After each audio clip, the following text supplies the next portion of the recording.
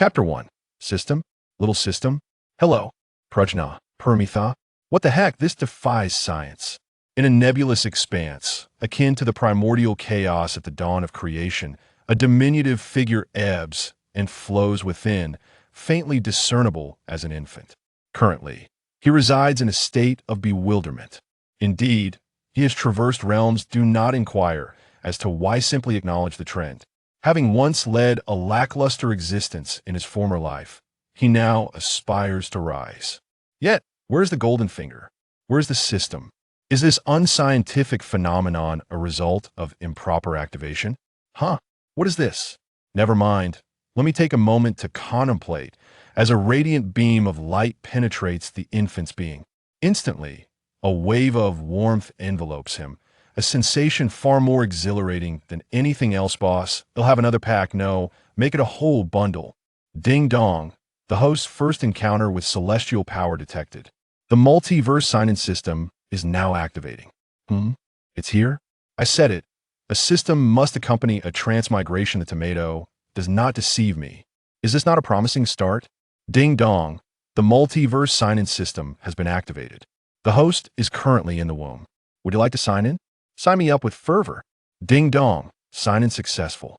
Congratulations, host. You have received a novice gift pack. System, isn't the novice gift pack supposed to be included? I suspect you think I haven't read any novels. Ding dong. Host, it's yours to accept or decline. What? Can I endure this? I want it.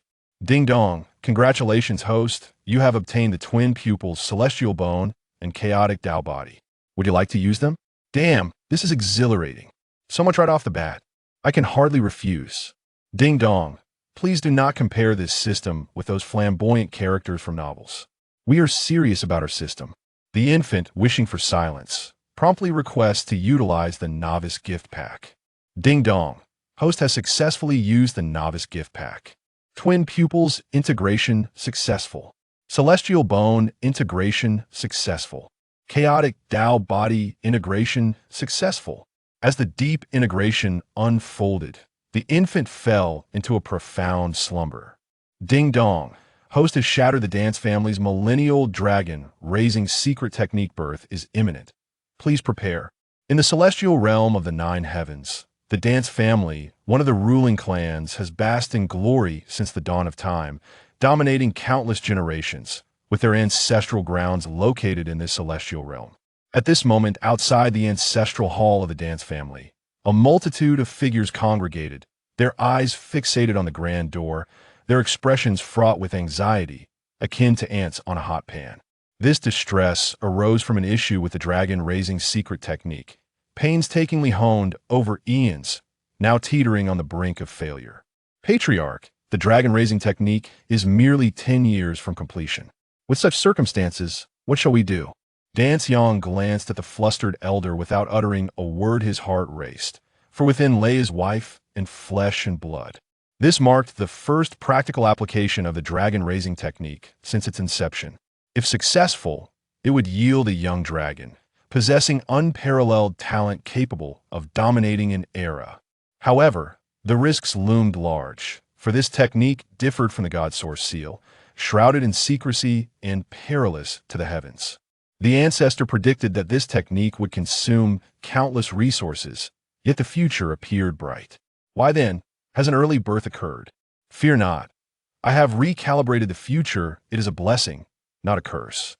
Amidst the astonished crowd, a voice emerged from the depths of the ancestral abyss. The voice was aged, seemingly echoing from antiquity. Accompanying it was a stooped figure, emerging from the abyss, arriving before the hall in an instant. It is the Destiny Ancestor. Even the Destiny Ancestor has been stirred. Greetings, Destiny Ancestor. And as the crowd beheld the elder's visage, a tremor coursed through their hearts. This was a being of ancestral caliber, particularly renowned for his ability to divine fate, capable of stirring the heavens and weeping ghosts. If he proclaimed it a blessing, it undoubtedly held truth. Little did they know, the ancestor himself was perplexed initially. He had foreseen a 10-year timeline, so why the sudden advancement? It seemed the dragon raising technique was ultimately an illusion of water and moonlight. Is it true that the heavenly way cannot be defied? All that remained was to wait. Suddenly, a thunderous boom. The sky erupted in a cacophony that startled the onlookers. They gazed upwards, witnessing a radiant purple aura emerging abruptly from the eastern horizon, rolling and unfurling, instantly blanketing the entire sky. 90,000 miles of purple chi from the east. This is an auspicious omen.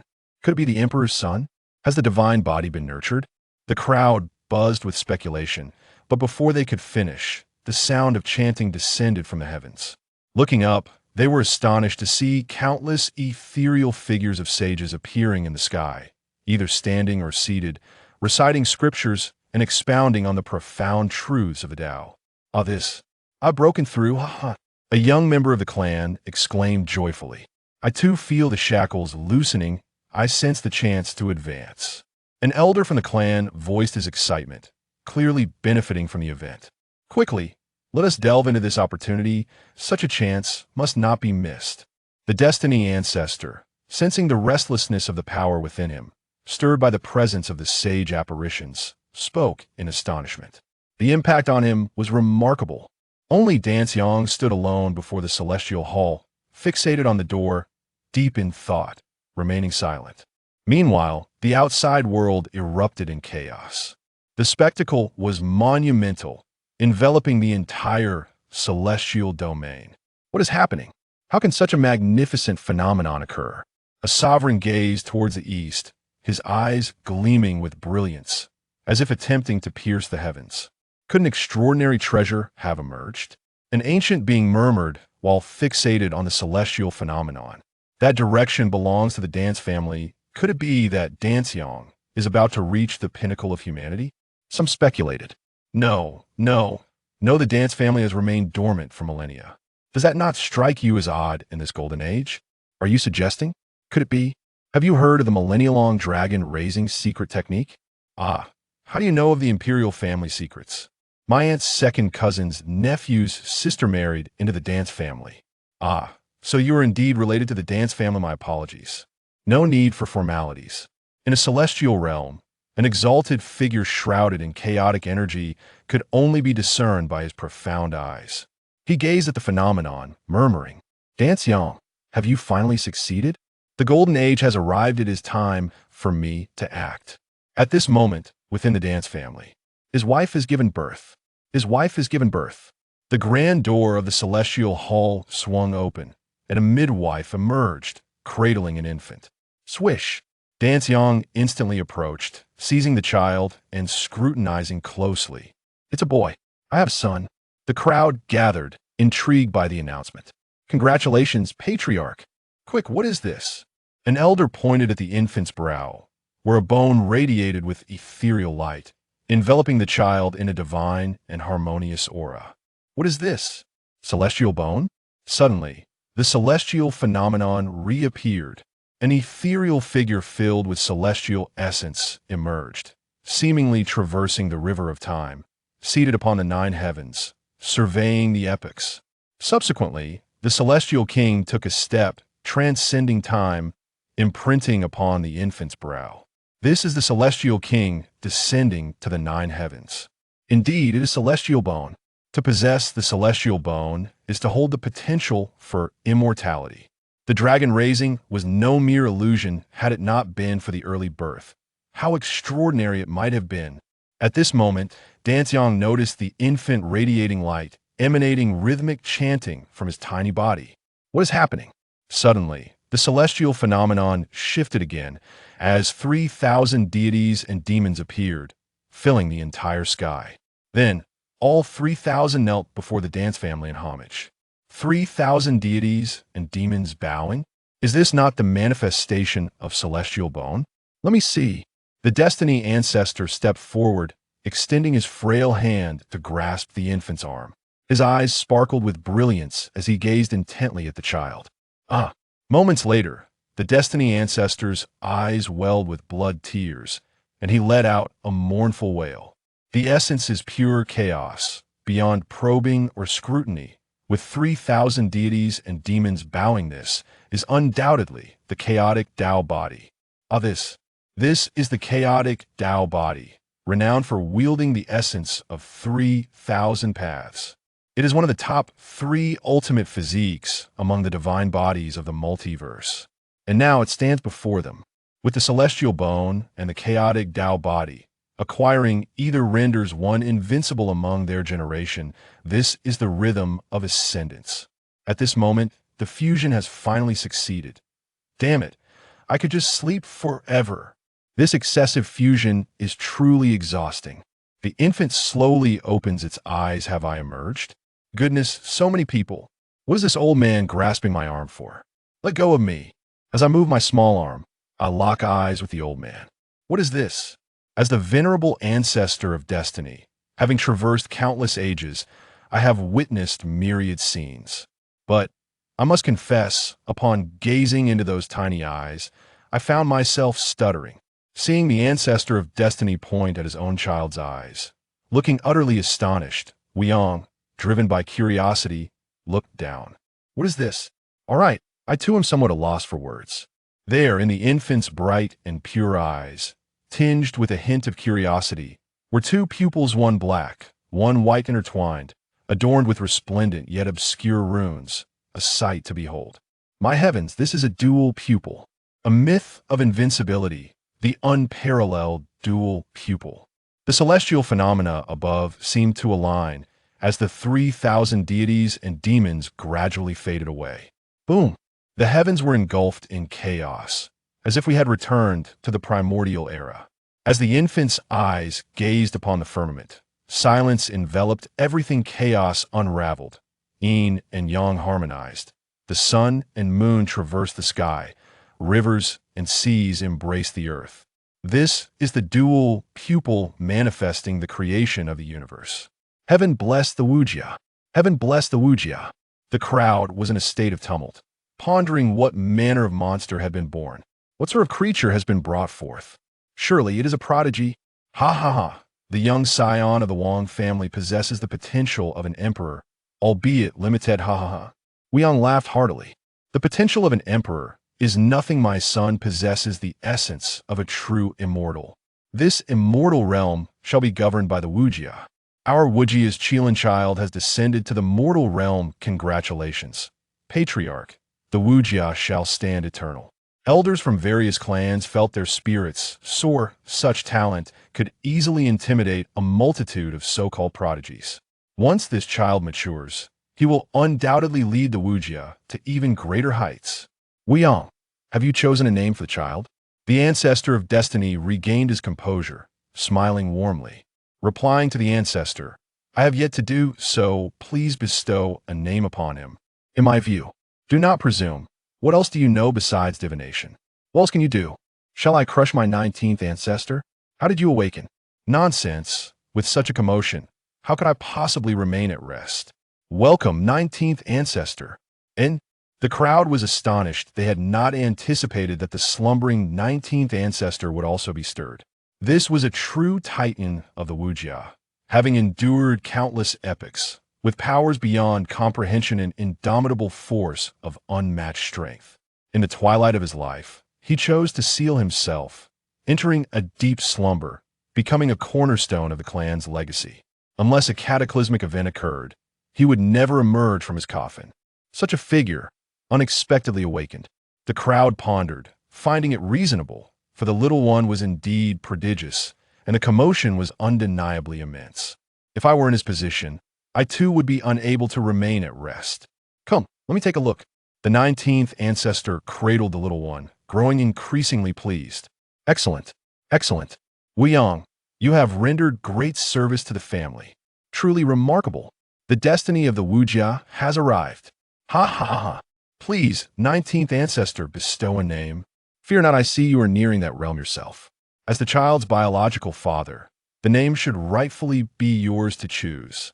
Upon hearing this, the crowd could not help but feel a profound sense of astonishment. Must the head of the family also step into that realm? That is the pinnacle of humanity, and the master seems to be only a little over 10,000 years old. What do you understand?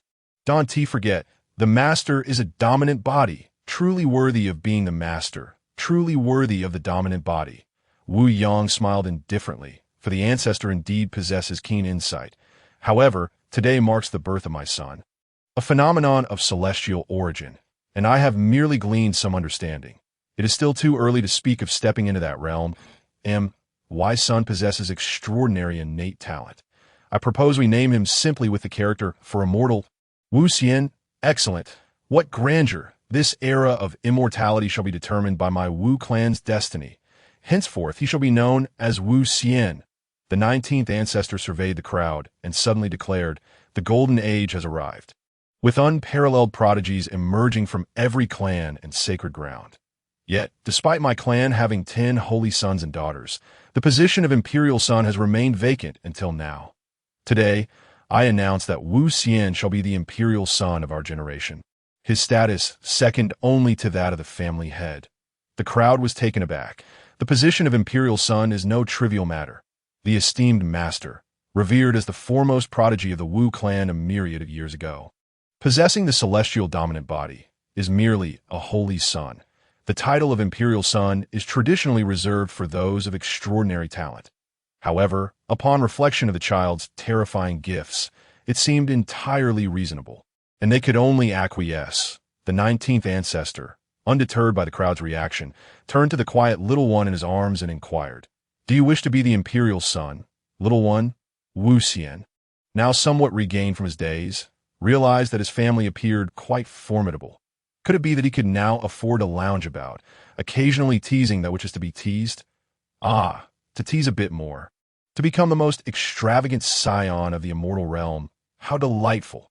As for cultivation, he thought he might as well take it easy for now. If one can lie down, why sit? If one can sit, why stand? Such should be the aspirations of a modern youth of the 21st century. Hearing the elder's question, he felt it necessary to express his thoughts.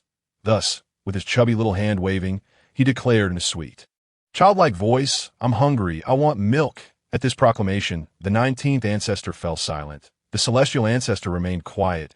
Wu Yang was speechless, and the entire world seemed to hold its breath. Who spoke? Who was it? Good heavens, am I dreaming? Did I actually hear the imperial son speak? No way. I am having the same dream as you. Suddenly, the lady of the house, who had been recuperating in the immortal hall, emerged to see her child. What she found was a gathering of individuals, all appearing as if struck by lightning. Wearing a dazed expression, she paid no heed to the others, her gaze immediately landing on the little one in the 19th ancestor's embrace.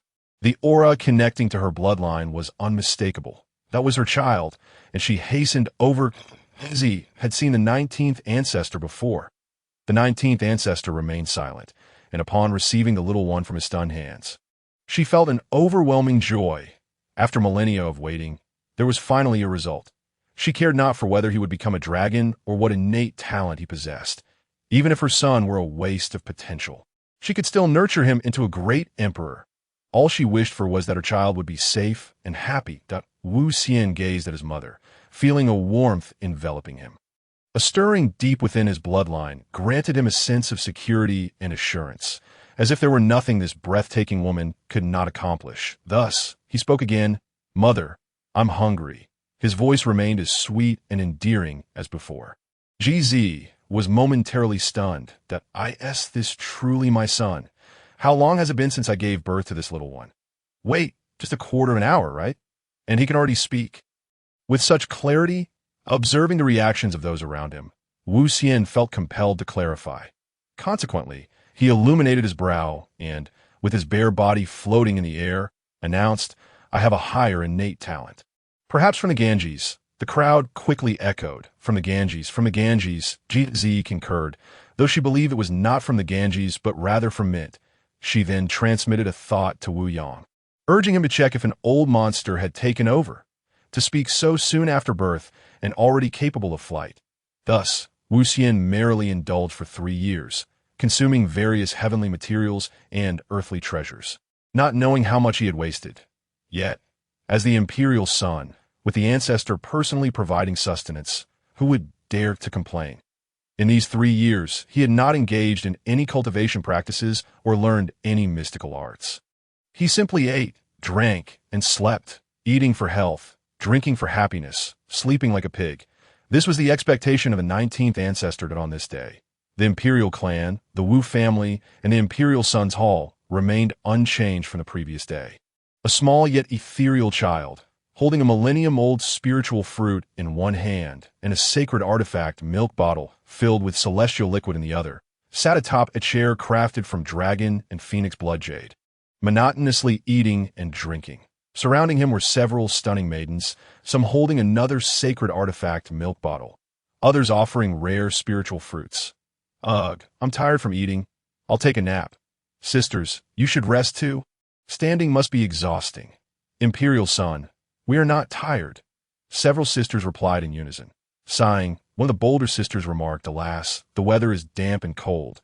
This newly exchanged millennium-cold jade bed feels a bit chilly when sleeping alone. Should I bring your dragon phoenix blood jade bed back? Forget it, I'll manage. The essence of cultivation lies in honing oneself and forging an indomitable will. Indeed, what the imperial son says is true.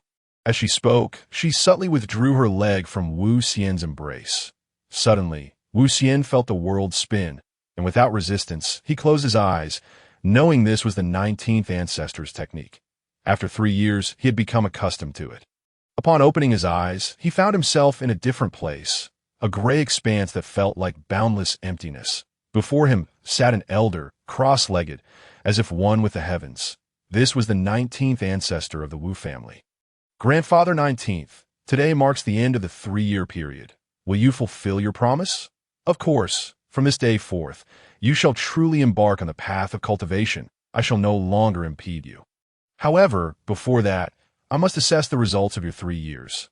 Come, let us visit the heavenly Dao steel. The 19th ancestor was eager to see how solid the foundation of this child, who had only consumed heavenly materials and treasures without any cultivation, would be. With a wave of his sleeve, they arrived at the Wu family's martial arts arena. As the name suggests, the martial arts arena is where clan members train and validate themselves. Bustling with activity daily, in the center stood a colossal stele, the heavenly Dao stele. The heavenly Dao stele serves as the standard for measuring the physical strength of the younger generation in the immortal realm. Throughout the ages, those exceptional among physical cultivators could have their names inscribed upon it, eternally preserved. It is an immense honor. Those who break records are rewarded by the heavenly Dao. They approached the stele.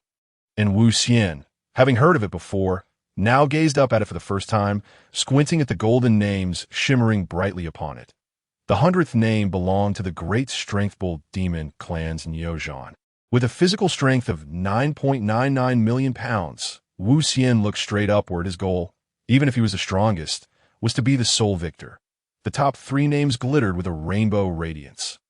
The third was from a true dragon clan, Long Ao Tian, boasting a physical strength of 88.88 million pounds. Wu Xian remained unfazed as he continued to gaze upward. The second belonged to the primordial divine demon, Immortal, with a strength of 99.99 million pounds. What about the first place? Wu Xian murmured as he looked up. The first was Jiang Wu Dao of the human clan, with a staggering physical strength of 200 million pounds. Grandfather 19th, how can Jiang Wu Dao's strength differ so greatly from the second place? 200 million pounds is the limit of heaven and earth. Legend has it that breaking through leads to another realm, known as the Forbidden. I am unaware of Jiang Wu Dao's circumstances, but I believe Xianer will provide me with a satisfactory answer. The 19th ancestor regarded Wu Xian with anticipation, sensing intuitively that Wu Xian would become that legendary Forbidden One. With a playful wink and a smile, the ethereal being known as Wu Xian remained silent. For the past 3 years, only he and the elderly figure before him were privy to the true nature of his endeavors. At that moment, the arrival of a small figure by the Dao stone drew the attention of others, who began to converge towards this intriguing scene. The 19th ancestor? What brings the ancestor here? Greetings, 19th ancestor. As the crowd recognized the elder's visage, they gasped in astonishment and hurriedly paid their respects. The 19th ancestor acknowledged with a brief nod, thereafter falling silent. The onlookers gradually relaxed, only to notice the small figure beside the 19th ancestor. Could it be? Indeed, given the youth's age, his celestial aura, and the esteemed company he kept, He could only be the legendary divine son. Wuxian listened attentively to the murmur surrounding him, feigning ignorance as if he had not heard a word. At 3 years old, he had matured quickly, resembling an average 5 or 6-year-old. His feet hovered above the ground, allowing him to meet the gaze of the 19th ancestor directly. A natural celestial energy radiated from him, enveloping most of his form and features, leaving only his brilliant and profound eyes visible, imbued with an enigmatic charm.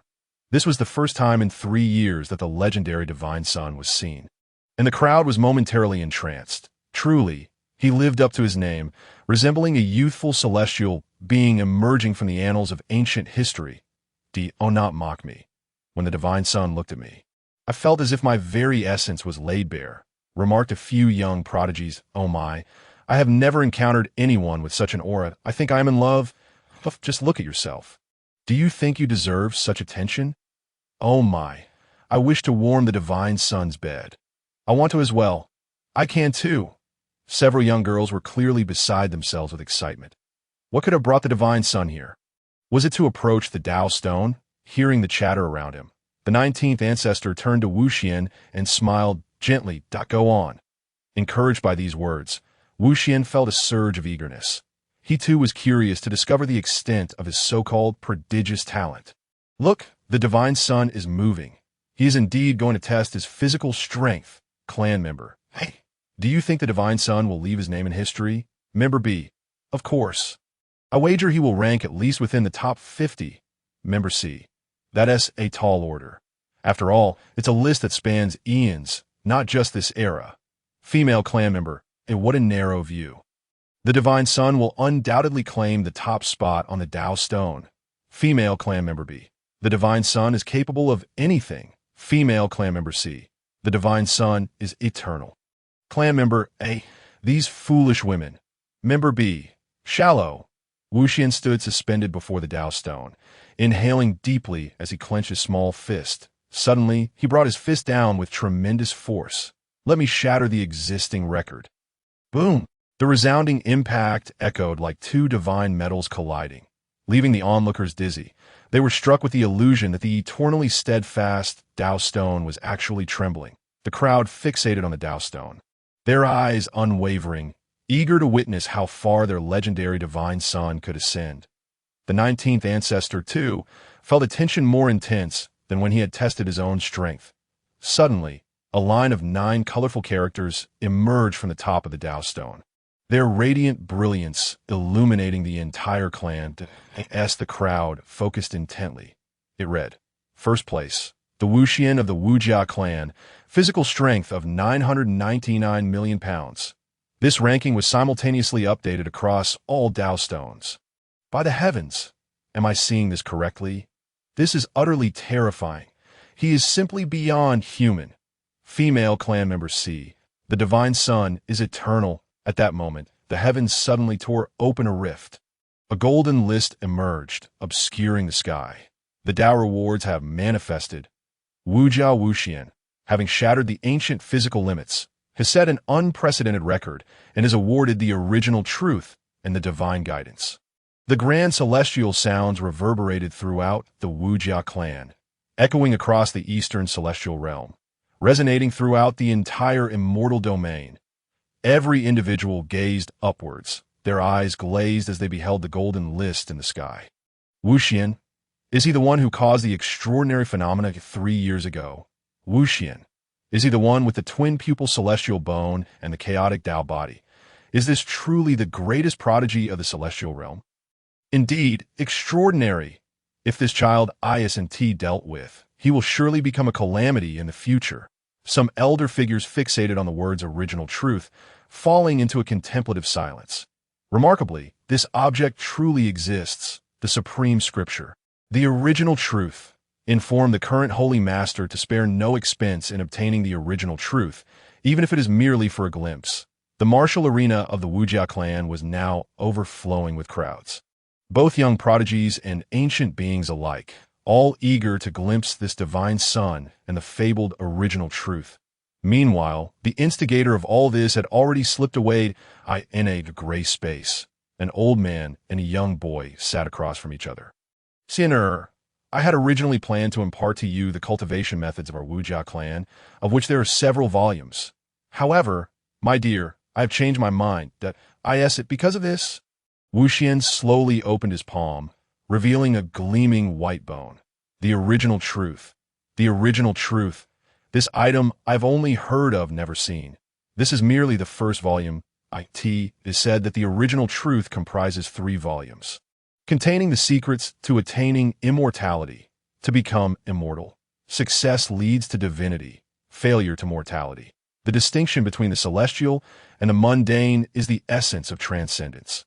This second volume of the original truth is titled Transcendence. However, these concepts may be premature for you at this stage. The divine guidance is reputed to be the unrivaled method for forging an unparalleled foundation. It is most suitable for you now. So remember to ponder it deeply. Xian'er will remember. Wuxian bid farewell to the elder and returned to the divine sun's palace. At last, I can cultivate. After a moment of contemplation, Wuxian retrieved the original truth and began to comprehend its mysteries. So that is how it is. No wonder it is regarded as the supreme treasure for forging an unrivaled foundation. A look of enlightenment spread across Wuxian's face. The original truth indeed encompassed 2 realms. One was the foundation of Dao, and the other was the diagram of all spirits. The foundation of Dao etched the most detailed and fundamental runes of myriad races, offering a reference for study. Who else could muster such a grand endeavor? The diagram of all spirits represented the battlefield of all races. As long as one spirit entered it, one could engage as if they were a real person, and death was not a concern. It allowed for the fullest expression of combat strength, enabling one to fight with the true spirits imprinted within without reservation. All manner of creatures, from Pishio to true dragons and phoenixes, were included. Truly a treasure. This was akin to carrying a practice arena for all races at one's side. Divine Son, the clan head and matron have summoned you. A maid's voice interrupted Wuxian's training. I understand. Wuxian followed the maid and soon arrived at the Tatian Divine Hall, where the clan head resided. Inside, a man and a woman sat casually, strikingly handsome. The man donned a white robe, while the woman was adorned in regal purple garments. Upon seeing Wuxian enter, they both smiled warmly. It was none other than Wuxian's biological parents, Wu Yang and Ji. My dear Xian'er, come quickly and let mother embrace you. Without hesitation, Ji pulled Wuxian in her arms. Wow, mother looks even more beautiful.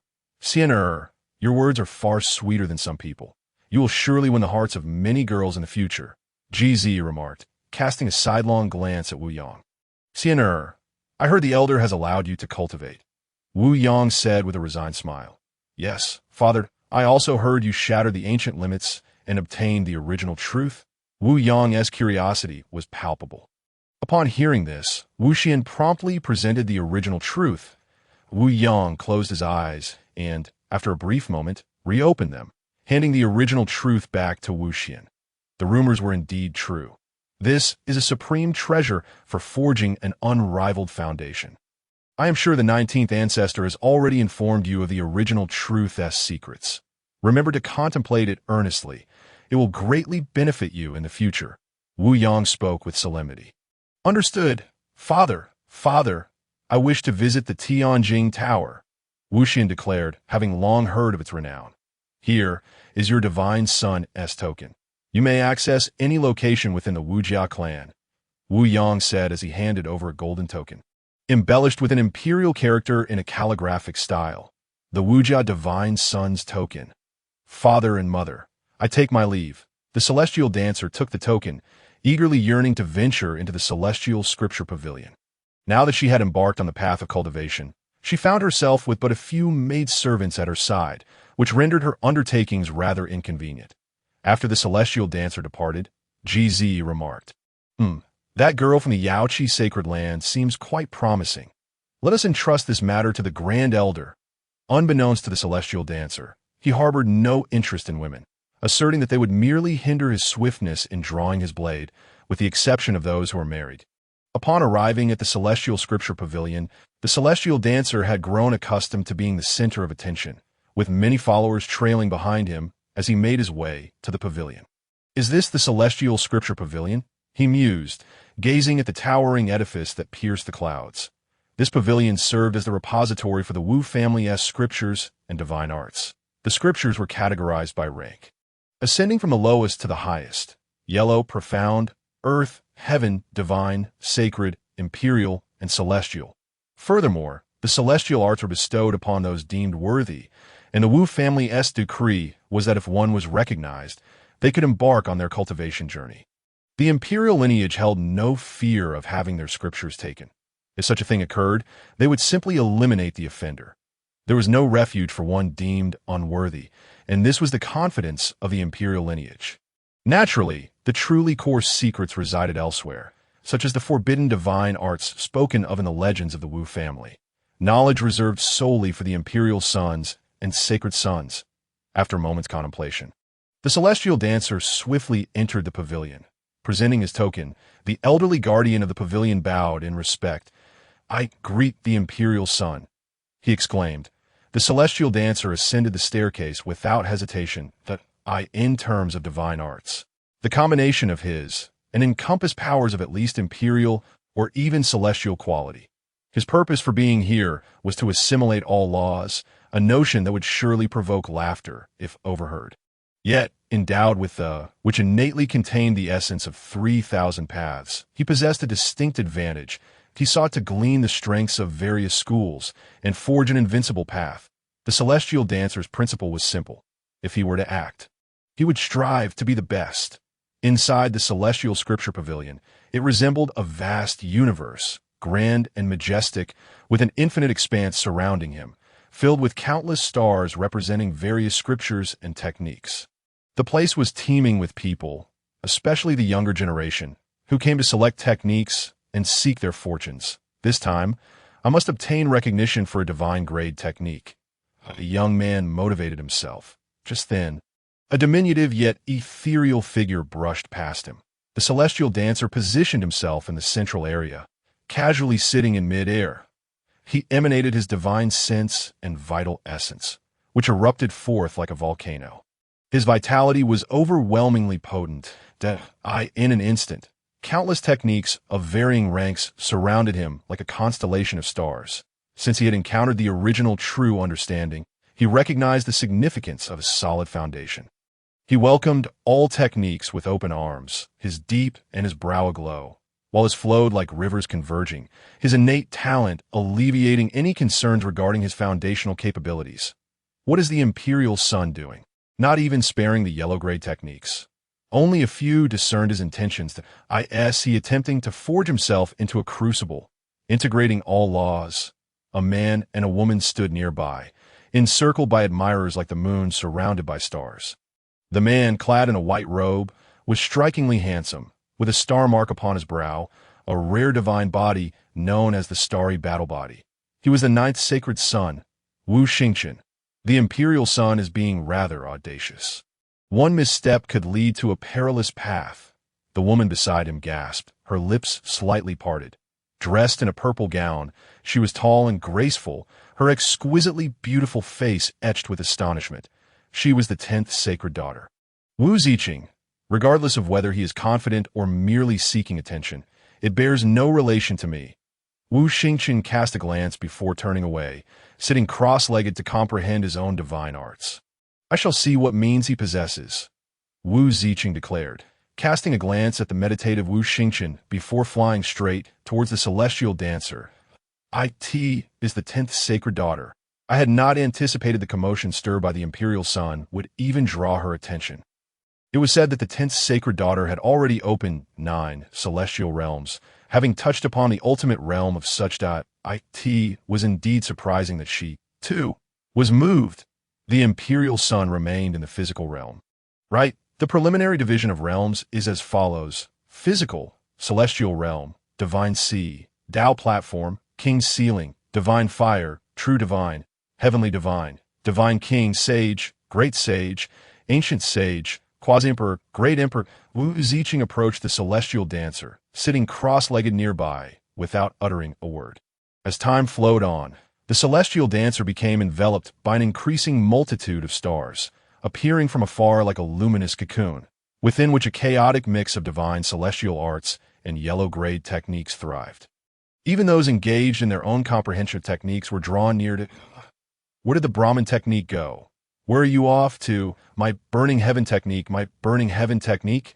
Wu Ziqing observed this scene, her mind growing increasingly unsettled. What manner of creature was this imperial son, whom her father had specifically warned her against provoking?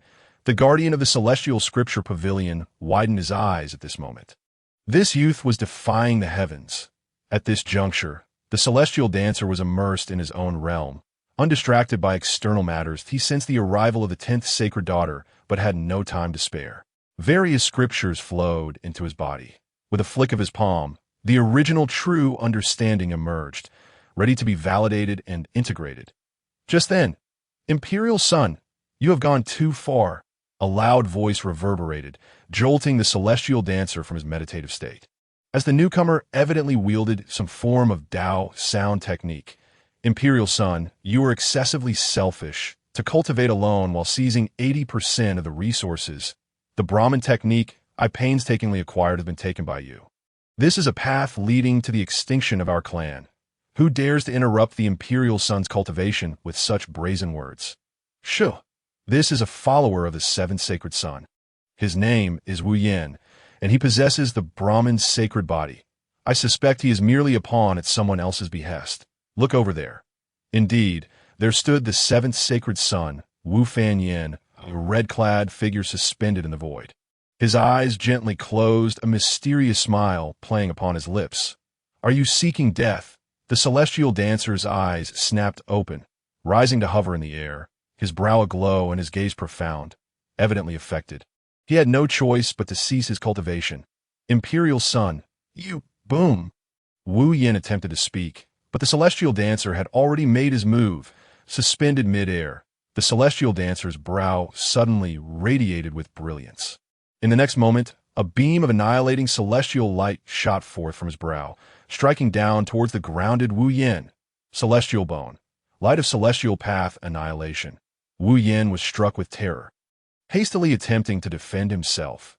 Fire God, descend! Suddenly, a towering figure of a fire god materialized behind Wu Yin, radiating searing flames, shielding him within its embrace. Wu Yin had actually comprehended the descent of the fire god and had cultivated it to a minor success stage. This was indeed a divine-grade divine art. Do you think you can withstand the Imperial Sun strike? That celestial light sends shivers down my spine. I cannot discern its grade. The Imperial Sun was still in the physical realm, while Wu Yin had opened 5 celestial realms. The disparity was too great. Imperial Sun, I concede that you possess great talent, but to think you could break through my fire god descent in the physical realm is likely insufficient. Wu Yan's expression gleamed with arrogance. Meanwhile, the 10th sacred daughter, Wu Ziqing, had lost her composure. Upon witnessing that celestial light, she had already risen to her feet. From that celestial light, she sensed a terrifying intent of annihilation. Could this be some legendary killing technique contained within the celestial bone? Indeed, it was formidable. Although she practiced the imperial method, her instincts warned her that this celestial light was even more dreadful. In the blink of an eye, the annihilating celestial light and the fire god figure collided. At the moment of contact, Wu Yin was rendered speechless. How is this possible? His fire god descent was unable to withstand the assault. Desperately, he summoned his spiritual power, yet he could not hold back. How could this be? What on earth was this? As the annihilating celestial light met the fire god descent, it melted away like snow meeting the sun, starting from the point of contact until the entire fire god vanished without a trace. The celestial light surged forward unabated, striking Wu Yin squarely as he gazed on in horror. Ah, I cannot accept this. Wu Yin was sent flying 100 feet, crashing to the ground. He lay there, incapacitated. Observers noted Wu Yan's injuries, discovering that a celestial realm had shattered and his vital essence had withered. He was evidently rendered useless. The celestial light was ruthless, and the celestial dancer was even more merciless. Having interrupted his cultivation, he had directly severed another's path of progress. Wu Ziqing's expression turned grave. The seventh sacred son maintained his composure, standing at a distance, casting a glance in their direction. Though his tightly clenched fist revealed his inner turmoil, he still had not discerned the true power of the celestial dancer. As for the incapacitated Wu Yan, he did not spare him a glance. A ruined individual was equivalent to mere refuse. Is the imperial sun truly invincible? In the ethereal realm, the celestial dancer hovered gracefully, enveloped in a mist of divine energy, accompanied by countless shimmering lights of martial arts. Only her mesmerizing pair of eyes could be discerned, brilliant and enigmatic, akin to a young celestial being gracing the mortal world. The recent strike seemed to have had no effect on her. Deplete your cultivation as a form of punishment. Should you dare to defy again, you shall be expelled from the imperial clan, never to wield power again. No one questioned the veracity of these words.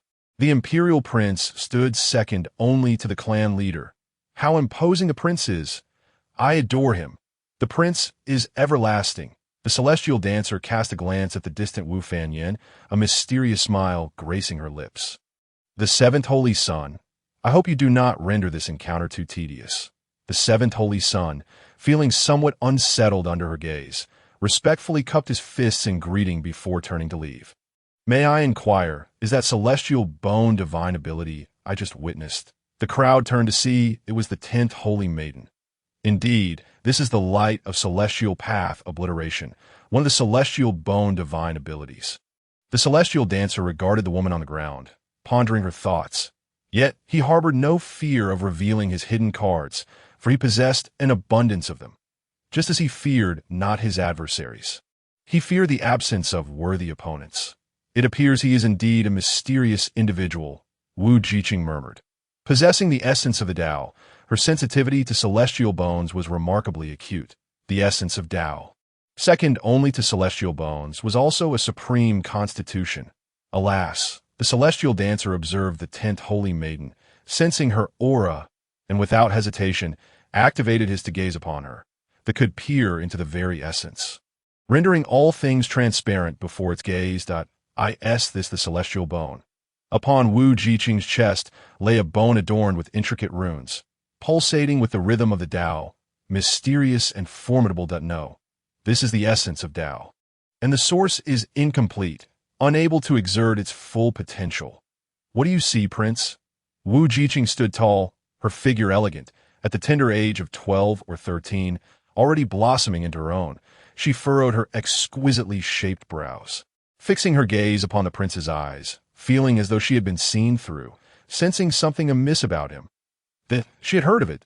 I am observing your chest. That Wu Ziqing was channeling her spiritual power. No, I am observing the essence of Dao upon your chest. A fleeting shadow of sorrow crossed Wu Ziqing's strikingly beautiful face. Her essence of Dao was flawed, preventing her from unleashing her full strength. A lingering regret. May I inquire what the prince has discerned? It is quite pale, but Wu Ziqing's delicate hand shot forth, her slender fingers transforming into a sharp beam, instantly traversing space to reach the prince's view. Yet, to her astonishment, her furious strike, imbued with 80% of her strength, melted away before the prince's eyes. Gazing into the prince's eyes, she seemed to comprehend that this must be a certain ability of the... Suddenly, she realized she was no match for the imperial prince. Unable to contend, and with no superior status, she was about to turn away in frustration. That I can heal your essence of Dao deficiency. The prince's calm voice echoed from behind Wu Ziqing. I do not believe you. That Wu Ziqing did not turn. Having perused countless texts and methods, she doubted that a mere child of over 3 years could provide a remedy for her condition. Even if he were the imperial prince, what I say, I can naturally accomplish. The prince maintained his leisurely tone. What do you desire? Wu Ziqing, still not turning, softened her tone. But I desire you. The prince's voice remained unperturbed. You desire me? Wu Ziqing turned to face the youthful celestial figure hovering in the air, a struggle evident in her eyes. This imperial prince was immensely powerful, gifted beyond measure, ruthless, and undeniably handsome. She belonged to a collateral branch of the imperial clan, possessing only a fragment of a celestial bone. Perhaps, following this imperial prince was not an unacceptable notion. Once her essence of Dao was restored, she would ascend to the ranks of the foremost prodigies. Wu Jiqing's expression gradually solidified as she looked up into the prince's eyes, enunciating clearly, "If the prince can restore my essence of Dao to its original state, Wu Jiqing is willing to follow the prince and serve loyally." It is quite simple. The prince stepped forth from the void, appearing before Wu Jiqing, extending a small hand slowly towards her chest. "Calm yourself. Do not resist. Calm yourself. Do not resist." The prince's words resonated as Wu Jiqing beheld his approaching hand. Her face flushing in a mix of struggle and embarrassment. She shut her beautiful eyes, repeatedly reminding herself, "He is still a child. He is still a child." The prince, feeling the exquisite warmth radiating from his palm, despite the barrier of fabric, continued his endeavor. Observing Wu Jiqing's trembling eyelashes, he smiled softly. Channeling the power of he began the healing process. He asked for the reason for using his hand. It was simply warmer. The prince's eyes shimmered with runes, chaos swirling around. Upon closer inspection, one could witness the cycle of creation and destruction within. The left eye symbolizing life, the right eye symbolizing death. The one gaze of creation and annihilation.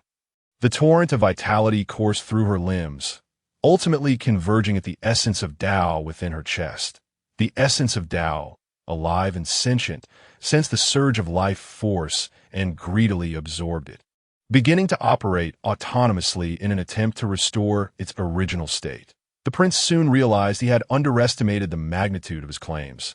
The energy required for the restoration of a constitution's essence was immense, far beyond what his age could sustain. Wu Jiqing watched with a hint of amusement as the young prince, exhausted, settled into a meditative posture, wielding a sacred infant bottle. However, at this critical juncture of restoration, she could not afford to be negligent. True restoration must always rely on oneself. After an hour, the prince recovered to his former state, observing Wu Jiqing still in the midst of her healing. He chose not to disturb her. He sat cross-legged nearby, feeling quite pleased with the outcome. Having secured a fine attendant, it was time to embark on his own journey. Merge myriad laws. Forge the foundation of heaven. He had arrived almost instantaneously. As the prince unleashed his vital energy, countless scriptures of martial arts enveloped him. Yellow grade, black grade, earth grade, and heaven grade. Soon after, divine grade emerged, followed by sacred grade. Unable to remain idle, the imperial grade also sought to keep pace. The celestial grade declared, "I can endure for another minute, not 30 seconds." All forms of martial arts, like weary birds returning to their nests, encircled the prince. The prince retrieved the pristine bone fragment, focusing his mind and heart, commencing his extraordinary journey. A fortnight later, Wu Jiqing awoke, her essence of Dao fully restored. Her gaze sought the weary figure, and as if guided by an unseen connection, she immediately spotted the prince, enveloped in a myriad of starlight. She chose not to intrude, settling quietly beside him, a smile gracing her eyes, standing as his guardian. Unbeknownst to the prince, at the moment he entered meditation, within the celestial hall, a couple had not closed their eyes for 12 long years. The aged yet dignified figure within the gray space, gazing intently at the celestial tower. For 12 years, he remained motionless, despite his extraordinary gifts and innate prowess. Throughout these 12 years, the only constant was the unceasing manifestation of anomalies. Above the Wu clan in the eastern celestial realm, the skies would be ablaze with red fire or encased in ice, where flora would instantaneously rise to towering heights, and all would wither into silence.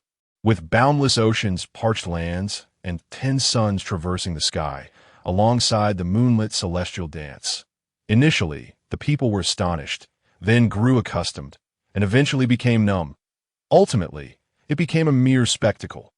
"Brother, where is your haste taking you?" "Off to admire the scenery at the Wu clan's entrance? Of course, my Sea King's sacred body is on the verge of completion. That I heard today's anomaly at the Wu clan is the moon rising over the sea. I am but one step away. Alas, aren't you playing with fire? Why so eager?" "Brother, you may not know, but according to the calculations of the elder of the Anomaly Observation Society, there is a high probability of a raging inferno of war manifesting tomorrow. I must secure a good position early. The Wu clan's imperial prince is terrifying.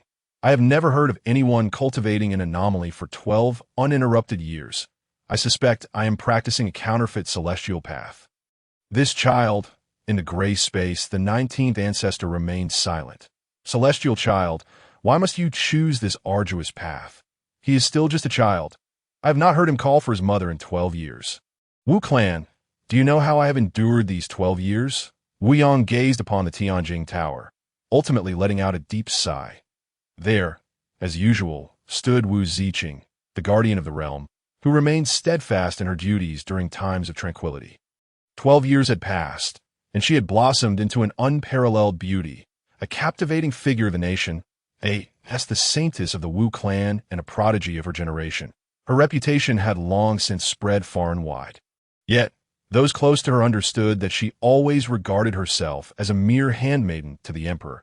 She lifted her gaze to the vibrant cocoon in the sky, reminiscing about the events of 12 years prior, which felt as if they had transpired only yesterday. The once domineering and fierce youth had exhausted himself for the sake of her origin. Inside the cocoon, a young man sat cross-legged, his brow aglow, eyes tightly shut. His features were strikingly handsome, emanating an ethereal aura, resembling not a mortal youth, but rather a celestial being descended to the earthly realm. Suddenly, he opened his eyes. What remarkable eyes they were!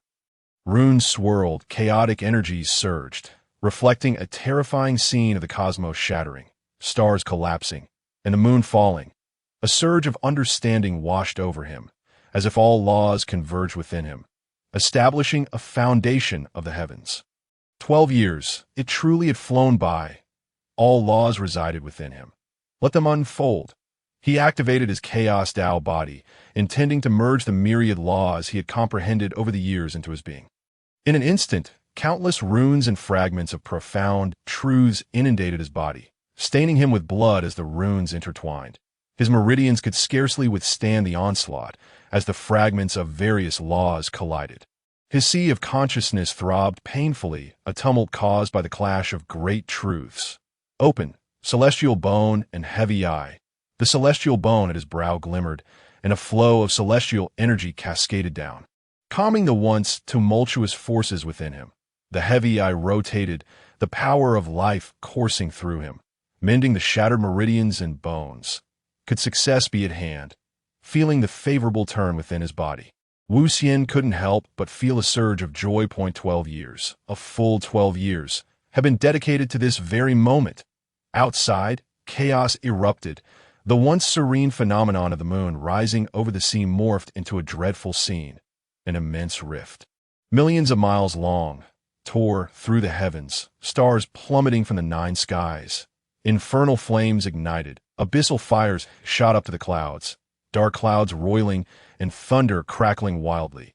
Was this the heavenly tribulation? Who was undergoing it? Could it be Wu Yang? No, he had already transcended 3 years prior, reaching the pinnacle of humanity. Impossible. Could it be that the emperor, who had been sequestered for 12 years, was finally ready? The Wu clan's divine hall was abuzz. Was it Xiener? Was she about to succeed? Jizi dashed out, with Wu Yang closely behind. They were not surprised by the tribulation. To forge a foundation of the heavens by merging myriad laws was an audacious act. How could it conclude without a heavenly trial? What a remarkable lad, truly a worthy descendant of the Wu clan. In the gray space, the 19th ancestor also stepped forward to Wu Xian, sensed the aura of the heavenly tribulation, knowing that his moment of triumph was near. No longer hesitating, he declared Chaos Dao body, open, celestial bone, activate, heavy eye awaken. Foundation of the heavens, coalesce. As Wu Xian cast his seal, everything surged into his body like rivers returning to their source, settling to form his supreme foundation.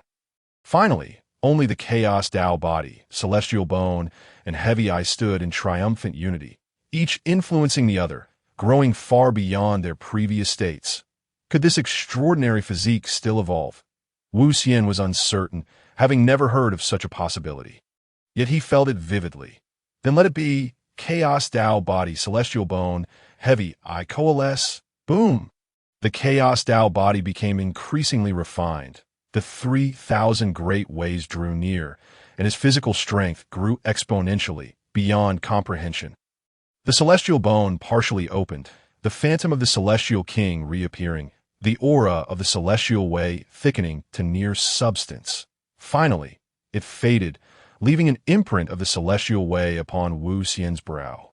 At the moment the imprint formed, his once jet-black hair transformed into a dazzling white at an astonishing pace. Ah, what is this? Wu Xian was speechless, taken aback by this unexpected change, relieved to find all was well below. The heavy eye had also unlocked many new abilities. Rising to his full height, he donned a white robe, feeling the immense power coursing through him, and smiled faintly to it was time to emerge. Boom! The vibrantly colored cocoon shattered suddenly, creating a grand spectacle. The disciples of the Wu clan turned towards the sound, witnessing a figure stepping forth from the kaleidoscopic brilliance. With measured strides, he exuded an inexplicable charm, each step resonating in the hearts of those present. Everyone was astonished. Had the emperor grown this powerful? Wu Ziqing fixated on that figure, her heart a tumult of emotions. Was it joy? Not entirely. It was more a blend of anticipation and trepidation. This emperor, her nominal master, was finally emerging after 12 long years. As the brilliance faded, a lone figure stood suspended in the void, clad in white garments, tall and slender, emanating an enigmatic aura that seemed to overshadow the very fabric of existence. He stood there, the embodiment of singularity in the cosmos.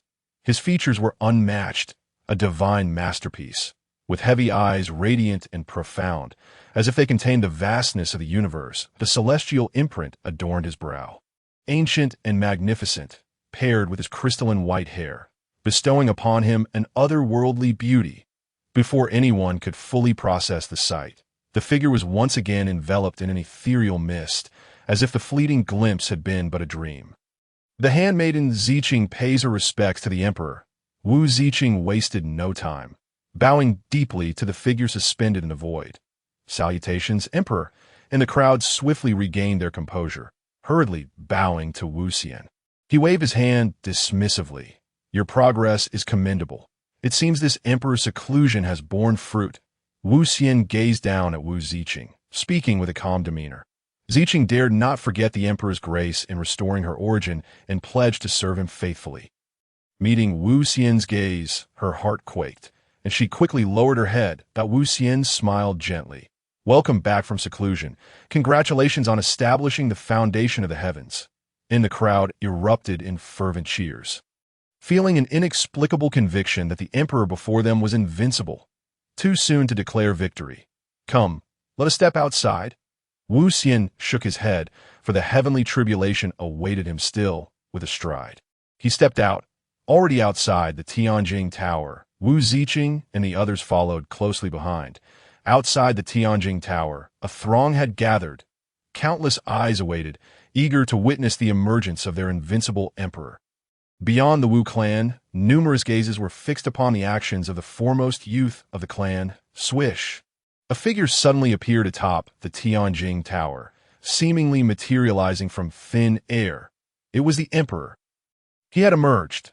Many could no longer associate Wu Xian's current form with that of 12 years ago, yet the celestial aura surrounding him confirmed his identity without a doubt. The emperor had grown even more handsome. Ah, I cannot contain myself. I wish to bear the emperor's children. Was this the heavenly tribulation? Wu Xian gazed at the impending storm, slowly ascending. The emperor's cultivation. How could this be? Suddenly, a voice cried out, fixated on Wu Xian, revealing something unbelievable. His physical realm. How could this be possible? How could he withstand the heavenly tribulation? In the distance, Weiyang and his wife stood watching. Xianer was still in the physical realm. This posed a grave dilemma. Jizi's face was etched with worry as she turned to Weiyang, enunciating each word. This cannot stand. Xianer has already endured enough. Let her forego this tribulation. Weiyang, upon witnessing the sorrow in his wife's eyes, felt a pang in his heart. Very well. Let it be. Wu Xian was contemplating a grand display to confront the heavenly tribulation when suddenly a figure appeared beside him. "Father?" "Yes, enough for now, Xianer. You should rest aside." Wu Yang then pointed at the heavenly tribulation above, and in the bewildered gazes of Wu Xian and the others, he bellowed, "Withdraw." "Wu Xian, what is going on? Can this be done?" Then the heavenly tribulation rolled and surged, astonishingly dissipating before Wu Xian and the others' bewildered eyes. Wu Xian. The crowd? Seeing the heavenly tribulation truly retreat, Wu Xian felt a mix of emotions. After 12 years, this grand opportunity for a display of power had been effortlessly overshadowed. He understood his father's intentions were for his sake. Yet, with all the grandeur gone, what was left for him? This heavenly tribulation was far too lacking in spirit. "All right, Xianer, let us descend. Your mother awaits you." With a single utterance, Wu Yang dismissed the impending calamity, then turned with a smile towards Wu Xian. Wu Xian replied with a grin, "I truly feel grateful," observing the eager expressions on the faces of the onlookers. Wu Xian felt a pang of guilt that, "I am truly sorry. It is my fault for not adequately preparing, for having disappointed everyone." Suddenly, someone pointed towards the heavens and cried out, "Look! What is that? How terrifying!" Wu Xian glanced upward and was astonished to find that, unbeknownst to her, a colossal eye had taken dominion over the sky, cold and devoid of emotion, yet fixated intently upon her. In that moment, Wu Xian sensed an opportunity arise. She felt thankful for the calamity, believing she could indeed prevail. This is the eye of the heavenly path. The Tao has been provoked. It is said that only a forbidden prodigy could incite the jealousy of the Tao, manifesting the eye of the heavenly path amidst tribulation. Moreover, few could safely navigate such trials. There was no retreat. This was a lethal strike. The prince is in grave danger. Wu Yang, too, was momentarily bewildered by the emergence of the eye of the heavenly path. However, the severity of the tribulation only served to affirm the extraordinary potential of his child. He raised his hand once more, aiming it at the indifferent eye of the Tao. Wu Xian, ever vigilant of her father, quickly grasped his hand upon sensing his intent. "Father, I wish to endure this tribulation to sharpen my own skills, that if you act recklessly, I shall become a flower in a greenhouse, unfit to forge an indomitable spirit and overcome adversaries in the future." Wu Xian's tone was earnestly sincere, and Wu Yang, gazing into his son's earnest eyes, couldn't help but marvel at his growth. But your cultivation level," Wu Yang pondered, somewhat perplexed, for although his child was merely at the physical realm, he felt an inexplicable depth that eluded his comprehension. "Father, allow me. I can do this," Wu Xian declared, and without awaiting his father's response, he soared towards the eye of the Tao. Cultivation level? Wasn't that just a matter of moments? What is the prince doing? It seems he is attempting a breakthrough. At such a critical juncture, a breakthrough? What a jest, with the tribulation bearing down upon him. Wu Xian chuckled as he surveyed the crowd below. "Do you truly comprehend the world of geniuses? Open, cave heavens." Wu Xian gestured with his hands, his ethereal figure moving towards the firmament. Boom! In an instant, the spiritual energy within a radius of 10,000 miles was swiftly drained, rushing towards Wu Xian, coalescing almost into liquid form as it approached him. As the energy flooded in, Wu Xian's realm skyrocketed. 1, 2, 3, 5, 6, 9, 10. 10 cave heavens have been established. What? 10 cave heavens in a single step? Entering the extreme realm in one stride. What nonsense is this? It took me 3 years to establish 5 cave heavens. Well, you did splendidly. I must confess, it took me 4 years to open 3. Others exclaimed in disbelief. This is utterly unscientific. Not enough. Wu Xian, undeterred, felt the tumultuous power within him. The extreme realm might be astonishing, but it was not his limit. Once more, Wu Xian stepped forward again, simultaneously channeling his chaotic body. Boom! The spiritual energy within 100,000 miles was instantaneously depleted, surging into Wu Xian's being. Above his head, the 11th cave heaven was birthed. 11. Was this a dream? Wu Xian activated his celestial bones, the mark of the celestial path at his brow gleaming furiously. The 12th cave heaven slowly took shape. Insanity. Onlookers were dazzled, pleading for the prince to cease his display. Dual pupils, activate.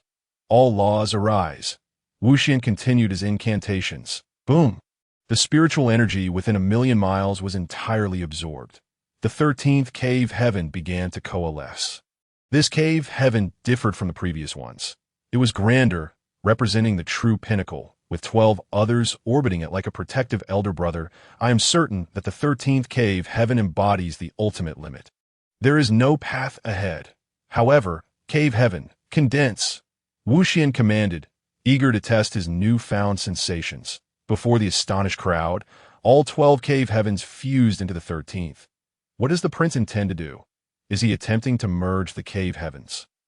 How could that even be possible? As the last cave heaven integrated, Wuxian's visage paled, blood seeping from the corner of his mouth. Were it not for my myriad laws forging the foundation of the heavens, this path would be impassable. Now, condense. With Wuxian's declaration, in an instant, all the cave heavens vanished, replaced by a divine ring above his head, an endless stream of spiritual force pouring from it, imbued with a sacred aura, transcending the realm. What is this? Cave heaven. Impossible, absolutely impossible. Wuxian stood in the void, his handsome features framed by flowing white robes and hair, encircled by a radiant divine ring, resembling a deity descending to earth. The 13th cave heaven. Sienner has stepped into a theoretical realm. Wuyong was struck with awe. He never imagined Wuxian could reach such heights. In his own time, he was heralded as a once-in-a-millennium genius, establishing 11 cave heavens, breaking through within the cave heaven realm. Now, it seemed trivial. No. With the unification of 13 cave heavens, the emergence of that singular variable signifies he has ventured further than we could have imagined.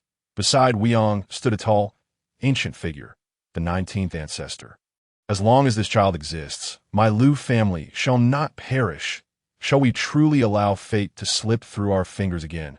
The elder lamented that I end this era of destiny. My Zhao family withdraws. Declared the Zhao family head, opting for inaction. I end the void outside. Various ancient beings observed, and upon witnessing this scene, their spirits sank. This was a true forbidden prodigy.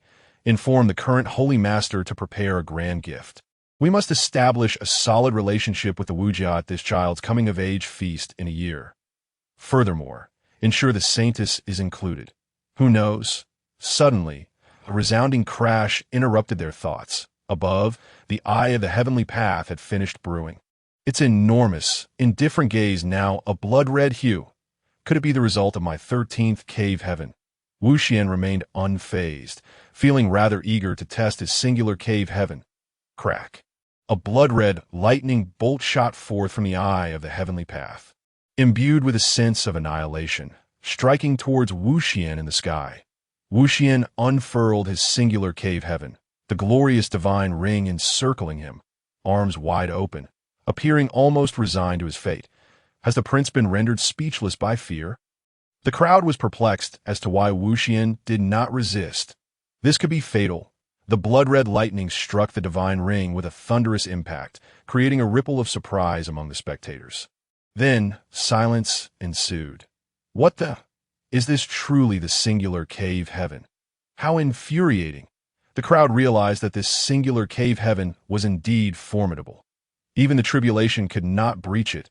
Wuxian, sensing the power of the divine ring enveloping him, felt exceedingly satisfied, exuding an aura of invulnerability. Crack, crack! Perhaps the relentless assault had caused the tribulation to lose patience, and the blood-red lightning intensified, casting the world in a crimson hue. Yet, Wuxian maintained his previous demeanor, seemingly impervious to the escalating tribulation.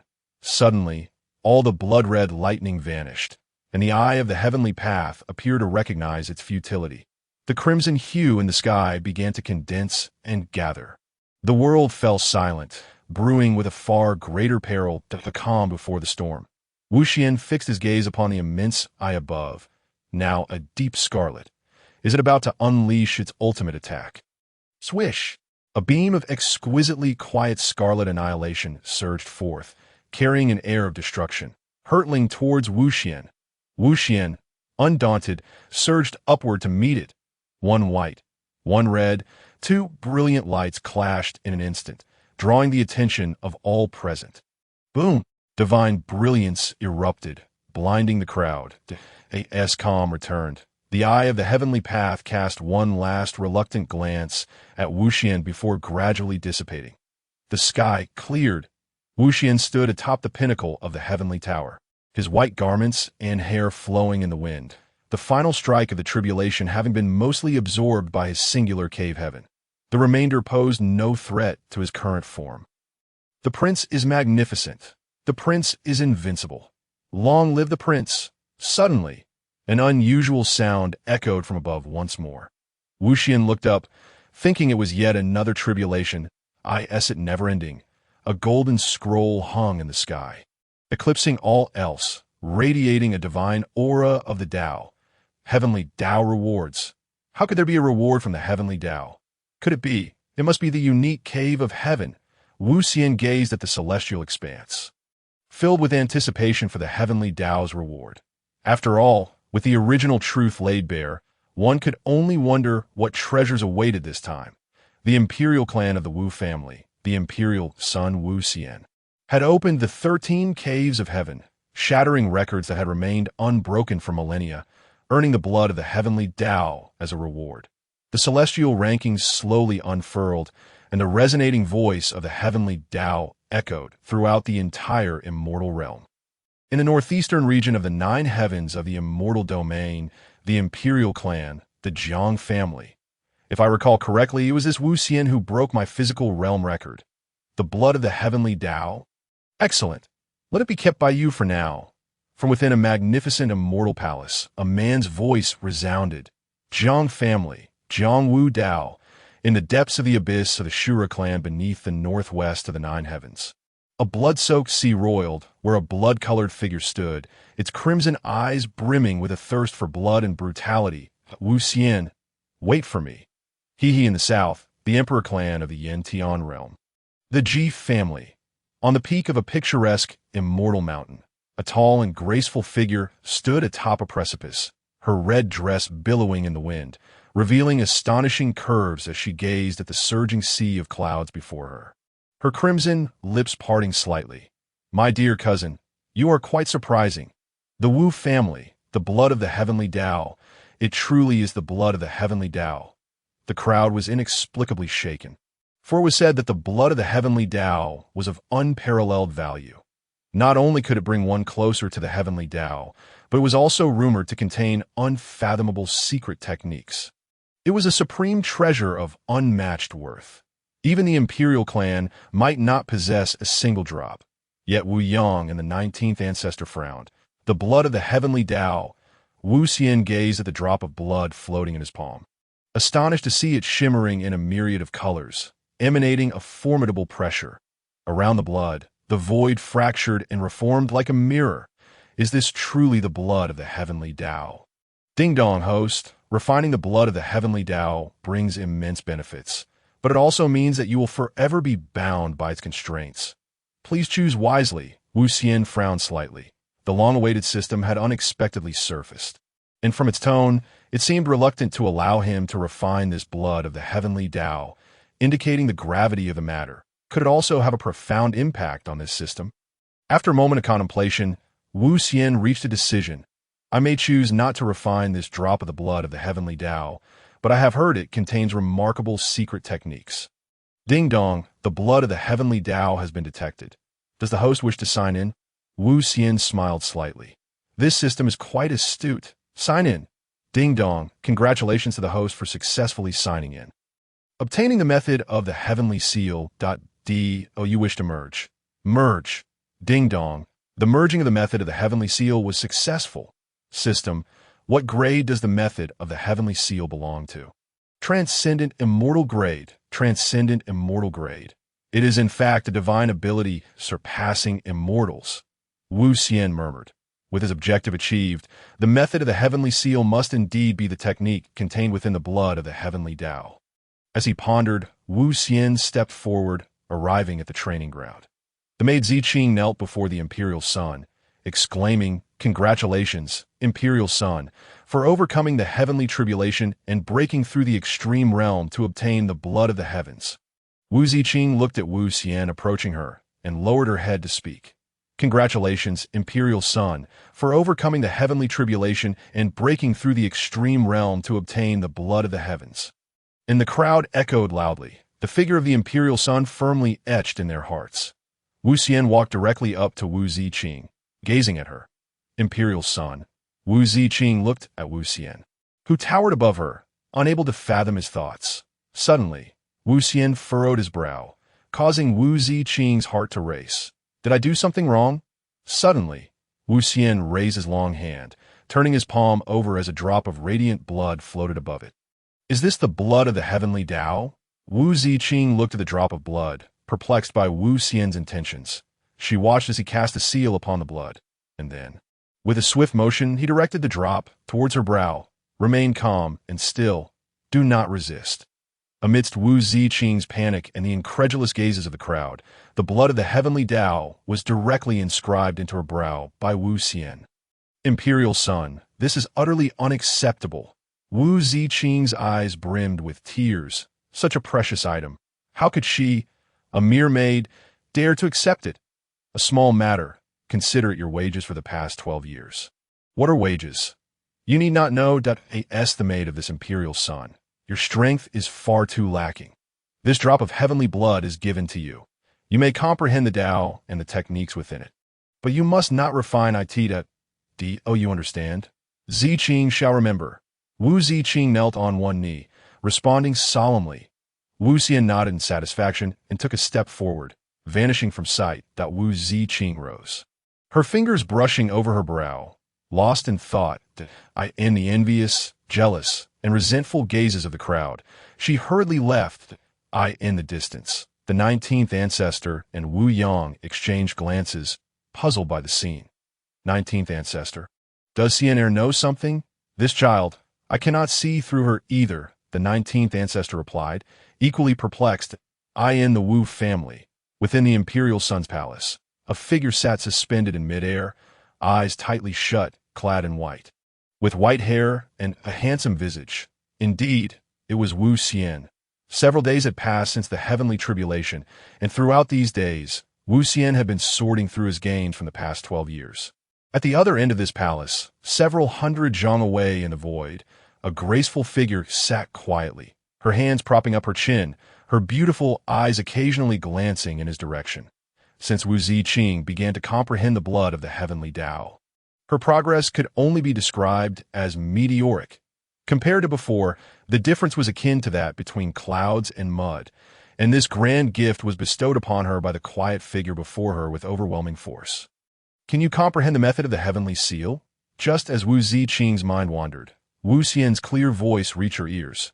She then noticed that Wu Xian had opened his eyes, gazing at her, those eyes brilliant and profound, as though they could pierce through all her secrets. Returning to the Imperial Son, Ziqing is dull-witted and has only grasped a hint. Wu Ziqing's heart trembled, and she quickly rose to bow, lowering her head, not daring to meet the Imperial Son's gaze. Then a thought struck her. How did the Imperial Son know of the techniques contained within the heavenly blood? She had planned to comprehend it herself before passing the techniques on to Wu Xian. Wu Ziqing pondered, increasingly convinced of the Imperial Son's extraordinary mystery. No matter, you may use the method of the heavenly seal to attack me. Do not hold back. Wu Xian regarded Wu Ziqing and continued. Yes, Wu Ziqing was filled with joy. Did the Imperial Son intend to guide her? In her subconscious, Wu Xian had already become an omnipotent being. She promptly focused her mind and unleashed the method of the heavenly seal with all her might. Boom! As she formed the seal with her hands, a tricolored heavenly sword swiftly took shape before Wu Ziqing, its brilliance dazzling, subtly carrying a hint of heavenly might. The method of the heavenly seal, the heavenly sword. Slash! With a light cry from Wu Ziqing, the tricolored heavenly sword trailed a magnificent afterimage as it slashed towards Wu Xian, shattering the space in its wake. Not bad. You have not disgraced this Imperial Son's heavenly blood. Wu Xian smiled as he observed the incoming heavenly sword. Then, without a flicker of movement, a similar heavenly sword coalesced in front of him. The only difference was that Wu Xian's sword was resplendently seven-colored. Boom! The two heavenly swords collided, creating a brilliant spectacle. The immense shockwave forced Wu Ziqing to retreat 7 or 8 steps before she could stabilize herself. Ah, 7 colors! The Imperial Sun's method of the heavenly seal had indeed reached perfection. Could it be that the Imperial Sun had learned this method previously? Wu Ziqing gazed at the composed Wu Xian, her mouth agape in astonishment. The so-called method of the heavenly seal is a technique that flows freely from the heart, unbound by form, capable of manifesting various offensive means, imbued with heavenly might. An unparalleled power. It is an extraordinary divine ability of the transcendent immortal grade. It can manifest as a single color, become tricolored in minor success, and even achieve the legendary 7-colored perfection. With the aid of the heavenly blood, she had been extraordinarily fortunate, and after days of tireless effort, she had only just comprehended the tricolored minor success. She had thought herself quite proud, yet Wu Xian had evidently reached the perfection of the 7-colored realm. She could not help but suspect that Wu Xian had practiced this divine ability before. However, within the clan, despite the myriad techniques, she had never heard of such an extraordinary divine ability. She had also come into contact with the clan's forbidden techniques. And it was certainly not this. Wu Ziqing's thoughts raced, but she could not comprehend the matter fully. Never. Wu Xian spoke, then inquired further. Does the clan have a place to test divine abilities? Yes, the Spirit Sea and the Broken Waves platform. Wu Ziqing gathered her thoughts and replied. Lead the way. Wu Xian rose to his full height, his elongated figure standing gracefully in the void, exuding an aura of immortality. I should also pay a visit to that mate of mine at the Broken Waves platform. A majestic altar of deep azure and black stands resolutely here, its presence undeniable. Before the altar, an immense ocean of spiritual energy churns endlessly, the surging waves rising to heights of 1,000 zhang, crashing violently upon the altar. This is the Spirit Sea's wave-breaking platform, a creation of the ancestors of the Wu family, forged through divine powers. If one can master a technique to break 10 waves, they may be deemed a genius and accepted as a disciple under the clan elders. Enjoying wealth and honor, those who can break 100 waves are hailed as prodigies, eligible to challenge the Wu family's holy son. As for the position of the prince, only the holy son or holy daughter may challenge for it. The victor ascends, while the vanquished must follow. The Wu family has always adhered to the principle of survival of the fittest, fostering fierce competition among its younger members.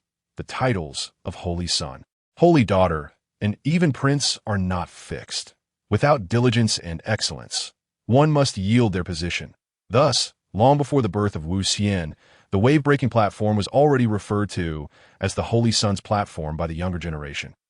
At this moment upon the Holy Sun's platform, a figure, frail yet resolute, struggles to withstand the relentless onslaught of waves, gritting her silver teeth, her exquisitely beautiful face pale, clearly at the brink of exhaustion.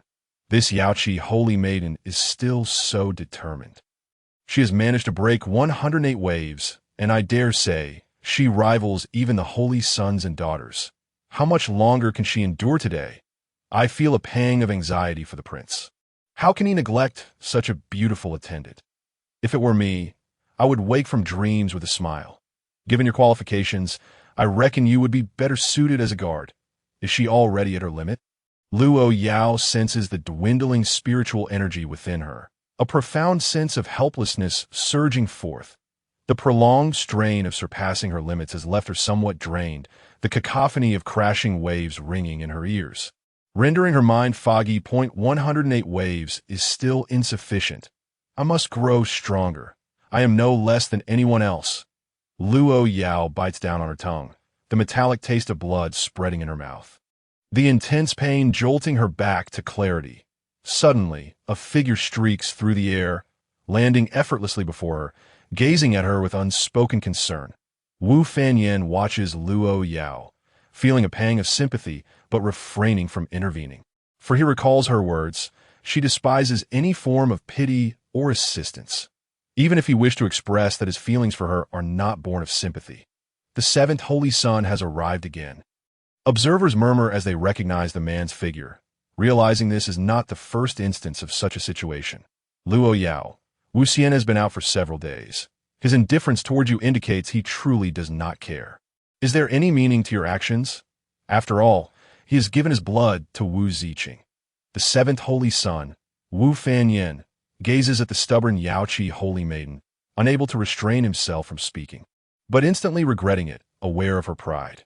Luo Yao retorts fiercely, I have told you, I do not act for anyone. I merely seek to prove myself. I'm not inferior to any member of the Wu family's younger generation, including you, and even that so-called invincible prince you speak of. Luo Yao reflects bitterly, recalling the day 12 years ago when the Wu family forcefully brought her to serve as a mere attendant for the so-called prince. From a moment her once-favored master heartlessly cast her aside before a powerful figure in the Wu family, she resolved that everything was a facade. Only by becoming strong could she attain true reality. She yearns to break free from all constraints and become her authentic self. I will challenge Wu Xian and then grant you your freedom. Wu Fanyan gazes earnestly into Luo Yao's eyes, as if pledging an oath. Ever since he first laid eyes on this frail yet obstinate figure 3 years ago, he feels as though his heart has been captured. Does he harbor feelings for her? He cannot say, but he knows he wishes to see her smile, and nothing more. And the position of prince he equally covets. Ah, this is a challenge to the prince. Onlookers are taken aback by Wu Fanyan's declaration, astonished that he would dare to challenge the prince and claim his attendant. Wu Fanyan, who grants you the audacity to call the prince by name. At that moment, a voice echoes from a distance, clear and filled with an imperious arrogance, resonating in the hearts of all present. As the words fall, 2 figures appear from afar, swiftly materializing above the Holy Son's platform. The crowd looks up to see a man and a woman standing in the void. The foremost figure, with an indifferent demeanor, gazes down at the Holy Son's platform. His tall figure is enveloped in ethereal energy, obscuring much of his physique. Clad in white robes, his crystalline white hair billows in the wind. His handsome visage unparalleled, his dual-colored eyes radiant and profound, complemented by an enigmatic celestial mark between his brows, exuding an aura of mystery and allure, resembling a celestial being descended to the mortal realm. Beside him stands a tall figure in a purple gown, quietly poised, with a multicolored blood mark upon her brow, her stunning face betraying no emotion. The prince has arrived, and so has the 10th holy daughter. How can the prince be so handsome? Oh my, I cannot take it anymore. A spectacle is surely unfolding. You are the attendant of this prince whom I have yet to meet, the holy maiden of Yaoqi. Luo Yao. The prince's voice, cool and elusive, drifts from Wu Xian's lips. Luo Yao lifts her gaze to the figure, her nominal master in the void, biting her lip in silence. Yet, she cannot deny that in terms of appearance, this prince undoubtedly ranks first among those she has encountered. Luo Yao. The prince has spoken. Why do you not respond? Do you still think of yourself as the exalted holy maiden of Yaoqi? Seeing Luo Yao's silence, Wu Ziqing steps forward, refusing to allow anyone to disregard Wu Xian. Luo Yao glances at Wu Ziqing, her gaze fixed on the celestial mark upon her brow, yet remains mute. Has Luo Yao lost her mind, daring to ignore the prince? It seems she has forgotten her place, flirting openly with the 7th holy son. To be the prince's attendant is her honor and that of Yaoqi. Truly ungrateful. Some girls, enamored with Wu Xian, are infuriated, voicing their outrage.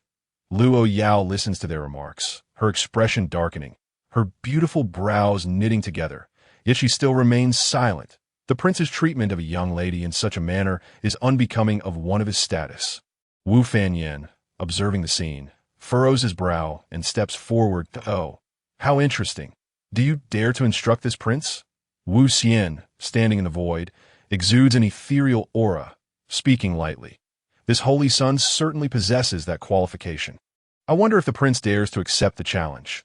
Wu Fanyan glances back at the silent Luo Yao, then speaks loudly. Wu Xian ignores the indignant 7th holy son, focusing his gaze on Luo Yao. Is this person your source of confidence? Upon hearing this, Luo Yao's heart trembles. She gazes intently at Wu Xian's figure in the air, declaring each word with conviction. I rely on no one. Wu Fanyin feels a pang of hurt and quickly interjects, the prince afraid, unwilling to accept the challenge. How absurd. It seems the events of Tianjing Tower 12 years ago did not enlighten you to reality. You wish to challenge me? Very well. This prince grants you that opportunity. The crowd gasps in astonishment at Wu Xian's acceptance of the challenge. The prince appears to still be in the cave heaven realm.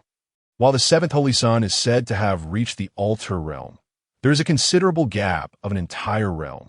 The prince is only 15 years old, a full 10 years younger than the seventh holy sun. The seventh holy sun is exploiting his cultivation advantage to challenge the prince, a truly cunning scheme. Alas, I once believed the seventh holy sun to be honorable and was prepared to support him. Now it seems, excuse me for interrupting, good sir, but as a mere mortal in the body realm, what audacity do you have to pursue the seventh holy sun? How dare you insult me? Prepare to face my sword. Wu Ziqing watches this scene unfold, her brows furrowing slightly. Prince Wu Fanyin possesses the celestial body of the Brahma, with flames capable of boiling the seas. He ranks among the top 100 extraordinary physiques. His challenge to you is undoubtedly insidious. It's better to it. Do you believe I would lose? Wu Xian turns to face her, a smile playing on his lips. Ziqing wouldn't dare. Wu Ziqing, feeling somewhat uncomfortable under his gaze, hastily responds that in no matter. This prince wishes to see what extraordinary qualities this Brahma body possesses. Wu Ziqing recalls the moment when the prince battled in the palace of the emperors, stepping aside to refrain from further comment. As the two prepare to engage, the crowd swiftly retreats from the Holy Sun's platform. Luo Yao furrowed her exquisite brows and stepped back with the crowd. Before departing, she hesitated for a moment and addressed Wu Fanyin in the arena, saying, "Your challenge against him is of no concern to me, regardless of the outcome." Wu Fanyin gazed at Luo Yao's retreating figure without uttering a word. "You, in the position of the son of the emperor, should rightly belong to me. Wu Fanyin, make your move." Wu Xian stood in the void, observing Wu Fanyin below as he spoke in a calm tone. "You are ultimately too young. I stand at a whole realm above you, and soon you shall pay the price for your arrogance." Wu Fanyin, standing upon the sun's platform amidst towering waves, cast a cruel smile at Wu Xian. He then summoned all his strength, coalescing it into a massive fire palm the size of 100 zhang. Striking forcefully towards Wu Xian, imperial technique. Fanyin palm. The opening move was an imperial technique. This was serious business from the Seven Sons. This was the renowned skill of the Seven Sons, the Fanyin palm. Coupled with the Fanyin divine body, was not inferior to celestial techniques. Could the son of the emperor withstand it? The colossal fire palm soared into the sky, distorting the void, scorching the surrounding air with a sizzling sound, leaving a long trail of flames as it advanced towards Wu Xian. Wu Xian, observing the roaring fire palm, remained calm and slowly struck out his own palm. Suddenly, a resplendent seven-colored palm imprint formed before Wu Xian, and as he struck, the massive palm, imbued with a sense of vast celestial might, descended from the heavens. The technique of heavenly imprint, heavenly palm. It was indeed the technique of heavenly imprint in the distance. Wu Ziqing watched the seven-colored palm imprint, ripples of astonishment stirring within her heart. The two palm imprints collided in mid-air, erupting into a dazzling brilliance, radiating a heat capable of annihilating the world, engulfing the entire sun's platform. As the brilliance faded, it revealed Wu Fanyin, the Seven Sons, staggering back 3 steps on the sun's platform. Meanwhile, Wu Xian remained ethereal, standing firm without retreating a single step. The son of the emperor is formidable. This strength was hardly what one would expect from the cave heaven realm. The crowd gasped in awe once more. Wu Fanyin's expression darkened. He had not anticipated Wu Xian's prowess to be so formidable, able to withstand his imperial technique despite the significant difference in their realms.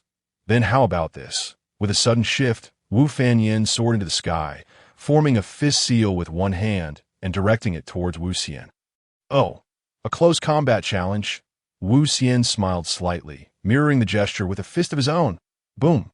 The fists collided like 2 divine metals crashing together. In an instant, one figure plummeted from the air. Upon closer inspection, it was none other than Wu Fanyin. He stared at his bloodied hand, feeling as though he had struck against an ancient divine mountain. His bones shattered from the impact. Wu Fanyin could hardly believe it. With his divine artifact, the Fanyin divine body, honed from a young age with various divine flames, he had thought it to be his proudest asset, yet it had been shattered by Wu Xian's punch. Is this all you are capable of? Wu Xian remained suspended in the air, his expression indifferent, his aura increasingly enigmatic. The son of the emperor is too powerful. Is this the Chaos Dao body? Wu Fanyin mused. Wu Xian, is this the Chaos Dao body you rely upon? As he utilized spiritual power to evaporate the blood from his hand, healing the wound rapidly, he fixed his gaze on Wu Xian. He believed Wu Xian had only managed to injure him due to the strength of the Chaos Dao body, and that he had yet to unleash the true power of his Fanyin divine body. You think too highly of yourself. I possess the Chaos Dao body, but unfortunately, you lack the qualification to compel me to utilize it. Wu Xian replied, standing amidst the void with a calm demeanor. What? The crowd gasped in astonishment. The son of the emperor had yet to tap into the power of the Chaos Dao body. Could it be that the might of the son's physical form was already so terrifying? Do not forget, the son of the emperor shattered the limits of physical prowess 12 years ago. Yet the seven sons were of the Dao platform realm. The spectators buzzed with discussion. Humph, a mere facade. Wu Fanyin conceded. I admit, you hold the qualification to be taken seriously. Now, witness the true power of the Fanyin divine body. Standing upon the sun's platform, his crimson robe billowing, he let out a thunderous roar. Fanyin divine flame. Suddenly, flames of a striking red hue erupted around Wu Fanyin, swelling in size until they filled the sky. With a howling rush, the flames enveloped Wu Xian at that moment. Wu Fanyin's hair transformed into a brilliant crimson, and fiery patterns appeared on his face, exuding an overwhelming aura. The terrifying heat radiated unchecked, instantly evaporating the waves within 1,000 zhang radius of the sun's platform. The onlookers were also caught in the heat wave. Goodness, it's scorching. Oh dear, look at me, I'm drenched. Is this the true power of the Fanyin divine body? How frightening, truly deserving of being ranked among the top 100 divine bodies. Could the son of the emperor withstand it? As Wu Xian was engulfed by the divine flames, a fleeting expression of triumph crossed Wu Fanyin's face. That let's see how you maintain your facade now. Wu Ziqing wore a worried expression. Inwardly, she doubted her ability to endure this attack. Luo Yao furrowed her brows, her gaze fixed on the figure cloaked in flames, remaining silent. Wu Fanyin, are you reveling in your triumph? Suddenly, a voice emerged from the divine flames above, prompting the crowd to look up. They beheld a figure slowly emerging from the sea of flames, the terrifying inferno bowing down like obedient attendants, causing him no harm. As the figure became clearer, clad in white with flowing white hair, surrounded by an ethereal glow, he appeared as a celestial being descending to earth, sacred and powerful. This is the son of the emperor's cave heaven realm, the unique cave heaven. No one expected, even the Fanyin divine body could not breach it. How can this be fought? The spectators stood in disbelief, exclaiming that Wu Xian had seemingly leveled up. The Fanyin divine body? Merely this. Wu Xian stood at the center of the divine flames, addressing Wu Fanyin. Ah, Wu Xian, you have forced my hand. Wu Fanyin bellowed. Soul fire of the abyss, arise. With a great shout, a dark azure flame materialized from his fingertip, eerie and mystical.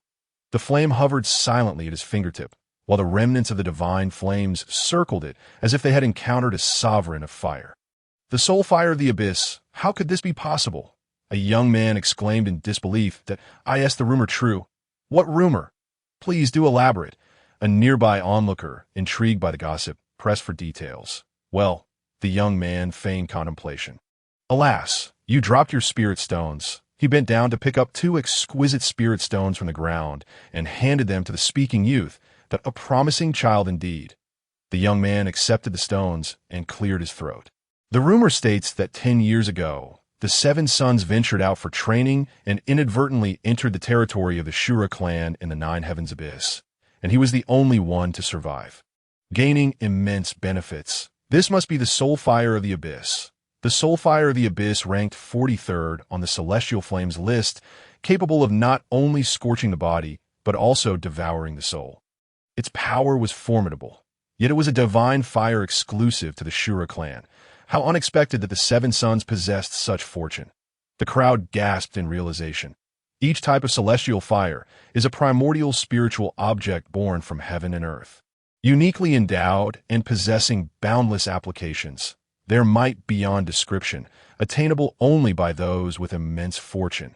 This celestial fire of mine has slain half-step kings. Wu Xian, your defeat is assured. The son of the emperor's position shall ultimately be mine. Listening to the crowd's discussions, Wu Fanyan's expression darkened momentarily as he fixed his gaze on Wu Xian. Speaking with brazen arrogance, he felt his goal was within reach. In the distance, hidden in the heavens, two figures lurked. One was strikingly handsome, bearing a resemblance to Wu Xian, while the other was aged yet resonated with the essence of the world. It was Wu Yang and the 19th ancestor of the Wu clan. Now that the Soulfire of the Abyss has come forth, it seems the old ones of the Shura clan cannot remain composed any longer. Yet, what a pity for this child, the 19th ancestor remarked, observing the flame with a frown. How dare they scheme against my Wu clan? Such audacity. Clearly, that battle from years past did not enlighten these fools on the might of my Wu family. Wu Yang declared, if they exhibit any sense, I shall turn a blind eye. But should they dare to plot against my celestial child, I will make them regret ever coming into this world.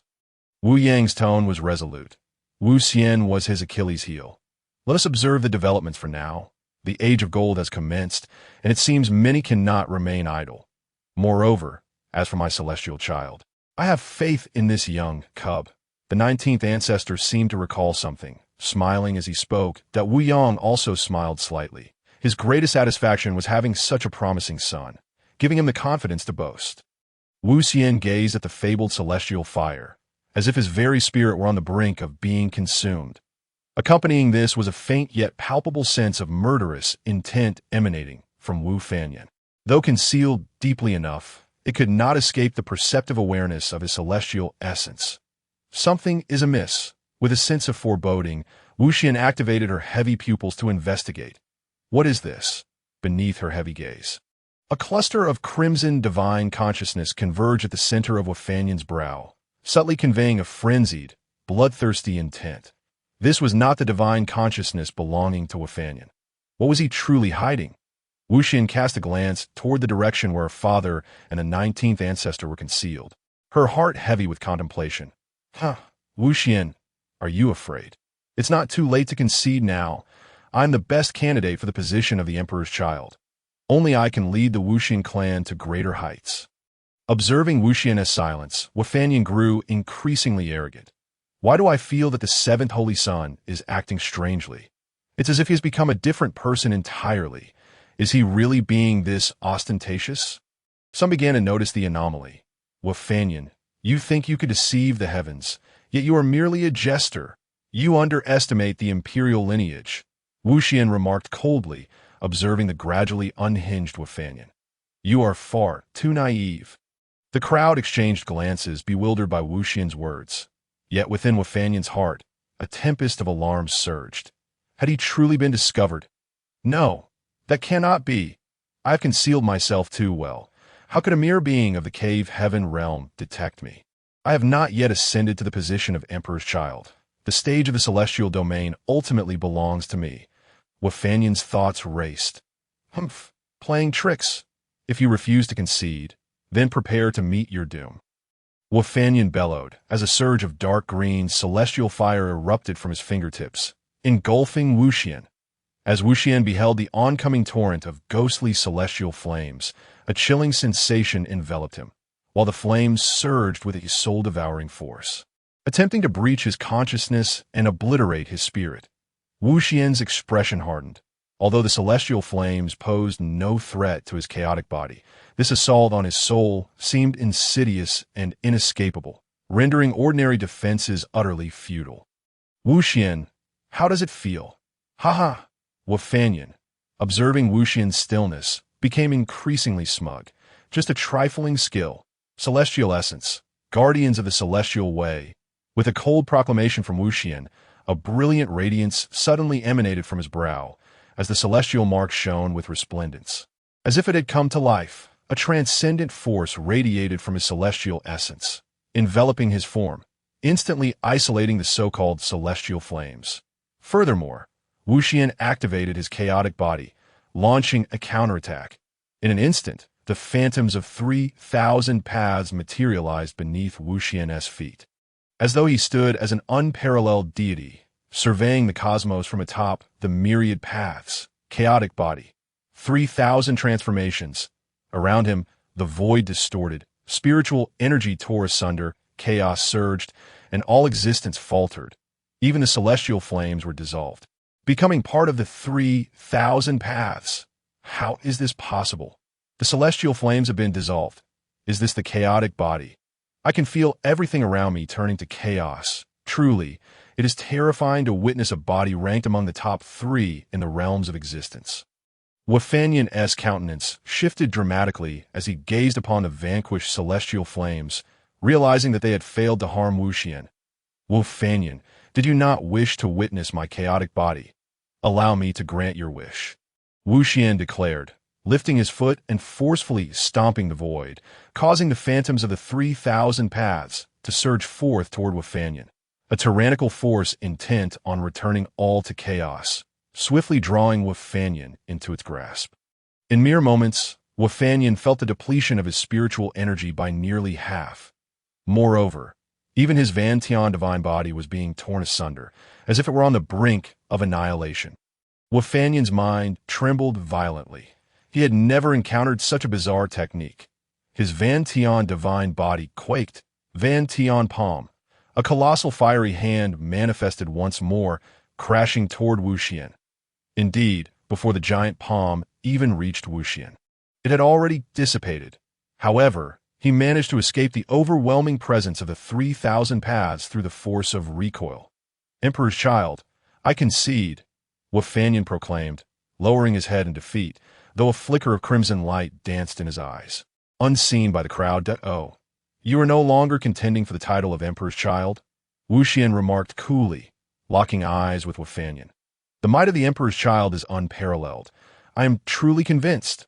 I am willing to follow you. Emperor's child, Wufanyan replied respectfully, bowing even deeper. The 7th Holy Son has actually conceded. The Emperor's child is truly formidable. Wuxian, sensing the increasingly palpable malice emanating from Wufanyan, couldn't he help but chuckle. How adept the current villains are.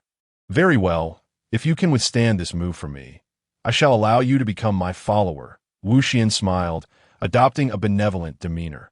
Then, Wuxian struck down with his palm, a colossal 7-colored imprint reappearing as his brow glowed. The celestial mark swirling with energy, a surge of celestial power flowing from his brow into his palm. The 7-colored imprint blazed brilliantly, transforming into a dazzling 9-colored hue, Celestial Dao's heavenly seal technique. Heavenly palm, the 9-colored imprint, accompanied by an overwhelming celestial might, descended upon Wufanyan. This palm is terrifying. I feel as though I'm facing a vast firmament. Wujiking's expression tightened. This transcended the complete realm of heavenly seal techniques. This is an absolute kill. She was certain that Wufanyan might meet his demise because of this strike. Furthermore, Wujiking did not believe that Wuxian would be so trivial as to test a defeated foe. Wufanyan raised his crimson gaze, staring at the massive imprint rushing towards him, bewildered by Wuxian's intentions. Just as Wujiking had surmised, he could not withstand this blow. Observing Wuxian's beaming smile, he felt a sense of unease, suspecting that Wuxian had surely uncovered something. Though I do not know who you are, do you not favor concealment? I shall certainly grant your wish. At that moment, Wufanyan heard Wuxian's transmission. He truly had discovered the truth. Regardless of the outcome, it seemed he had no opportunity left in the Wuxian clan. However, Wufanyan's thoughts raced as he devised a countermeasure. Ancestor, I have been exposed. Please grant me power. Slaying Wuxian today will be a merit for the clan. Wufanyan focused his mind, awakening the energy within his brow. Trash! A violent thought surged from the energy. This Shura blood seal can only be used once. it will be detected by those old fogies of the Wuxian clan. Blood Devour, if you fail to eliminate Wuxian, you need not return to the clan. Immediately, a colossal wave of energy coursed through his body, filling Blood Devour with unprecedented confidence. Shura palm. A crimson imprint emerged from Blood Devour's palm, effortlessly shattering Wuxian's heavenly palm. What is happening? What's Shura palm? And why has the seventh holy sun become a king realm being? The spectators watched the unfolding scene, utterly bewildered. Wuxian, you are doomed. My Shura clan shall surely annihilate the Wuxian clan. Blood Devourer declared to Wuxian, a cruel smile gracing his features. This feeling of no longer needing to disguise oneself is truly nostalgic. So, he has been possessed by a member of the Shura clan. Wuxian realized that the seventh holy son of our clan still alive. Though aware that the outcome may be dire, Wuxian could not help but inquire. Aha, that fellow. His spirit is quite commendable, but he has long since scattered into oblivion. The Shura clan and the Wuxian clan are mortal enemies, having battled for several epochs, with encounters resulting in life and death. A true vendetta. The real seventh holy son perished 10 years ago after being ensnared by the Shura clan. You shall die, Wuxian retorted fiercely. Celestial essence. Activate. Celestial essence.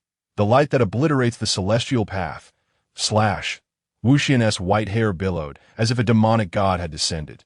The Shura clan's cruelty and ruthlessness ignited his fury. Ha ha ha, Wuxian, I am now at the king realm. How can you contend with me?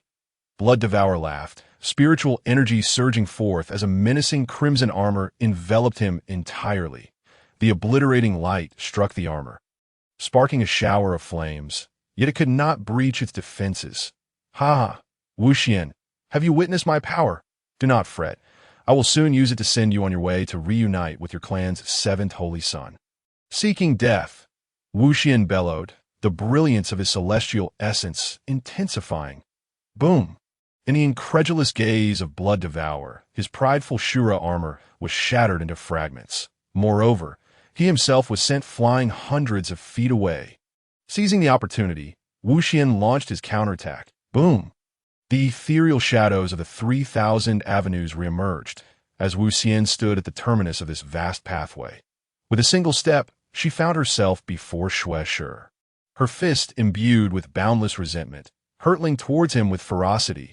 Shue, aware of the formidable physical prowess of Wuxian, hastily crossed his arms in a defensive posture. Boom!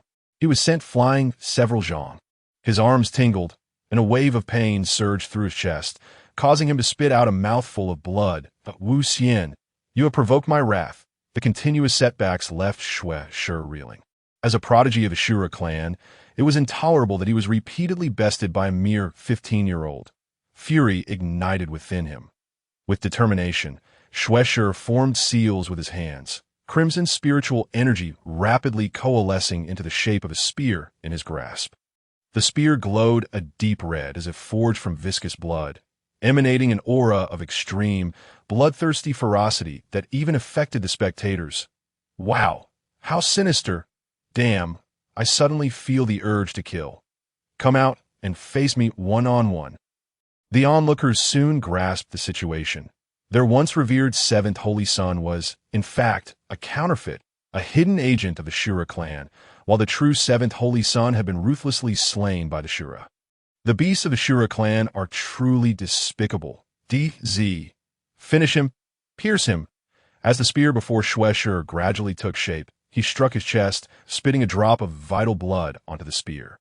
The weapon blazed with brilliance, and he hurled it fiercely towards Wuxian. Shura's god-slaying spear. Shue stood, gasping for breath. This was a forbidden divine ability of the Shura clan, his strongest move, with his early-stage king-level power. He was convinced that this strike would surely obliterate Wuxian. The crimson spear shot forth with terrifying speed, a menacing presence accompanying it as it approached Wuxian in an instant. Double pupils, activate. Confronted with Shue's ultimate attack, Wuxian did not dare to be complacent. He activated his double pupils, and a radiant divine ring materialized around him. Unique cave of heaven. Wuxian's eyes swirled with chaotic energy. countless runes dancing before him, depicting terrifying visions of stars sinking and moons falling, the universe collapsing. Ultimately, the runes converged into two pitch-black beams of annihilation, bursting forth from Wu Xian's double pupils. Double pupil, annihilation divine light. As the dark beams emerged, their power was immense, shattering the space around them, fracturing the laws of heaven and earth, and crashing with chaotic energy against the god-slaying spear. In that instant, time seemed to stand still. The world fell silent, and a black fissure appeared where they collided. The spear disintegrated like snowflakes, while the two beams of annihilation continued their relentless pursuit towards the weakened Shueshi. Shueshi was aghast. How could Wu Xian be so terrifying, even rendering his forbidden divine ability ineffective? Without hesitation, he summoned all his might, instantly donning a crimson armor, Shura armor, as the annihilation divine light struck the Shura armor. The Holy Sun's platform trembled violently, and Shueshi was smashed into the sacred ground. When the dust settled, a massive crater was revealed, surrounded by numerous cracks. Wu Xian stepped into the void, standing above the pit, coldly gazing down at the disheveled figure within. Shueshi lay in the pit, his gaze dimmed. Wu Xian's strike had not only shattered his body, but also his pride. Cough, cough. Wu Xian, I admit you are strong. But don't get too smug. Lord Blood will avenge me. He is the strongest, and you cannot compare. Have you finished? If so, you may as well perish. Wu Xian remained unfazed, his double pupils glowing as he prepared to end Shueshi's life. The pitch-black annihilation divine light reappeared, slicing towards the barely breathing Shueshi.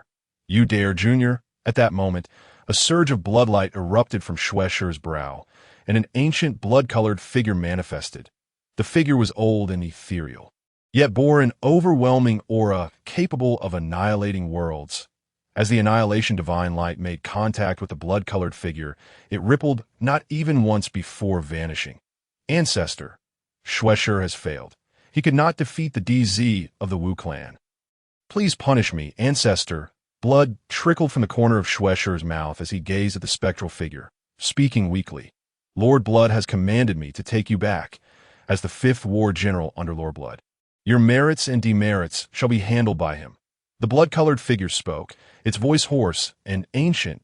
Wu Xian regarded the blood-colored figure with a calm demeanor. Finally emerged. Have you little wretch of the Wu clan? You can now meet your demise. The blood-colored figure turned its gaze towards Wu Xian, launching an attack with cold decisiveness. It lifted the weakened Shueshi with one hand, while pointing at Wu Xian with the other. A terrifying blood-colored fingerprint descended, with stars swirling at its tip, as if it were unveiling a universe. Beneath this finger, everything was destined for destruction. Ah, I cannot move. I cannot either. Even the Shura ancestor had emerged. The DZ was in grave danger. Wu Xian found himself utterly powerless against this finger. Yet he smiled. Old fool, how audacious of you. Do you think you can lay a hand on my Xianer? At that moment, a voice echoed, and the terrifying blood-colored fingerprint was instantly dissolved by an inexplicable force, as if it had never existed.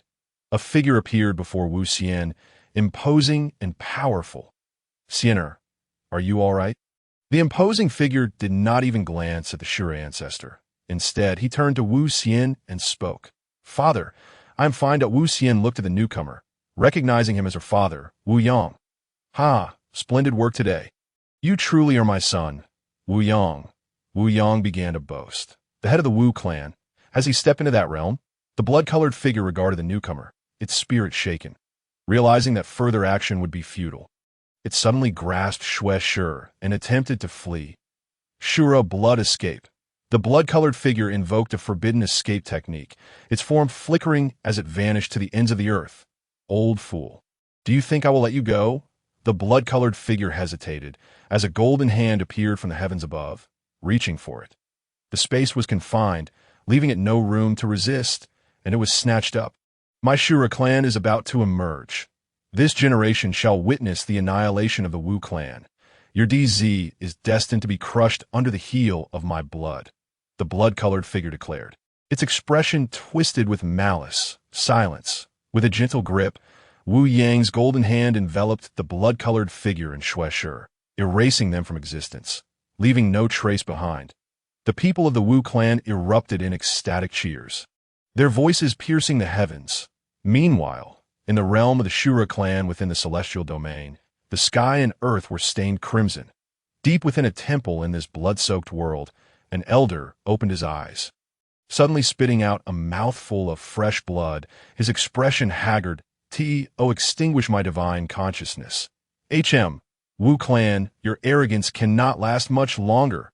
In another temple nearby, a blood-colored figure sat cross-legged in the void, possessing a strikingly pale, yet handsome visage. The figure opened its eyes, revealing blood-red irises filled with a thirst for slaughter. "Has the fifth war general fallen? Wu Xian, we shall meet soon." Outside the DZ hall of the Wu clan, two graceful figures stood confronting each other, exuding fierce energy. "Do you truly believe that as a saintess of the Yaoqi sacred land, you can triumph over me? What of your innate sword physique? Recognize reality." Wu Ziqing, adorned in a fitting purple gown, wielded her sword, her crystalline forehead glistening with beads of sweat as she glared at the opposing woman, clearly fatigued. "Humph! What is so great about the Imperial clan? You merely rely on your fortunate birth." The Yaoqi saintess, Luo Yao, fared worse, her azure dress marred by sword marks, her exquisite face tinged with paleness, though she would never concede defeat. "Ha! You infuriate me. Behold my sword." "Humph! You shall behold mine." Swish, swish, swish. Both women, at the initial stage of the Dao platform realm, were evenly matched. One wielded the essence of the Dao, while the other possessed a natural sword body. They exchanged blows for a considerable duration, unable to discern a victor, neither able to best the other. "Humph! Allow me to showcase my prowess." Heavenly seal technique. Wu Ziqing sheathed her long sword and began to unleash her ultimate move, summoning a tricolored heavenly sword that sliced towards Luo Yao. "This is the supreme divine ability passed down to me by the DZ. Let us see how you shall defend against it." Wu Ziqing pouted, speaking with pride. Upon hearing this, Luo Yao felt a twinge of irritation. The DZ had not spoken a word to her since emerging from the Holy Sun's platform, not even sparing her a glance. Meanwhile, the Yaoqi sacred land had sent an elder to contact her, sternly advising her to serve the DZ well and refrain from harboring any other thoughts. If she angered the DZ, even the Yaoqi sacred land would be unable to save her, and she would invite great trouble upon herself. Yet this Wu Ziqing claimed she clung to her position, asserting that she coveted Luo Yao's status as the first mate. For that reason, she often conjured absurd excuses to engage her in battle. Luo Yao found it utterly exasperating.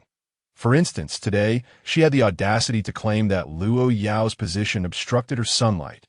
"Humph! Women!" She was truly incensed, vowing today to demand an explanation.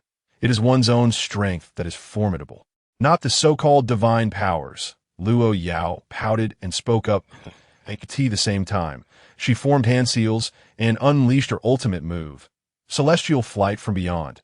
A sword aura appeared as if descending from the heavens, accompanied by cascading beams of light, dazzling and piercing, a sight to behold.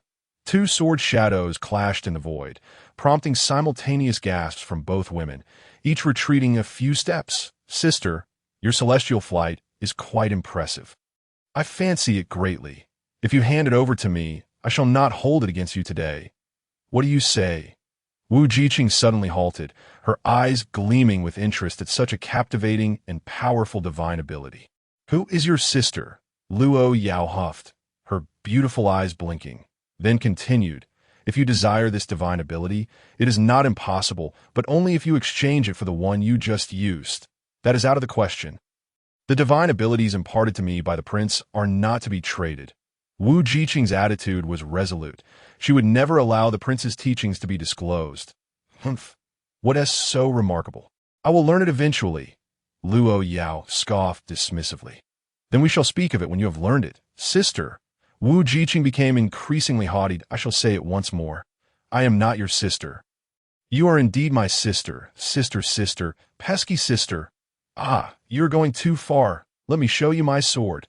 If you wish to see my sword, then come at me, pesky sister." Crackling sounds erupted as the two engaged in an intense battle.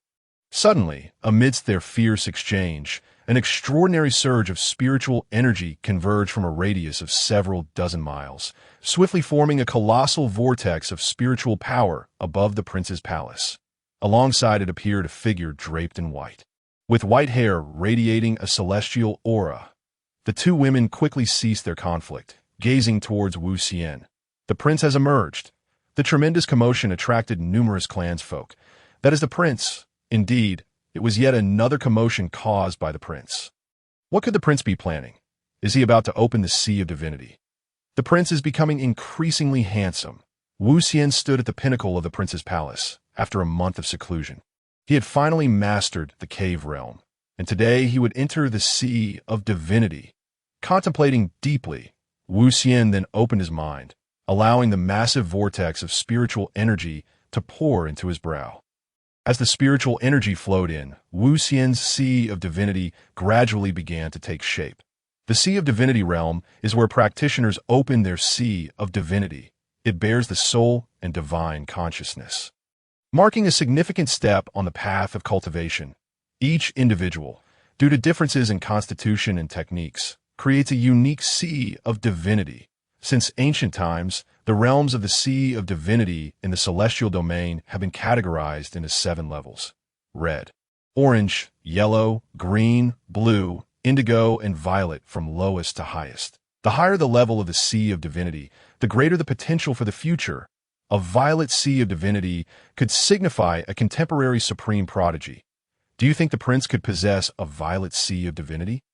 Of course, the crowd murmured with anticipation. Wu Jiqing and Luo Yao exchanged glances, both unable to suppress their disdain. While a violet Sea of Divinity was indeed powerful, it was not unattainable as the top prodigies of this era.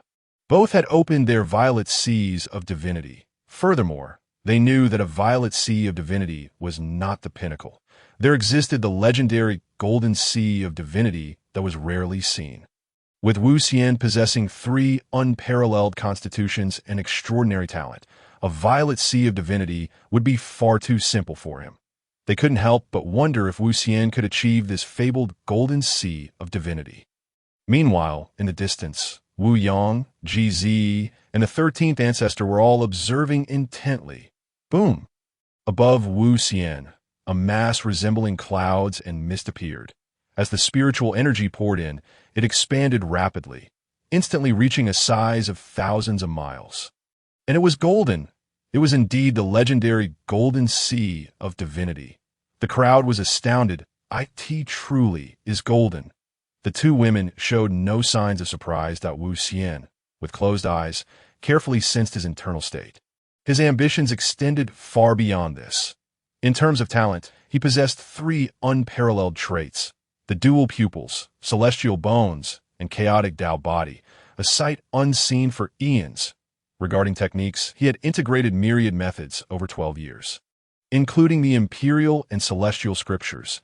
How many in this world could be compared to him? Once more, with a clear shout from Wu Xian, he activated his learnings, and the golden Sea of Divinity began to churn violently, the vortex of spiritual energy pouring in wildly. Above him, the originally 1,000-mile-wide Sea of Divinity surged exponentially, instantly reaching a size of 90,000 miles. The prince's Sea of Divinity has reached 90,000 miles. This is the pinnacle of the Sea of Divinity realm. No wonder he is the prince.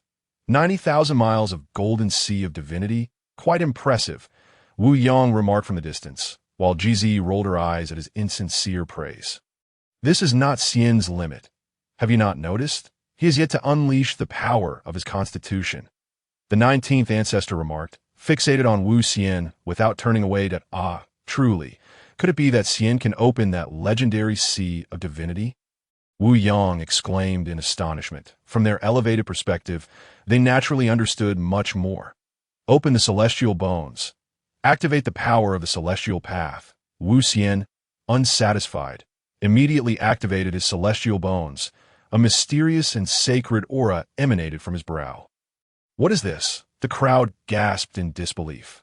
Simultaneously, The 90,000-mile golden sea of divinity surged, a radiant seven-colored glow emerging from its center, gradually spreading outward.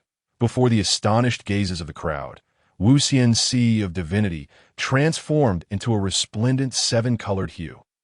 Moreover, it continued to expand, ultimately reaching 100,000 miles. 100,000 miles of seven-colored sea of divinity, rarely seen in eons.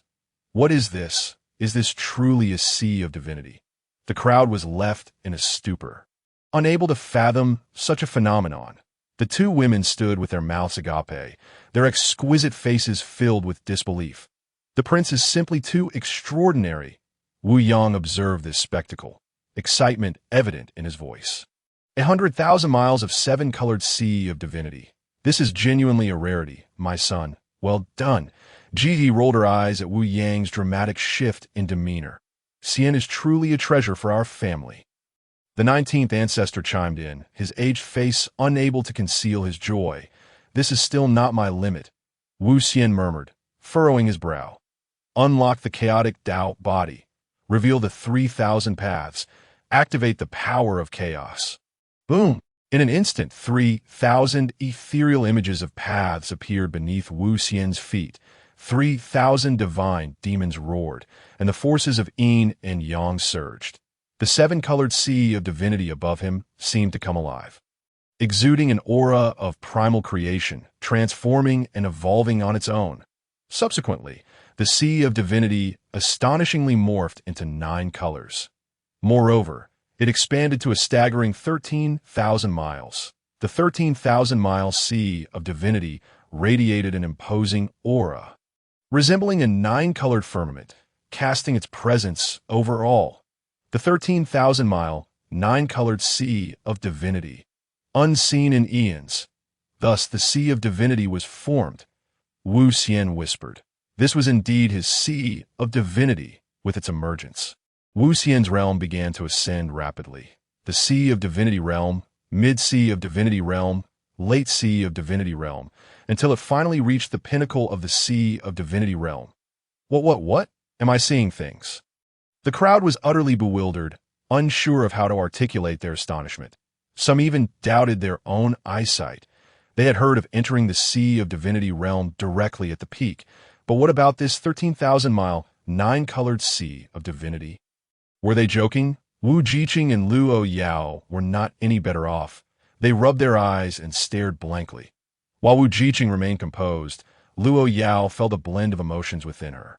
She had always believed she was no less than anyone else.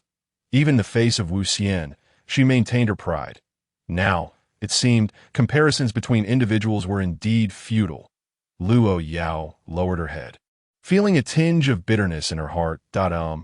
Wu Yang attempted to say something, but found himself at a loss for words. His son's abilities had completely exceeded his expectations. GZ stood nearby, skeptical, pondering if this was truly her son. Xian is treading the path of true invincibility. At this moment, the 19th ancestor spoke slowly, his expression grave. It is time to take Xian to that place. Are you suggesting? Wu Yang's expression shifted at the 19th ancestor's words. Yes, the old folks have long wished to meet Xian. The 19th ancestor replied with a smile. Very well. Wu Yang conceded, falling silent thereafter. Congratulations to the prince for entering the pinnacle of the sea of divinity realm. The two women approached Wu Xian, and Wu Jiqing said, seeing Luo Yao still standing there in a daze. She quickly nudged her with her elbow. As a servant. Luo Yao congratulates the prince on forging the unparalleled 9-colored sea of divinity. Luo Yao stammered as she spoke, her head bowed in deference. Unable to meet the gaze of the esteemed prince before her. After a month of seclusion, I have finally made a breakthrough. Has anything significant occurred within the clan recently? Wu Xian inquired. The prince has slain the counterfeit 7th holy son, blood devourer, striking down a king realm with his celestial realm prowess. The younger generation of our family now regards the prince as their paragon. Wu Ziqing chimed in playfully. Upon hearing this, Wu Xian couldn't help but chuckle. The young girl was becoming increasingly vivacious. Turning her attention back to Luo Yao, she remarked, the sword intent radiates from you. Are you perhaps a natural-born sword body? In response to the prince, I am indeed a natural-born sword body. Luo Yao replied promptly upon being addressed by Wu Xian. Before this prince, there is no need for you to refer to yourself as a servant. Simply fulfill your duties, Wu Xian said, her brow furrowing slightly. Yes, Prince Yao Yao understands. Now, I shall impart a technique to you. You may comprehend it at your own pace. Wu Xian extended her hand, touching Luo Yao's forehead for a brief moment before withdrawing. From now on, you may enter the Wu family's heavenly scripture pavilion. You possess commendable talent. Cultivate diligently, and should you encounter any uncertainties, feel free to seek me out. Luo Yao opened her eyes to find Wu Xian had vanished without her noticing. As she sensed the newly acquired techniques within her divine sea, Luo Yao remained silent for a long time. The infinite sword path. This is indeed a celestial technique. Moreover, it is a sword path, celestial art. My Yaoqi holy land possesses but one celestial scripture, and it is not of the sword path. I never expected that the prince would so casually bestow upon me what I have long yearned for. Furthermore, I can actually enter the Wu family's heavenly scripture pavilion. This is something I had never dared to dream. Suddenly, Luo Yao felt that being a maidservant was, in fact, quite favorable. That Wu Xian arrived in a gray space. Summoned by the 19th ancestor, Xiener, you have come. The aged figure seemed to meld with the very fabric of the cosmos. Upon seeing Wu Xian, he turned and spoke with a smile. It was the 19th ancestor. I pay my respects to Grandfather 19.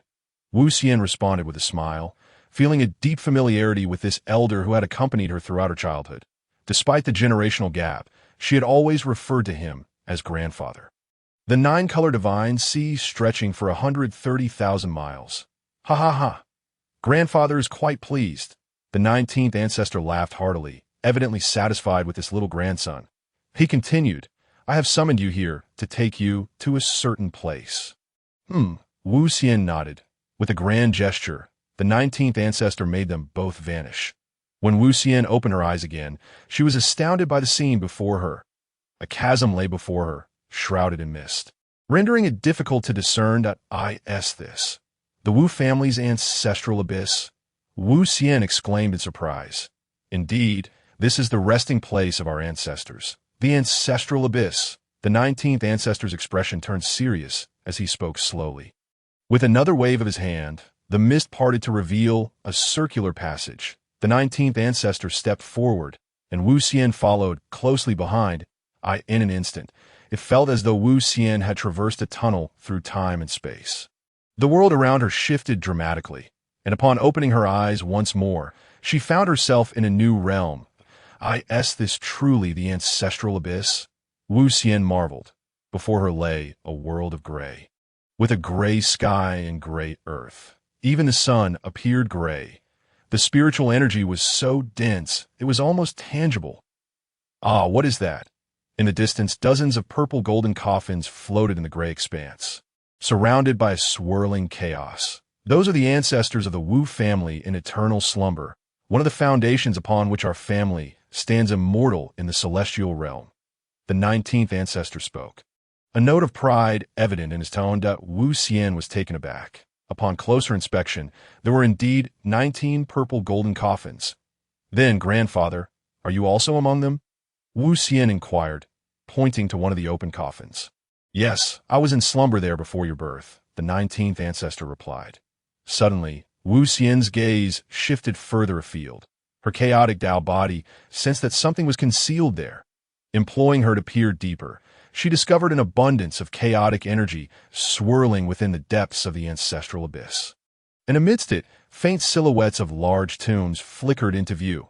Wu Xian's heart raced as she glanced at the 19th ancestor, who seemed to anticipate her question and shook his head, signaling her to refrain from asking further. What secrets lay hidden within the depths of the ancestral abyss? It was evident that there were many mysteries beyond Wu Xian's current reach. Ding dong. Detected that the host is in the Wu family's ancestral abyss. Would you like to sign in? System? This capricious system appeared and vanished at will, leaving Wu Xian utterly perplexed by its unpredictability. Nevertheless, he welcomed any benefits it might offer. Sign in. Ding dong. Congratulations, host, for signing in successfully. You have gained a special ability. Instant mastery. Instant mastery? How astonishing! Wu Xian exclaimed as he absorbed the new skill. Just then, the purple golden coffin in the void began to tremble violently. The lid was flung open, and several figures surged forth from within. Wu Xian looked up to see 4 figures standing in the air, exuding an overwhelming aura. This is the celestial bone of the forehead. And the chaotic Dao body. This child is extraordinary. Why does he have white hair? The 4 figures approached Wu Xian, their aged faces alight with excitement as they scrutinized him. I bow to you. Esteemed ancestors, Wu Xian greeted them, maintaining a composed demeanor. Wu Xian, is it? Not bad, not bad. The name is quite imposing. One of the ancestors remarked, clad in gray, his robust frame surrounded by a faint chaotic aura. Making him inscrutable, he bore a handsome visage reminiscent of the style of the ancestors in their prime. I recall you were rather unattractive back in the day, weren't you? What do you mean by that? Do you wish to fight? If it comes to that, I fear you not. I'm feeling a bit eager myself. That Wu Xian was exasperated. It seemed these ancestors were all somewhat eccentric. Xiener, this is the 18th ancestor. The 19th ancestor introduced, his voice slightly awkward. The figures emerging were the 15th ancestor, 17th ancestor, 18th ancestor, and a beautiful lady in palace attire. The 16th ancestor of the Wu family. She regarded the chattering old men with a look of exasperation, her stunning face displaying a hint of helplessness. I say, could you lot not act so childishly? Ha ha ha. Upon seeing such an exceptional junior, one cannot help but be exuberant. I say, 16th sister, must you always have that stern expression? Smile more. You might scare the children away, the 17th ancestor remarked, dressed in white, exuding an air of ethereal grace. What did you just call me? The 16th ancestor's brows twitched, clearly on the verge of erupting.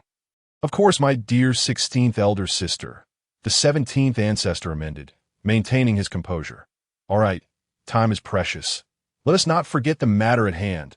At this moment, the 15th ancestor spoke, clad in green, exuding no discernible aura, appearing like an utterly ordinary middle-aged man.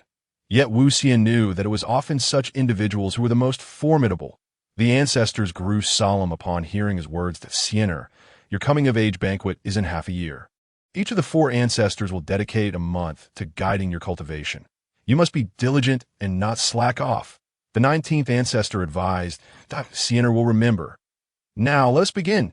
As soon as the 15th ancestor finished speaking, the group vanished, leaving only the robust 18th ancestor. Xiener, what I wish to teach you is this. Observe closely, the 18th ancestor declared, turning and launching a punch into the distant void. With a rip, a pitch-black rift in space appeared at the site of the 18th ancestor's fist. Instantly extending thousands of feet, this punch had directly shattered the fabric of space. This is a strike utilizing pure physical strength from the divine sea realm. How is it? Wu Xian sparkled as she responded. Quite impressive indeed. This is truly marvelous, capable of discerning such intricacies at a glance. The 18th ancestor remarked, astonished by Wu Xian's eyes. Xiener, this is the technique I wish to impart to you. One I call one force breaks 10,000 laws. Take your time to comprehend it. The 18th ancestor instructed, then pointed to Wu Xian's forehead, a complex stream of information flooding into her divine sea. With a single force capable of breaking myriad laws, gathering all one's strength to determine victory with a single punch. How truly miraculous! Wu Xian, sensing the profundity within, found it obscure and difficult to comprehend. He activated the power of his celestial bones, barely able to glimpse a fragment. However, he was indeed a prodigy, instant mastery. Whoosh! In an instant, Wu Xian felt everything become clear. All confusion swiftly resolved. The concept of a single force breaking myriad laws felt as if it had been crafted by Wu Xian himself, leading him directly to a state of perfection. This technique was profoundly esoteric, involving the very essence of strength. Dear Xiener, do not be impatient. Throughout this month, do not hesitate to ask me anything you do not understand. The 18th ancestor spoke eloquently, only to suddenly find Wu Xian gazing at him with open eyes. Was there anything Xiener did not grasp? The 18th ancestor inquired, amiably. Ancestor, I have already mastered IT, and oh worries. You are young, and it is normal to encounter difficulties. Even I, the ancestor, took years to achieve mastery. You say you've already mastered it? The 18th ancestor's eyes widened in disbelief, visibly agitated to Sienner. Practitioners most abhor the folly of aspiring too high and deceiving oneself. Upon hearing this, Wu Xian acknowledged the sentiment. No one would believe he could comprehend it instantaneously. Instant mastery is unreasonable. He rose, prepared to demonstrate through action. Wu Xian concentrated his essence, delivering a punch into the void. And a corresponding spatial rift emerged, rapidly extending into the distance. The difference was staggering. Not merely thousands of zhong, but tens of thousands. This, the 18th ancestor gaped, feeling his mind falter. In that single punch, he distinctly sensed that Wu Xian had not only grasped the principle of a single force breaking myriad laws, but had also attained a state of perfection. Could it be that I've lingered in my coffin for too long, becoming out of touch with the times? The 18th ancestor could not comprehend, yet the evidence lay before him, and he had no choice but to accept it. Sienner, how did you achieve this? The 19th ancestor inquired begrudgingly. I merely glanced at it and understood. Wu Xian replied, blinking his innocent eyes. You glanced at it and understood? At a state of perfection, you may play with it for now. I'm tired, and I wish to rest. The 18th ancestor felt aggrieved. Was this not a deliberate blow to his pride? Whoosh! At that moment, 4 figures appeared. It was the previously vanished ancestors. They had been lurking in the shadows and were now utterly astonished. What does this mean? A mere glance and understanding. Perhaps Sienner possesses an innate talent for the art of strength. The 17th ancestor speculated, seeking an explanation for himself. Why not try it and see? Suggested the 16th ancestor. That makes sense. The other ancestors agreed. Sienner, behold. This is a forbidden technique of my Wu family, the divine slaying sword technique. The 17th ancestor declared, using his finger as a sword to gently slice through the air. A dazzling beam of sword light erupted from the tip of the 17th ancestor's finger, extending to the far reaches of the void. Wherever it passed, the fabric of space shattered, and the cries of the gods echoed. Their blood staining the void. Sienner, this is the divine slaying sword technique. Take your time to comprehend it. The 17th ancestor withdrew his hand and then pointed his finger at Wu Xian's forehead. As for the forbidden technique, it should not take you too long this time. Just as the 17th ancestor's words fell, the ancestors observed Wu Xian opening his eyes. Wu Xian gazed at the ancestors. Startling a few of them, the 18th ancestor's heart skipped a beat. This scene felt familiar. Could it be that he comprehended once more? The ancestors exchanged glances. Sienner, have you gained any insights? The 17th ancestor inquired. Replying to the ancestor, I have already mastered the divine slaying sword technique. Wu Xian blinked his bright eyes and spoke. I do not believe it. The 17th ancestor nearly lost his composure. That was a forbidden technique of the Wu family. Who could possibly master it in an instant? In his youth, he had been hailed as a genius, yet it had taken him years to barely grasp it. Sienner, can you demonstrate it? The 15th ancestor asked. Anticipation gleaming in his eyes. Wu Xian brought his fingers together, closed his eyes, and gently sliced forward. A radiant sword light shot forth, cutting through the distant void. Not only that, but as the sword light traveled, space shattered along its path, revealing ethereal figures of gods who howled in agony. Some gods were struck by the sword light, spilling their blood into the void, while divine corpses tumbled from the skies. The scene resembled an apocalypse. Truly, the forbidden technique of my Wu family possesses such overwhelming power. Wu Xian remained composed, his heart elated, yearning for more. The fall of the gods, even divine corpses appearing. This surpassed the state of perfection. How could this be? The 17th ancestor, witnessing this scene, lost his composure, his celestial demeanor vanishing entirely. He had only reached the state of perfection himself. Yet the legendary realm had been achieved right before his eyes, and it occurred in the blink of an eye. How could anyone believe it? The ancestors found themselves at a loss for words, until the 19th ancestor finally spoke. Sienner, was this yet another instance of gaining understanding from a mere glance? Wu Xian blinked his big eyes and replied, Indeed, by heavens, you leave no face for anyone. How infuriating! The ancestors lamented internally, their hearts feeling fragile. I have nothing further to teach. 16th sister, it is your turn. The 17th ancestor waved his hand and walked away, his back appearing desolate and forlorn, with the 18th ancestor following closely behind. Sienna, can you instantly comprehend any technique? The 16th ancestor asked, her beautiful eyes narrowing. Perhaps so, Wu Xian timidly replied. Could it be that the legendary abilities truly exist?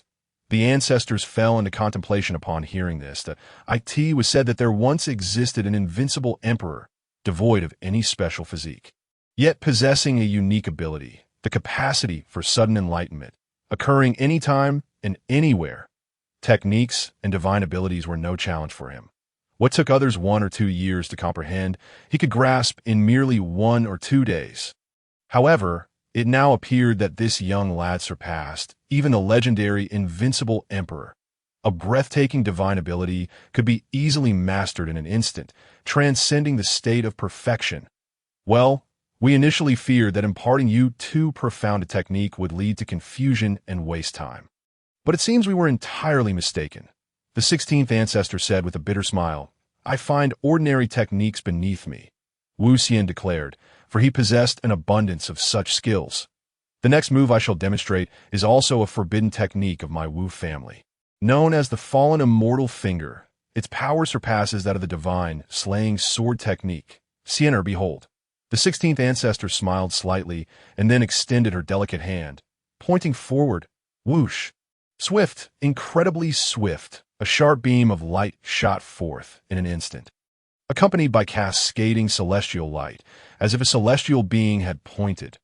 Under this strike, the void manifested a deep black hole that could not heal for ages. It was worth noting that the 16th ancestor had suppressed her cultivation to the divine sea realm. Otherwise, such a strike might truly send even celestial beings plummeting to the mortal realm. Sienna, how does this technique fare?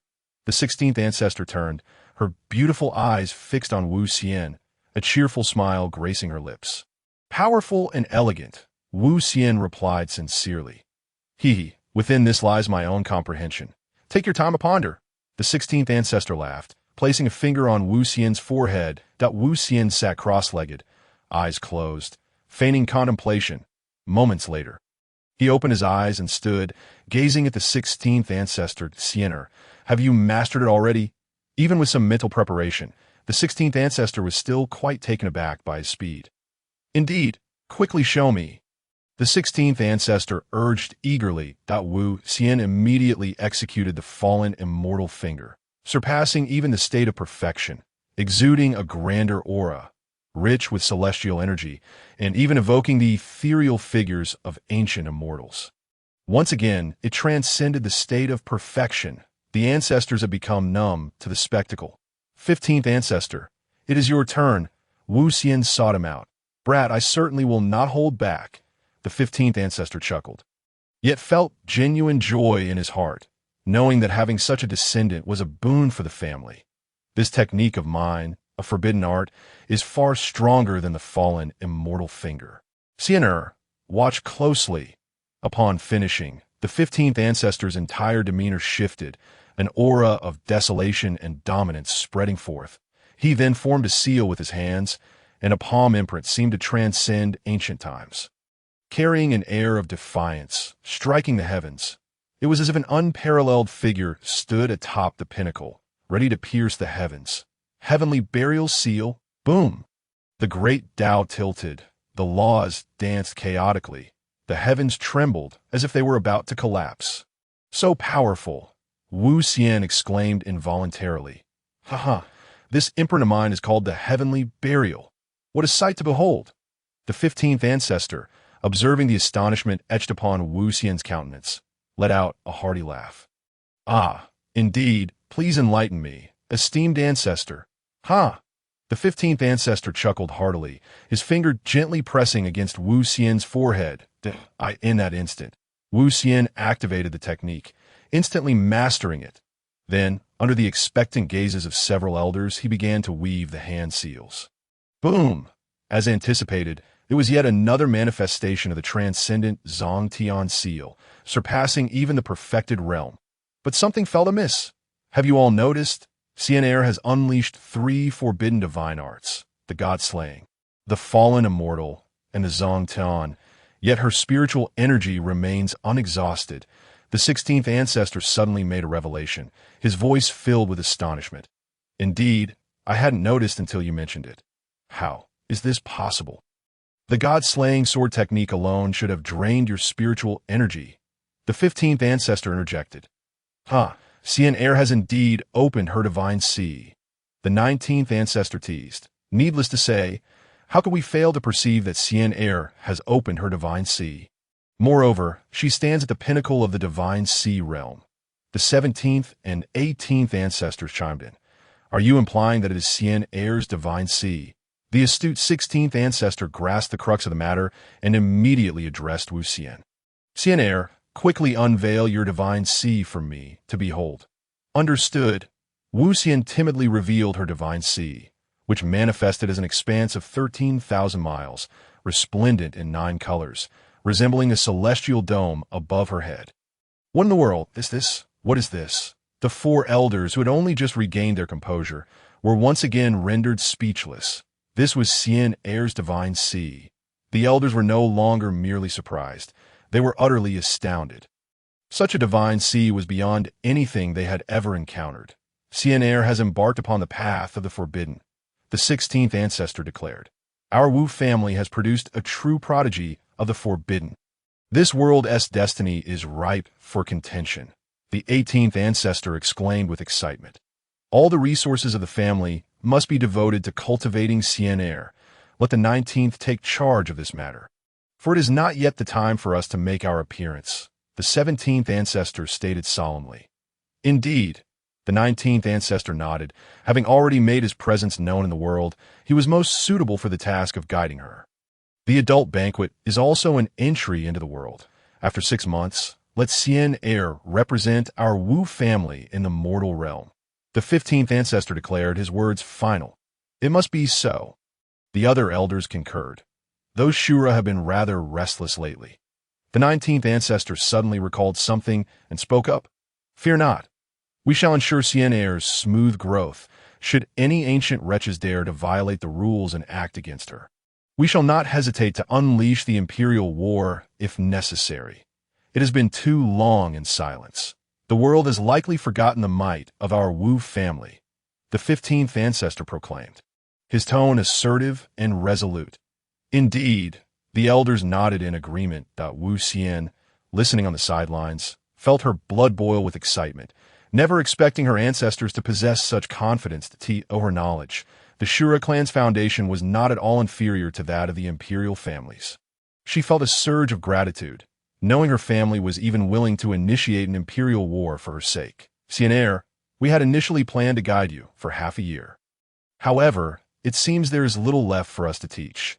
You may go forth today and prepare for the entry banquet, the 17th ancestor declared. Cianair understands.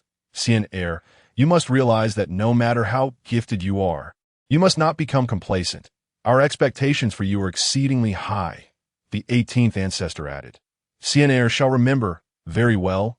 You may depart. The 15th ancestor waved his hand dismissively as Wu Xian and the others prepared to leave. A tremendous sound erupted from the depths of the ancestral abyss. A vast, indistinct tomb began to solidify, radiating divine light, causing the ground to tremble violently. Then a thick, chaotic aura surged forth from within, swirling wildly. Suddenly, a pair of colossal eyes emerged above the great tomb. These enormous eyes loomed in the heavens, imbued with a sense of ancient wisdom, as if the gaze of a deity from the primordial era. The eyes shimmered with intricate runes, resembling 2 profound abysses. In that moment, Wu Xian felt as if she had been ensnared by those eyes. An indescribable sensation washed over her, as if there was a connection between them. Moreover, her double pupils seemed to respond instinctively, emanating a brilliant light that resonated with the celestial eyes above. Seizing the opportunity, Wu Xian used her double pupils to peer deeper and finally discern the true nature of those eyes. Each eye contained two interwoven pupils, exuding an awe-inspiring and extraordinary presence. As the great Dao collapsed and reformed within, the universe extinguished and was reborn, presenting a breathtaking spectacle. These eyes were akin to her own. They were double pupils. Wu Xian was astonished. Someone within the depths of the ancestral abyss possessed double pupils. It was indeed the Dao Qiong ancestor. The Dao Qiong ancestor had awakened. Greetings, Dao Qiong ancestor. The elders, upon seeing the double pupils in the heavens, bowed in reverence, akin to children encountering a revered elder. I have not truly awakened. I merely sense the aura of the double pupils, which roused a fragment of my divine consciousness.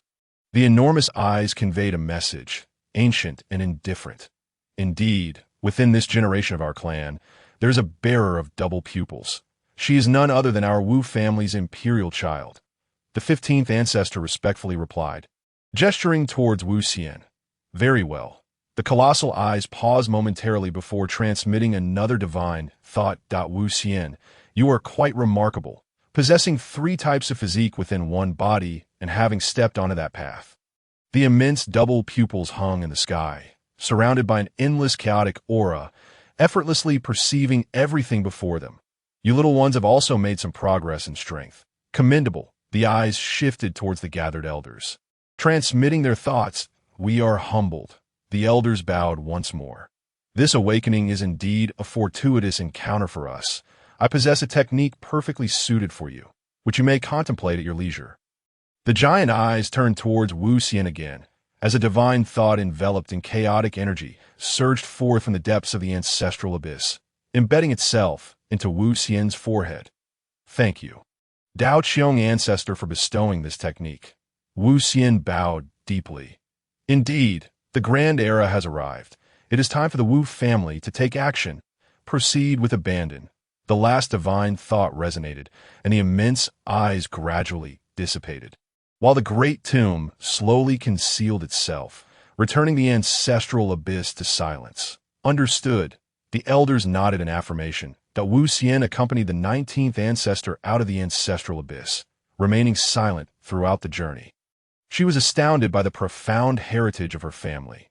Beyond the ancestors, there existed the Dao ancestors, and within the depths of the ancestral abyss, an invincible bearer of double pupils lay in slumber. The 19th ancestor, perceiving her thoughts, spoke. See, an heir, an imperial clan, especially one like ours that has existed for countless ages, possesses a foundation that surpasses ordinary imagination. All of this is still too early for you. Focus on your own path, for the family will always be your unwavering support. Heir understands. Heir, your talents are unparalleled in my lifetime. I eagerly anticipate your future. What is meant to be taught has already been imparted by the other elders. However, I do have a gift for you. As they arrived at the Imperial Child Hall, the 19th ancestor stated, producing an object and presenting it to Wu Xian. A translucent figure darted forth from the 19th ancestor's hand, instantly landing in Wu Xian's palm. Is this a dragon? Wu Xian looked down to see a small dragon swimming gracefully in her hand, resplendent in 7 colors, appearing vividly alive. But wait, this is not a living creature. Wu Xian discerned the anomaly. This was not a genuine dragon hatchling. This item was meticulously crafted over 3 years, utilizing countless rare materials and 7 supreme celestial metals, specifically forged as a weapon for you. Do you like it? The 19th ancestor chuckled, his aged face reflecting a hint of affection. Wu Xian was enamored. This was the finest gift she had ever received. Thank you, grandfather, she responded, moved by the gesture. Having lived 2 lives, she felt a surge of emotion at those words. This weapon possesses a unique ability to continually evolve. Although it may merely be a divine artifact now, it could very well become a sacred weapon, or even an imperial weapon in the future. The 19th ancestor elaborated, his tone tinged with pride, that he had consulted numerous ancient texts for this weapon. It can evolve? Wu Xian exclaimed in astonishment.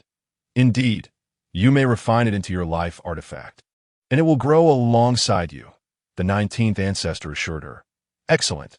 The dance immortal was certainly aware of the concept of fated artifact, yet he had never found the time nor encountered the appropriate circumstances to pursue one. Gazing at the diminutive dragon, He felt uncertain about its nature as a weapon. Without hesitation, he infused it with his spiritual energy, witnessing the little dragon transform into a resplendent seven-colored longsword that materialized in his hand. With a gentle stroke through the void, he effortlessly cleaved it as if it were mere tofu. What an extraordinary artifact! Next, grasping the longsword with both hands, he delivered a powerful downward strike, and the sword metamorphosed into a battle spear. It can do that too? The dance immortal was filled with boundless delight. The ability to freely change forms was astonishing.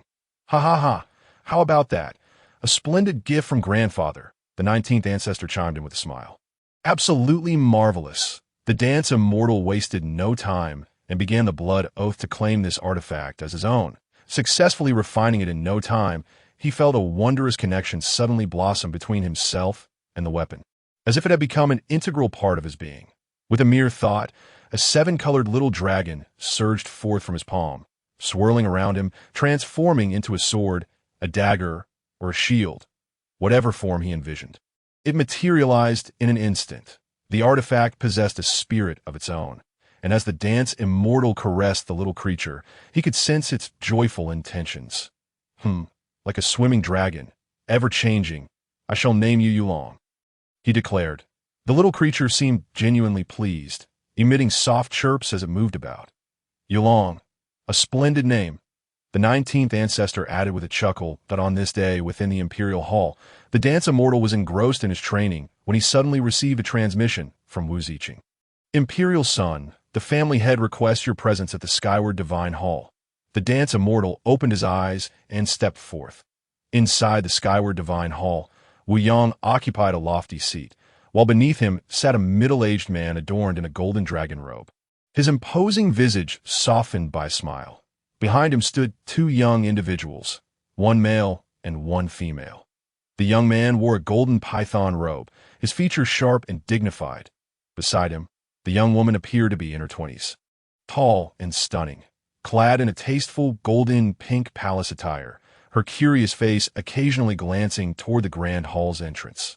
Brother Wu, I have heard that the Imperial Sun has recently broken through to the Divine Sea realm, opening up a 9-color Divine Sea unseen for eons, truly worthy of the title True Immortal, the middle-aged man remarked, his tone laced with faint admiration.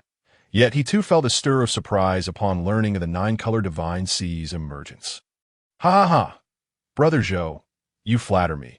Your great Zhou dynasty is also brimming with talent. I see that these two young ones behind you are quite impressive. Wu Yang responded cheerfully. Not at all. Compared to the Imperial clan, it is merely child's play. The middle-aged man replied with a wry smile, then turned to the two youths behind him. Come, greet your Uncle Wu. The young man and woman stepped forward to pay their respects. Zhou Zheng and Zhou Tong greet Uncle Wu. Ah, such young individuals already at the Dao platform realm, quite commendable. Wu Yang nodded approvingly. Is this the innate sacred heart? And what about this one? A primordial spirit body. Wu Yang discerned their unique qualities upon closer inspection. Zhou Zheng bore a sacred heart, while Zhou Tong possessed an innate primordial spirit body. Brother Zhou, you must nurture your children well. They may become great saints in the future. They cannot be compared to the Imperial Sun. However, Father, just as they engage in casual conversation, a voice called from outside the hall, followed by a figure entering. The newcomer was tall, surrounded by an ethereal aura, and upon his arrival, the world seemed to dim in comparison. Clad in white, with hair to match, his beauty was unparalleled. His dual-colored eyes sparkled with depth, and a mysterious celestial mark adorned his brow. Resembling a transcendent being among mortals, exuding an air of mystique and nobility, Sienner has arrived. Come over. Wu Yang beckoned with a smile.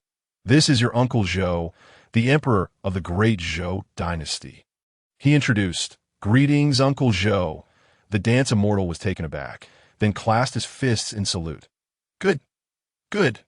No need for such formalities, Imperial Son. The great Zhou Emperor replied with a smile, though inwardly he felt a chill.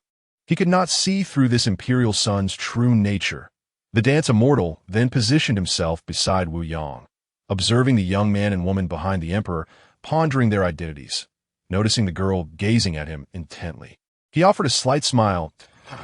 Zhou Tong's cheeks flushed crimson as she snapped back to reality, quickly lowering her head, unable to meet the dance immortal's gaze. How could there exist such unparalleled beauty in the world? The rumors of the dance clan's imperial son possessing true immortal talents were indeed true. Zhou Tong mused inwardly, overwhelmed by the impact the dance immortal had on her. Zhou Zheng stood in astonishment, perceiving the dance immortal as an enigma, shrouded in mystery. The dance immortal, meanwhile, contemplated the purpose of his father's summons. He was aware that the great Zhou dynasty was a top-tier force, slightly inferior to the Yaoqi Holy Land, and a subordinate power to the vast dance clan. After some pleasantries, the great Zhou emperor spoke. "I have come to disturb Brother Wu today with joyous news." "Oh, what news do you bring, Brother Zhou?" Wu Yang inquired eagerly. "Our people in the lower realm of Xianling continent had discovered traces of Dao forging liquid," the great Zhou emperor announced with excitement. He was confident this would pique Wu Yang's interest. "Is this truly the case?" Wu Yang's anticipation was palpable. "Indeed, I would not dare deceive Brother Wu," the great Zhou emperor replied earnestly. "According to our intelligence, that secret realm will open in a month's time, and only those below the king realm may enter. I have come to invite the imperial son to retrieve this Dao forging liquid." "Uncle Zhou, what exactly is this Dao forging liquid?" the dance immortal inquired. "Imperial son, the Dao forging liquid is an unparalleled treasure, serving a singular purpose. It allows the user to condense an additional Dao platform. Moreover, it is effective solely for those at the Dao platform realm." Upon hearing this, the dance immortal understood. The Dao platform realm maxed out at 9 platforms, while 10 platforms belong to the realm of breaking limits.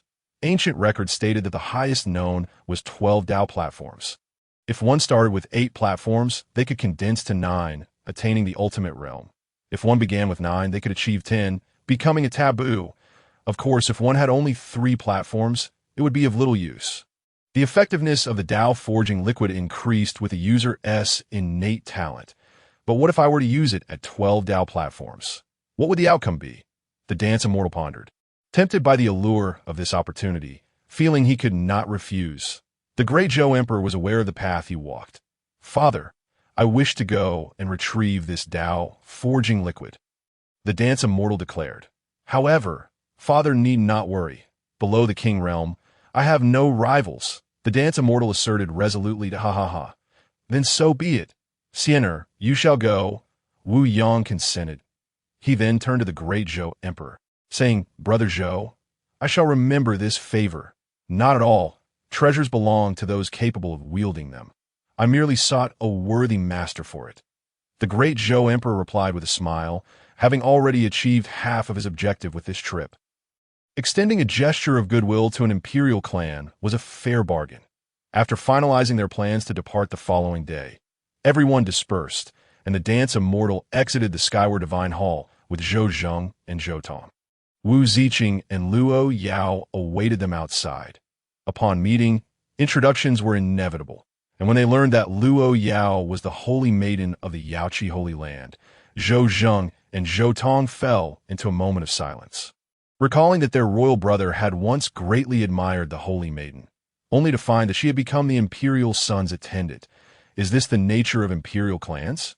Shall we wander about? Zhou Tong suggested, her beautiful eyes fixed on the dance immortal. "I have never been to an imperial clan before.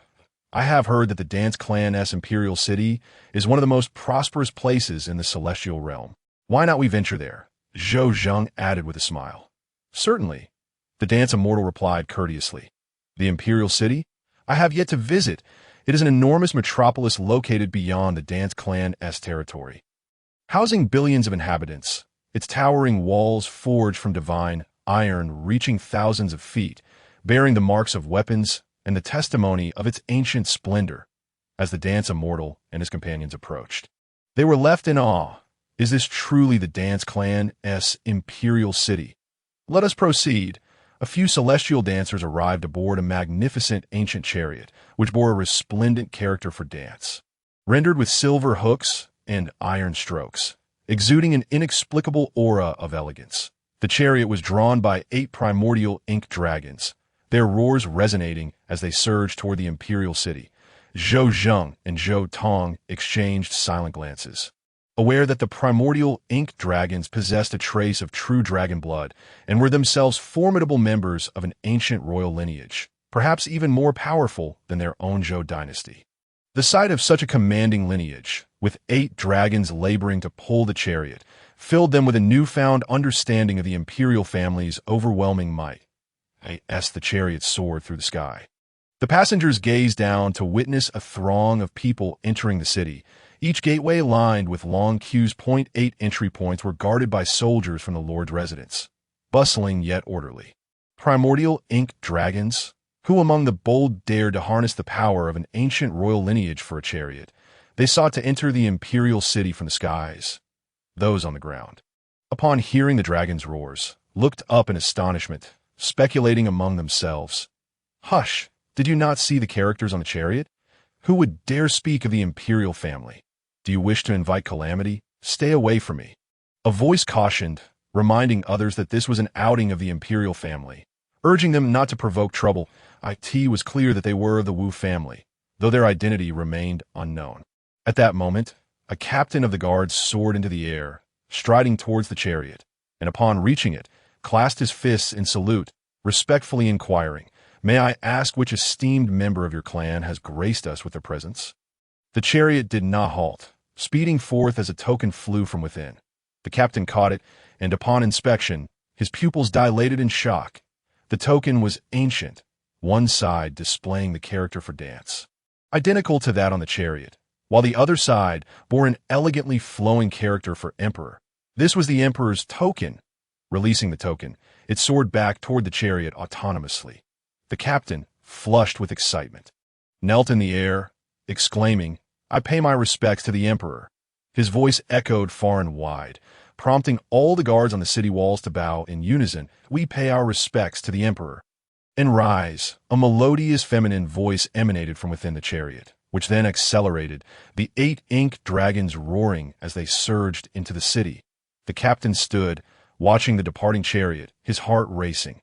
Could it be that the legendary emperor had truly arrived in the imperial city? Emperor? Which emperor? Could it be? Speculation rippled through the crowd as they pondered the legendary figure of the Wu family, the Emperor Wu Xian. The news of the Emperor Wu entering the city spread like wildfire, and in an instant it was common knowledge. What delights does this imperial city hold? This is my first visit. Within the chariot, Wu Xian inquired. The spacious interior resembled a palace, where Wu Xian sat, eyes closed in meditation. A cup of ethereal tea wafting with fragrant vapors beside him. Wu Ziqing and Luo Yao stood behind him, their delicate hands gently kneading his shoulders. We are unaware.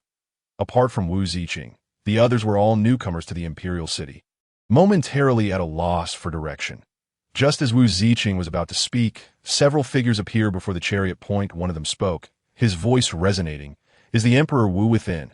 The speaker was a young man, delicate of features, with an overly pale complexion. Beside him stood 2 men and a woman, all adorned in extravagant attire, exuding an extraordinary presence. Who would dare obstruct the chariot of the Wu family's emperor? "Are they courting death?" Someone exclaimed in astonishment. "Hush! I told you not to speak recklessly. You truly seek your own demise. How could I have a junior brother like you?" Another voice chimed in, filled with exasperation. "Hey, senior brother, you know I've just emerged. You are well versed in the ways of the world. Do enlighten me." The reprimanded junior brother, unfazed, responded with a grin. "You," the senior brother, shaking his head, replied, "Those individuals I recognize. They are all prodigies of ancient royal lineages. The one who spoke is Yin Long, a notable talent from the primordial Yin Python clan, and his brother is the renowned saint son of the clan, Yin Liang." The young man paused before continuing. "The woman in red is also a prodigy of the Yin Python clan, named Yin Ling, while the 2 in purple are talents from the primordial demon spider lineage." After relaying this information, he solemnly added, "They are all figures we cannot afford to offend." "Oh." The chariot halted in midair, remaining unresponsive to Yin Long's inquiry. Inside, Wu Ziqing and the others had already briefed Wu Xian on the situation. With Zhou Tong casually mentioning, the primordial yin python and primordial demon spider clans have always been on good terms with the primordial ink dragons, that Wu Xian comprehended the implications. Were the newcomers ill-intentioned? Yin Long, having waited in vain for a response, felt slighted. "How dare you ignore me?" he exclaimed in frustration. "How audacious!" He continued, amplifying his voice with spiritual energy. "I am Yin Long of the primordial yin python clan. I demand an audience with the Emperor." His voice thundered, resonating far and wide, drawing an ever-growing crowd, filling the skies and streets. Unfortunately, the 8 ink dragons continued to roar, with the chariot remaining unresponsive. Wu Xian, do you look down upon my yin python clan and refuse to acknowledge me? Yin Long felt humiliated, sensing that he had been made a fool of before an audience. Losing his patience, he bellowed, his tone no longer gentle, as he exuded a menacing aura of the Dao stage, with Yin Long reaching the pinnacle of that realm. At that moment, a voice emerged from within the chariot. Lazily, yet piercingly, "Why should this emperor give you face?" The crowd fell silent, astonished by the emperor's brazen demeanor. The confrontation escalating to Wu Xian. "You are too arrogant. Do you think you can act with impunity in the Wu family's imperial city?" Yin Long nearly exploded with rage, feeling utterly disregarded. "Oh, this emperor can indeed act as he pleases. What will you do about it?" The languid voice continued, unfazed. "How dare you?" Yin Long had never felt such fury before. He summoned his spiritual power, flames flickering beside him. "What? Do you wish to attack this emperor?" Wu Xian retorted, maintaining an air of indifference. "Wu Xian, if you are a man, engage me in battle, a fight to the death." Yin Long shouted, his voice turning shrill. "You wish to challenge this emperor? Ah, Wu Xian, stop your prattling. Just say whether you dare. This emperor would be delighted to send you on your way." With that, the chariot doors swung open, revealing several figures stepping forth. Leading them was a young man clad in resplendent white robes, his hair glistening, tall and ethereal, with an aura of immortality. His striking dual-colored eyes sparkled with depth and beauty, his countenance unparalleled. Following him were 1 man and 3 women. One donned a golden python robe, sturdy in appearance, while the other 2 women were breathtakingly beautiful. "Since you were so eager for death, this emperor shall oblige." Wu Xian stood in the air, mysterious and regal, casting a slight smile at Yin Long. "Ah, is this the emperor of the Wu family? So handsome. I have never beheld someone so imbued with an aura of immortality. The emperor is truly unparalleled. I think I might be in love." "I can too." Some onlooking female cultivators erupted in excitement, chattering animatedly about Wu Xian, while the male cultivators were equally captivated by his appearance. Their focus remained on his strength. This emperor is utterly inscrutable. He seems to embody a dangerous enigma. How fearsome! Yin Long's confidence wavered. "Haha, I shall see how you fulfill your promise," driven to madness by the surrounding chatter. Yin Long had clearly lost his composure. "Then let us engage." Wu Xian had no intention of delaying. Just then, a woman in purple stepped forward, addressing Wu Xian. "Emperor, allow me to take this on." "No need." Wu Xian waved his hand. In our cultivation journey, one must honor their word. This emperor has vowed to send him on his last journey, and I shall see it through." "Die, Wu Xian." The sharp voice of Yan Long accompanied his fist. Boom! Ah! A tremendous crash echoed alongside a heart-wrenching scream. Yan Long's fist was seized by Wu Xian with a single hand, unable to advance any further. Then that slender, crystalline hand squeezed fiercely. Yan Long's hand was entirely crushed. How could this be possible? He belonged to the ancient royal lineage, possessing physical strength far superior to his peers. Yet his fist was so easily shattered. This defies logic. What do you mean, defies logic? My esteemed young master is the embodiment of chaos itself. Can't you filthy men see? What a fuss you're making. What do you mean your esteemed young master? He clearly belongs to me. You shameless little harlots, the esteemed young master is solely mine. Dare to covet him? I shall rip your mouth apart. I shall claw you to death. A group of male cultivators stood silently, retreating a few paces to distance themselves from the unfolding chaos. Wu Xian's hand pulled back, drawing Yan Long towards her. Then she kicked out, sending Yanlong flying like a cannonball. He let out a heart-rending scream, as that kick shattered his internal organs. Yanlong, Yanling, who was watching, shouted, rushing to catch the flying Yanlong. The immense impact caused both to retreat hundreds of feet in the void before stabilizing. Such formidable power! Yanlong, we are no match for him. He must have seen through something and deliberately provoked you. He was scheming from the very beginning. Yanling looked at the half-broken Yanlong in her arms and spoke. Wuxian, your heart is ruthless. Yanling was somewhat distraught, exclaiming, have you forgotten what you intended to do? How ludicrous! He was adamant about taking my life. Wuxian stepped through the void, advancing towards Yanling and Yanlong. Now, are you blaming me? What do you intend to do? Yanling trembled as she observed Wuxian drawing closer. Wuxian had lost her interest in conversation, that if you truly kill Yanlong, our Yanlong clan will not let this go. Wuxian remained unfazed, merely smiling at her, closing the distance further. Yanling grew anxious. Wuxian was impervious to reason. Yanlong's elder brother is our clan's holy son. If you kill his brother, he will not spare you. Wuxian continued to smile. Do not approach me. Yanling completely broke down, her voice tinged with despair. Wuxian raised her foot, poised to step on Yanlong. You are a madwoman. You are a devil. Yanling stood frozen in place, paralyzed by overwhelming fear, unable to move. She could only watch helplessly as that foot descended. You wretch! Suddenly, a booming voice echoed from afar. As a towering figure ascended from the horizon, radiating boundless brilliance, rushing toward them. Members of the Yanlong clan, the onlookers murmured. The situation was taking a turn.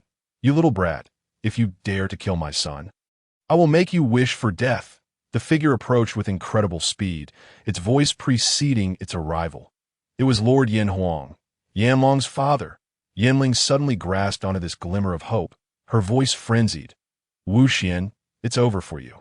Soon you'll be begging me on your knees. Ha ha. Wuxian laughed, not pausing for a moment as she stepped directly onto Yanlong's chest. Crack. Yanlong's eyes widened, unable to close in death. He never expected that, despite his intentions to showcase his might, he would meet such a tragic end. Yanling completely collapsed, with Yanlong's father so near, and Wuxian still dared to strike him down. You will die. Wuxian, believe me, you will die. No need for your concern. Weren't you the one who wanted me to kneel? You kneel first. Wuxian turned, still smiling, and then seized Yanling, forcing her to kneel at her feet. You will die. You will certainly die. Yanling knelt there, her face pale, murmuring, "Da-da. Little beast, go die." Yin Huang, seeing his son slain, was filled with rage. He struck out directly into the void. A massive hand reached toward Wuxian. The power of a true god erupted recklessly, causing the very void to ripple. Some lower-tier cultivators fell into the abyss. Wuxian gazed at the descending hand, channeling all her strength.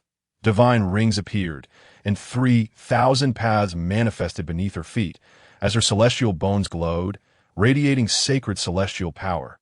Yet, feeling it insufficient, she activated her heavy pupils, forming a suit of armor around her. After all this, Wuxian extended a finger. The dazzling brilliance of her fingertip shot forth, accompanied by a cascade of radiant celestial light, hurtling toward the enormous hand. Falling celestial finger, the massive hand descended, as if everything were made of paper, obliterating inch by inch. Wuxian's preparations blocked a significant portion of the attack, yet was still insufficient. The disparity was too vast. Boom! Wuxian was slammed into the ground, raising a colossal cloud of dust. Young master! Everything transpired in an instant. Mu Ziqing and Luo Yao reacted, but it was already too late. The two women cried out, hastening towards the ground. Zhou Zheng and Zhou Tong also turned pale, unable to believe. The young master of the Mu family is dead. This is a grave matter. The sky is falling. The place descended into chaos. The young master of the Mu family had been struck into the ground by a true god, his life uncertain. This was an earth-shattering event, and it unfolded within the Mu family's imperial city. Onlookers began to discreetly slip away, fearing the wrath of the Mu family. Yin Huang is finished. We must leave. This place is no longer safe. Yin Huang stood in the void, his formidable aura erupting, fixated on the ground. Mu Wuxian, your death is well-deserved. His eyes reddened, resembling a frenzied old lion. Are you so certain you can kill me? Suddenly, a voice emerged from the deep pit. Then, a figure clad in white with white hair slowly emerged from the dust. His garments were slightly tattered, one arm hanging limply, yet his gaze was brighter, waving at Mu Ziqing and Luo Yao, then turning to Yin Huang. What the hell? He is actually alive. The young master withstood an attack from a true god. His arm is broken. Those who had turned to leave had not gone far before witnessing this scene, turning back in confusion. How could a cultivator of the divine sea withstand a true god? Is this world mad? The true god's power still isn't enough. My current limit should be divine fire. Wuxian pondered, a frenzied glint flashing in her eyes. She had refrained from using the protective measures given by her elders. She even instructed those secretly protecting her in the imperial city not to intervene, solely to test her limits. Wuxian activated her heavy pupils, her left eye shimmering as milky white light flowed forth. Enveloping her arm, crack. Wuxian's severed arm twisted, rapidly regenerating, and in the blink of an eye, it was restored to its former state. Such a defiance of fate with those heavy pupils. This is indeed a position of invincibility from the very beginning. Truly, an invincible legend.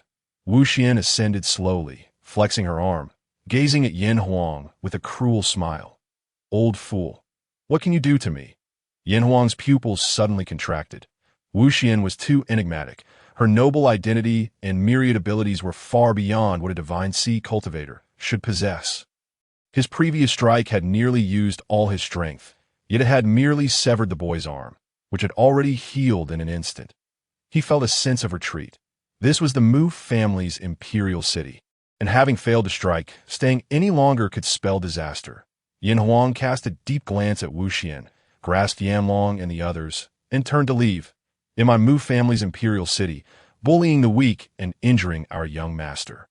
And you still wish to flee? Stay right there. A voice rang out from the heavens, and Yin Huang was astonished to find himself bound in the void, unable to move. Suddenly, a figure appeared in the sky, imposing and resplendent in silver armor, wielding a war spear, like a silver sun hanging in the sky, emanating an overwhelming aura that was suffocating, a high commander of the imperial city. This was a divine king, invincible beneath the saints. Yin Huang is finished. Salutations, young master. The high commander bowed to Wuxian, who acknowledged him with a nod. Yin Huang watched this scene, his heart trembling, and managed to speak with difficulty. As a divine king, do you intend to rely on your strength to strike against me? Haha, what a joke.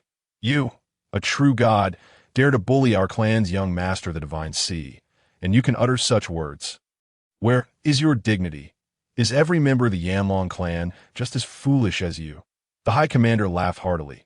This old fool was indeed a rarity. The celestial dancer, Wuxian, has slain my son. Yin Guang exclaimed with venomous rage. What a farce! Were you not aware of the life-and-death duel they had agreed upon? He has taken my child's life, and I demand his death in return. Were it not for his protective artifacts, he would already be dead. Yin Guang howled, having reached the end of his tether. Ignorance. The Grand Commander regarded Yin Guang, shaking his head slowly as he spoke. The Imperial Son did not employ any divine artifacts, and he even conveyed to me not to intervene. Otherwise, could a mere true god like you dare to act under my very nose? Upon hearing these words, the crowd suddenly comprehended the gravity of the situation. The Imperial Son of the Wu family is indeed ruthless. He is playing with fire. His artistry and audacity are formidable. He is merciless to his foes, yet even more so to himself. His strength is indeed remarkable, withstanding a strike from a true god without relying on external aids. And he is quite handsome too. Impossible! You must be deceiving me. I see through your intentions to disturb my resolve. Yin Guang shouted. He could not fathom that someone could genuinely endure a true goddess strike in the Sea of Gods. Am I worthy of your deception? The Grand Commander smirked disdainfully and then turned to Wuxian. How should we deal with these individuals? Wuxian waved his hand, signaling for them to depart. Let the ancient demon spider clan spare his life. The two young members of the ancient demon spider clan watched in horror as the three members of the Yin family were reduced to mere ashes, the sensation of brushing against death rendering them weak in the knees. Hurry! We must return and inform the holy son of Yin Liang. As the spectacle concluded, the crowd gradually dispersed, and the tale of the Wu family's imperial son withstanding a true goddess strike spread rapidly. Alongside this revelation, a video emerged, capturing the grace of the Wu family's imperial son, who is said to possess the potential of a true immortal, with onlookers dubbing him the most handsome man in the realm of Tian. A celestial being among mortals, the imperial son stands unparalleled. Upon returning to their carriage, Wu Xian changed into a fresh set of white robes. Imperial son, you must not take such risks again, Wu Ziqing spoke.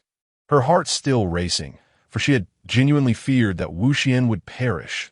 Luo Yao was equally shaken. This imperial son is truly unlike any other. The imperial son is extraordinarily powerful. Zhou Tong's eyes sparkled with admiration. The imperial son possesses great audacity, Zhou Zheng remarked, his countenance grave, feeling a chill at the thought of this young imperialist Owen. He truly only 15 years old. Wu Xian sat in a lavishly adorned chair, eyes closed, remaining silent. Imperial son, I just remembered that today is the monthly auction at the Wanbao Pavilion in the Imperial City. Shall we not pay a visit? Wu Ziqing suggested, noting the somber atmosphere. Very well, Wu Xian replied. The group promptly commanded their celestial carriage towards a location in the Imperial City. Imperial son, we have arrived at Wanbao Pavilion, Wu Ziqing softly announced, and Wu Xian opened his eyes to this Wanbao Pavilion. Before them rose a magnificent building, soaring into the clouds, with the grand characters Wanbao Pavilion gleaming brilliantly. The entrance was bustling with cultivators, an endless stream of visitors. I have heard that divine-level techniques are being auctioned today. I must secure one. My Sea King divine body is nearing completion. I am determined to obtain the Sea Spirit Pearl. I must acquire the soul-nourishing herb. I must save my grandfather. As Wu Xian and his companions reached the entrance, a maid greeted them with a sweet smile. Are you all here to attend the auction? Indeed. Please take us to the Wu family's private box, Wu Ziqing requested. Are you esteemed members of the Wu family? Do you possess credentials? The maid's demeanor became even more humble upon hearing their response. She could not afford to offend someone of the imperial son's stature. Wu Ziqing produced the imperial son's token, causing the maid's pupils to constrict in shock, unable to contain herself, and she gasped in astonishment. Wu Xian glanced at her as, it is the esteemed imperial son gracing us with his presence. I am but a humble servant who failed to recognize the mountain. And I am guilty. The maid nearly knelt before Wu Xian, quickly recalling the day's significant events in the imperial city and hastily offering her apologies. In no matter, lead the way. Yes, please follow me, imperial son. The group followed the maid to the second floor of the hall. Imperial son, this is the Wu family's designated imperial box, the maid announced as she opened the lavish door, bowing her head. Very well, you may leave, Wu Ziqing instructed, and Wu Xian entered the box, followed by the others. Esteemed ones, I shall remain outside. Should you require anything, do not hesitate to command me. The maid closed the door, exhaling in relief. Patting her chest, I nearly fainted. I encountered the Wu family's imperial son. However, she quickly silenced herself, glancing around to ensure no one was watching, and discreetly stuck out her tongue. The box was indeed luxurious, specifically prepared for the imperial clan, offering ample space filled with rare delicacies and exquisite wines. Additionally, the box was equipped with formations, providing a clear view of the entire auction hall, while those outside could not see within. And the soundproofing enchantments were impeccable. Truly, this imperial box lives up to its reputation, Zhou Zheng commented, noting that while Wanbao Pavilion is widespread throughout the immortal realm and even has a location in his own Dazhou imperial city, his family's influence does not afford them such privileges that that moment. As Wu Xian and his companions entered the box, a young maid dressed in servant attire knocked on the door of a quiet room on the top floor of Wanbao Pavilion. Come in, a melodious female voice called out, and the maid promptly entered. I pay my respects to the young lady." Inside, two enchanting figures were visible. One sat at the table, pondering over the auction's participant list. Her brow furrowed in thought. She appeared around 15 or 16 years old, clad in a red dress, her beauty radiant, embodying the essence of a lovely maiden. The other figure stood by the window, dressed in white, her silhouette graceful, with long legs and an astonishingly tall figure. Her silky hair was casually tied with a silver ribbon, cascading down to her shapely waist. She gazed out the window, seemingly lost in thought, oblivious to the maid's words. "Xiaoqing, what is it?" The girl in red set down the list and looked up at the maid, inquiring. "Young lady, the Wu family's imperial son has arrived at our Wanbao pavilion. He is currently in the imperial box." Which Wu family imperial son? It is the one who defeated Yanlong and withstood a true goddess strike in the Sea of Gods. Wu Xin of the Wu family. What? He is here too. Did he say anything? No. I understand. Xiaoqing, you may leave for now and inform Uncle Fu to personally attend to him. Notify me immediately of any developments. Yes, young lady, the maid acknowledged and exited. The Wu family's imperial son has indeed come, the girl in red murmured. Who is this Wu family imperial son? At that moment, the figure by the window spoke, turning to reveal an exquisite beauty. Her features were stunning, unadorned by makeup, her brows and eyes painted like a delicate watercolor. Exuding an aura of aloofness, the crescent moon mark adorned her forehead, reminiscent of a moon goddess, standing apart from the world. Sister Nailin, you are so beautiful. Every time I see you, I am awestruck. If only I could possess even half of your beauty, the girl exclaimed, tugging at the sleeve of the white-clad woman. Playfully, you are quite the charmer. You will surely surpass me in beauty one day. The white-clad woman chuckled, extending her fair hand to gently tap the red-dressed girl's forehead. But you have yet to mention the imperial son of the Wu family. Sister Nailin, you are so engrossed in your cultivation, oblivious to the affairs of the outside world, naturally unaware of this imperial son. The girl in red teased with a playful smile. Stop withholding the details. The white-clad woman shot a playful glare at the girl, exuding charm. This Wu family imperial son is indeed extraordinary. At merely 15 years old, he has consecutively shattered the limits of the corporeal and cave realms. It is said that he has opened a sea of gods unprecedented in history, and upon arriving in the imperial city today, he single-handedly eliminated a peak Dao platform prodigy from the Yin clan with a single strike. The most astonishing part is that he withstood a strike from a true god and survived. I do not believe it. The white-clad woman stated coolly, no one can withstand a true goddess attack in the Sea of Gods. I too find it exaggerated, yet many have witnessed it firsthand. It is merely a ploy for attention. Moreover, Sister Nailin, are you not the moon goddess? What do you think of this imperial son? What could he possibly be his sun god body? The woman clad in white furrowed her brow, exuding an enchanting allure. That is not the case at all. If he were indeed the embodiment of the sun god, wouldn't he be the perfect match for my sister? Moreover, that individual would never consent. Do not mention that fellow. He is utterly bothersome. I have no connection with him whatsoever. Even when my sister is angry, she still appears so beautiful. I truly wonder which lucky fellow will benefit from that. You little girl, it seems you are in need of a good scolding. Sister, I was wrong. I shall never dare again. The two women began to playfully tussle. Quickly tell me, what is the matter with that dance family's imperial son? Sister, are you so keen to inquire about him because you harbor some intentions? By the way, that imperial son is reputed to be the most handsome man in the realm, possessing the potential of a true immortal. He is perfectly matched with you. Upon hearing this, the woman in white raised her hand as if to strike. All right, sister, let me tell you, this imperial son is said to possess 3 extraordinary constitutions. His talents are truly unparalleled. Otherwise, how could the dance family have chosen him as their imperial son? 3 constitutions. Indeed, who in the celestial domain is unaware of this? I suspect you are the only one who does not know. What are those constitutions? In any case, they are far more formidable than that so-called sun god physique. This imperial son has celestial bones. Celestial bones? That is indeed remarkable, not inferior to the sun god physique. And he possesses dual pupils. Dual pupils? Could it be the legendary invincible dual pupils? The woman in white was astonished, scarcely able to believe it. And that is not all. He also has the Chaos Dao body. Impossible!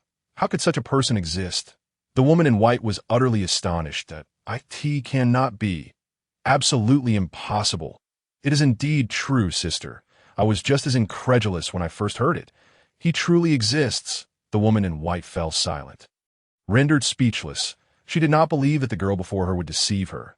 Miss, just then, a knock resounded at the door. The maid, Xiaoqing, entered. Xiaoqing, what is it?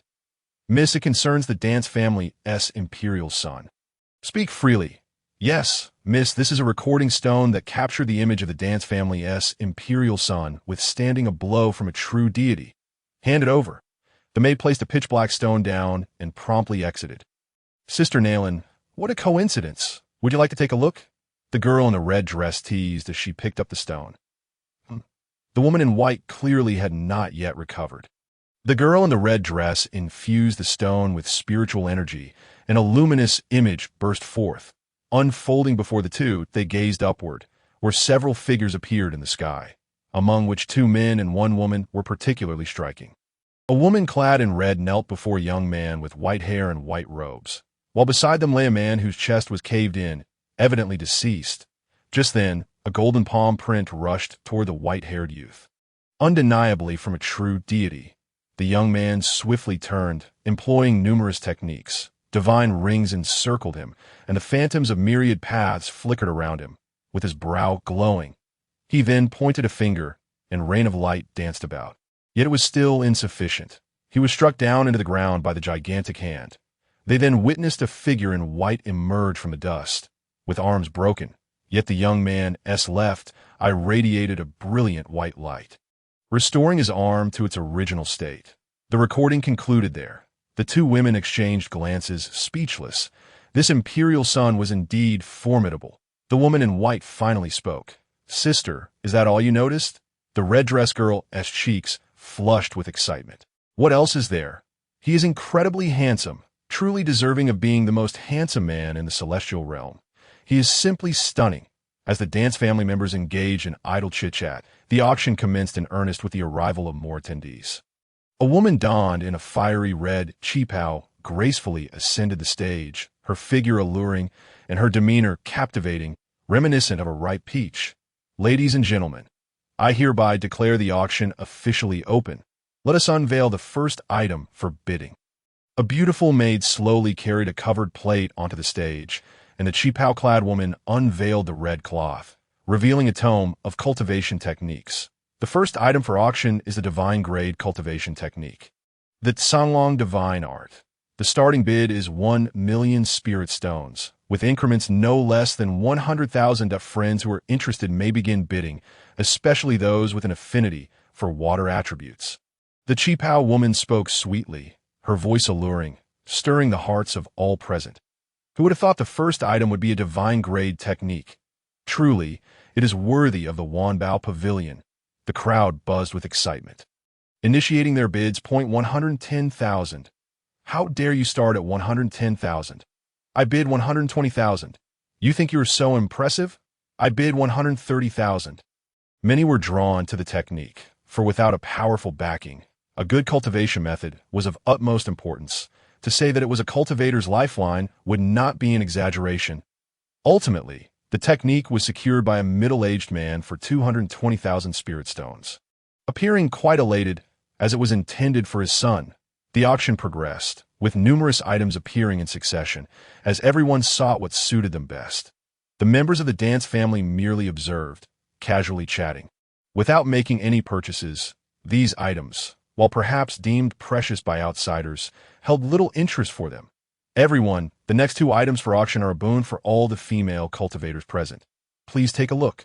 The qipao woman announced loudly, unveiling the red cloth, revealing 2 dresses before the audience. Point 1 was immaculate and ethereal, while the other was adorned with jade and silver flowers, radiating splendor. They were 2 holy grade garments. These are the Baiyun fairy dress and the Biluo silver robe, both holy grade treasures collected by our Wanbao Pavilion. Not only are they visually stunning and imbued with celestial energy, but they can also withstand a full-force strike from a sage.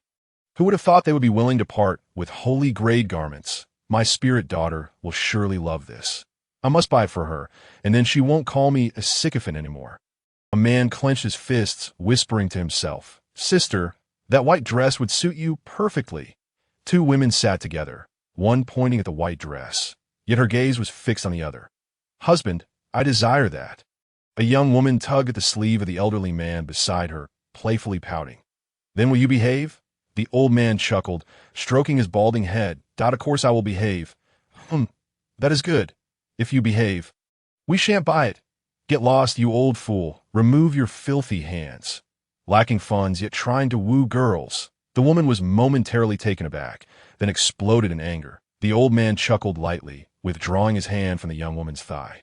Luo Yao and her companions also brightened at the sight of such beautiful items. Most girls had little resistance to them. Only Wu Ziqing remained unmoved, as the holy maiden of the dance family. She was already dressed in holy gray garments and had a preference for purple. "Hey, announce the price already. I want to secure it." "Indeed, stop dawdling." The Kipeo woman smiled alluringly, slowly announcing, "The starting price for the Bayonne fairy dress is 10 million spirit stones. With increments of no less than 500,000 spirit stones. Please place your bids." 1,100,000. "How dare you, pauper? I bid 1,300,000. Trash. 1,500,000. 2 million. 2,500,000. No one else better compete with me." A man stood up, his single eye scanning the crowd with a fierce expression. Even the one-eyed bandit is joining in. "Forget it, I'll pass. I will also pass. My life is more important. 100,000 mid-grade spirit stones." Just then a woman's voice rang out. "What? 100,000 mid-grade spirit stones? That is equivalent to 1 billion low-grade spirit stones. Who is so ruthless? Let us see who dares to compete with me." The one-eyed bandit spoke. The crowd turned to look, discovering that the voice emanated from a VIP box marked with an eye-catching name. Qingyue Dynasty. "The Qingyue Dynasty has entered the fray. We are out of luck now. Could it be the Qingyue princess? I heard she has also arrived in the imperial city." The one-eyed old man quickly sat down. Sensing the gravity of the situation, point 100,000 mid-grade spirit stones from the Qingyue Dynasty. "Is there anyone else wishing to bid?" The Qipao woman inquired, but no one responded. "Very well, I declare 200,000 mid-grade spirit stones." A voice resonated from the crowd, prompting many to turn their gazes. Who would dare to bid against the Qingyue Empire? The sound emanated from the luxurious imperial box on the second floor, where a grand character for dance shimmered brilliantly. The Wu family. The Wu family had made their move. No wonder. The auction hall fell into an immediate hush, with even whispers turning cautious. Who among the Wu family was present? Could it be a certain holy son? Not quite. You may not be aware, but I have heard that a young imperial figure from the Wu family has entered the imperial city today. No way, is that the imperial figure who slayed the fire dragon? Hush, speak not so carelessly. The Tianzi box of the Qingyue Empire also fell silent. No sounds escaping that I hereby declare that this white rhythm fairy dress belongs to the Wu family. Announced the woman in the Qipao. The bidding for the Bai Luo silver shirt commenced in the same manner as before. 2 million mid-grade spirit stones. As soon as the words left her lips, a crisp voice rang out. "Another bid from the Wu family. How can we possibly compete with that? What, can you really produce 2 million mid-grade spirit stones?" "Ah, I was merely jesting." Silence enveloped the entire auction. "May I inquire if the imperial figure is present?" Suddenly, a melodious female voice emerged from the Qingyue Empire's box. The Wu family's box remained quiet. "The imperial figure has already acquired one item." "Might I have this one?" The woman's voice from the Qingyue Empire spoke again. "You may bid as you wish." The Wu family finally responded, indicating they would not yield. "Very well, 3 million mid-grade spirit stones." The woman's voice rose, eager to bid higher. Her sister was quite fond of the garment, and she was unwilling to relinquish it, even in the face of the imperial clan. 4 million, came the Wu family's response. 5 million, the woman gritted her teeth. 10 million, the Wu family countered, doubling the previous bid. Gasps of astonishment filled the room. This price far exceeded the value of the treasure. Truly, The imperial figure was wealthy and audacious. I concede. The voice from the Qingwei Empire hesitated before speaking slowly. I declare that the Bai Luo silver shirt also belongs to the Wu family. The auction continued. Next, we present an item that our Wanbao pavilion could not ascertain the grade of, but we suspect it to be an innate spirit seed. A maid presented a box, which she opened to reveal a green object that floated forth, about the size of fingernail, resembling a flower seed. The half-closed eyes of Wu Xian opened at that moment. What is this? Wu Xian's gaze fixed upon the green seed, his expression betraying surprise. The instant the green seed appeared, the essence of his chaotic Dao body trembled in response. This object could actually provoke a response from my chaotic Dao body. It must possess significant origins, Wu Xian pondered. He must acquire this item for close examination. The green seed hovered in the air, exuding no aura whatsoever, appearing just like an ordinary seed. This thing is hardly an innate spirit seed. I believe it's merely an ordinary flower seed. I doubt that. An ordinary flower seed can still bloom. This thing has no vitality at all. It couldn't possibly grow into anything significant. Anything significant? What do you mean by that? Please remain calm. Kindly observe closely. The woman in the qipao smiled slightly and spoke. She then infused her spiritual power into the green seed, and as her energy flowed into it, the seed began to emit strands of chaotic energy. Our Wanbao pavilion has investigated for quite some time and discovered that this object indeed harbors chaos within, and it can convert infused spiritual energy into chaotic energy. The qipao woman smiled. Surely, I need not elaborate on how precious chaotic energy is. The crowd erupted in excitement.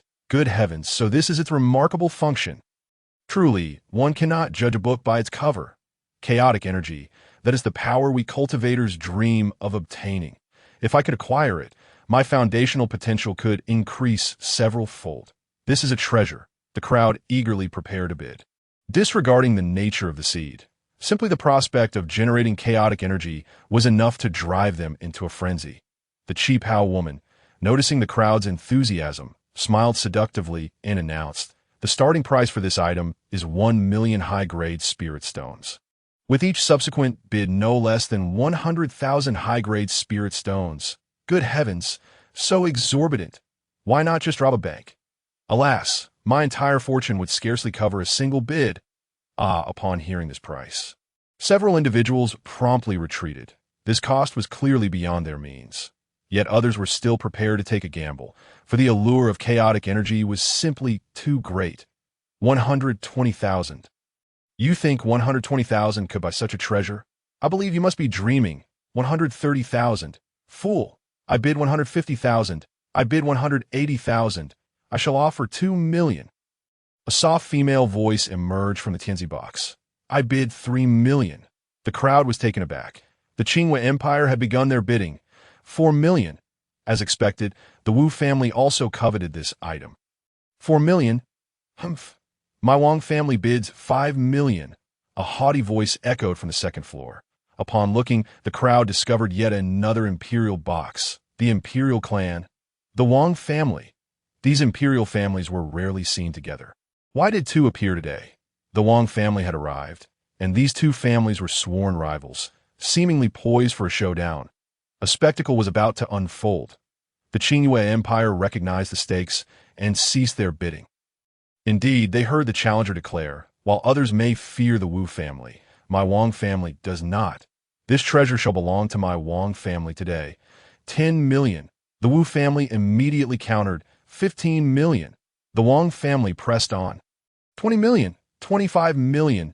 Imperial figure. It seems the Wang family is deliberately targeting us. Within the box, Wu Ziqing said angrily that it no matter. Let's play along.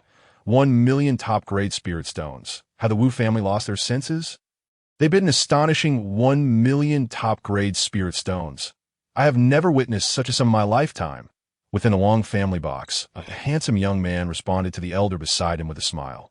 Has the Wu family truly cornered themselves? It seems that this imperial figure is not as formidable as rumored.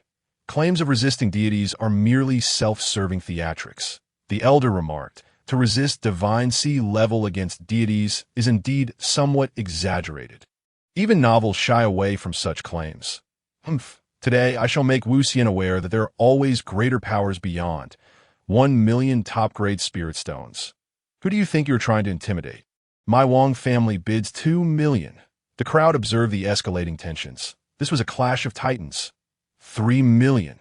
The Wu family called out 400,000. The Wang family countered. The bidding escalated rapidly, reaching 10,000,000 in no time. 10,000,000 top-grade spirit stones. While the item was extraordinary, it hardly warranted such a price. What a waste. What do you know? This transcends the value of mere treasure. It concerns the honor of the two families. Prodigal, 50,000,000 top-grade spirit stones. Wu Xian declared, increasing the bid by 40,000,000. Within the Wang family box, the young man's expression soured. He had not anticipated Wu Xian would prove so tenacious. 50,000,000 was already the limit of his resources. The elder chimed in, young master, perhaps we should let this go. Let go? How could we? We cannot let this go. The young man rose and approached the box's entrance. Suddenly, the door to the Wang family box swung open, revealing a young man clad in brocade robes. It was Wang He, the younger brother of the Wang family's first holy son. The first holy son was a rare solar divine body. His stature was quite significant. Ignoring the surrounding chatter, Wang He stood in the spacious corridor on the second floor and called out to the Wu family box, Wu Xian, this is becoming tedious. Would you dare to come out and wager with me? Creak. Suddenly, the door to the dance master's private box swung open, revealing a stunning young lady clad in purple, followed by several figures stepping out. 2 men and 3 women, all strikingly beautiful, exuding an aura of formidable presence. The foremost among them, dressed in white with hair to match, possessed an unparalleled visage, surrounded by an ethereal glow, regal and enigmatic. Could this be the heir of the dance family? So handsome, exclaimed one. Not to mention you, even I, a man, find him extraordinarily handsome. Are you the dance immortal? You certainly possess a splendid appearance, but I wonder about your true abilities. Wang He scoffed. This heir has limited time. Speak. How do you wish to wager? It is quite simple. We shall battle, and the victor claims the treasure for 50,000,000. The loser must shout 3 times, I am a big fool. Do you dare? Before the dance immortal could respond, Wang He continued, it is said that you once withstood a true god's might. I, a mere prince, do you fear me? If you are afraid, simply concede. I shall not hold it against you. Wang He raised his chin, speaking with arrogance. He, I am willing to bet, but I have one condition. The dance immortal replied. Speak. The losing party, in addition to shouting 3 times, am a big fool, must produce 1,000,000,000 prime spirit stones. What say you? This, as a prominent heir of the Wang family, you cannot possibly lack such a trivial amount of spirit stones, can you? The dance immortal smiled sweetly. An elder, having approached Wang He unbeknownst to him, urgently interjected, young master, this is unwise. I suspect this dance immortal has ulterior motives. What ulterior motives? Just watch as I reduce him to a mere shadow of himself. Wang He retorted, then gritted his teeth. Fine, 1,000,000,000 it is. I accept your wager. Dance immortal, you shall surely regret this. I must first verify your assets. I doubt you possess 1,000,000,000 spirit stones. The dance immortal continued to smile. I indeed do not have such a sum today. But 1,000,000,000 is 1,000,000,000. I would never go back on my word. That will not suffice. I do not trust your integrity. Then what do you propose? Let's draft an IOU. Very well. Wang He scribbled the IOU and waved it towards the dance immortal. If I lose, I shall hand this over to you. Agreed. Now, where are your spirit stones? I must verify them as well, as the illustrious heir of the dance family. You cannot possibly lack such a small sum, can you? Just as the dance immortal was about to respond, a melodious female voice interjected that I shall provide the spirit stones for my brother, dance immortal. The crowd gasped in astonishment. Who could be so affluent? Descending the staircase were 2 enchanting figures. The first, a stunning girl in a red dress, smiled warmly at the dance immortal, having just spoken. Upon seeing the second woman, the crowd's eyes widened in disbelief. Clad in a delicate white gown, her silhouette was mesmerizing, with long, elegant legs, and her flowing hair loosely tied with a silver ribbon, cascading gracefully down her back. Her beauty was unparalleled, with features that seemed to be painted by the gods, a hint of coolness in her expression, and a crescent moon mark between her brows, resembling a goddess of the moon. Everyone felt their breath quicken. Such a captivating woman truly existed in this world. The dance immortal also took notice, momentarily stunned by the beauty of the white-clad lady. This was the first time he had felt such awe since arriving in this realm. Just then, a voice shattered the moment of awe. "Greetings, sister-in-law," Wang He exclaimed, rushing towards the white-clad lady with evident joy on his face. "That I didn't expect you to be here in the imperial city." The white-clad lady paused, her brow furrowing prettily as an aura of frosty elegance enveloped her. "Young Master Wang, please conduct yourself with respect. I have no relation to Wang Yao. If you continue with your nonsensical chatter, I shall not hold back. My brother has declared that he shall marry no one but you." Wang He muttered. "What did you say?" "Nothing, nothing. Who is this lady?" "Do not inquire about my sister. She has no interest in you."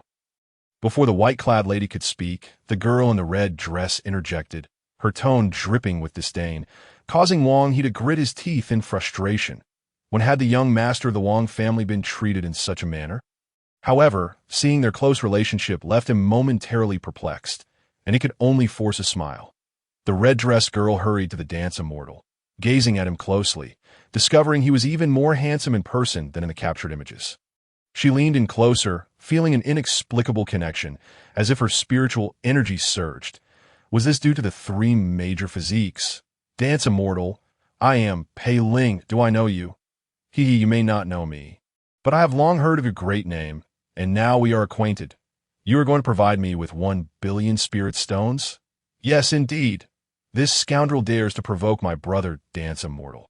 "Ling is quite angered," Pei Ling said, casting a disdainful glance at Wang He. "Wang He, you two do not know each other. What are you playing at? Sister-in-law, I mean, Miss Nayland, who exactly is she, and what is your relation?" "No comment. Stay away from me." The white-clad lady frowned, taking graceful strides toward the dance immortal. "Wang He, did I leave the house without checking the omens today? Why is this day so unlucky?" "Wang Bo, quickly, give me a reading." The elder. "Oh, it just occurred to me. I know who these two are," someone in the crowd exclaimed. "Who is it? Brother, please enlighten us." "You all, I told you to explore the world more. But you insisted that beauty only exists in books. Now, with such a stunning beauty before you, you failed to recognize her. How pitiful. Brother, please refrain from rambling. We might just end your life." Cough, cough. Wang He referred to the white-clad lady as sister-in-law. "And with the surname Nayland, this white-clad lady must be Nayland Luoiwe of the Moon Goddess Palace, whom the esteemed Wang Yao has vowed to marry, the current goddess of the Moon Goddess Palace." "Nayland Luoiwe. So, it is she. No wonder she is so beautiful. The rumors were true." "Brother," and the other one. "This red-dressed girl calls herself Pei Ling. At such a young age, she can readily produce 1,000,000,000 prime spirit stones. Can you all not guess? Her surname is Pei. Could she be the young lady of the Wanbao Pavilion?" "Nice, brother, you are not too dull. So it turns out there are two major figures here." "Oh, so she's the young lady of Wanbao Pavilion. No wonder she is so affluent. What? Do you wish to assist the dance immortal?" Wang He inquired, now understanding the situation. "This lady helps whomever she pleases." "It is none of your business, you scoundrel. Just wait. You shall lose, and my brother Dance Immortal will certainly make you a fool." Wang He felt his temples throb. "Are you declaring war against the Wang family?" Pei Ling scoffed. "Do you think you can represent the Wang family? Moreover, do you think Wanbao Pavilion fears your Wang family? You infuriate me." "Greetings, Dance Immortal." The white-clad lady approached, initiating a greeting that it is the goddess of the Moon Palace. "I have long heard of your esteemed name, and indeed, you embody the grace of a fish sinking and a moon rising." The dance immortal replied with a smile. "You flatter me. It is you who are the true dragon among men." "Dance immortal, you do not compliment me. Do you perhaps favor Nayland's sister? A graceful lady is indeed a gentleman's desire, especially for one such as I." You pointed at the dance immortal, her mouth agape in disbelief. Did he just admit it so readily? Not just her, but also Wu Ziqing, Luo Yao, and the others were equally stunned. Was this a confession from the air? Zhou Tong's expression darkened as she lowered her head. The crowd was also in an uproar. Was the heir this direct, truly in love? Nalan Luoyue was taken aback, her expression momentarily softening into something adorably charming, a look that had never graced her face before.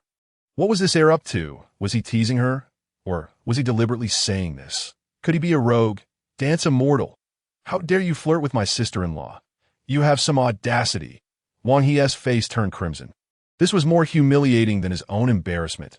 His brother's woman had been flirted with. The dance immortal appeared unfazed, gazing at Nalan Luoyue with his enchanting eyes, smiling as he spoke. You are his sister-in-law? Absolutely not. Nalan Luoyue found herself entranced by those brilliant, profound eyes, and, for reasons unknown, the dedicated practitioner felt a sudden sense of unease. She retreated a step further. Mr. Wang, did you hear that? Wu Xian addressed Wang He, her gaze still fixed on Nalan Luoyue. Damn, this prince is something else. Is he really trying to steal Wang Yao's woman? Such audacity. I adore it. If he looks at me like that, I would immediately strip myself bare. Exclaimed a woman, her voice brimming with excitement at a nearby man. Observing the woman's substantial figure and her animated expression, frowned and stepped back, retreating behind the crowd. Wu Zhiqing and Luo Yao exchanged perplexed glances. Is the prince serious? Pei Linger felt a tinge of crisis. Wu Xian, look at me. I am a wealthy lady. Wang He's veins bulged with anger. What kind of nonsense is this prince up to? He could not comprehend. Yet he realized he was being humiliated. Not only that, but his brother was also being wronged. Wu Xian, do not play with fire. You cannot withstand my brother's wrath. The solar god body, This prince is quite eager to witness it. You shall indeed see. Just don't run away when the time comes. Wang Yi declared, exuding confidence. Let us continue our wager. To ensure you don't back out, we require a witness, Wang Yi proclaimed. Looking triumphant, Lady Nalan, why not serve as our witness? Before Wu Xian could respond, Wang Yi had already chosen someone. Apart from his elderly companion, Nalan Luoyue was the only one he was somewhat familiar with. I refuse. Unexpectedly, before Wang He could change his expression, Nalan Luoyue had already turned him down. Luoyue, I also think you would be the most suitable witness, Wu Xian said with a smile, gazing at Nalan Luoyue. What did you call me? Nalan Luoyue's mind buzzed, goosebumps rising all over her body. Luoyue, do you think calling you her is more endearing? Wu Xian responded with wide, innocent eyes, bearing an expression of sincerity and naivety. Nalan Luoyue felt her mind was nearing its limits. How could this prince be so different from the one in the image stone? Sister Luoyue, just agree to Wu Xian, or else Linger will inform the old folks in the Moon God Palace of your whereabouts. Nalan Luoyue thought, tied up? What a good little sister I have. Nalan Luoyue rolled her eyes in exasperation, casting a glance at the smiling Wu Xian, and huffed, fine, I agree. Pei Linger cheered, Wu Xian, isn't she amazing? Linger is the best. Nalan Luoyue looked at the two, whose vibe was completely off, utterly speechless. Wang He, witnessing this scene, nearly exploded with rage. Brother, it seems your younger brother is incompetent. I fear your wife cannot be saved. The crowd followed the two destined for battle to the street outside. Wu Xian, don't blame me for using my strength against you. Wang He could hardly wait. He was determined to turn today's fortune around. He took a decisive step forward, unleashing a surge of king-sealing power accompanied by milky white spiritual energy. No wonder he was so arrogant. At just over 20 years of age, he had already reached the king-sealing realm. Moreover, his spiritual energy was abundant, indicating a solid foundation. Wang He charged towards Wu Xian, the milky white spiritual energy coalescing into a formidable gauntlet around his fist. Wu Xian leisurely extended a hand, her fingers long and translucent, and then clench her fist. Bang! A figure was sent flying backward, a strange cry escaping his lips. It was Wang He. His fist was bleeding. That single strike had nearly shattered his hand. Wang He turned away, secretly wiping away the tears of pain, then looked at Wu Xian with an air of indifference. The chaotic Dao body. Indeed, quite strong. However, that is where it ends. The great sun heaven palm. Let me shatter it. Wang He formed seals with his hands, summoning a massive palm imprint imbued with strands of solar god fire, crashing down from the heavens. It was Wang Yao's great son, Heaven Palm. He had actually passed it to his younger brother. This was a forbidden divine ability. Wu Xian regarded the enormous palm imprint with indifference, activating her, Zhong Tong. The symbols within her eyes surged, and she gently closed her left eye, while the open right eye began to emanate a pitch-black radiance. Suddenly, the enormous palm imprint seemed to encounter an invisible barrier. Its downward momentum halted abruptly. Gradually, the palm imprint began to disintegrate inch by inch, until it vanished completely. Before Wang He could react in astonishment, Wu Xian's right eye, glimmering with black light, was already fixed upon him. Boom! Wang He found himself unable to evade under the gaze of that eye. His body felt as though it were sinking into a quagmire, unable to move, and there was an unsettling sensation of dissolution. Wang He activated his defensive barrier, a desperate surge of milky white spiritual energy bursting forth around him. Yet, it was all in vain. Damn it, what on earth is this? Wang He screamed. Moreover, as time passed, that force capable of annihilating everything began to seep in. Wang He was horrified to discover that his hair was silently evaporating. A breath of death suffocated him. Stop. Wu Xian, I concede. Wang He cried out. Wu Xian had no intention of killing him. Upon hearing his concession, she withdrew her divine ability. However, Wang He's long hair had already been reduced to a buzz cut. Is this the terrifying indeed, and quite uncanny? The King's Sealing Realm couldn't withstand even a single strike. If it were me, Wu Ti, I instantly become a mere wretch. Ha! You wouldn't even be left with remnants. That was indeed formidable. Nailin Luoyue mused, recognizing it as a top-tier physique, extraordinarily bizarre and impossible to defend against. Wu Xian, you are so amazing. Pei Ling'er cheered, happier than if she had won herself. Wu Zhiqing and the others had long since grown accustomed to such scenes. Since you've conceded, you must fulfill your wager. Wu Xian stood there, speaking calmly, her aura ethereal. I relinquish my bid for the treasure, and here's the IOU for the 10 billion spirit stones. Wang He stated, producing the note. Have you forgotten something? Wu Xian continued. Wu Xian, I admit you are strong, but do not grow too complacent. What? Do you intend to back out? I, this young master, have always kept my word. How could I renege? Wang He denied it, then loudly proclaimed, I am a big fool. 3 ha-ha. Pei Ling'er was the first unable to suppress her laughter. Wang He, sporting a buzz cut, flushed with anger and embarrassment, turned to leave. Wu Xian, we shall see. Remember to deliver the spirit stones to my family. Wu Xian's calm voice floated from behind. Wang He's departing figure hesitated momentarily, then he left without another glance, vanishing from the sight of the crowd with the elder. Wu Xian had acquired the seed, and with the matter concluded, prepared to return to her clan, for they were to descend to the lower realm in 2 days. Wu Xian, when shall I see you again? The little girl looked on the verge of tears, reluctant to part. This must be what they call love at first sight. Nailin Luoyue shook her head in amusement, then turned to Wu Xian, her expression serious. This young prince is truly enigmatic. Fate will bring us together again. Wu Xian gently patted Pei Ling'er on the head, smiling. When Wang Yao learns of this, he may take action against you, Nailin Luoyue remarked. Feeling this matter was of great concern to her. This prince awaits his move? Wu Xian chuckled, wholly unconcerned. A solar god body, while powerful, was still no match for him. Wang Yao would have to undergo fortuitous encounters to harness the blazing solar fire. Oh, the Raging Sun Divine Fire, ranked 36 on the Divine Fire list? How intriguing. Wu Xian maintained her nonchalant demeanor. The solar god body combined with the Raging Sun, Divine Fire, ISNT, a simple equation. You are underestimating him. Do you truly believe you can rival my and celestial physique? Wu Xian spoke, exuding absolute confidence. Nailin Luoyue fell silent. Indeed, when it comes to physique, what in this world could possibly compare to the one before her? Just then, Wu Xian suddenly approached her, his voice gentle. Luoyue, are you concerned for me? Nailin Luoyue jumped in surprise, hastily stepping back, her face flushed, her long, jade-like legs taut, the icy demeanor on her face completely vanished. Do not speak nonsense.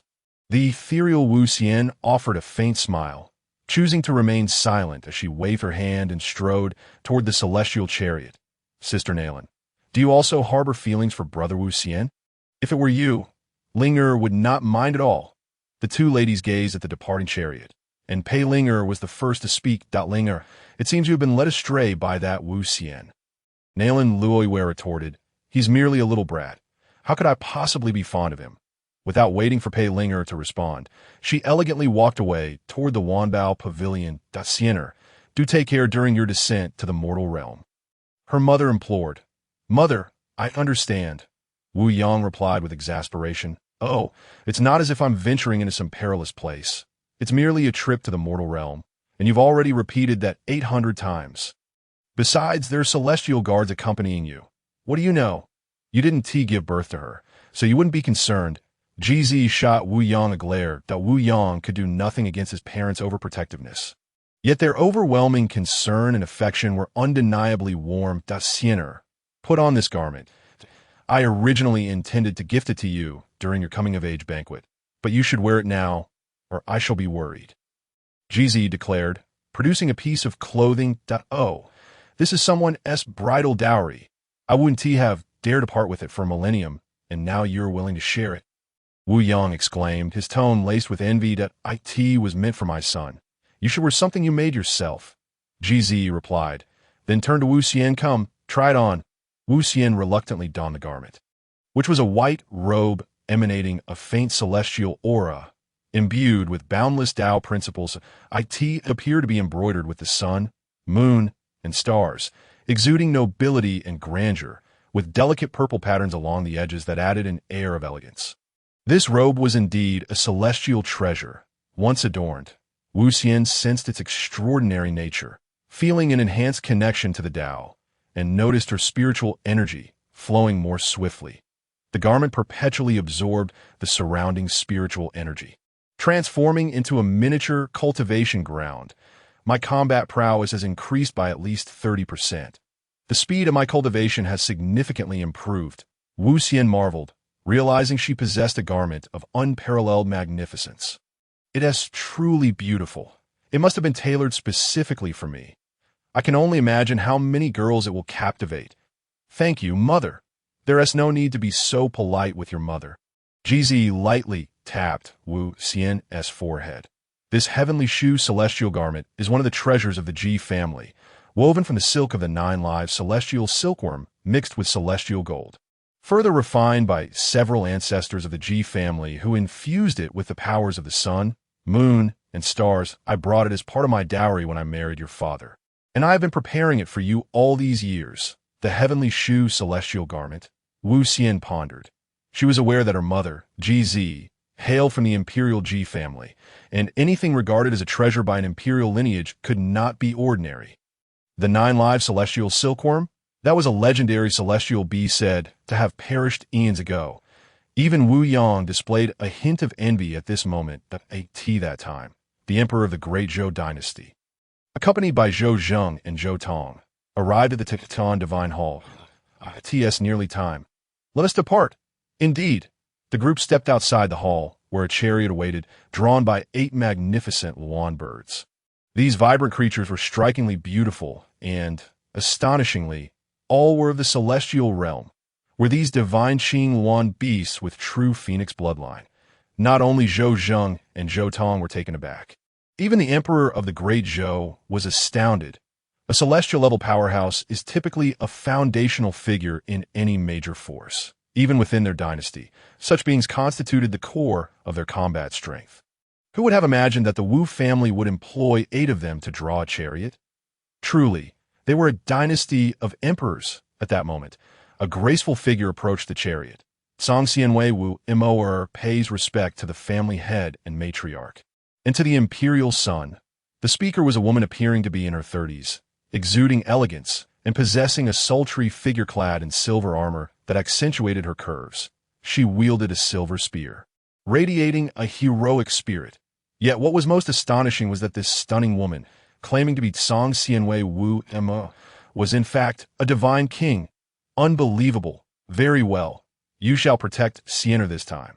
Wu Yang declared solemnly. Sanya Moer shall certainly not disappoint the family head's trust, she replied. Bowing once more to Wu Xian, observed Wu Moer. Although she appeared to be in her 30s, her cultivation as a divine king suggested her age was far more complex. Wu Ziqing and Luo Yao were currently in seclusion, striving to reach the king level, so Wu Xian had left them at the Wu family. All right, let us set out, with the piercing cry of the Qing Wan. The chariot soared into the sky, vanishing into the horizon in an instant. Just as the chariot disappeared, Wu Yang spoke to the air beside him. Go protect Xiener from the shadows. A terrifying silhouette flashed away. And a voice echoed from the void, Shadow Guard at your command. The celestial realm was boundless, its expanse vast, with great distances separating various powers. The journey to the great Zhou dynasty was indeed long.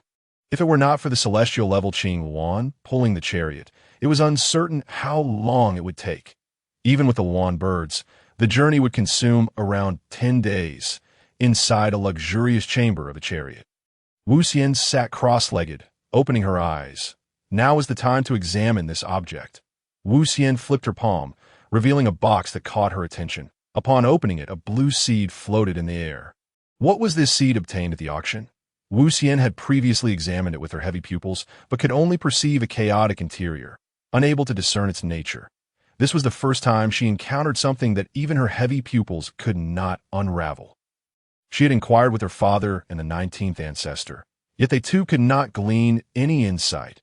Wu Xian felt a sense of anticipation, sensing that this object was extraordinary, as it had resonated with her chaotic body's essence since its appearance. Now, being so close, the sensation was even more intense. Wu Xian contemplated for a moment before extending her finger, forcing out a drop of blood. As the blood emerged, wisps of chaotic energy began to swirl around it. Such was the dominance of the Chaotic Dao body. Inherently infused with chaotic power, indicating its extraordinary nature, the blood was immediately drawn toward the seed, which began to glow brilliantly. Before Wu Xian could fully comprehend the situation, the light dimmed abruptly as the blood was entirely absorbed. Not enough, Wu Xian murmured, realizing her approach was correct, but the quantity was insufficient. She forced out more blood, each droplet coursing toward the seed, which continued to absorb her essence as if it were an insatiable abyss. Gradually, Wu Xian felt a faint connection forming between herself and the seed. Time passed slowly, until Wu Xian was on the verge of exhaustion and about to give in when the seed finally began to change. You nearly drained me dry.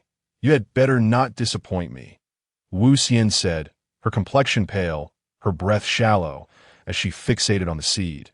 The outer layer of the blue seed gradually shed, revealing its inner form. Was it truly just a seed? As the skin peeled away, a seed glowing with blue radiance appeared before Wu Xian, brimming with vitality.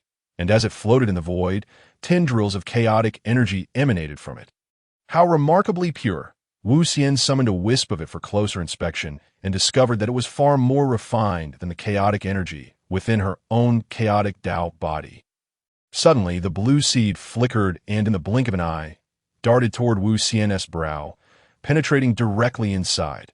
The seed burrowed into Wu Xian's brow, traveling onward to take root in her divine sea. The connection between Wu Xian and the seed deepened, that Wu Xian immersed herself in introspection, observing from within. The seed floated within her divine sea, surrounded by swirling chaotic energy, sprouting blue tendrils that anchored into her divine sea. Absorbing its energy, as the energy flowed in, the seed began to sprout, slowly developing a stem that extended upward, eventually producing a flower bud, with petals unfurling gently. In an instant, the divine sea erupted with energy. Not only that, but the external world also exhibited strange phenomena. Spiritual energy surged wildly, enveloping the chariot, forming a shape reminiscent of a flower bud from a distance, and everyone inside the chariot was instantly stirred. All exiting the vehicle. What is happening? The commotion originated from the Imperial Sun's chamber. With a swift motion, Wu Imoer vanished in an instant. Look at the sky, Zhou Tong suddenly shouted, pointing upward. The Emperor, the Great Zhou, and Zhou Zheng followed her gaze, only to see the sky darken, With ominous clouds gathering and thunder rumbling, was a heavenly tribulation about to descend. What is this imperial figure engaged in? Why has he attracted the wrath of heaven? What is this imperial figure doing? Why the commotion? Wu Zhao'er stood outside the door, her consciousness probing the situation within. She beheld Wu Xian seated cross-legged, surrounded by a colossal phantom of a green lotus. What is this green lotus? Wu Zhao'er pondered in confusion. Meanwhile, Wu Xian was equally bewildered. As a lotus leaf unfurled, his divine sea was thrown into chaos. Astonishingly, scenes of creation and destruction unfolded around the green lotus, an image of the cosmos in its infancy. With the green lotus at the forefront, and another of the universe's collapse, where all returned to the void, yet the green lotus remained eternal, transforming into a seed that endured the vicissitudes of time. Is this the green lotus depicted in the vision? Such magnificence! Born before heaven and earth, it predated creation itself, crushed after the heavens and earth fell, yet it remains unscathed. Does such a being truly exist? Why has he never heard of it before? Gradually, all visions faded. The divine sea regained its tranquility, leaving only a single green lotus, with one petal unfurling gently, emanating wisps of purest chaotic energy. Outside, everything returned to calm. The sky once again bright and clear. Just moments ago, a terrifying tribulation loomed. How could it suddenly vanish? Zhou Tong and the others were perplexed, and Wu Zhao'er was equally puzzled, seeing that Wu Xian was unharmed. She chose not to linger and vanished from the doorway. The green lotus? Wu Xian gazed at the blooming petal within his divine sea, filled with uncertainty. There is no mention of a green lotus among innate spiritual entities. He attempted to summon the green lotus, yet it was in vain. The lotus remained rooted, its leaves swaying, indifferent to all his efforts. It seemed this green lotus possessed but a single ability, to generate chaotic energy. Wu Xian mused that perhaps the lotus leaves had not fully unfurled, thus unable to display their full might. Unable to think of anything else, he decided to disregard it. He sensed no malice from this being. On the contrary, the pure chaotic energy it imparted brought him considerable benefits, and over time, it might even enhance his physique further. Silence enveloped the journey. The imperial figure has arrived. The great Zhou dynasty has come. Wu Zhao'er announced from outside. Wu Xian opened his eyes, rising to his full height, and stepping forth, a vast city loomed at the horizon, not as grandiose as the Wu family's imperial city, yet bustling with life and extravagance. The cry of phoenixes echoed as they drew the celestial chariot directly into the imperial city. What on earth just flew by? Did I truly see that correctly? It was the divine green phoenix, and there were 8 of them, even celestial beings. Who is this distinguished personage traveling? Did you see who was driving? That is our great Zhou dynasty's Prince Zhou Zheng. The prince as a charioteer? Who possesses such audacity? Did you notice that character with the Wu character? It belongs to the Wu family. No wonder. I wonder which esteemed individual from the Wu family it is. The phoenixes flew straight to the inner sanctum of the imperial city, entering the majestic palace, where the great Zhou sovereign had already made his exit. Imperial figure, Lord Wu Zha, for the next few days. Please make yourselves at home here. Zhou Zheng gestured toward the grand hall. Wu Xian looked up, recognizing the prince's hall. Excellent. Thank you, brother Zhou. It is my duty. You honor us too much, imperial figure. Your presence in our imperial capital truly brings brilliance to our humble abode. There will be a banquet tonight. I hope the imperial figure can grace us with your presence. Zhou Zheng continued. Certainly, Wu Xian, aware of his intentions, readily agreed. Then I shall not intrude further. Should you require anything, simply command the servants. Brother Zhou, please proceed. Zhou Zheng and Zhou Tong then departed. Upon entering the grand hall, Wu Xian had no desire to wander, though the palace was imposing in comparison to their own residence. It seemed trivial and insignificant. Wu Zhao'er was even less interested in matters beyond Wu Xian. Soon, night fell in a vast square of the palace. Shadows danced as a royal banquet unfolded, bustling with guests. Why is this banquet being held tonight, and why is it personally hosted by the prince? All the powerful and influential figures of the dynasty are present. The scale is quite grand. Did you not hear? What? Today, a significant figure from the Wu family has arrived in our dynasty, with Prince Zhou Zheng personally driving the chariot. What? Such a matter exists. Which Wu family? Need you ask, which Wu family possesses such stature? Ah, I see. Given the scale, it appears the visitor is of considerable importance. I suspect it may be a figure of the Wu family's saintly lineage. That is quite possible. The guests at the banquet buzzed with conversation. At that moment, a eunuch called out, "The prince has arrived." The ninth princess has arrived. Zhou Zheng and Zhou Tong appeared in the square, the former clad in a golden dragon robe, his features sharp and his demeanor extraordinary. Zhou Tong donned a golden tassel gown, her stature elegant, evidently having made a careful effort in her appearance. Her exquisite face was adorned with light makeup, rendering her even more striking, aside from those of high status.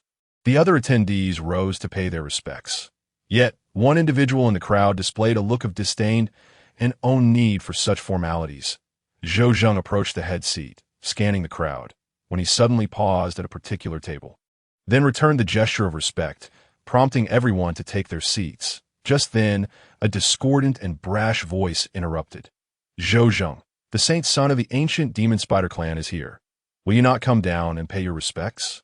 Do you wish to bring trouble upon the dynasty?" The crowd turned to see a man clad in golden brocade standing there, boldly proclaiming his words. Beside him sat a youth in resplendent green robes, quietly sipping from a goblet of fine wine, his green hair and even his eyebrows matching in hue, his features delicate and soft.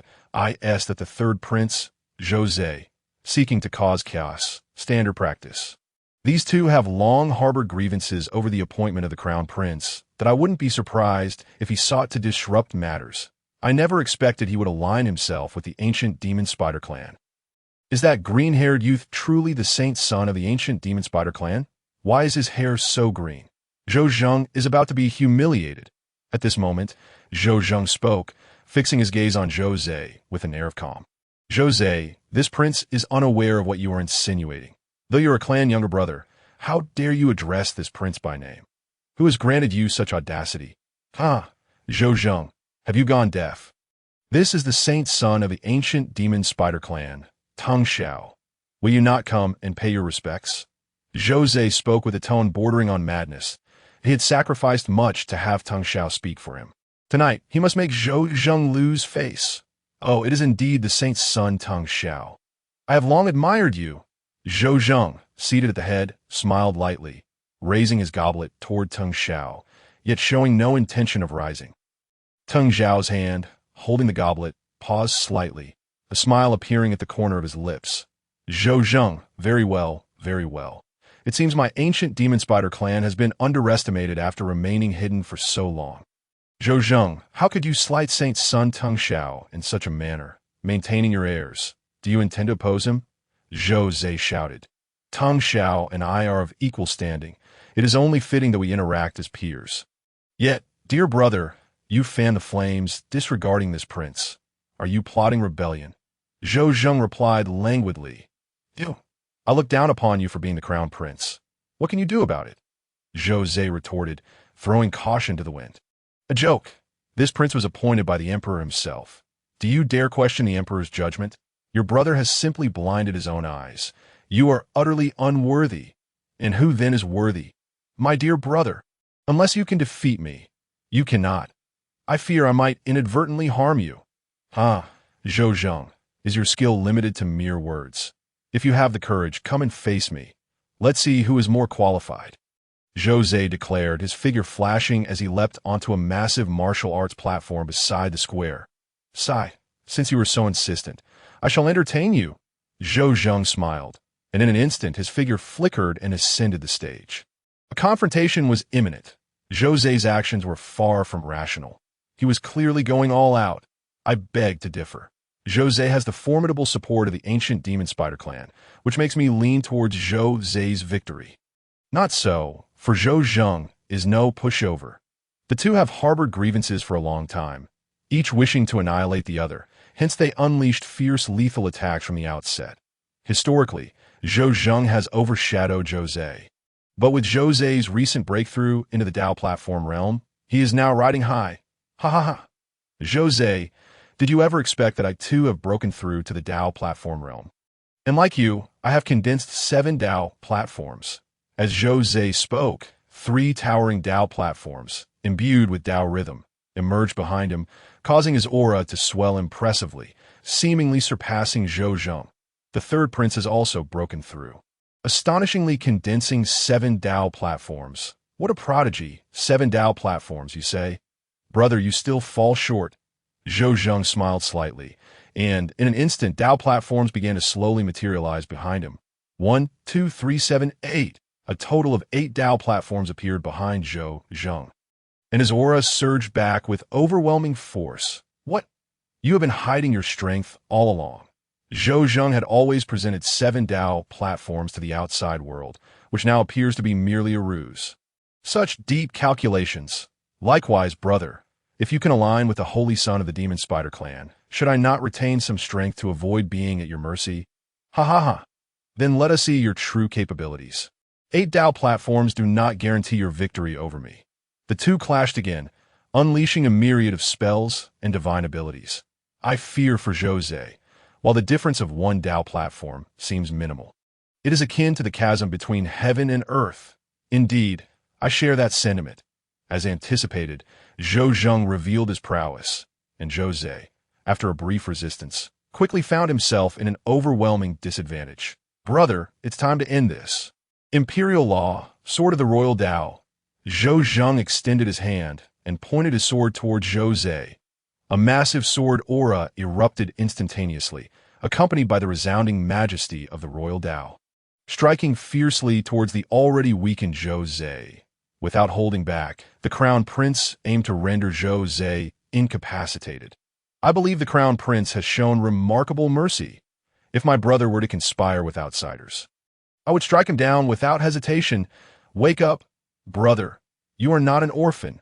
Jose gazed at the incoming sword aura, his heart gripped with dread, and cried out desperately, for he had no means to counter this strike. Should it land, he would surely be rendered a cripple. Holy son of the Vine Owl, save me. Alas, why must brothers resort to mutual destruction? A voice resonated, and the Vine Owl rose, stepping forward. When he reappeared, he stood before Jose, extending a hand to seize the incoming sword aura. It was the Vine Owl taking action. Impressive. The Vine Owl's ability to catch the sword aura barehanded astonished everyone. With a smile, he tightened his grip, watching as the sword aura shattered. Zhou Zheng, let this matter end here. Holy son of the Vine Owl, do you wish to meddle in the affairs of my great Zhou dynasty? Do you seek to sow discord between our clans? Zhou Zheng spoke. I advise you to refrain from speaking in such a tone to me. The ancient royal clan conducts its affairs without needing guidance from a mere human. Ah, it seems you are indeed intent on interfering in my royal matters. However, I fear you may not possess the requisite qualifications. Qualifications? Allow me to demonstrate my qualifications. The Vine Owl grinned cruelly, unleashing the aura of the Dao platform realm. 1, 2, 3, 7, 8, 9. A full 9 Dao platforms gradually materialized, and the expressions of the onlookers shifted to shock. 9 Dao platforms. This is the pinnacle of the Dao platform realm. The Crown Prince is in deep trouble. Will the Emperor not intervene? Will he allow this holy son to wreak havoc in the imperial city? Perhaps he has other plans in mind, so. It is indeed the pinnacle of the Dao platform realm. No wonder he carries such confidence, Zhou Zheng remarked. Then, should you not withdraw? The Vine Owl stated, ha ha ha. Are you certain you have me at your mercy? What else could it be? Nonsense. Merely a pinnacle of the Dao platform realm dares to act arrogantly before me. The Crown Prince, Zhou Zheng, laughed heartily, his aura surging once more. To the astonishment of all, another Dao platform slowly emerged behind him. 9 Dao platforms. The Crown Prince also possesses 9 Dao platforms. Terrifying, such deep concealment. Zhou Zheng observed the astonished Vine Owl, speaking slowly. How about it? It seems I too am at the pinnacle of the Dao platform realm. I admit I underestimated you previously, but you still fall short. The Vine Owl replied, while Jose stood by, utterly stunned. One must test their limits to know if they are capable. You have interfered in the internal affairs of my royal clan. I shall ensure you learn a lesson, Zhou Zheng declared, dashing towards the vine owl. Humph. Would I, the Holy Sun, fear you? The two engaged in a fierce battle. Their cultivation levels were evenly matched, resulting in a stalemate. They exchanged blows, each retreating several steps. The vine owl, eyeing Zhou Zheng's bleeding hand, taunted him, competing in physical strength with my ancient royal clan? Utterly laughable. Bring it on. Zhou Zheng refused to back down. Boom. The two fought fiercely for several rounds, neither side yielding, and before long, both bore wounds. Zhou Zheng, you have indeed pushed me to this extent. You possess some strength, yet you have incited my wrath, the vine owl declared, his green robe tattered. Now brace yourself for my fury. Boom! The vine owl levitated, his aura rising exponentially. A regal presence began to emanate. Zhou Zheng furrowed his brow, sensing an ominous premonition. This is the sealing of a king. The holy son of the vine owl is indeed at the king's sealing realm. He had been concealing it all along, each one more adept at hiding than the last. The vine owl stood in the void, his formidable strength at the king's sealing realm laid bare. Zhou Zheng, do you still wish to resist? Bring it on. I fear you not. Very well. You seek your own demise. I fear not even the great Zhou Emperor. Boom. A colossal green palm descended from the heavens. Brimming with ferocity, Zhou Zheng regarded the massive palm descending upon him. His expression grave, he could feel the overwhelming power of the king's sealing realm within that palm. If it were a typical king's sealing realm attack, it would suffice, but this was a king's sealing realm born from a pinnacle of the Dao platform realm. He had no choice but to muster every ounce of his focus. Royal Dao shattering seal. Countless energies of the royal Dao surged forth like golden dragons from Zhou Zheng's body, converging above his head into a colossal seal. It resembled a golden dragon coiling fiercely. The overwhelming pressure of the royal Dao left the onlookers in awe. This is the forbidden divine ability of my dynasty. I had not anticipated the crown prince had already mastered it to a minor extent as the palm seal collided with the seal. An incredibly brilliant light erupted, accompanied by a deafening roar, blinding the spectators. When the light dissipated, Zhou Zheng staggered back 7 or 8 steps before regaining his balance, a trickle of crimson blood escaping the corner of his mouth. The crown prince has been injured. The gap in their realms is insurmountable. The vine owl hovered in the void, a look of disdain on his face. Zhou Zheng, how does my palm strike fare? Cough, vine owl, do not revel in your triumph. If you have the courage, come again, Zhou Zheng said, blood trickling from his lips, yet he refused to concede. He wiped away the blood and prepared to strike back. Ah, boom, boom. Zhou Zheng summoned all his strength, his chest radiating light as a holy heart pulsated within, powerful and vigorous, exuding a sacred and peaceful aura. That is the crown prince's sacred heart. The crown prince is about to unleash his sacred heart. The vine owl is undoubtedly doomed. The crown prince shall prevail. The crowd cheered, for it is said that those born with a sacred heart possess extraordinary comprehension, innate sacred might, and embody righteousness, making them the most suitable rulers. Perhaps it was for this reason that the emperor designated Zhou Zheng as the crown prince. Swish! A beam of golden light emanated from Zhou Zheng's chest, enveloping the vine owl, suspended in the void. Is this the sacred heart? The vine owl was horrified to discover that his strength had been directly suppressed by 30%. Indeed, there is something to this. Yet do you think you alone possess a unique constitution? The vine owl bellowed, as green mist surged forth, causing the surrounding air to hiss upon contact with the toxic vapors.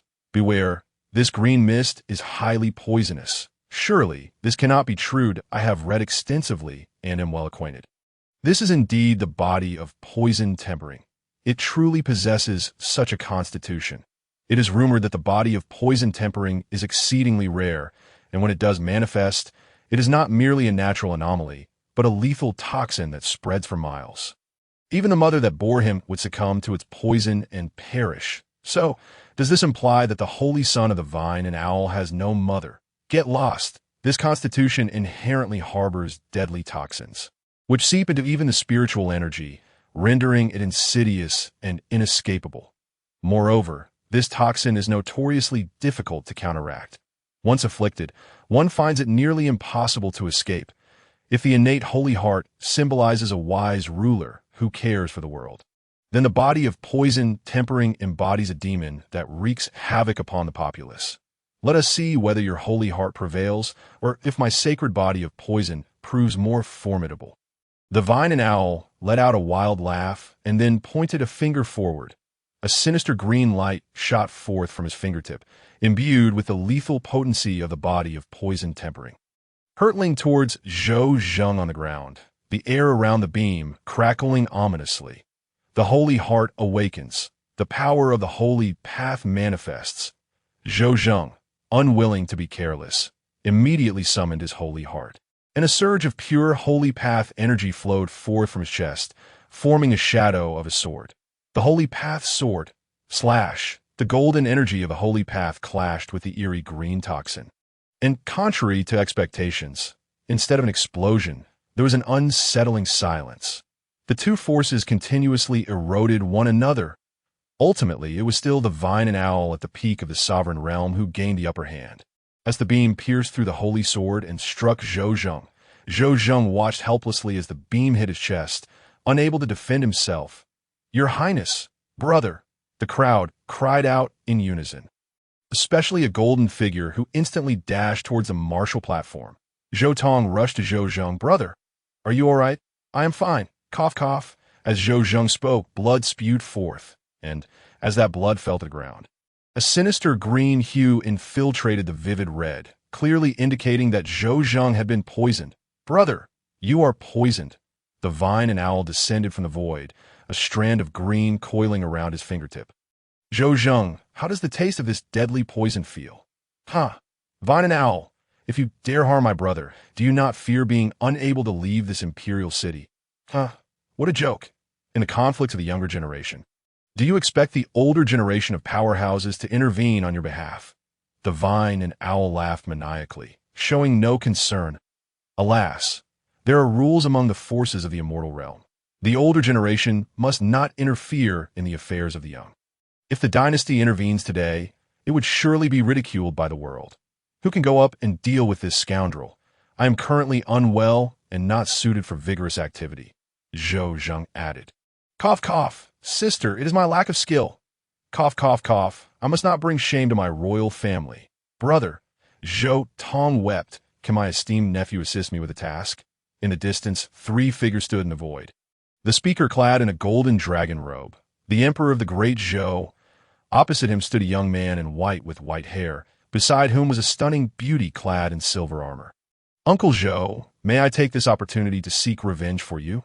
The immortal dancer spoke, hailing from the imperial family, fully aware of the significance of a faction's reputation. Indeed, Uncle Zhou had specifically come to the dance family to convey news about the precious forging liquid, a matter I've kept in mind. Moreover, the great Zhou dynasty and my dance family are indeed one family. Hence there is no trouble in this regard. Haha, well said, nephew. Our 2 families are indeed one. Given this, I trust Uncle Zhou will not hold it against me for clearing out the trash on your behalf. Ha! My esteemed nephew is truly extraordinary. The nearby Wu Chang'er smiled slightly, finding this imperial scion rather interesting. Zhou Zheng, this is the consequence of offending my ancient demon spider clan. The dignity of the ancient demon spider clan cannot be desecrated by anyone. Otherwise, the only fate is death. Ha ha. Oh, there are such rules? How could I, the imperial scion, be unaware? Why don't you elaborate for me? Just then, a voice echoed from the distant void, a clear tone carrying a nonchalant reverence that resonated in everyone's hearts. A white figure emerged in the distance, stepping through the void, each step a mirage, arriving above the martial platform in an instant. The crowd looked up, only to find a young man, surrounded by ethereal energy. Obscuring parts of his tall figure, his crystalline white hair danced with the breeze. His elegant and luxurious white attire seemed etched with the sun, moon, and stars. His handsome countenance was unparalleled, with a pair of brilliant and profound dual pupils. complemented by a mysterious mark of the immortal path between his brows, exuding an aura of mystery and nobility, as if an immortal had descended to the mortal realm. He stood there, radiating the essence of the Dao, as if he were the sole being in this realm. Ah, is this an immortal, a paragon among men? The crowd collectively uttered a phrase, unparalleled elegance. Many noble ladies, including princesses, were utterly captivated. The immortal dancer gazed at Zhou Zheng, who appeared to be suffering greatly, and activated his dual pupils. His left eye suddenly glowed with a radiant white light. A powerful surge of life transcended space and directly entered Zhou Zheng's body. Zhou Zheng discovered that the insurmountable poison was instantly dispelled by this surge of life. Moments later, he abruptly expelled a stream of green toxin. Then he rose, and amidst the astonished gazes of the crowd, he bowed deeply to the white-haired youth, solemn and earnest. Zhou Zheng pays respects to the imperial scion. Thank you for saving my life. No need for thanks. The immortal dancer waved his hand, turning to the bewildered vine and owl. Who are you? The vine and owl inquired, snapping back to reality. This young man was shrouded in mystery. He could not fathom him, and merely by effortlessly neutralizing the toxins of the body of poison tempering, he knew he must treat him with caution. The immortal dancer remained silent, instead turning his gaze toward Zhou Zhe, his right eye suddenly emanating an eerie black light.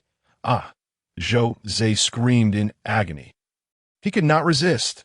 In an instant he was struck, his body, under the immortal dancer's gaze, contorted and then rapidly melted away like ice and snow. A person who had been alive just a second ago was swiftly reduced to nothingness. Silence, an overwhelming silence. I despise those who betray their own. The immortal dancer spoke coldly, then turned to the vine and owl. You wish to know who I am. I am the one here to send you on your final journey. The vine and owl's pupils constricted sharply. When had he provoked such a ruthless prodigy? I recall now, a voice from below exclaimed, that is the imperial scion of the dance family. I remember. I have seen him in the recording stone. I have seen it too. How could the imperial scion be here? The one who drove the prince today must surely be him. Our great Zhou dynasty has always been affiliated with the dance family. Understand now, the imperial scion is here to support our dynasty. You are the immortal dancer, the vine and owl asked. The reputation of the dance family's imperial scion had recently soared, and he had indeed heard of him. Are you here to support him? The vine and owl pointed at Zhou Zheng, noticing the immortal dancer's silence. The immortal dancer continued walking towards him through the void. Imperial dancer, must you take action today? The vine and owl felt a growing sense of panic. Just days ago, 2 of his family's disciples had sought trouble with this imperial scion, and while the 3 who sought him had been killed, the 2 from his clan had escaped by a stroke of luck, yet they regarded the immortal dancer as a devil. He did not care whether others believed him, but he knew well that the immortal dancer could withstand the true god realm. This was no mere pretense. You have no choice but to battle me. The immortal dancer finally spoke, his clear voice tinged with a hint of languor, as he descended from the heavens, akin to a cat toying with a mouse. Immortal dancer, do not go too far. Zhou Zheng is not dead. The vine and owl grew increasingly frantic. I grant you one chance to strike. The immortal dancer halted in the void, 100 zhang away from the vine and owl. Is this the imperial scion? He is indeed formidable, so domineering. I absolutely adore it. Look at that vine and owl. His face has gone pale with fright. Ha! The vine and owl, who had just been arrogant and overbearing, transformed entirely upon seeing the immortal dancer. The crowd felt an indescribable sense of satisfaction witnessing this scene. You force my hand. The vine and owl roared, unleashing all his might, the body of poison tempering fully activated. Countless green mist swirled violently around him, ultimately coalescing into a long spear before him. The spear radiated a deep, inky green hue, the immense energy and lethal toxin sending chills down spines. Immortal dancer, you shall perish. The poison annihilation spear, the dark green spear, accompanied by a lengthy spatial rift, lunged fiercely toward Wu Xian. Too weak, Wu Xian proclaimed, seemingly making no move as a brilliant divine ring materialized to envelop him. The spear collided with the divine ring in an instant, shattering into fragments upon impact. Unable to breach Wu Xian's defenses, Teng Tiao felt a chill run down his spine. This was his most formidable strike. Yet it could not even penetrate Wu Xian's barrier. How could he possibly continue fighting? Was that divine ring truly the legendary soul realm of Wu Xian? By heavens, the prince truly was formidable. It was a complete domination. So handsome. Hurry. Does anyone have a recording stone? None? Wu Xian maintained his languid demeanor, the celestial mark on his forehead glowing, as a radiant beam of annihilating celestial light sliced toward Teng Tiao. Celestial Bone, light of celestial annihilation. Teng Tiao, sensing the obliterating essence contained within the celestial light, was struck with a profound fear, exerting all his strength to resist. Green mist coalesced into a dark green barrier, firmly safeguarding Teng Tiao. Yet unsatisfied, he gritted his teeth and spat out a few drops of his poisonous blood onto the barrier, causing it to radiate with even greater brilliance. At that moment, the annihilating celestial light descended. Boom! Riot! The barrier was instantly cleaved apart, shattering like glass, and the celestial light struck Teng Tiao's shoulder with terror in his eyes. In an instant, one arm was severed at the shoulder. Ah! Teng Tiao clutched his shoulder. Disregarding the severed arm on the ground, horrified beyond measure, he screamed and spat out another mouthful of blood, directly activating his blood escape technique, fleeing into the distance. Can you truly escape?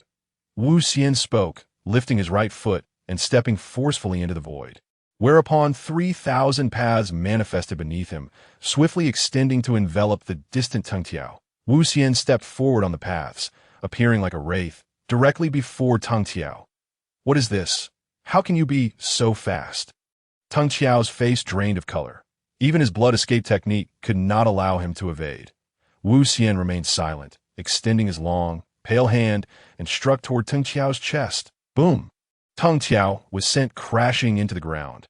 He coughed up blood in the deep pit, feeling as though his insides had shattered beneath that strike. True body of the demon spider, Teng Tiao roared, his body rapidly expanding into a massive, fearsome dark green demon spider. The demon spider's 7 long legs flailed wildly as it attempted to flee, but the 3,000 paths were faster. Teng Tiao, witnessing the path reappear beneath his spider legs, nearly died of fright. He screamed, "Mr. Man, save me!" Alas, an elderly voice echoed, rippling through the space as a hunched figure materialized before Teng Tiao. "Prince of the Wu family, may I implore you to spare an old man's face and grant Teng Tiao his life. After all, he is the holy child of my clan. What if I refuse?"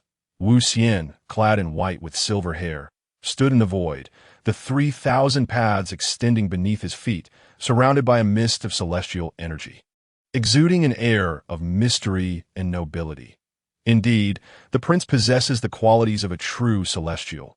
The hunched figure sighed, this moment, Teng Tiao, having reverted to human form, flushed with rage as he shouted, "Mr. Man, kill him!" "Silence," Mr. Man admonished sternly, then turned to Wu Xian. "It seems today cannot end peacefully. I shall have to offend you," Mr. Man declared, his aura awakening. The hunched figure straightened. The void rippled like a lake, emanating waves centered around Mr. Man. He is actually a celestial, and at the peak of the celestial realm. This is Teng Tiao's protector. Does he intend to defy the rules and strike against the prince? Celestial realm? A mere celestial dares to threaten me. The prince? Wu Xian spoke with a languid tone that I would never dare to violate the rules of the celestial domain. However, if I insist on taking Teng Tiao away, I fear the prince may be powerless. You may attempt it, Wu Xian replied with a slight smile. Mr. Man's expression turned grave as he harnessed his celestial aura, seizing Teng Tiao, preparing to act. "Old man, if you dare make a move, I swear to annihilate you." Suddenly, a melodious female voice rang out, the words chilling the hearts of all present. How dare she threaten a celestial? Moreover, to declare the intent to annihilate him. Mr. Man halted, his expression serious, for his greatest fear had come to pass. A rift appeared in the void beside Wu Xian, from which emerged a graceful figure clad in silver armor, slowly stepping forth. "I pay my respects to the prince." The elegant figure bowed to Wu Xian before turning to face Mr. Man, her crimson lips parting. "Old man, how dare you, a mere celestial, threaten the prince of the Wu family? Are you courting the annihilation of your entire clan?" Wu Miaoer emerged from the rift, standing beside Wu Xian, her gaze menacingly fixed on Mr. M. Is this the prince's protector? To refer to herself as this king. Could she be a deity? My ancestor has only recently broken through to the deity realm, yet the prince has such a young deity as his protector. Truly, it is enough to make one envious. Cough, be content. My ancestor has only just broken through to the celestial realm. You are a member of the Wu family's Tsang Xianwei? Mr. Man asked, astonished. Your insight is commendable. I recognize the Wu family's Tsang Xianwei, Wu Miaoer confirmed. Mr. Man chuckled bitterly. The Wu family's Tsang Xianwei is renowned in the celestial domain. How could I not recognize a maiden clad in Tsang Xian's silver armor? Mr. Man, cease this idle chatter. Quickly kill Wu Xian. I demand his death. Tung Qiao bellowed in a fit of rage. Have Mr. Man. A celestial attempt to kill one protected by a deity. Mr. Man turned to look at Tung Qiao, whose eyes were bloodshot and teetering on the brink of madness, sighing, alas. What does the prince intend? Mr. Man spoke. Realizing he could no longer retreat and must find an alternative method, Tung Qiao must die. As for you, 100 billion top-grade spirit stones may suffice to spare your life. Wu Xian's languid voice echoed. It appears there is no room for negotiation. Then let me experience the prowess of the Wu family's Tsang Xianwei before I meet my demise. Mr. Man sighed, knowing that abandoning the holy child to return to the clan would certainly lead to his death. Facing the deity and the Dezhou royal family's experts would also spell his end. Knowing he would surely die today, he resolved to go all out, with his thoughts clarified and unburdened. The long stagnant bottleneck of the deity realm unexpectedly loosened. Boom! A mysterious aura emerged at that moment. He actually reached the threshold of half-step deity realm. Was this a moment of returning light? If you wish to fight, then follow me. Wu Miaoer looked at Mr. Man, who had broken through to half-step deity, and smiled disdainfully, stepping forth toward the heavens. The battles of the deity realm are far too terrifying, capable of toppling mountains and causing stars to fall. Only in the outer realm can one truly elevate oneself and engage in a grand battle. Mr. Man followed, no longer casting a glance at Tung Qiao. His heart was solely focused on this. His final battle in life. Tung Qiao's eyes burned with fury. Knowing he could not survive, he transformed into his true form and charged at Wu Xian. The immense body rapidly swelled. Be careful, Prince. He intends to self-destruct. Zhou Tong exclaimed. Yet, Wu Xian merely smiled faintly, making no effort to resist, even retracting the 3,000 paths. Has the prince lost his senses? To not resist against the self-destruction of a king's realm. Prince, awaken! It's about to explode. The crowd was dumbfounded, unable to comprehend. Jia. Wu Xian, let us descend into hell together. Tung Qiao shrieked, then, boom! A colossal explosion engulfed the entire arena, blinding light radiating out as the very platform was stripped away. The crowd staggered, caught off guard by the shockwave. The prince has lost his mind, so overly confident. They murmured he may not die, but he will certainly be gravely injured. Just then, a figure emerged from the cloud of explosions. Clad in white with silver hair, strikingly handsome, none other than Wu Xian himself. Unscathed, how is that possible? The prince is truly mysterious. The crowd was left speechless that Wu Xian could only say, this Tianshu Xiani is indeed effective. Boom! A tremendous sound echoed from the heavens, accompanied by dazzling divine light, and then all returned to tranquility that a figure appeared beside Wu Xian, donned in silver armor, her posture graceful. It was Wu Miaoer. Is it over?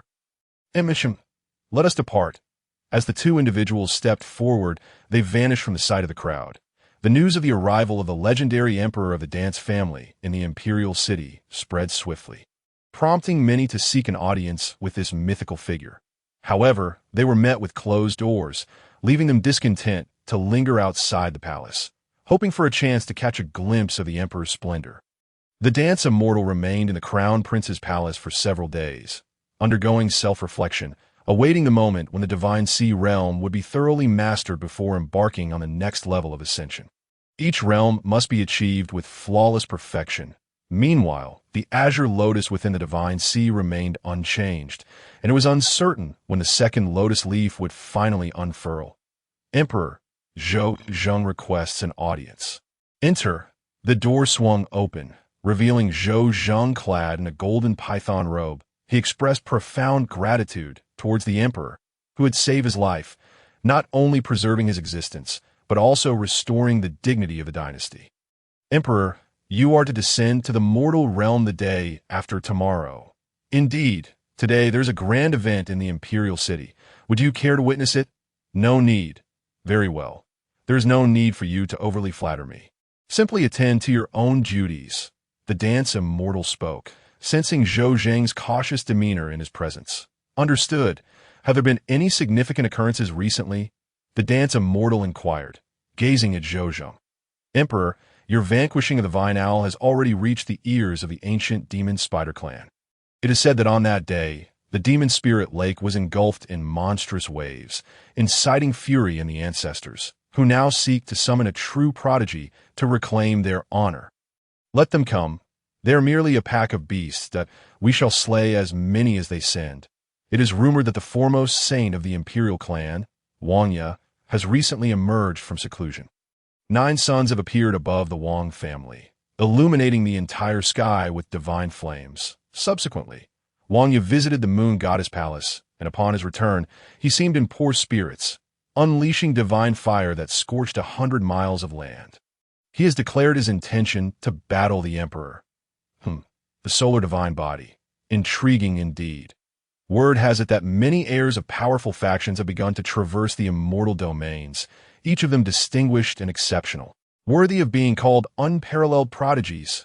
Oh, pray tell. The dance immortal's interest was piqued. He found these so-called prodigies particularly appealing, as he yearned for worthy opponents. The sword master of Heaven's Sword Mountain, Jian Wuchen, has descended, wielding a mere branch as his sword, challenging the heirs of various factions. He is yet to be defeated, having only ever struck once in each duel. Additionally, the saint of the ancient Ink Flood Dragon clan, He, has emerged, rumored to possess ancestral bloodlines, with power comparable to that of a true dragon. A goddess has also appeared in the Ice River Valley, said to possess a sacred ice body, wielding ice magic that is unfathomable. Moreover, the saintess of the flowering pavilion, Hualuashi, has likewise emerged, embodying the 10,000 flower spirit body, exuding formidable strength, and is renowned alongside the ice goddess Bingmushua as the twin beauties of the Eastern Domain. The Eastern Domain of the celestial realm is truly bustling with activity. The dance immortal smiled faintly, his interest piqued. Moreover, Zhou Zheng hesitated. Speak plainly. The dance immortal frowned. Indeed. Furthermore, this saintess from the flowering pavilion is currently within the imperial city. Here to challenge you, Zhou Zheng, feeling powerless, admitted that he had already been defeated by her in a recent encounter. Surely you must have achieved the pinnacle of the Dao platform. Is she truly that strong? Indeed, she is quite formidable, having already reached the zenith of the King realm. That is somewhat intriguing. The dance immortal smiled faintly, inadvertently recalling his 2 maidens. He wondered if those 2 young girls had managed to break through. Given their talents, they would surely make a significant stir upon doing so. The 10,000 flower spirit body. It seems I must witness it for myself. In a grand tavern within the great Zhou imperial city. The spacious and lavishly decorated hall was currently filled to capacity with patrons, most of them from the younger generation. Why hasn't the flower fairy arrived yet? Ever since I saw her the other day, I have been unable to sleep, tossing and turning. I too. She's indeed worthy of the title of the twin beauties of our eastern domain, not only possessing immense strength, but also unparalleled beauty.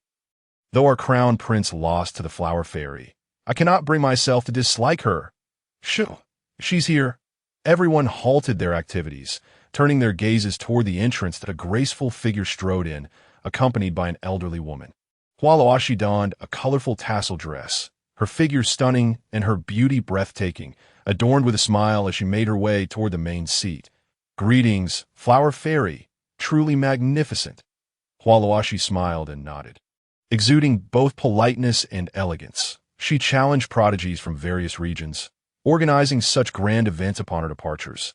Yet, a hint of regret lingered in her eyes. She had heard that the dance family's emperor was also within the imperial city.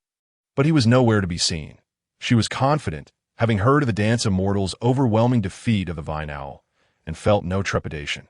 Instead, she was eager to ascertain her strength against this so-called prodigy who is said to possess the essence of an immortal, thus validating her own capabilities. Perhaps he has already departed. Such figures would hardly linger here, she murmured to herself.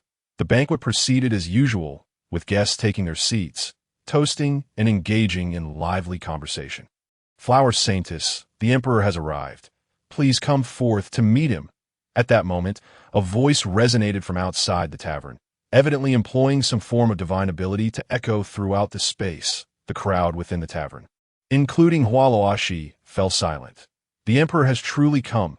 Quick, let me out. Move aside. I must go see the emperor. Hualuashi's spirit soared. The emperor's presence was indeed a fortuitous event. With a single step, she exited the tavern. In the square outside, two figures hovered in midair, the foremost clad in white, with white hair and an exquisitely handsome visage, surrounded by an ethereal aura. None other than the dance immortal himself, Zhou Zhong, in his golden python robe, stood behind him, having just spoken moments ago. Wow! It truly is the emperor. Emperor, I love you. Hualuashi emerged, her eyes locking onto the dance immortal, who indeed embodied the essence of an immortal, as the rumors had suggested. Greetings, Emperor! She collected her thoughts and performed a graceful bow. Among the prominent imperial forces in the celestial realm, there are 4 known entities: the Wang family of the Western Domain, the Moon Goddess Palace of the Southern Domain, the Tianshu Imperial Dynasty of the Northern Domain, and the most enigmatic of all, the Dance family of the Eastern Domain. The first 3 have all produced immortal beings and have remained eternal amid the rise and fall of the immortal realm. Various factions vie to align themselves with these powers, ruling over vast territories. The Dance family, cloaked in mystery, has not only birthed immortals, but has also given rise to a heavenly emperor. The expanse of the celestial realm is boundless, with countless factions of varying strengths.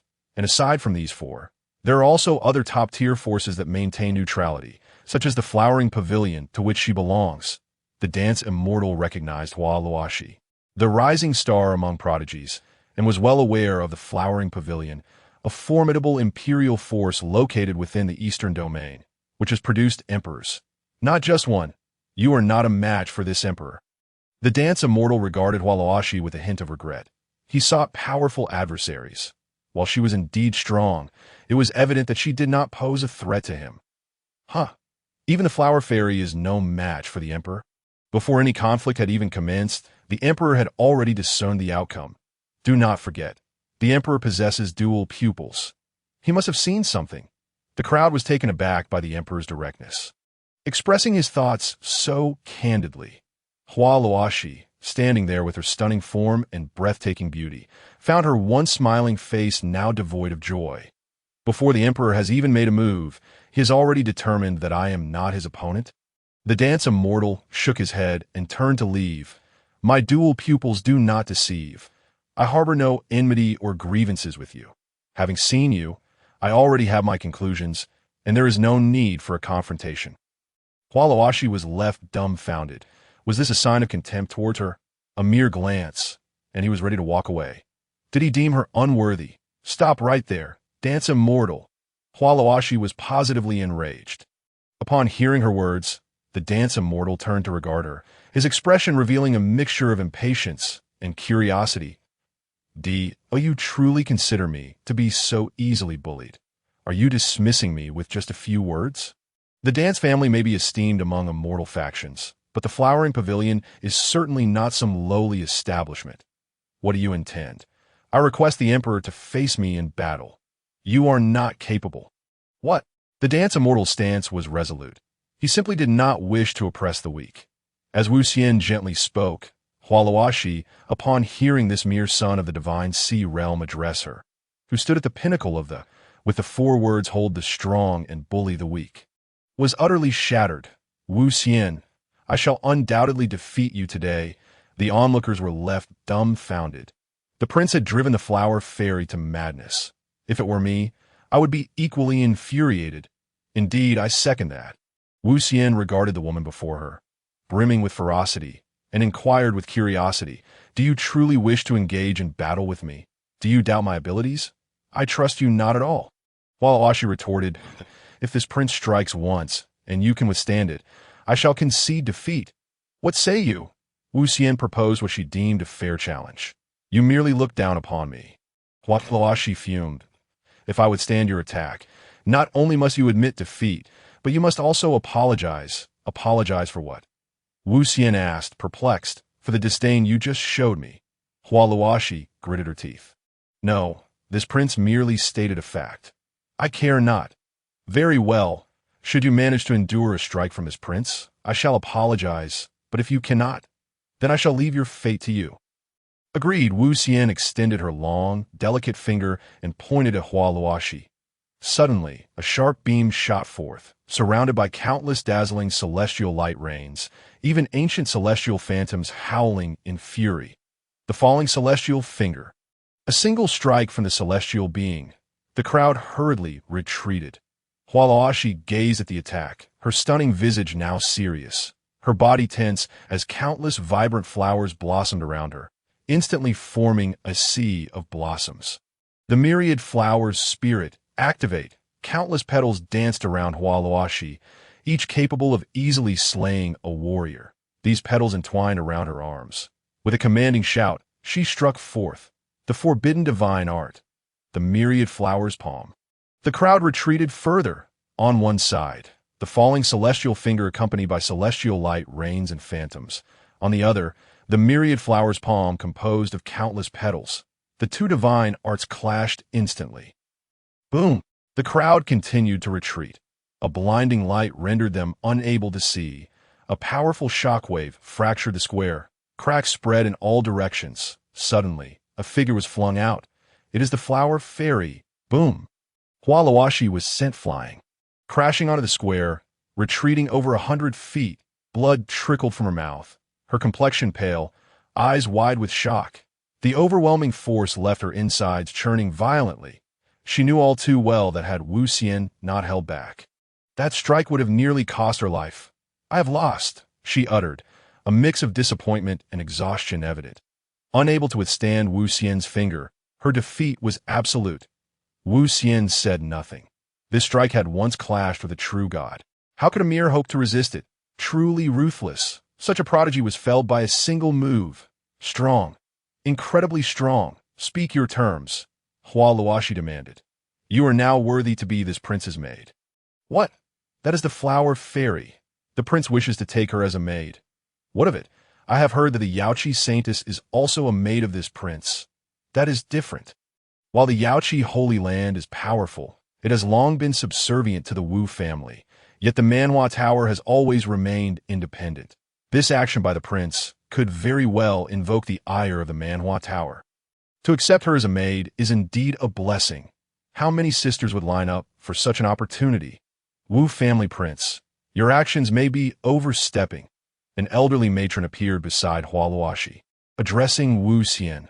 "How can I, the holy maiden of the Manhua Tower, serve as another's maid?" "Old crone, Hualuashi has yet to voice her opinion, and you dare speak out here. Are you reprimanding this prince?" Wu Xian replied languidly that a mere heavenly god dares to be presumptuous before the prince of the Wu family. "Speak again, and you shall not leave here today." A pitch-black spatial rift appeared beside Wu Xian, from which a silver figure gracefully stepped forth. None other than Wu Zhao. The Manhua Tower? Humph! How impressive is that? Here she is, the prince's protector, a divine king. The matron's expression changed dramatically, taken aback that the Wu family had dispatched a divine king to protect this prince, indicating that his status was even higher than she had imagined. "Let me handle this, Granny." Hualuashi stepped forward, gazing at Wu Xian and I. "Hualuashi, naturally keep my word. However, I have a question that I hope the prince will answer." She regarded Wu Xian, her expression complex, not out of desire to boast, but because Wu Xian was simply astonishingly powerful, speak that Wu Xian stood in the void, clad in white hair flowing, surrounded by ethereal energy. Mysterious and noble, as if the earlier fierce exchange had left no mark on her. Was that strike just now the strongest move of the prince? What do you think? Wu Xian replied with a slight smile. You already have your answer, do you not? Hearing this, Hualuashi smiled bitterly. Prince, I have some trivial matters to attend to. I have heard that the prince's entrance banquet will be held in 6 months. May I pay a visit then? Certainly, Wu Xian replied nonchalantly, as it was merely a trivial matter. After all, this woman had insisted on battling him. Holy maiden, this, the matron began. Granny, I shall explain this matter to my master. Alas, very well. The great Zhou dynasty, Prince's Hall. Prince, it is time for us to depart. Zhou Zheng's voice resonated from outside the hall that Wu Xian rose, finally ready to set forth. The lower realms held a certain allure for him. A first-time venture for this prince. The celestial realm, as the supreme world, harbors countless small worlds beneath it, where beings from these small worlds ascend to the celestial realm. The entrances to these ascensions are controlled by various powers within the celestial realm, each possessing its own assortment of small worlds. The Xianling continent, where the spirit-casting liquid was discovered, is one such small world, belonging to the great Zhou dynasty. Wu Xian and Wu Zhar arrived at the square to find everyone gathered, including the great Zhou emperor. My dear nephew has arrived. Greetings, Uncle Zhou. They exchanged pleasantries, and Wu Xian nodded in acknowledgement. Accompanying him were Zhou Zheng, Zhou Tong, Wu Zhi, and 2 elders, both of whom were heavenly gods. One of them was a formidable figure who had ascended from the Xianling continent, the very one who had provided the news about the spirit-casting liquid. Now that everyone was present, let us commence. The great Zhou emperor smiled. Open. With that, the great Zhou emperor formed hand seals and struck forth into the void, causing a massive circular passageway to erupt. This was the connection between the celestial realm and the small worlds. The group boarded Wu Xian's celestial chariot, driven by the elder who had ascended from the lower realms, and with the cry of the Qinghuan divine beast, they surged into the void passage.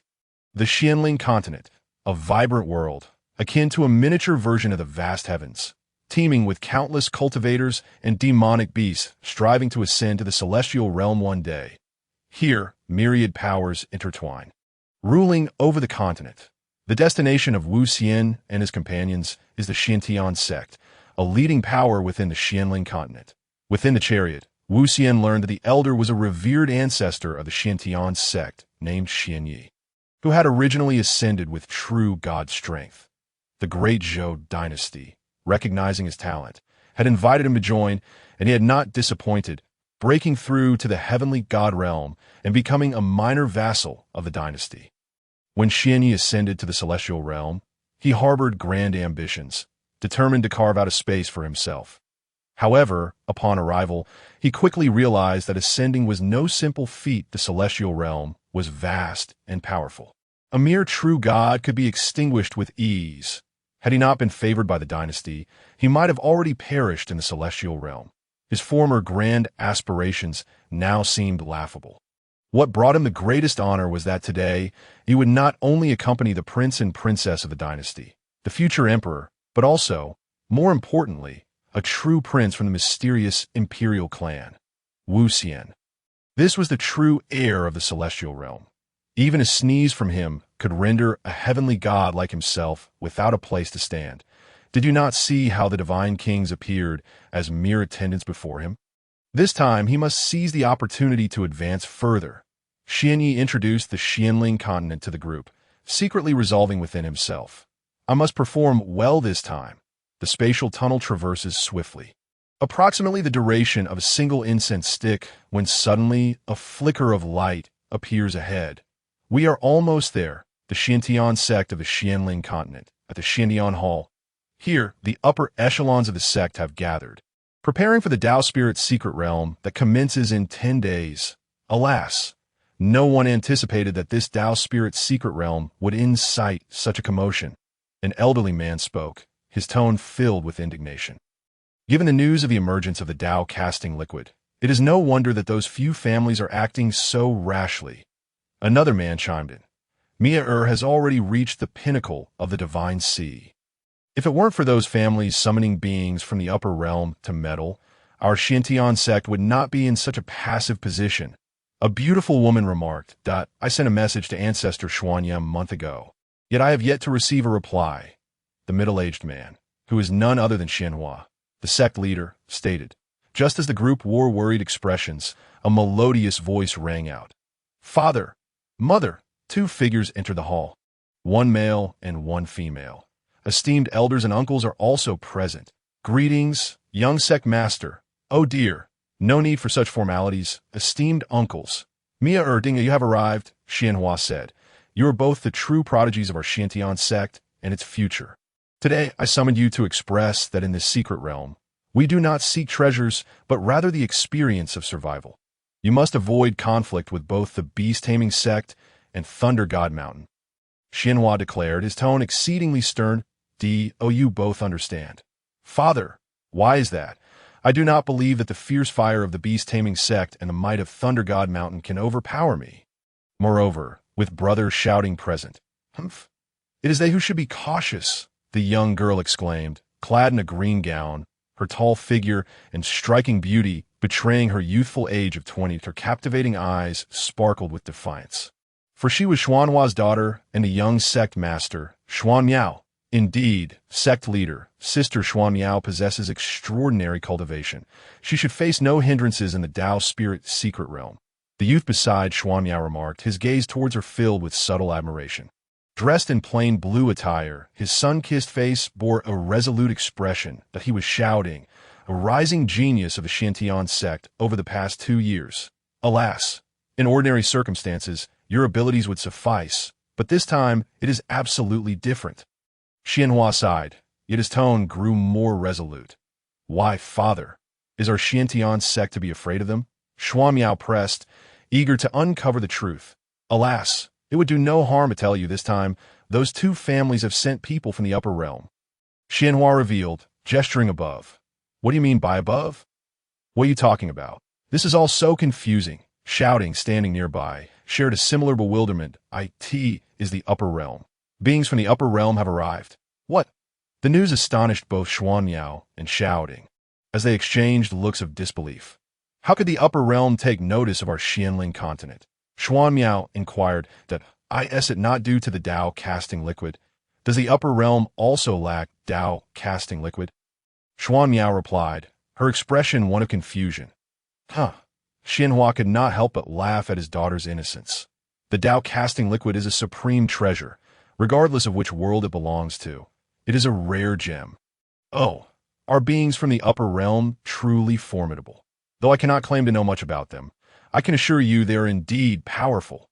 This time, both the beast-taming sect and Thunder God Mountain have sent down individuals from the upper realm. Younger than you, yet they have already reached the pinnacle of the Dao platform realm. Xianhua paused, adding, moreover, each of them has at least 8 Dao platforms forged. What? So strong? How can we compete? Xuan Miao was rendered speechless, while Shouting beside her revealed a glimmer of fighting spirit. Thus, this expedition should primarily focus on honing your skills. Under no circumstances should you engage in conflict, for the beings from the upper realm possess formidable backgrounds.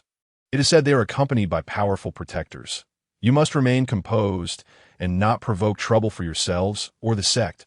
However, the Dao casting liquid is something that Sister Mia greatly needs. With it, she could even attempt to reach the legendary extreme realm. Shouting expressed his reluctance, though a flicker of ambition danced in his eyes. The Dao casting liquid was something he must obtain. Once he broke through to the extreme realm, the future of the Shention sect and even the Xianling continent would undoubtedly belong to him. Furthermore, he could then share some of it with Xuan Miao and Yin Ran, who would surely be immensely grateful, allowing him to gain both beauty and power. Shouting pondered quietly, then with a shift in his thoughts, glanced at a ring on his finger. Master, you are from the upper realm. So please enlighten me. An aged voice resonated in Shouting's mind. Do not concern yourself with too much. As long as you follow my guidance, you will undoubtedly ascend to the upper realm in the future. However, do not underestimate the beings from the upper realm. But if they are merely used with 8 Dao platforms, they are not to be feared. We still have a significant opportunity. "Thank you, Master, for your guidance." Shouting replied respectfully, though he felt a sense of dissatisfaction for not being given more information. Such a tight-lipped old man. This ring, which he had found 2 years ago after tumbling down a cliff, contained a soul that claimed to be from the upper realm. Although he had some talent back then, it paled in comparison to true geniuses. The old man took him as a disciple, imparting upper realm techniques and secrets, and in just 2 years, his reputation as a genius had soared, receiving the sect's focused cultivation. He had orchestrated coincidences to gain Xuanyao's trust and favor, consequently elevating his status. Now he had become the eldest disciple of the Xiantian sect, yet he was not one to rest on his laurels. He trusted no one but himself. Fortunately, his acting skills had ensured smooth sailing over the past 2 years. Shouting then suppressed those inner thoughts. He did not wish for this old man to discern his true intentions. Regardless, for the time being, the old man remained useful to him. "Master treats me so well. I shall diligently cultivate to help restore your physical form," Shouting exclaimed, nearly moved to tears. After conversing with the master in his ring, Shouting felt a surge of confidence. While the Dao casting liquid is indeed crucial, your lives are even more precious. Remember, understood, Master, understood, Father. But Father, can we not contact the beings from the upper realm? Must it be only them? Alas, to speak the truth, I too have tried to contact Ancestor Xuanya, who ascended to the upper realm, but alas, there has been no response. I suspect something may have happened to him. Xianhua confessed, his tone laced with helplessness, echoed by the other elders who shared his sentiment. "Alas, sect leader, this is terrible. The sky is falling." Just then a disciple rushed in, panicked. "What nonsense! What do you mean the sky is falling?" Xuanhua's face turned cold as he barked that "It is true. A massive hole has appeared above our Xiantian sect. You must come and see." "Ku!" Before anyone could respond, a cry that could shake the very foundation of the Xianling continent resounded through the skies. The immense pressure imbued within the cry plunged the entire Xiantian sect into an eerie silence. With a swish, Xianhua vanished, dashing outside, closely followed by the others. The square outside was already teeming with people.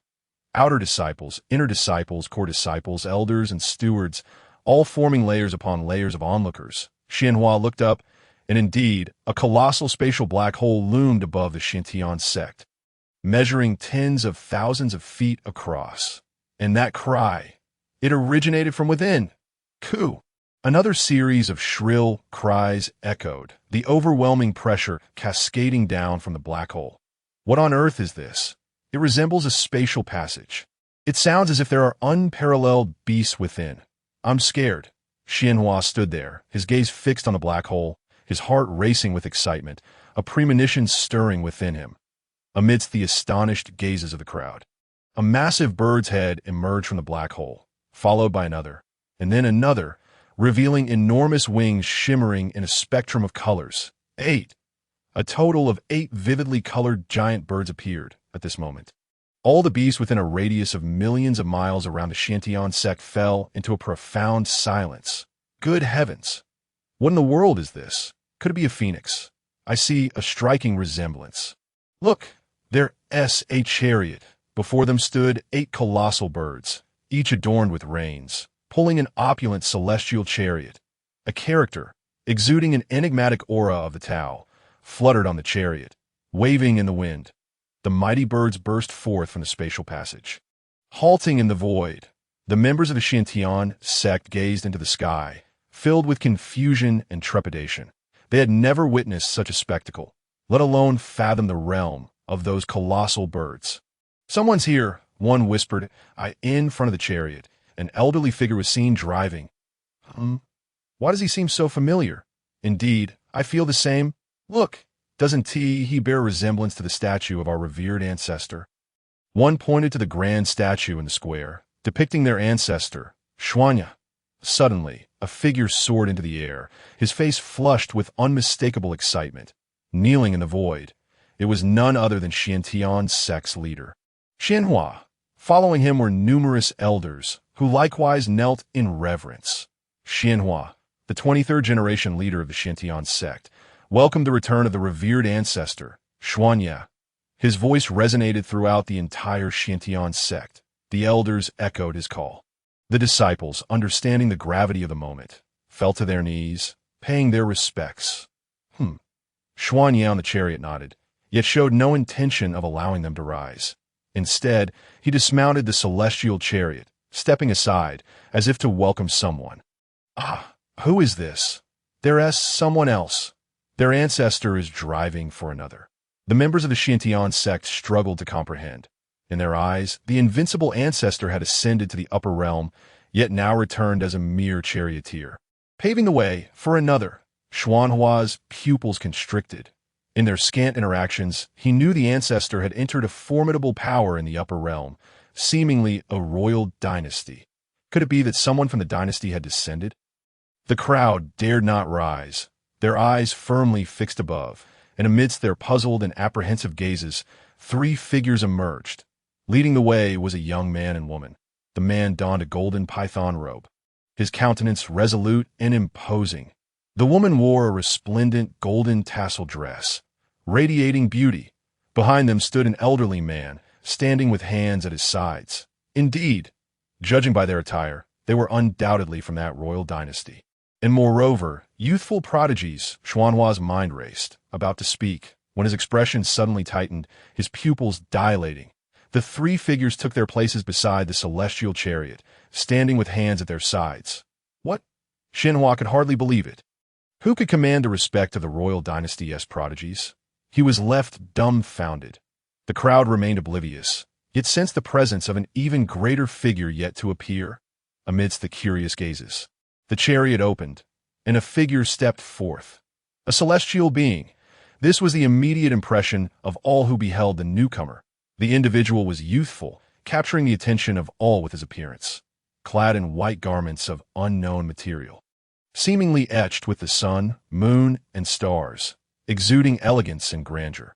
His tall stature radiated an ethereal aura, his features strikingly handsome, with eyes that sparkled with depth and brilliance, a mysterious yet magnificent mark between his brows, and silvery hair that floated gently. Standing there, he emanated an air of mystery and nobility. We bow before the son of the emperor. Zhou Zheng and his companions bowed deeply, while the others below were at a loss as to how to respond. The son of the emperor? What does that even mean? It sounds incredibly impressive. Xianhua, seasoned in experience, observed his ancestor also bowing, and immediately grasped the situation. The identity of this young man must be extraordinarily significant. He shouted in unison, "We bow before the son of the emperor." He discreetly signaled to the astonished elders. Thus, from one voice to another, the entire Xiantian sect echoed a singular phrase, resonating through the heavens. "We bow before the son of the emperor."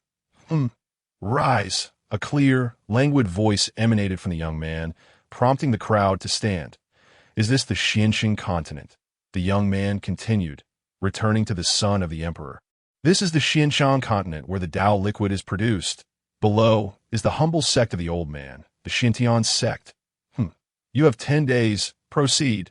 The young man spoke, retracting the chariot, stepping forth into the void. Arriving directly at the square, with the others hastily following suit. Such an uncanny speed, Xuanhua's expression tightened as he rushed forward to greet him. "Are you the leader of the Xiantian sect?" the young man inquired as he approached the Xiantian hall. "Yes, I am indeed the leader, Xianhua," he replied cautiously, trailing behind. "Divine Fire Realm?" "Indeed." "Too weak." The young man frowned as he entered the grand hall, observing their leader and elders accompanying such distinguished individuals. The crowd outside erupted with excitement. "What kind of person is this? I'm so nervous." Is this what beings from the upper realm are like? I've never seen someone so striking, like a celestial being. Ladies and gentlemen, I believe I have a chance. Get lost. Who do you think you are? That one is mine. The young man was truly intimidating. His identity must be astonishing. Xuanmiao finally regained her composure, exclaiming, "And how can he be so handsome compared to him? That so-called most handsome man of the Xianxing continent, Lord Luoxiu, is utterly insignificant." Xuanmiao's eyes sparkled with admiration. "Yes, oh, what if he comes from the upper realm? It's no big deal. I, Shouting, shall ascend one day."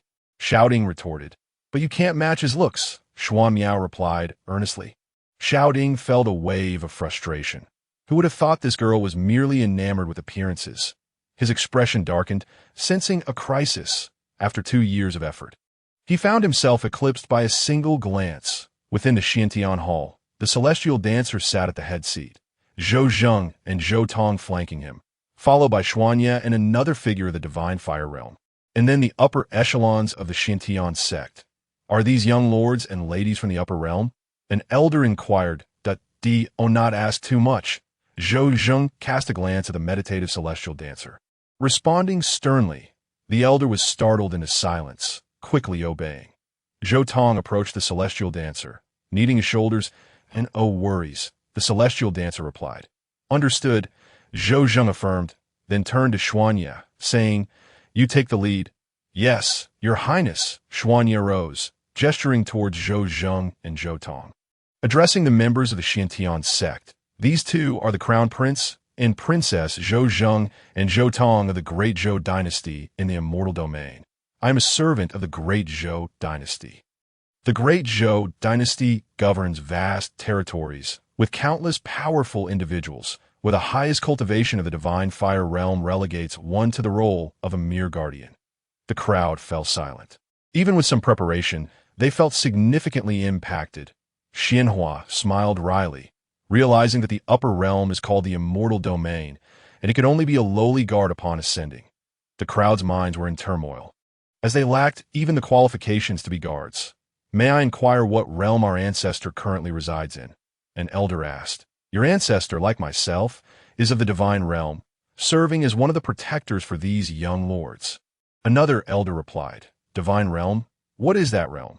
To ascend to the Immortal Domain, one must reach the true God realm, and the divine realm is the level beyond that. The divine realm carries some weight in the Immortal Domain. Xuanye, the ancestor, explained, So, this is the divine realm. Our ancestor is formidable. Alas, with the opening of the Golden Age in the Immortal Domain, even we in the divine realm will find it inadequate. Those god kings have already appeared, and even the reclusive saints may soon be stirred. Another elder sighed. The terms god kings and saints left the Xiantian sect members bewildered, yet it was evident that their ancestor preferred to say little. Merely the notion of the divine realm left them gasping for breath, given their highest cultivation was merely the divine fire realm. And who is this son of the emperor? Xianhua cautiously inquired, gazing at the celestial dancer. The Great Zhou dynasty is indeed formidable. Thus who could command such respect from a princess of royal lineage? Xuanye glanced at the celestial dancer, who remained in meditation. Before responding, the son of the emperor holds an extraordinarily esteemed position. He is of the imperial clan of the Immortal Domain. The imperial clan is the true overlord of the Immortal Domain, and our Great Zhou dynasty is merely a vassal to the imperial clan, the Wu family. The imperial clan oversees the rise and fall of the Immortal Domain and is the force from which true immortals have emerged. The discourse of Xianyi is imbued with reverence and gravity. The members of the Xiantian sect find themselves increasingly perplexed. However, they comprehend that this extraordinary figure, the imperial son, is the master of their master. Do not pry into the affairs of the imperial son. Simply attend to your own duties. The imperial son has come to forge the Dao liquid, and should you perform well, the rewards will be plentiful. Yet should you incur the imperial son's displeasure, a mere utterance from him could shatter the entire Xianling continent. Do you understand? Xianyi speaks. The crowd's expressions stiffen, and they hastily rise, declaring, We understand. We shall ensure the imperial son's success in acquiring the Dao liquid. There is no need for you to intervene. When the time comes, this imperial son will retrieve the Dao liquid personally. The dance immortal opens her eyes and lazily speaks. Yet imperial son, the secret realm only permits those below the king realm to enter. Xianhua interjects. Upon hearing this, the dance immortal smiles and unleashes her own aura. The imperial son is actually at the pinnacle of the divine sea realm. The members of the Xiantian sect are left dumbfounded. Why is the imperial son's cultivation so seemingly modest? Xianhua feels embarrassed, remarking, Imperial son, I observe that both the crown prince and the princess have reached the peak of the Dao platform. I did not expect the so-called imperial son to be merely a minor figure in the divine sea realm. The dance immortal responds with a smile. How audacious, to dare question the imperial son. Zhou Zheng suddenly stands in "Oh matter." The dance immortal waves her hand. Turning to Xianhua, "You shall attack me with all your might." Xianhua cannot believe his ears. The T.O. have a divine fire realm practitioner strike at a divine sea realm individual with full force. Surely, the Imperial Sun cannot be so foolish. Hesitant, Xianhua refrains from making a move. Should he accidentally kill the Imperial Sun, the Xiantian sect would face annihilation. If I command you to strike, then do so without hesitation. Zhou Zheng interjects impatiently. Elder, this, Xianhua casts a pleading glance at Xianyi. Fear not. Go ahead and attack. You could not possibly harm the Imperial Sun, Xianhua. I am, after all, a divine fire realm practitioner, a king within the Xianling continent. Who do you all think you're looking down upon? Be careful, Imperial Sun, Xiantian palm. Xianhua shouts, sending forth a palm strike towards the dance immortal, just as Xian Miao and Xiao Ding enter and witness this scene. Father, what are you doing? Xian Miao cries out. The dance immortal regards the impending strike with a furrowed brow. Too weak. She then retaliates with a palm, a 9-colored imprint accompanied by overwhelming celestial power, rushing towards Xianhua. Boom. In the eyes of the astonished crowd, Xianhua is repelled several meters by this Imperial Sun, who is merely a teenager of the Divine Sea realm, while the Imperial Sun does not even rise from his seat. This. The spectators exchange bewildered glances. Xian Miao gasps, unable to process what she has just witnessed. Xiao Ding stands frozen, his astonishment tinged with a dark scowl. The prowess of this upper realm Imperial Sun exceeds his comprehension. Master, what do you think? This is also my first encounter with such a situation. A single palm from the Divine Sea realm can repel one from the Divine Fire realm. Truly unheard of. The soul within the ring is equally astounded, yet advises, refrain from harboring any ulterior motives. Such a prodigy must surely hail from a top-tier force in the celestial domain, one we cannot provoke at present. Moreover, there are 2 celestial beings nearby. Xiao Ding acknowledges while frantically pondering. The Imperial Sun is formidable. With the Imperial Sun's involvement, the acquisition of the Dao liquid is assured. Xianhua bows respectfully. Well then, everyone disperse. The dance immortal commands, casting her gaze over the assembly. Yes, we shall take our leave. The crowd, not daring to linger, hastily exits. Wait, what is your name? The voice of the dance immortal resounds once more, causing everyone to halt. Following her gaze, Xian Miao, astonished, points to herself. Me? Yes, you, returning Imperial Sun. My name is Xian Miao. Xian Miao speaks, a hint of trepidation in her tone. Xian Miao, come here. The dance immortal gestures for her to approach. The expressions of the onlookers are rife with intrigue. Could the Imperial Sun be a lecherous individual? Xiao Ding's countenance darkens, his fists clenched, a faint aura of menace emanating from him. Yet he dares not step forward. Imperial Sun, this is my daughter, Xianhua interjects. What? Do you fear the Imperial Sun's intentions towards her? Not at all. Xian Miao, filled with trepidation, approaches the dance immortal, head bowed, hands nervously fidgeting with her clothing, remaining silent. Look at me. The dance immortal commands, her tone light yet firm. Slowly, Xian Miao raises her gaze. Indeed, the dance immortal fixates on Xian Miao's captivating eyes. Under the dance immortal's intense scrutiny, surrounded by so many witnesses, Xian Miao feels a wave of shyness wash over her. Her cheeks flushing. Perceive your eyes with utmost seriousness. As the dance immortal speaks, she extends a finger towards Xian Miao's brow, her own dual pupils shimmering with ethereal light. Calm your mind and do not resist. Xian Miao closes her eyes, sensing a cool, soothing sensation emanating from the Imperial Sun's slightly chilly fingertip, transmitting to her brow. She dares not resist, focusing entirely on the perception of her own eyes. Is there something different about them? Suddenly, her eyes heat up, and she feels as if she's lost in a dream, experiencing visions of her past lives, present, and future, each dream intricately intertwined with the Imperial Sun. The vividness of the dreams leaves her both bewildered and drowsy. Abruptly, another wave of coolness courses through her brow, jolting her back to consciousness. Open your eyes, the dance immortal instructs. Upon hearing this, Xian Miao slowly opens her beautiful eyes. only to discover that they now possess a unique quality, an imprint of a crimson lotus flower faintly visible within her pupils. Upon seeing the dance immortal, memories of those past lives flood back, causing her face to redden as she quickly looks down. This is the legendary 3 Lives Eye, Zhou Zheng exclaims, disbelief evident in his voice. Indeed, it is the 3 Lives Eye. Even I can discern that. Xianyi adds, why was this not noticed before? I surmise that this young lady's 3 lives I was previously in a dormant state. It is said that special ocular attributes possess a mysterious connection. It appears that the Imperial Sun's dual pupils have resonated with hers. As Xian Miao listens to their discussion, she remains oblivious to the meaning of the 3 Lives Eye, gathering her courage. She meets the Dance Immortal's gaze, finally realizing just how extraordinary the Dance Immortal's eyes truly are. Imperial Sun, what is the 3 Lives Eye? Why do I possess this trait? The 3 Lives Eye is innate. A rare cultivation constitution, ranking among the top 100 across the myriad realms. The Dance Immortal explains, pausing before continuing, this Imperial Sun's dual pupils sensed your eyes, prompting me to investigate further. I did not expect that upon activation they would reveal the 3 Lives Eye. Xian Miao still does not fully grasp the implications, yet she understands that she has awakened to an extraordinary fortune. Thank you, Imperial Sun. Xian Miao bows deeply in gratitude. From now on, you shall accompany me. This place will only stifle your potential. That My family, the Wu clan, possesses cultivation methods suited for you.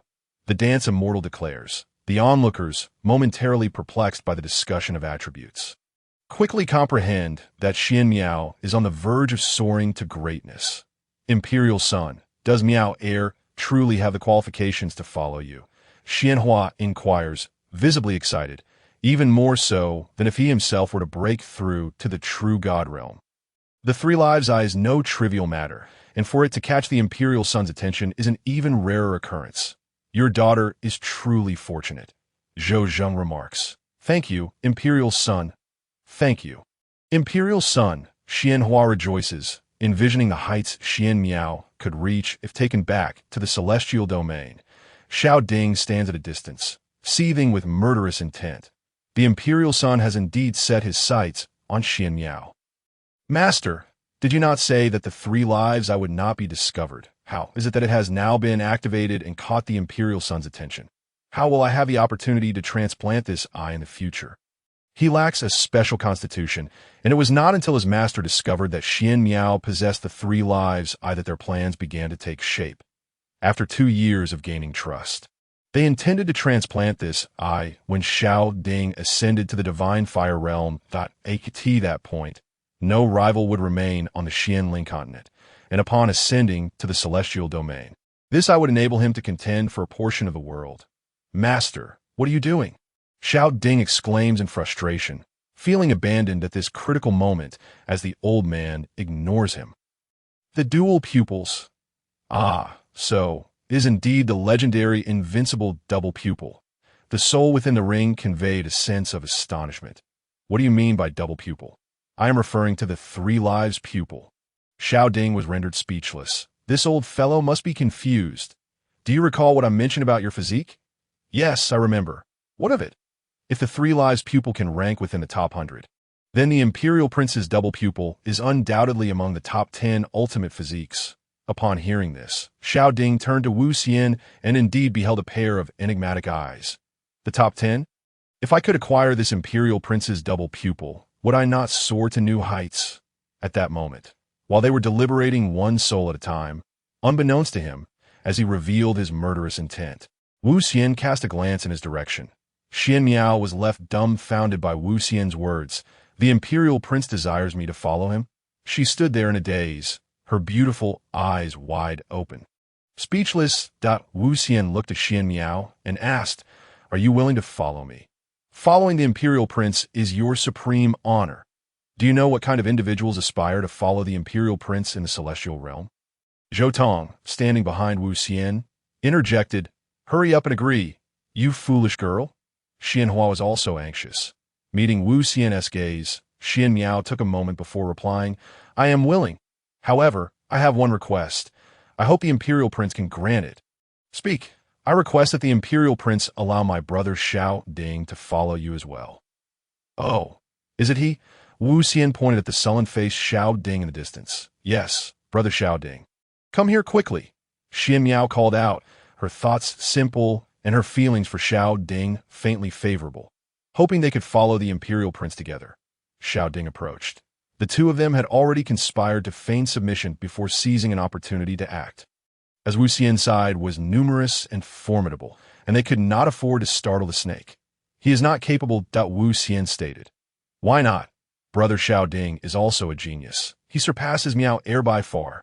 Wu Xian smiled faintly, saying nothing, as she watched Xiao Ding approach, activating her double pupil. Suddenly, her eyes shone brightly, and Xiao Ding remained oblivious, the ring on his hand glowing with urgency. Xiao Ding had a dream last night where the Imperial Prince sought to kill him. He awoke with a start, only to find that the people from the upper realm had long since departed, and Xian Miao had also refused Wu Xian's request, choosing to stay and accompany him. He traveled smoothly, everything unfolding as he had plotted, achieving his desired outcome alongside Xian Miao. When he ascended to the Divine Fire Realm, he extracted Xian Miao's 3 lives pupil, and after she lost her value, he callously abandoned her. Faced with Xian Miao's heart-wrenching and desperate cries, he felt not a shred of hesitation or guilt. Xian Hua, who came seeking vengeance, was also slain by him, who had obtained the 3 lives pupil. He became the foremost individual on the continent, ascending to the celestial realm, and through meticulous scheming, he extracted Wu Xian's double pupil. Soaring to greatness and becoming a dominant force, he could not help but laugh heartily. He had gained the kingdom and could have as many beauties as he desired.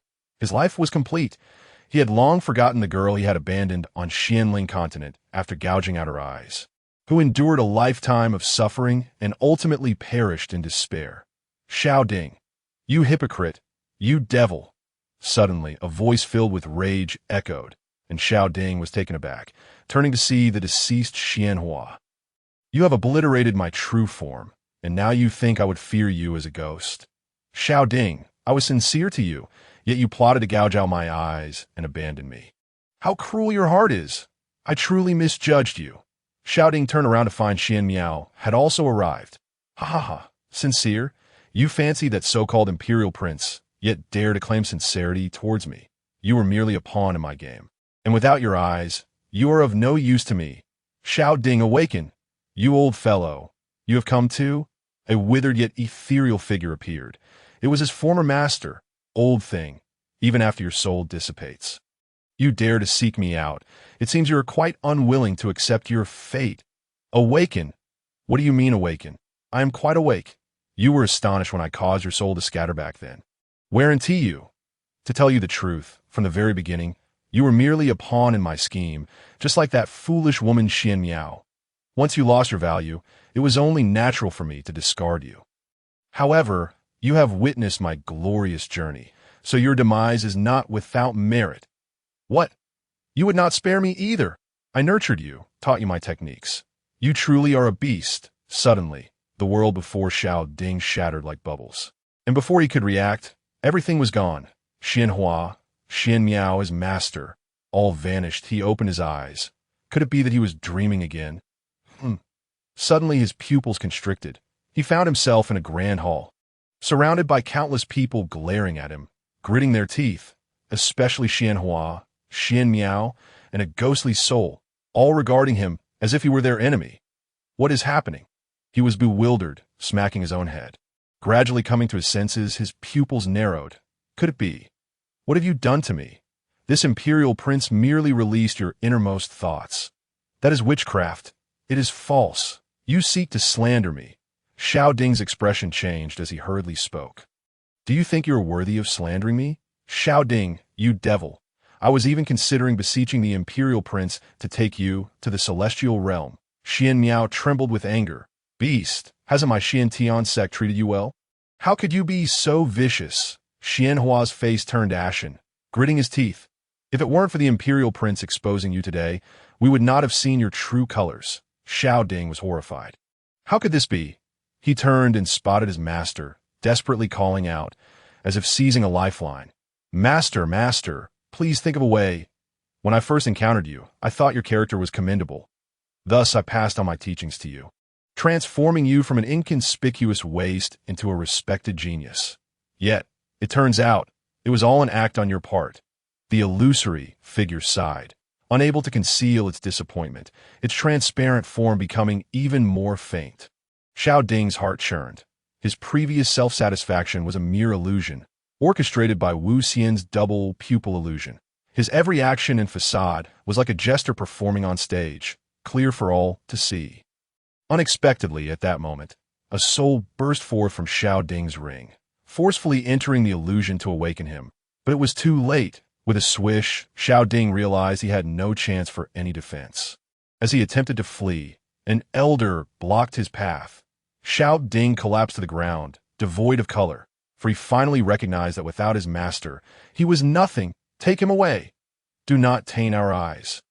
Xianhua waved his hand, his emotions complex. Now, tell us about your origins, Wu Xian commanded, gazing at the remaining soul. The illusory figure sighed and began to recount. I am known as Yao Chun, a former sage.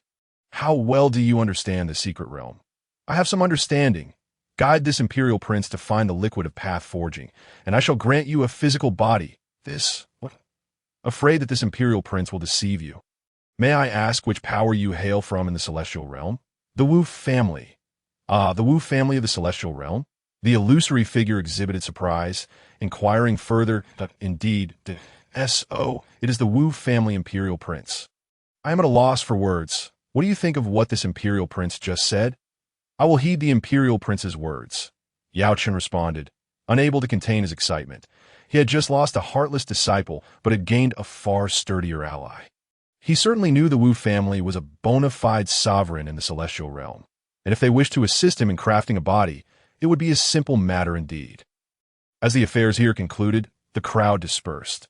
Only Yao Chun and Xuan Miao lingered, with Xuan Miao's newly activated Sansheng Tong requiring time to acclimate, making his presence beside Wu Xian undoubtedly the wisest choice. Meanwhile, Yao Chun had evidently begun to regard Wu Xian as his master. 10 swift days passed, and at last, the day of the Dao Ling's secret realm's opening arrived. Wu Xian opened her eyes within the Xintian palace and stepped forth, shadows following closely behind her. Before them lay a vast mountain range situated in the heart of the Xianling continent, where a myriad of peculiar peaks and bizarre rocks stood in splendid array. Typically a domain ruled by ferocious beasts, it now bustled with human figures. The Daoling's secret realm was the greatest treasure of the Xianling continent, and each opening tugged at the heartstrings of every cultivator. Those fortunate enough to seize opportunities within the realm could potentially soar to unimaginable heights. This time, I shall certainly locate the Xianling flower and ascend to the Dao platform realm. Whispers floated through the air, mocking those of the Divine Sea realm who dare to venture into the Daoling's secret realm, predicting their imminent demise. That I have heard that the legendary Dao forging liquid will make an appearance this time. Our Sea King Palace must secure it. A faction stood prominently, their unified blue attire strikingly conspicuous. Someone approaches. What is that?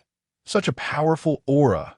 From the distance, a thunderous roar echoed, revealing a colossal figure, a giant tortoise, upon whose back rested a palace. The tortoise paddled through the void, halting above the crowd, from which several figures emerged. By the heavens, this tortoise feels even mightier than my family's ancestor. Indeed, I share that sentiment. Isn't that the prodigy of the beast-taming sect, Crazy Fire? Why does he appear so subservient? A towering youth stood, hands clasped behind him, as he appeared to serve a lavishly robed young man in white. The latter regarded the throng below, frowning, and was about to speak when he suddenly turned his gaze toward the distance. There, another enormous silhouette emerged. A massive winged tiger descended through the air, exuding a fearsome presence. With several figures standing upon its back, that Reg from Thunder God Mountain? Why does he also seem like a subordinate? Ah, Baisha. Arriving so early are we, yet it matters not. A youth clad in opulent purple spoke from the tiger's back, eyeing the white-robed young man with disdain, while Reg stood behind him, arms at his sides. Xian, it seems you're determined to compete with me for this Dao forging liquid. The white-robed youth retorted with a cold snort. Our families can negotiate, but these natives, the purple-clad youth chuckled, gesturing at the throngs below, the implication clear. Natives are merely to be eliminated. The white-robed youth declared, sealing the fate of the Xianling continent's inhabitants with a single statement. I prefer to avoid bloodshed. The purple-clad youth laughed, when suddenly, the ferocious tiger beneath him seemed to receive an order, and with a swift motion, it devoured several individuals, reducing them to mere sustenance. Ah! The crowd screamed in terror, fleeing to a distance. Yet they remained, for the allure of the Dao Ling's secret realm was simply too great. You are indeed a true pervert. Likewise, I have heard that the Xintian sect has also sent its people down. The white-robed youth was about to respond when a domineering voice resounded from afar. What are the two of you? Mere curs. The crowd looked up to see 8 colossal avian beasts pulling a luxurious celestial carriage. Soaring toward them, the magnificent multicolored birds obscured the sky, and at their arrival, both the tiger and tortoise plummeted from the void, curling on the ground in fear, their riders ejected. What is this? The white-robed youth's pupils constricted. The divine beast Xingluan, the purple-clad youth gasped in astonishment. Such grandiosity. The remaining crowd hid in the distance, quietly observing, realizing that the newcomers were of a far greater significance. The Xingluan screeched, bringing the carriage to a halt above everyone, from which several figures emerged. The first 2 elders were inscrutable, followed by a young man clad in a golden python robe and a breathtaking woman adorned in a golden fringed gown, with a final lady in a green dress, her bright and captivating eyes shimmering. Are these brothers also from the celestial realm? Which faction do they represent? The purple-clad youth inquired, adopting a friendly tone, cautious not to offend. Just moments ago, the guardian of the true god level behind him had informed him that the Qingluan were all at the divine realm. The mere beasts pulling the carriage could ensure that they would never return. The white-robed youth remained silent, his expression grave, clearly having received the same news. Silence. The man in the golden python robe spoke again. His tone impatient, without hesitation, he unleashed a sword light imbued with imperial might, cleaving toward the purple-clad youth. The purple-clad youth summoned all his strength to resist, 8 Dao platforms manifesting behind him. Alas, he was struck back. Crashing into the distant forest, the true god elder rushed over to assist him, as he was the young master of the Huishao sect in the eastern region. Surely, he was being a touch reckless. The white-robed youth ventured cautiously, probing the situation. Huishao sect? What is that? The golden python-robed man scoffed, contempt evident. The master of Huishao sect is a god-king, the white-robed youth asserted, his gaze fixed on Zhou Zhang. Eager to discern more, ha ha ha, a god-king. A meager third-rate faction dares to act insolently before my great Zhou dynasty. Zhou Zhang revealed his intentions, relishing the opportunity to toy with these 2 fools while the secret realm remained unopened. Indeed, they are from the great Zhou dynasty. The white-robed youth inhaled sharply, retreating a step, no longer daring to speak further. The recently returned purple-clad youth, now covered in dirt, had intended to assert himself, but upon hearing the name of the great Zhou dynasty, he wilted, a look of hesitation crossing his face. I had no idea you esteemed individuals were from the great Zhou dynasty. I beg your pardon for any offense. The purple-clad youth knelt, trembling, for being in the eastern region. How could he not know of the great Zhou dynasty, which could extinguish his sect with but a snap of its fingers, self-flagellate 100 times? Zhou Zhang grinned, with resounding slaps echoing through the air. The purple-clad youth did not dare to hesitate, striking himself with fervor. Suddenly, boom!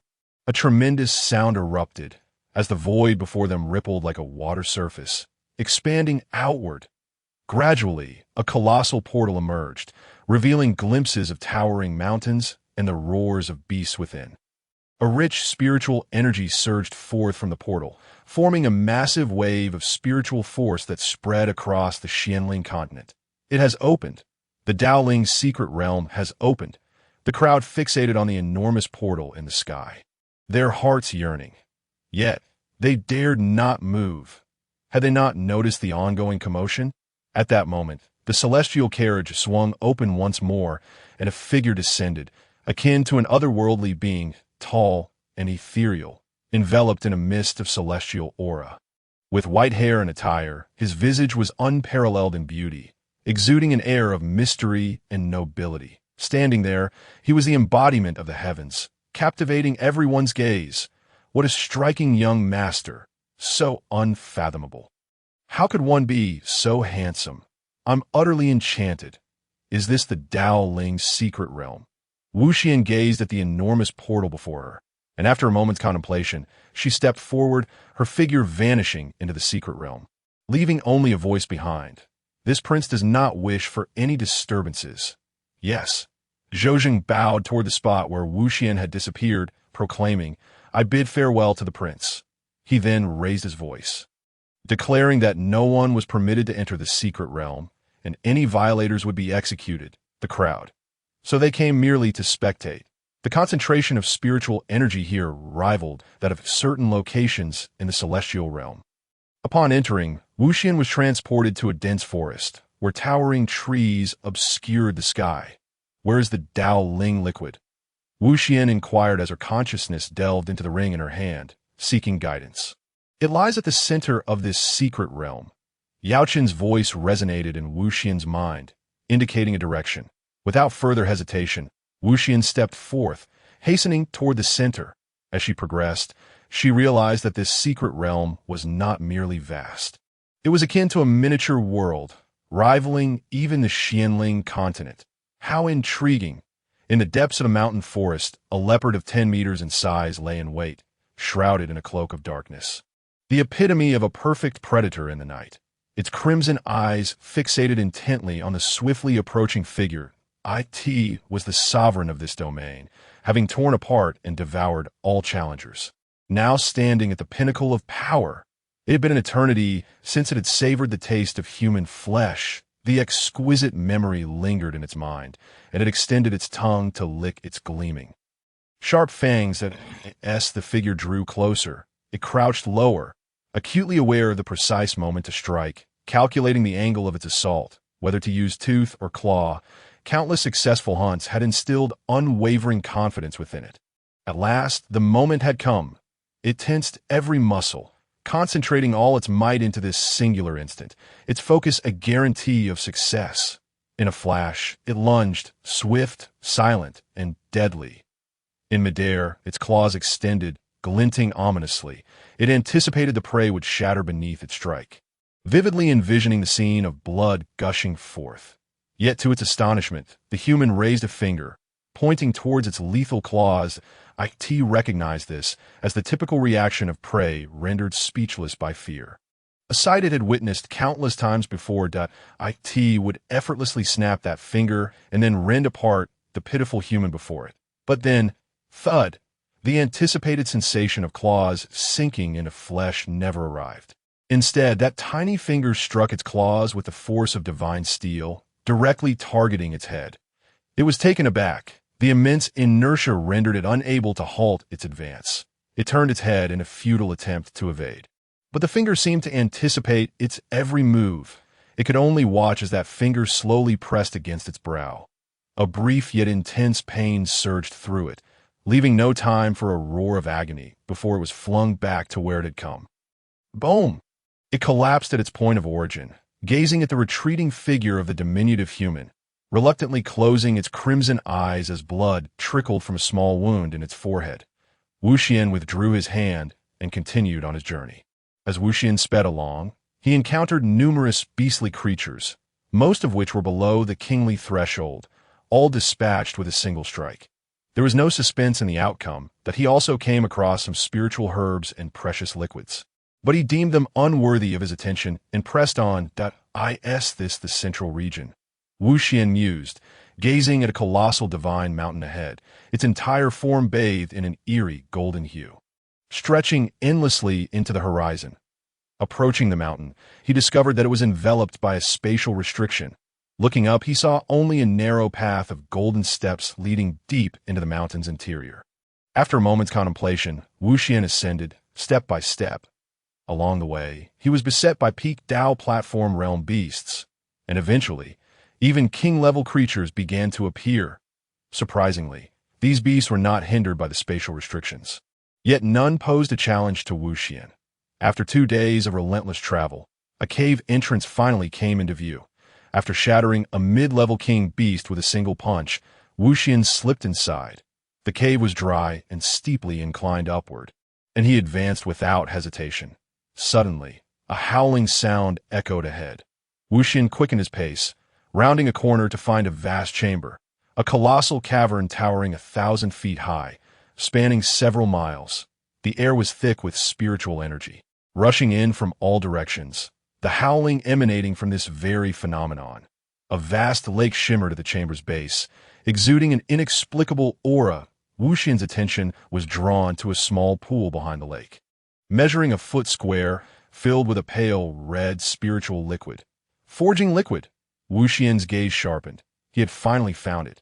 Turning to the lake, he chuckled, "Come forth, hiss!" As his words fell, the tranquility of the lake was shattered, and a massive beast's head emerged from the water. Gradually, it revealed its full form, a long, sinuous body coiling above the lake, its crimson, triangular eyes devoid of emotion. It was a black jade serpent. Wuxian smiled faintly. This serpent was a peak king-level beast. Had it not been for him, others would surely have perished in its jaws. With no time for pleasantries, the battle commenced in an instant. Wuxian, unwilling to waste time, unleashed his lethal techniques. His figure became a blur, appearing above the serpent's head, delivering a punch imbued with radiant colors to its massive skull. The serpent, unable to evade, was struck head-on, with a thunderous roar.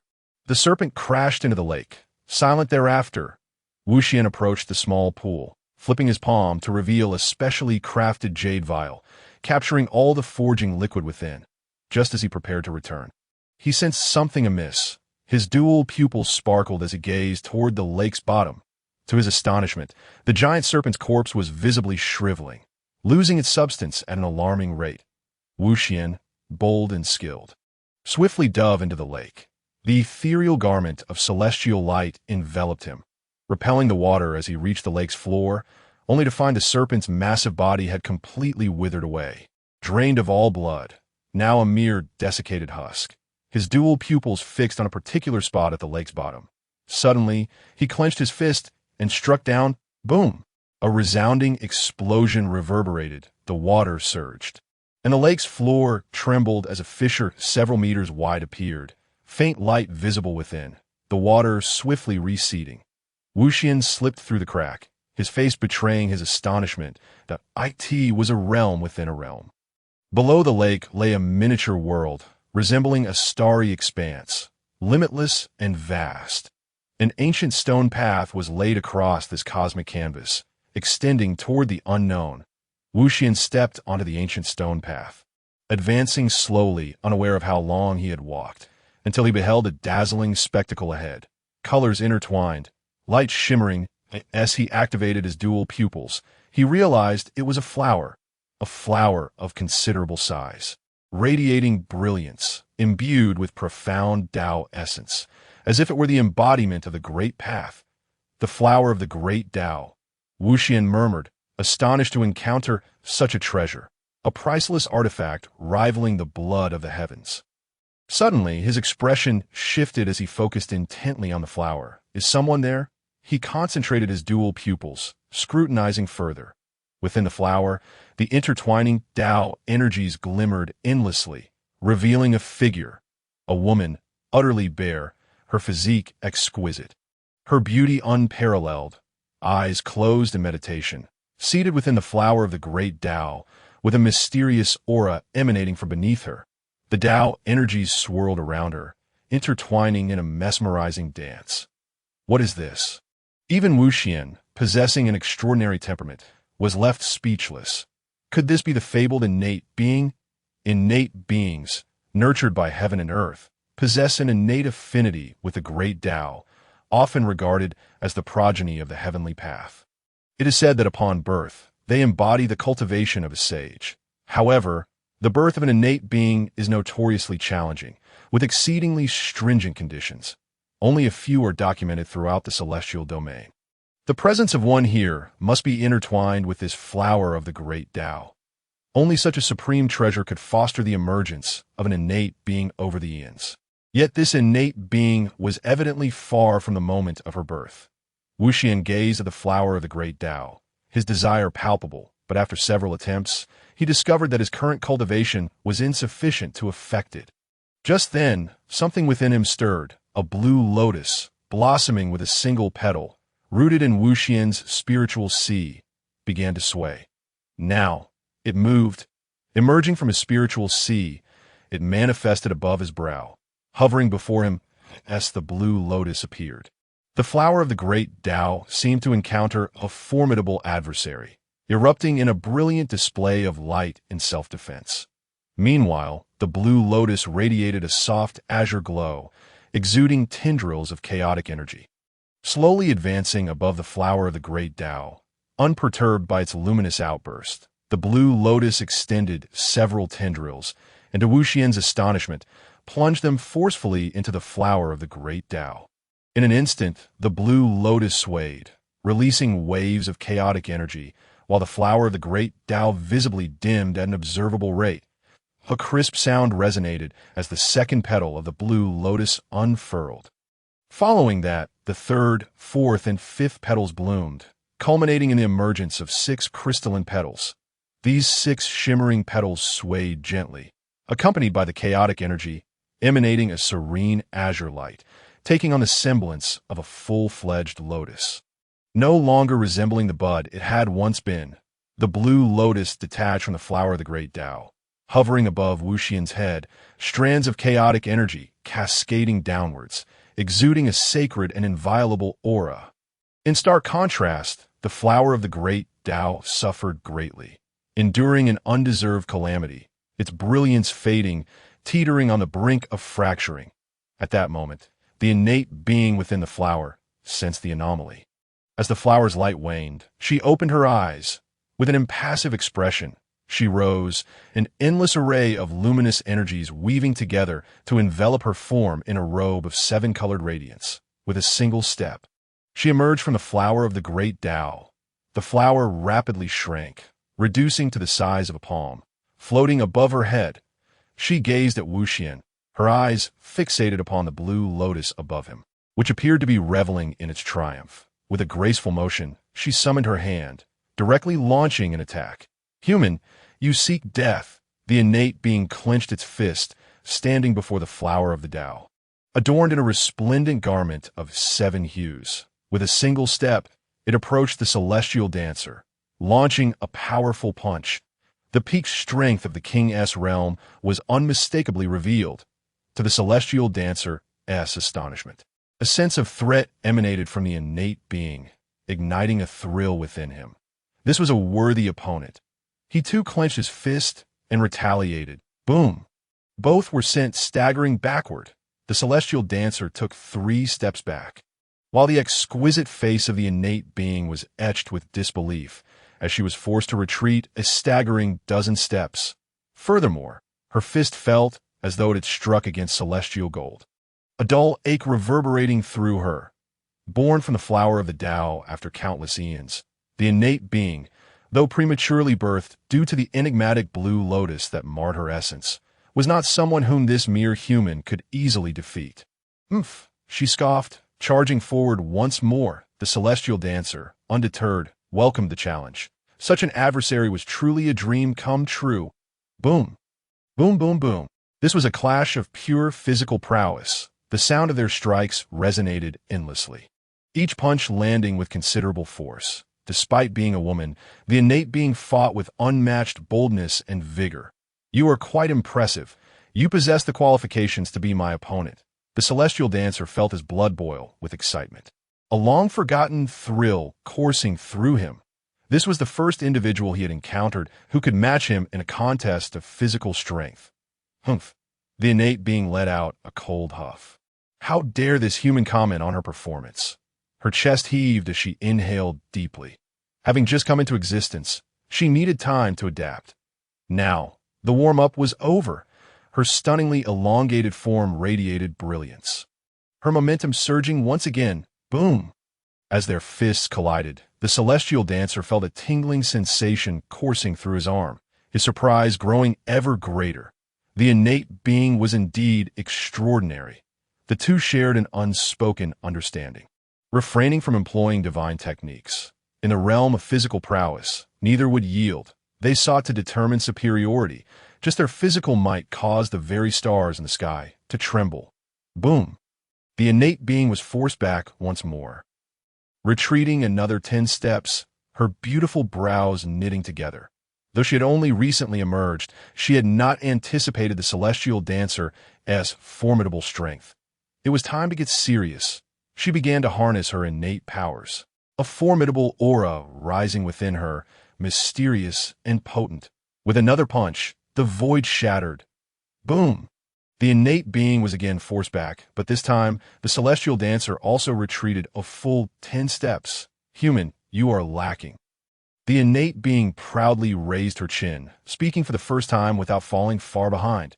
Have you activated some form of innate power? However, do you believe this prince has none? Suddenly, the celestial dancer clenched his fist, a tremendous force awakening within him. The Chaotic Dao body. Activate. In the astonished gaze of the woman, he unleashed a punch, divine radiance pouring forth. Boom! The void erupted, sending the woman flying backward. Only when the celestial dancer activated his Chaos Dao body did his true physical strength manifest. Human, you have provoked me, the innate being declared, her voice sharp as she called forth 3,000 strands of hair to dance wildly. Divine fist. This was a technique born of the heavens and nurtured by the earth. One she had cultivated over countless ages. It was perfectly attuned to her. With effortless precision, a fissure thousands of zhang long appeared in the void as she struck, a sight most terrifying, with a slight smile. The celestial dancer unleashed his own technique, the ancestral technique of the Wu family, a force that shatters myriad laws. He thrust his fist forward, creating a spatial rift that stretched for 10,000 zhang. Boom! The very fabric of space shattered, and the woman was once again sent flying. She furrowed her brows, charging forward once more. This was the ultimate expression of physical power, a primal clash of strength. The two unleashed various techniques, each striving to prove their superiority. The woman's delicate hands, though slender, glinted with cold light as she swiped toward the celestial dancer's neck. But he was already prepared.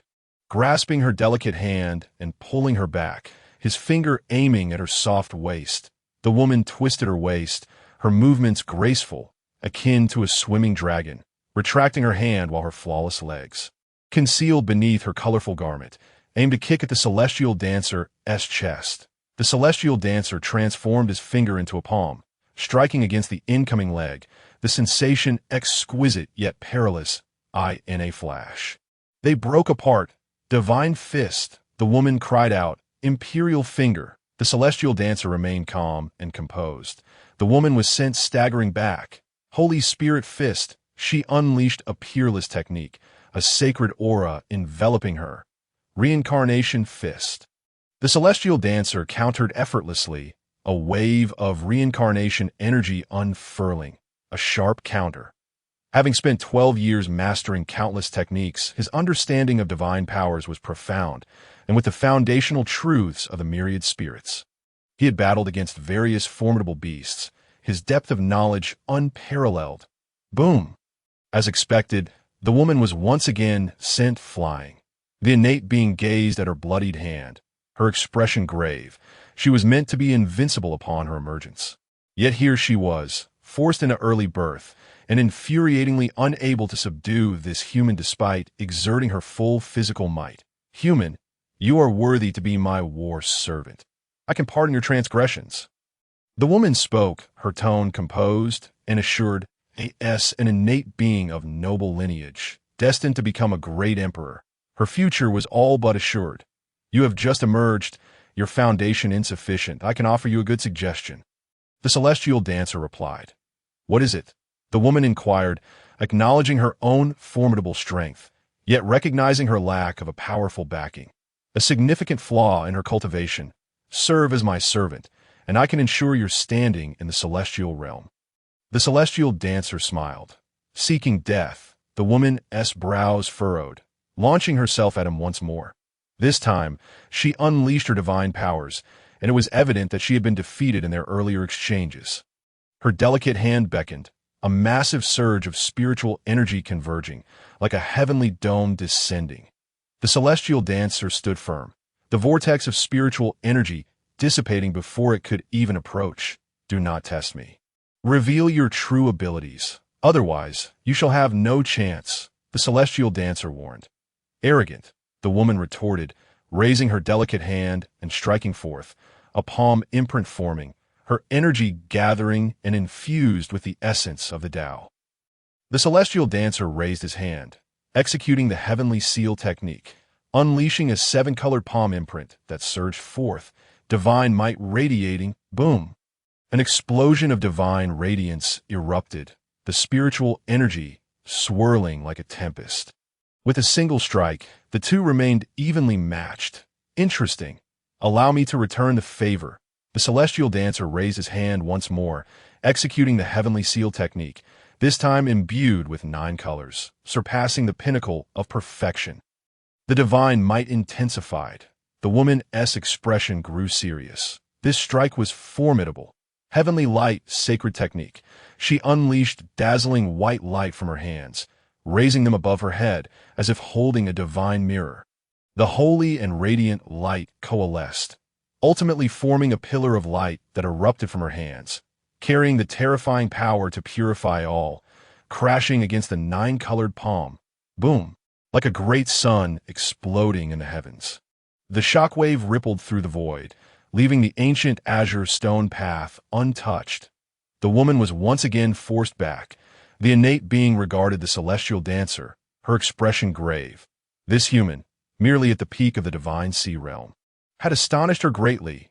You are indeed powerful, she acknowledged, affirming his status as a worthy opponent.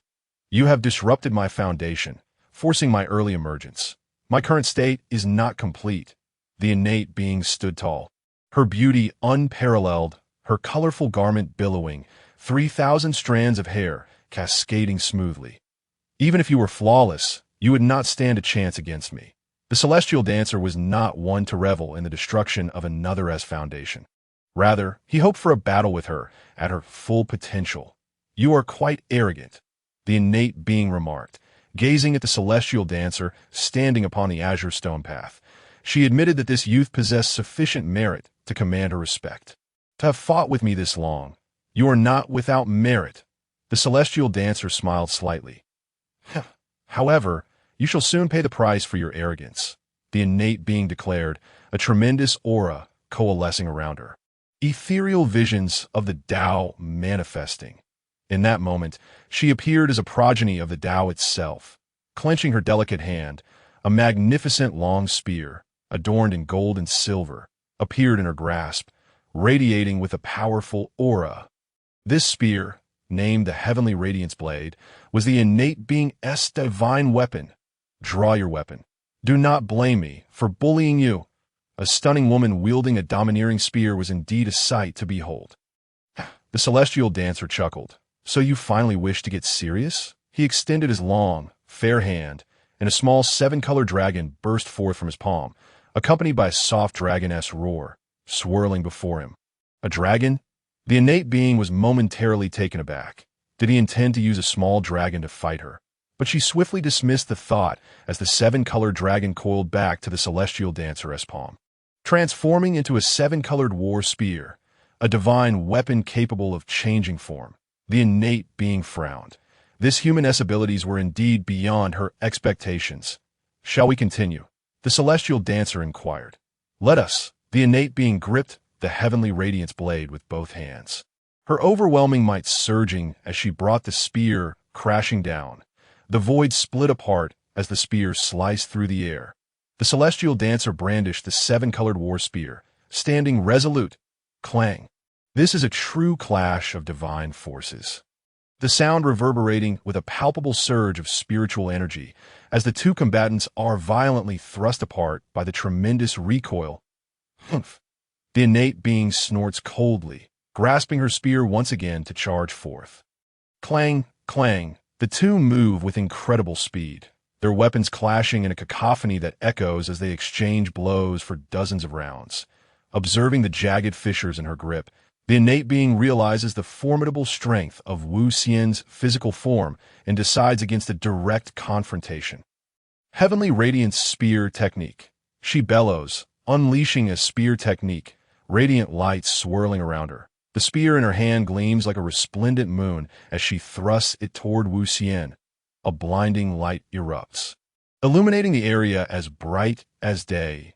Wu Xian, wielding a battle spear, suddenly finds the weapon adorned with twinkling starlight, which swiftly coalesces into a brilliant constellation.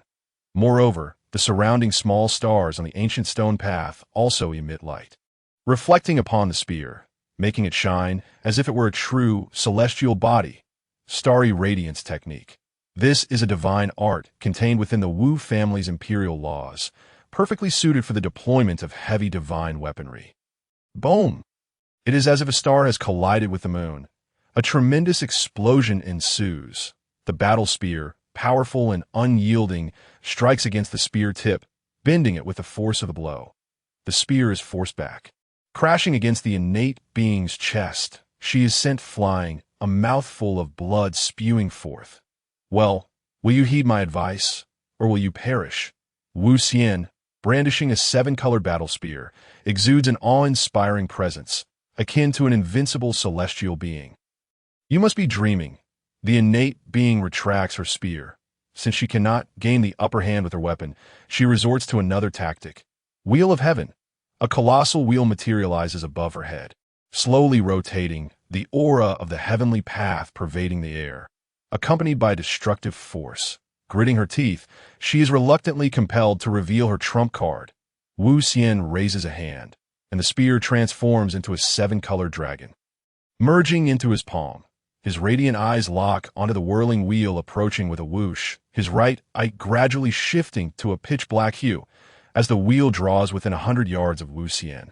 It astonishingly comes to a halt. The innate being is struck with terror as she realizes her connection to the Wheel of Heaven has been severed. In her astonished gaze, the wheel begins to shatter piece by piece. The innate being stares into Wu Xian's eyes, her heart trembling once more. Previously, she had sensed a tremendous physical prowess emanating from him, a strength that rivaled her innate Holy Spirit body, perhaps even surpassing it, which is why her physical might faltered against Wu Xian. She concludes that he possesses an astonishing physique, but little did she expect he also harbored dual pupils. A mysterious physique coupled with dual pupils? Truly a prodigy, she struggles to recall, within the legacy of her Holy Spirit lineage. Such prodigies are scarcely documented throughout ancient history, and now, upon her emergence, she encounters one, leaving her uncertain whether to laugh or cry.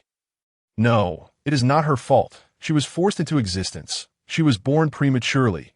You have dual pupils. The innate being weakly utters, her strength nearly depleted from the intense battle.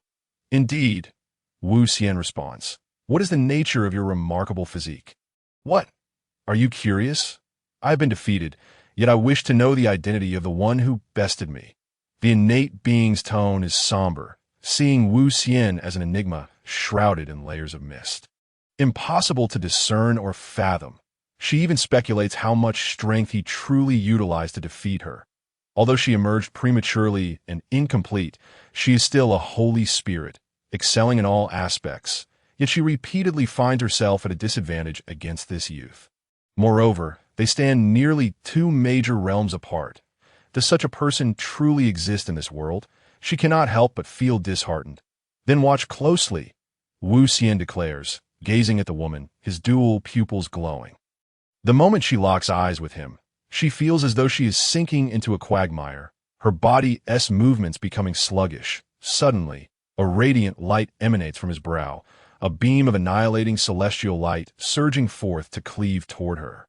The innate being's expression changes dramatically, summoning all her strength to counter, barely managing to deploy the Wheel of Heaven to shield herself, yet she's on the brink of exhaustion. Upon looking up, she realizes the youth has vanished without a trace. An uncanny sensation envelopes her. Glancing down, she discovers an illusory grand path has materialized beneath her feet. Her mind trembles, and just as she prepares to resist, a slender, luminous finger gently rests upon her brow. She lifts her gaze to find the youth standing before her, a myriad of grand paths shimmering beneath his feet, smiling at her, his dual pupils radiant and profound, with an obscure celestial mark upon his brow. So that is it. How could she not see clearly? Those are dual pupils, celestial bones, and a chaotic body. The innate being is struck with disbelief, for this youth possesses 3 of the top 10 physiques across the myriad realms. What an astonishing revelation. It is truly unprecedented. He is not of this world. He must be the progeny of the grand path. My defeat is not unjust. How do you feel now? Do you still consider me arrogant? Wu Xian smiles slightly, retracting his finger. Who would have thought that such a prodigy exists in this era? Who could rival you in this lifetime? My emergence was indeed ill-timed. The innate being sighs. She should have remained in slumber for several epochs, awaiting the next era. Unfortunately, there is no other way, unless she were to seal herself away once more. Alas, the flower of the grand path has already been depleted significantly. Everything is inextricably linked to this youth before her. The innate being's expression is complex. Now, what shall you do with me? I have been defeated, she inquires, raising her gaze. Leave, Wu Xian replies, hands clasped behind his back. He has no desire to cause her distress. He merely seeks a worthy opponent. And, just to clarify, it was all Qin Lian's doing. The innate being pauses, taken aback. You truly are something special. Until we meet again. The innate being bows respectfully, and then the flower of the grand path above her head radiates brilliantly, intertwining countless powers of the grand path within the blossom, imprinting upon the heavens as a spatial passage slowly materializes. This is a spatial passage constructed by the flower of the grand path to connect heaven and earth, the destination unknown. The innate being embarks on her journey, for this place is no longer suitable for her to linger. The flower of the grand path will guide her to a realm more conducive to her growth. Perhaps she can gradually rectify her past shortcomings and achieve completeness. At that time, she will fear no one.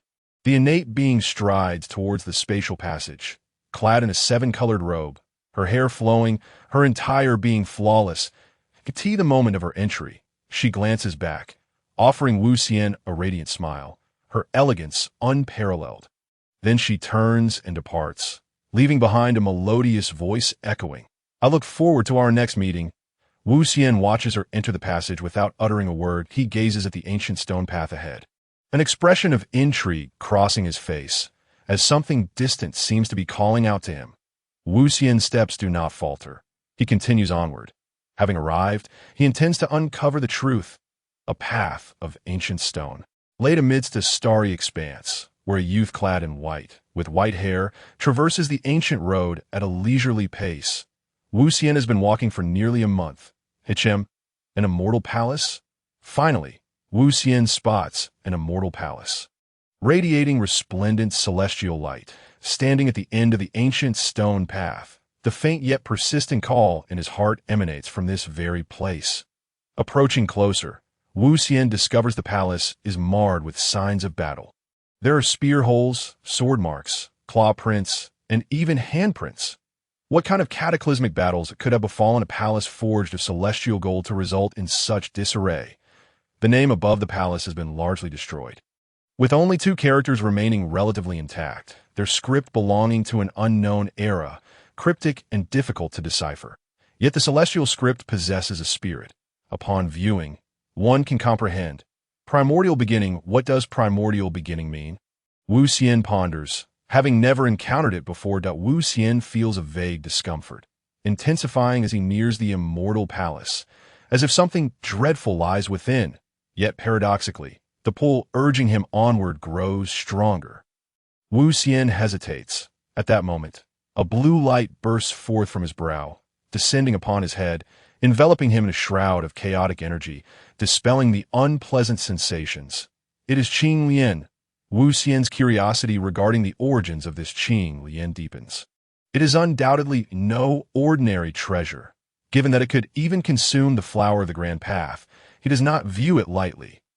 Not yet feeling secure, Wu Xian retrieves a protective talisman bestowed by an elder and holds it tightly. Allowing himself to feel somewhat reassured, he takes a step forward, heading into the Immortal Palace. The passage is smooth, devoid of obstacles or restrictions, and he enters the palace with ease. The interior of the palace is immense. Wu Xian arrives at a door, opens it, and finds countless elixirs stored within, all of high caliber. There are even imperial-grade elixirs. Imperial elixirs are exceedingly precious, seldom seen even among imperial clans. Wu Xian picks up a vial of yin-yang dual circles elixir, a type of imperial elixir containing the dual energies of yin and yang. Extremely rare. He uncorks the vial, but instead of the anticipated divine light, only a few remnants tumble out. Corrupted, Wu Xian contemplates, surprised that even imperial elixirs have rotted away. What kind of era do these relics belong to? Without needing to look, he knows the remaining ones must also be spoiled. Next, Wu Xian enters a weapons vault, where divine weapons are displayed, including a single imperial weapon. However, all are in ruins, crumbling to dust at a mere touch, with not a single usable item. The Dance Immortal arrived at a hall of divine powers, where no books could be found, only a thick layer of dust, suggesting it had long been entombed in the passage of time, now reduced to mere ash. What is that? The Dance Immortal glanced toward the second floor, where a stream of light emerged. With a flicker, she ascended the stairs. The second floor revealed a long corridor, flanked by walls adorned with ancient engravings. The engravings, steeped in antiquity, were vividly lifelike. Is that a true dragon? One illustration depicted a true dragon soaring to the heavens, striking down into the abyss. The dragon's might was overwhelming. As the Dance Immortal immersed herself in the scene, the dragon seemed to come alive. This was a manifestation of divine power. The Dance Immortal immediately focused her mind to comprehend it, only to suddenly frown as she noticed that the dragon's head was missing. Someone had done this deliberately. The Dance Immortal spoke. This does not appear to be the result of corrosion. It is clearly a result of a sharp blade. She activated her to observe once more. Through her, the true dragon sprang to life, gracefully swimming, its claws striking, shattering the firmament. Even the lost dragon's head was restored in her vision. Without hesitation, the Dance Immortal employed her technique. Moments later, she opened her eyes, astonished to discover it was the Dragon Fist. This was the true dragon technique, a supreme art. Though incomplete, it was undoubtedly the authentic true dragon technique. Surpassing celestial quality, it was sufficient to rank among the forbidden divine powers. The Dance Immortal rejoiced. The Dragon Clan of the Immortal Realm regarded the true dragon technique as a forbidden lineage. Yet how could fragments of it exist here? Without further ado, she turned her gaze to the second illustration. The Phoenix Nirvana image, a 9-colored phoenix, a divine bird, cried out amidst sacred flames, breaking and then rising anew. Similarly, the wings of the phoenix bore the marks of being cut by a blade. It must belong to the true Phoenix clan. There was no need for further words. This was a treasure. The Dance Immortal activated her and utilized her, completing the process in one breath. While this might be considered waste material by others, it was undoubtedly a treasure for her, endowed with the true Phoenix undying technique. Once again, she acquired another incomplete supreme art, and the Dance Immortal felt elated. This journey was not in vain.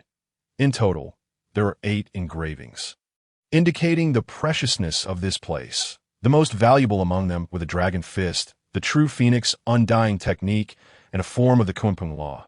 The rest were merely of average celestial quality, not top-tier ferocious beasts.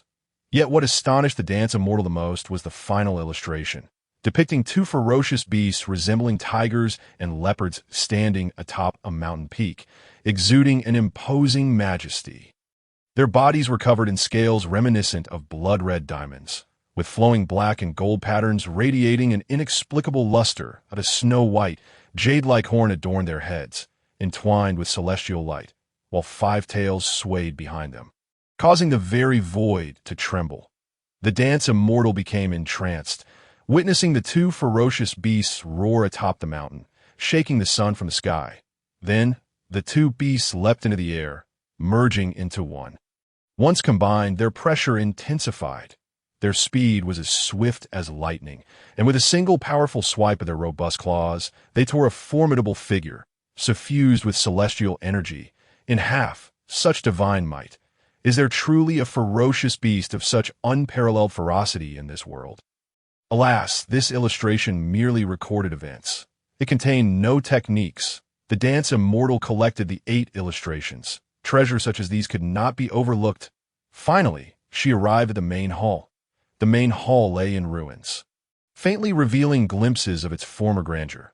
The dance immortal approached the throne above, crafted from immortal gold. Even though it bore cracks and had been ravaged by the passage of time, remnants of its former glory remained. In front of the throne stood a table, also forged from immortal gold, upon which a single character was inscribed. War.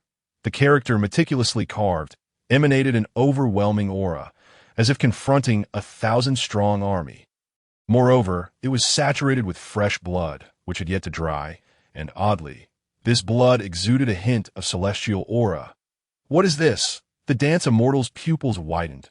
Celestial blood. The dance immortal's heart trembled. The table before her flowed with what seemed to be celestial blood. What place is this, and what transpired here? The entire main hall was devoid of anything else, utterly empty. Upon exiting the main hall, the sensation within the dance immortal's heart grew even stronger, compelling her to follow it deeper. A wide passage came into view, dark and unfathomable. The pull she felt emanated from within, and the eerie sensation intensified. Fortunately, the green lotus hovered above her head, releasing threads of chaotic energy, providing her with some reassurance. As she entered the passage, the dance immortal advanced cautiously. Crack! Something crunched underfoot. The dance immortal looked down. Through her, she discerned it was a bone that had been crushed. Despite being broken, the bone remained pristine white, exuding a faint pressure. Holy bone, the dance immortal murmured. This aura surpassed that of the divine realm. A saint must have been buried here, and she had just seen celestial blood ahead. The deeper she ventured, the more pronounced the sensation became, with remnants of bones and dried blood appearing in greater numbers. Not only human bones, but also those of ferocious beasts. Moreover, their quality was increasingly elevated. After an indeterminate length of time, a glimmer of light appeared ahead, and as the dance immortal approached, her heart jolted. Imperial bone. Before her lay scattered bones in the passage, radiating a soft glow. Some were as white as jade, while others were blood red. A powerful pressure emanated from them, but it was all blocked by the green lotus above her head. Otherwise, this pressure alone would have been enough to obliterate her. The sensation still beckoned ahead, and the dance immortal pressed onto Is that a phoenix feather, a feather the size of an arm, shimmering in 9 colors, still vibrant even after endless years, accompanied by an overwhelming pressure, even greater than the imperial bone. Could it be from a celestial phoenix? The dance immortal speculated, attempting to retrieve it, but the pressure was too great, rendering her unable to do so. She tried to activate the green lotus above her head. Yet it remained unresponsive, forcing her to abandon the effort. Gradually, as the dance immortal delved deeper, more and more items appeared. Dragon scales, black gold pung feathers, human finger bones, and shattered divine spears, heavenly halberds, and immortal swords, all exuding immense pressure. What is that? The dance immortal's pupils constricted. Ahead lay a dull, lifeless eyeball, resting in the dirt, stained with blood. Within the eye, the pupils had lost their brilliance. The dance immortal could hardly believe it. An invincible wielder had once spilled blood here, and yet only a single eye remained, lying in the dirt, dull and lifeless. Filled with immense shock, the dance immortal pressed forward, ultimately reaching the end. A door stood at the passage's terminus. Its surface a deep, dark hue, crafted from an unknown material, and blood seeped from its cracks. Various colors of blood mingled together, dark and viscous, slowly oozing from the crevices. Countless dried bloodstains adorned the door. In front of the door lay pools of blood scattered about. The dance immortal noticed that one of the bloodstains was calling out to her. The blood emitted a faint glow, unlike the other long-dried blood, still possessing a trace of divinity. With the green lotus hovering above her, The dance immortal cautiously approached, for the call was emanating from this very spot. As she drew near, her bloodline began to stir. Is this the blood of my ancestors from the dance clan? The dance immortal's eyes widened in realization. The blood, almost sentient, rose as she approached, condensing from a pool into a single, radiant drop, crimson and striking, embedding itself in the center of her brow. In that instant, every drop of blood within the dance immortal's body boiled with fervor. A single drop of blood began to divide within her, awakening and even enhancing the bloodline she inherited from her clan. This drop of blood was truly extraordinary. All other blood had lost its luster, and even the undefeated wielder of had left behind only a dim eyeball. Only this drop remained, eternal and undying, still infused with divine essence, and the pressure it emanated was even more intense than that of the ancestor she had encountered. Everything transpired in an instant. The dance immortal felt a warm sensation enveloping her. As if she possessed boundless strength, she attempted to harness this bloodline power, and her strength surged threefold. The dance immortal found it incredible. Every aspect of her being was flawless, with no further advancement possible, yet this bloodline inexplicably augmented her combat prowess threefold. Moreover, she now radiated an air of nobility. This was the power of her bloodline, belonging to the dance clan. This excursion into the secret realm was undeniably fruitful. However, the atmosphere here was exceedingly eerie. The dance immortal stared at the door. Her curiosity piqued to push it open and peer inside. Yet she hesitated. An instinct warned her that should she proceed, even with the protection of the green lotus, it would likely spell her doom. The dance immortal took a deep, lingering glance at her surroundings before deciding to retreat. This place was beyond her current capabilities. Just as the dance immortal turned to leave, she noticed something else. An egg lay half buried in the dirt.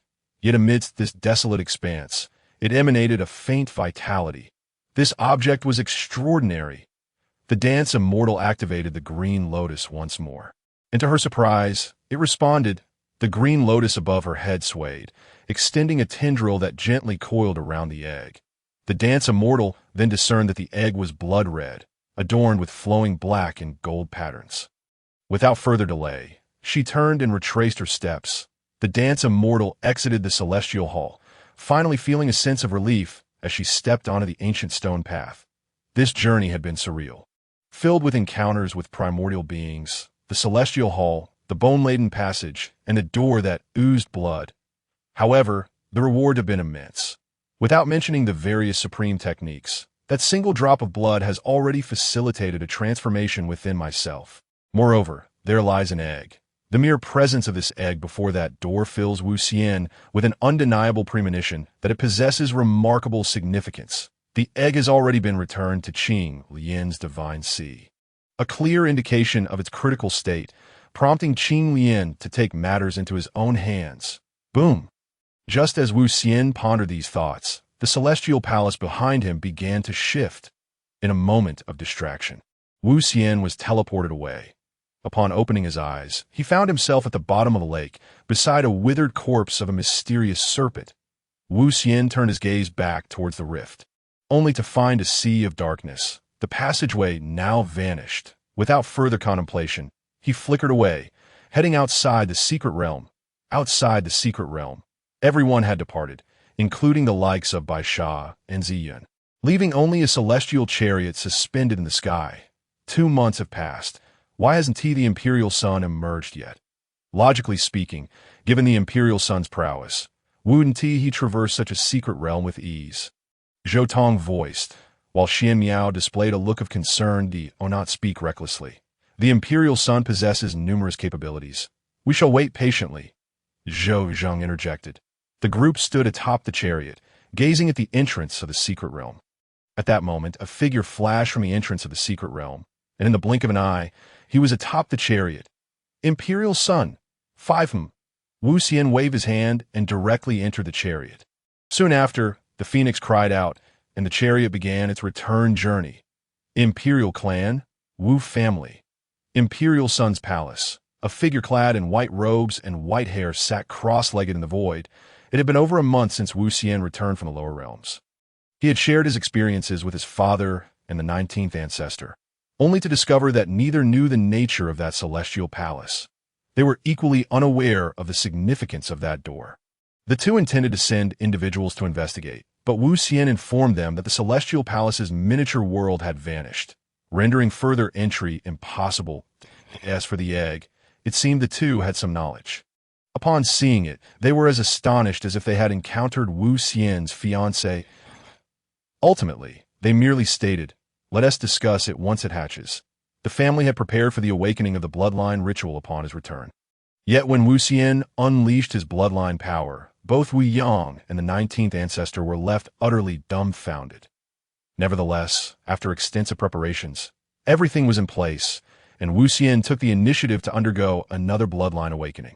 The eruption of Wu Xian's bloodline was monumental, plunging the entire Wu family into profound astonishment. Following the ritual, Wu Xian's bloodline unexpectedly broke through once more.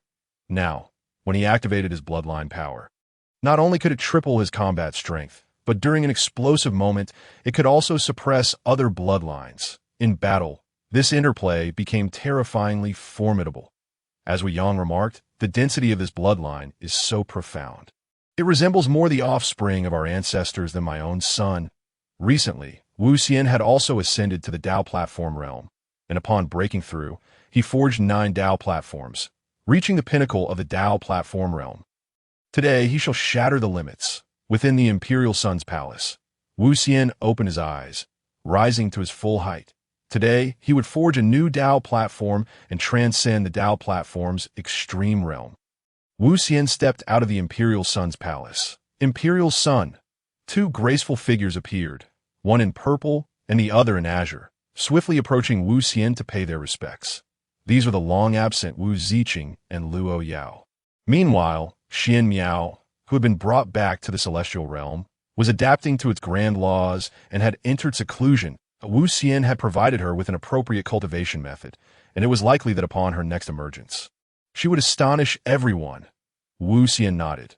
The two women had previously made breakthroughs within the Wu family, achieving significant results. Both were contemporary prodigies, and naturally, they were not lacking. Upon her breakthrough, Wu Ziqing reached the pinnacle of the King realm, and Luo Yao followed suit, indicating they too had solidified their foundations before taking another leap.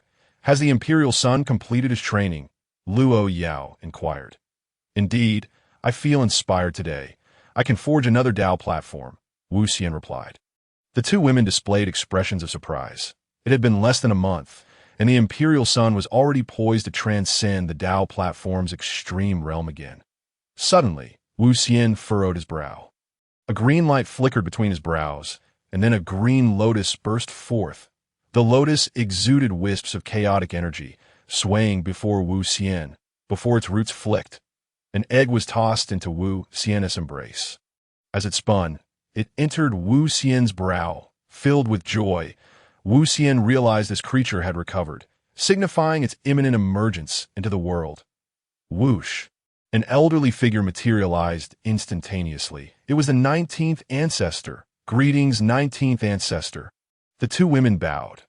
The 19th ancestor waved his hand, observing the egg in Wu Xian's arms, then glancing at the spot where the green lotus had vanished from Wu Xian's brow. You lad certainly have your secrets. After a brief pause, he continued, and you possess profound fortunes. To have discovered such a being is remarkable. We thought they had long been extinct. 19th grandfather, what exactly is this creature? Wu Xian asked. Behold for yourself.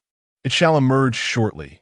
The 19th ancestor chuckled. Before his words faded, the egg suddenly radiated brilliant light. Golden and silver beams intertwined on the surface of the eggshell, and an odd sensation washed over everyone. As if around that egg, space was folding, and time was twisting. The 19th ancestor's pupils constricted, his certainty deepening. He hastily urged, Xianer, quickly drip 2 drops of your essence blood onto the eggshell. Wu Xian wasted no time. Extending his finger to extract 2 drops of essence blood, which he let fall onto the eggshell's surface. The moment the essence blood made contact, it was instantly absorbed. Following this, crack! A soft sound echoed as a fissure appeared on the eggshell. Gradually widening, Ultimately, under the expectant gazes of all, it shattered. "Yeah!" A tender voice rang out as a cute little head emerged from the broken shell, and with a vigorous leap, it appeared outside. So adorable. The two women's eyes sparkled. For the little creature was adorned with blood-red scales intricately patterned with black and gold lines, a plump, snowy white horn sprouting from its head, and astonishingly, it had 5 tails. The little creature babbled, swaying in the void, endearingly clumsy. Its gem-like eyes spotted Wu Xian, tilting its head in curiosity before finally feeling a sense of familiarity. With a chirp, it leaped into Wu Xian's embrace, rubbing its little head affectionately against him. "Who would have thought? It is actually this creature," Wu Xian mused, recalling that it was precisely this ferocious beast depicted in the last engraving on the 2nd floor of the Celestial Palace. If it is indeed this creature, then Wu Xian suddenly had a thought and turned to look at the eggshell, leaving everyone puzzled. "Yeah." Another tender voice emerged, and to the astonishment of everyone, another little head poked out of the eggshell, wobbling as it crawled out. "Ah, there are actually 2, exclaimed Luo Yao in surprise. The little creatures, upon seeing Wu Xian, brightened their eyes, glancing at the companion in Wu Xian's arms, and with a chirp, they wobbled toward him. Wu Xian, smiling at the 2 little beings, felt an overwhelming fondness rise within him. 19th grandfather, what exactly are these ferocious beasts? Ha ha, I truly did not misjudge. Xiener, this is indeed your blessing. The 19th ancestor laughed heartily. Clearly delighted. This creature is known as enchanting. It embodies both male and female characteristics. The male is Zheng, and the female is Ning. Zheng wields the power of time, while Ning possesses the power of space, both standing as formidable as true dragons and phoenixes. When combined, they transform into Zhengning, mastering the fabric of time and space, with all beasts retreating in fear. Legend has it that this beast was once too tyrannical, dominating countless creatures, until it was eventually hunted down by a coalition of beasts in the ancient era, vanishing from the annals of history. Xiener, to have obtained one is truly your fortune. The 19th ancestor spoke with gravity. Zhengning, Wu Ziqing, and Luo Yao gasped, their faces filled with astonishment. Though Zhengning no longer existed in the world, its legends had indeed persisted. Zhengning, you say? Wu Xian smiled faintly. Upon first encountering the engraving, he felt the imposing aura of Zhengning and never imagined he could possess one. For what you describe, I suspect this may be the last Zhengning in existence. The 19th ancestor sighed. Due to the essence blood, the 2 little creatures were highly reliant on Wu Xian, watching the 2 little beings wobble on his shoulders. He couldn't help but reach out to stroke them again. Yeah. The 2 little creatures, brimming with intelligence, squinted their gem-like eyes, reveling in Wu Xian's caresses. Imperial son, may I hold them? Wu Ziqing and Luo Yao could no longer contain themselves.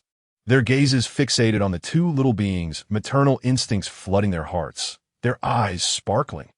Wu Xian lifted them down, one in each hand, as they protested with their little voices, their tiny legs flailing in the air. Wu Ziqing and Luo Yao cautiously took hold of them, stroking the little creatures with satisfaction written all over their faces. Wu Xian smiled gently and stepped into the heavens. It was time to break through the limits. The celestial dancer stands beneath the vast firmament, gradually harnessing the entirety of her strength. The Dao platform realm, as its name suggests, involves the transformation of one's essence, spirit, and energy into a Dao platform. From this moment forward, every movement harmonizes the essence, spirit, and energy, elevating the practitioner's life level to a new pinnacle. The number of Dao platforms one possesses reflects the accumulation of a practitioner's previous realms and their inherent potential, ultimately determining how far they may tread on their path. Since ancient times, the pinnacle has been 9 Dao platforms. Those who can forge 9 are deemed worthy of aspiring to become a great emperor, celebrated as a prodigy. However, the journey of a practitioner is fraught with tribulations, and none dare to claim they will reach the end. Moreover, this era is a rare golden age, teeming with prodigies and marvels from various clans. Even the celestial dancer has encountered numerous individuals with 9 Dao platforms. Of course, she has also faced many defeats, Yet what she seeks is neither 9 nor 10. She desires perfection, as the celestial dancer's aura ascends. 9 magnificent and sacred Dao platforms materialize around her, each radiating a dazzling spectrum of colors, accentuating her presence like that of a child of the heavens. The Dao platform of the Emperor is remarkably unique and grand. Wu Ziqing speaks up, having witnessed the celestial dancer's Dao platforms before it on the day the dancer entered the Dao platform realm. She forged 9 platforms in one breath, stepping into the pinnacle of Dao platforms with great momentum, an event forever etched in her memory. Yet each time she beholds the celestial dancer's Dao platforms, she cannot help but be astonished. Next to her, Luo Yao nods in agreement. Compared to the celestial dancer, they, the so-called prodigies, seem almost like ordinary practitioners. Even I cannot comprehend this Dao platform of Siener. However, Siener treads a truly forbidden path, so such a spectacle is hardly surprising. The 19th ancestor chuckles with pride, exclaiming, my child indeed, with a hearty laugh. 2 figures appear, Wu Yang and Jizi, the laughter emanating from Wu Yang, while Jizi casts a disapproving glance at her husband, who often acts without decorum. Master, Madam, the 2 women greet respectfully. The Emperor about to break through again. Truly a marvel. It has been less than a month. A sigh escapes someone's lips, lamenting their own lackluster Dao platform compared to the Emperor's stunning display. Step aside. Do not obstruct this young lady's path. I must see the Emperor. Jimei, wait for us. The celestial dancer's mind and energy unite, her spiritual power surging forth as she closes her eyes and utters, concentrate. In an instant, a more magnificent spectral Dao platform of 9 colors emerges behind her, gradually solidifying. An aura surpassing the extreme realm begins to manifest. Again, unpleased, the celestial dancer calls out, summoning yet another Dao platform illusion. Is the Emperor attempting to condense 2 Dao platforms at once? Or perhaps the Dao platforms beyond the extreme realm? That seems unwise. The Emperor is rather impatient. The crowd expresses their confusion, as breaking through the extreme realm is an arduous task, with others progressing step by step, fearful of mistakes and regret. Yet their Emperor is taking shortcuts. What do you know? The Emperor is unparalleled. How could you mere cowards comprehend? Indeed, the Emperor is forever victorious. Some voice their bafflement, only to be met with disdain from the dancer's fervent female admirers. Wu Ziqing and Luo Yao exchange worried glances, while Wu Yang and Jizi furrow their brows in concern. Only the 19th ancestor remains composed, open, before the first 2 Dao platforms can solidify. The celestial dancer exclaims once more. Then, to the astonishment of all, another Dao platform illusion appears beside her. Is this madness? The Emperor has lost his senses. Someone exclaims, this time, gazing at the 3 Dao platforms. Even the fervent female admirers fall silent, but Wu Ziqing's and Luo Yao's mouths hang agape, while Wu Yang and Jizi's brows deepen in perplexity. Now even the 19th ancestor's expression grows serious. The crowd watches the figure in white robes and white hair with bated breath, their hearts racing, too afraid to breathe loudly. The celestial dancer, free of distractions, understands that such seemingly reckless actions are not without purpose. It is not mere arrogance. Concentrate for me. With the celestial dancer's command, she activates her soul cave realm, summons the vast 9-color divine sea spanning 13,000 miles, and unabashedly unleashes her physical power.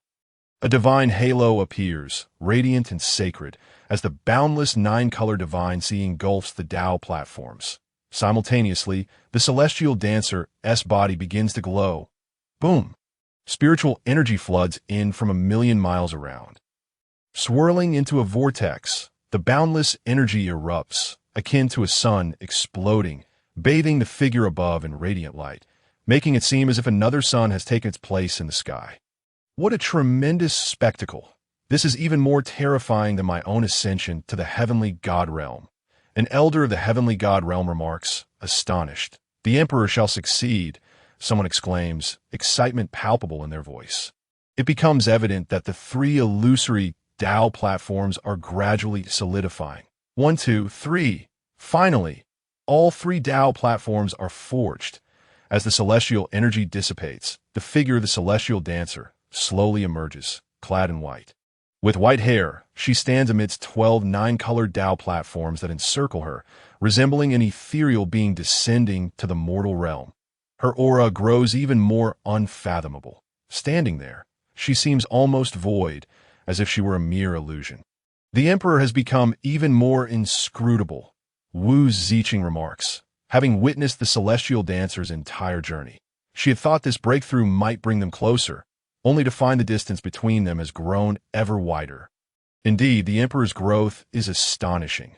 Moreover, each realm is nothing short of perfect, Luo Yao concurs. The celestial dancer steps forward, approaching the two. Father, mother, she calls out, seeing Wu Yang and GZ. Well done, Xian'er. GZ smiles, reaching out to grasp her son's hand. Xian'er, did you gain any insights from this breakthrough? Wu Yang inquires. Though I have transcended the extreme realm, it feels as if I have merely touched upon a true shackle that I sense that the 12 Dao platforms are not the ultimate end. There is still a path ahead. Xian'er is unaware of a crucial fact. Wu Yang continues. While 9 Dao platforms undeniably represent the pinnacle of the Dao platform realm, they are merely the extreme for ordinary practitioners. The 12 Dao platforms signify the true culmination of the Dao platform realm. As for the path you mentioned, that is a lengthy tale. The 19th ancestor approaches with a gentle smile, stating, throughout history, countless prodigies have reached the extreme of 12 Dao platforms, all sharing your sentiments. Yet none have managed to break the shackles. Thus, one could argue that 12 Dao platforms are indeed the limit. Upon hearing this, Wu Ziqing and Luo Yao are enlightened. They had not realized such a perspective existed. Wu Yang continues, when I sent you to retrieve the Dao forging liquid, it was precisely to allow you to experience that legendary extreme. After all, across the ages, many prodigies have attempted the Dao forging liquid, but even the Dao forging liquid cannot guarantee a breakthrough. The celestial dancer muses, flipping her palm to reveal a luminous white jade vial. The Dao forging liquid. Indeed, the Dao forging liquid's efficacy before the 12 Dao platforms is nearly 100%. Once one reaches the extreme of 12 Dao platforms, its effect becomes less extraordinary, but it can still enhance the success rate by 30%. Wu Yang explains, to increase a nearly impossible task's success rate by 30% is already quite remarkable. 30%. The celestial dancer ponders. Since she senses a path ahead, she resolves to pursue it. Even without the Dao forging liquid. Let us set that aside for now. Xian'er, having just broken through, you must ensure your state is at its best if you wish to challenge the true limits. The 19th ancestor advises. Understood. Suddenly, the fierce young beast in Wu Ziqing and Luo Yao's arms wriggles restlessly upon seeing the celestial dancer, eager to approach. The two women playfully tighten their embrace, preventing the little creature from moving. In a moment of distraction, Wu Ziqing blinks, and the little creature has already perched itself on the celestial dancer's shoulder, chattering in discontent. Wu Yang exclaims in surprise, as the group, all possessing profound cultivation, naturally notices the little one's antics. There's a force of time, Wu Ziqing states, recalling that instant when it seemed time had paused, leaving her no chance to react as the little creature slipped away. Meanwhile, the little one in Luo Yao's arms emits a radiant glow, and she feels an emptiness as it vanishes in an instant. When the little one reappears, it is already settled on the celestial dancer's shoulder. Teleportation, this is the power of space, Luo Yao gasps. Has his creature hatched? Wu Yang gazed in astonishment at the two small creatures perched upon Wu Xian's shoulders, their fierce and menacing visages captivating his attention. Although he was aware of their existence, this was indeed the first time he had encountered such beings. Unfazed by their surroundings, these little creatures displayed a ferocious demeanor, baring their tiny fangs in a playful yet intimidating manner as Wu Yang drew closer. Wu Xian gently stroked the top of the creatures' heads, prompting them to narrow their jewel-like ruby eyes and settle down peacefully. One was a beast of time, the other a beast of space. Truly remarkable entities. Wu Yang's gaze lingered on the two small creatures, his heart filled with envy for such divine beings.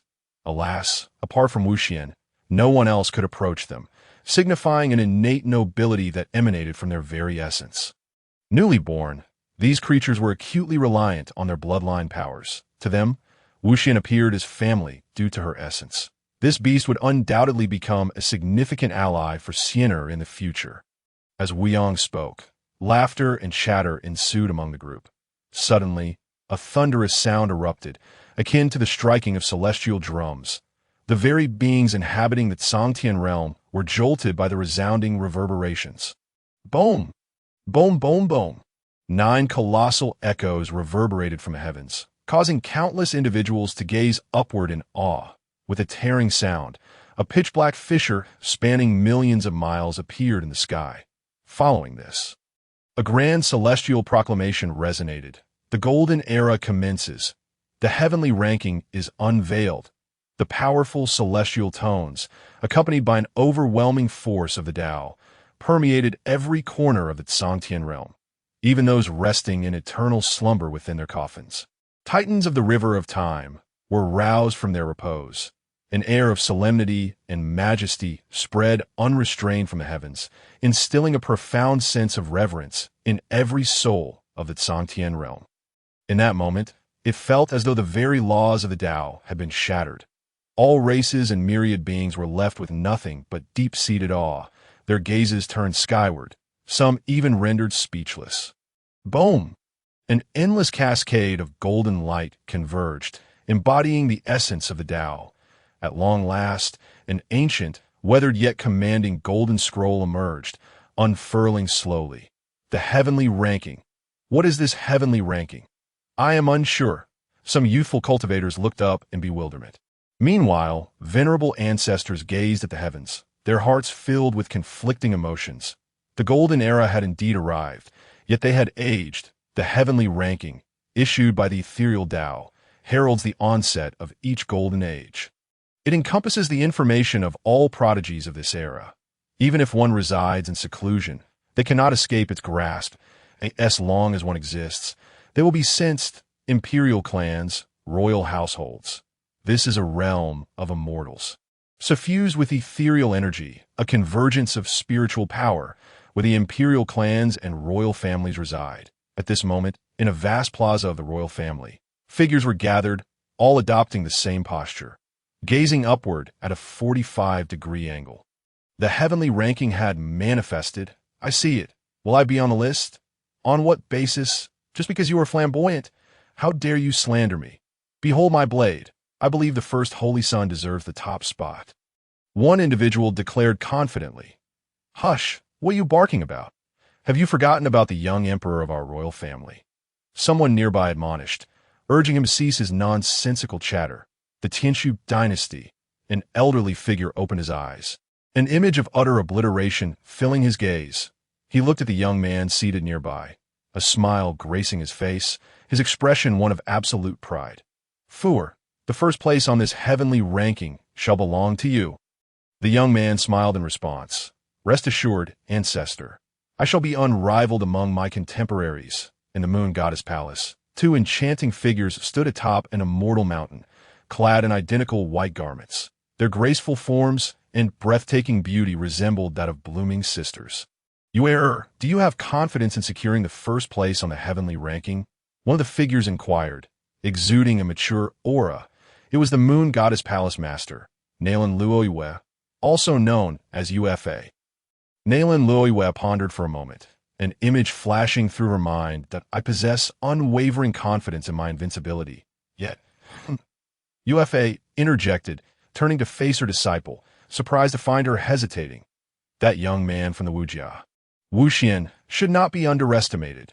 Nalan Luoyue spoke. Do you lack assurance? Or is it true, as the rumors suggest, that you have taken a liking to that young man? UFA chuckled, her charm captivating. Master, Nalan Luoyue stamped her foot in frustration. That young man from the royal family came to the palace seeking you, yet you treated him coldly. Although you have always been aloof, you were never this way. UFA swayed her figure, laughing even more heartily, dissecting her disciple's feelings. Nalan Luoyue, unable to tolerate her master's teasing, vanished in an instant. Ufa gazed at the golden heavenly ranking above, her expression turning serious. Wuxian, I too am quite eager to see. In the blossoming flowers pavilion, an ocean of blossoms stretched as far as the eye could see, resplendent and fragrant. Amidst this floral expanse, two figures stood. Sigh.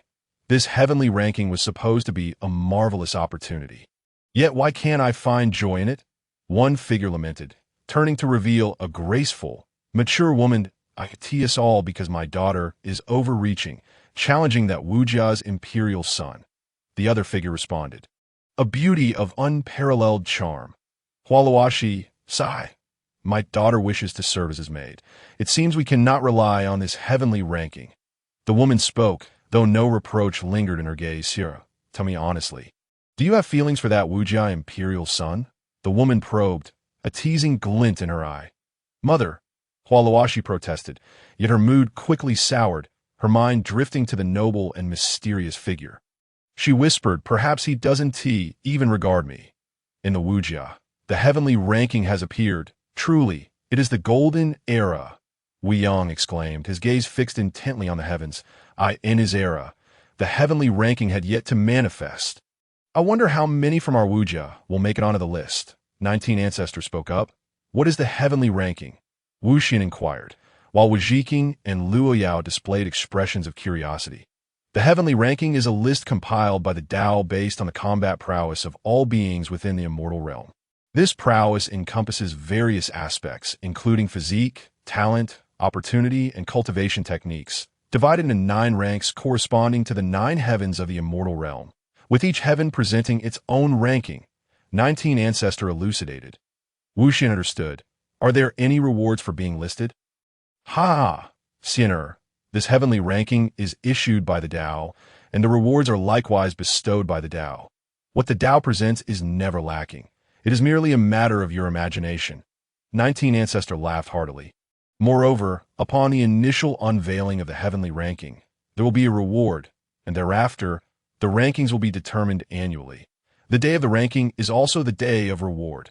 Understood, are there any requirements for being on this heavenly ranking? Wuxian inquired.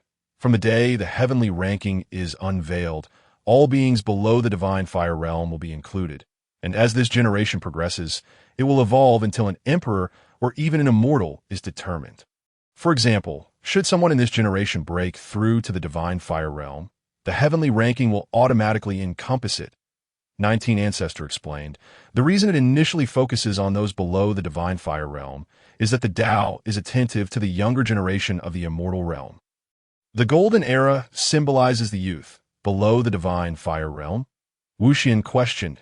He had once withstood a true god in the divine sea realm, and now, having forged 12 Dao platforms and awakened a mysterious bloodline of the imperial clan, he was uncertain of his current limits. Siener, there is one thing you must comprehend.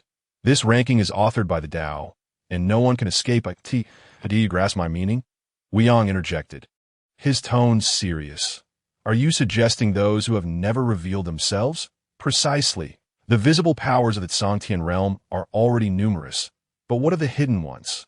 Who knows how many exist? Furthermore, there are concealed imperial-level forces. I am aware of more than one. Wuyang's expression turned grave. His son was indeed a prodigious anomaly, yet his cultivation time was still short.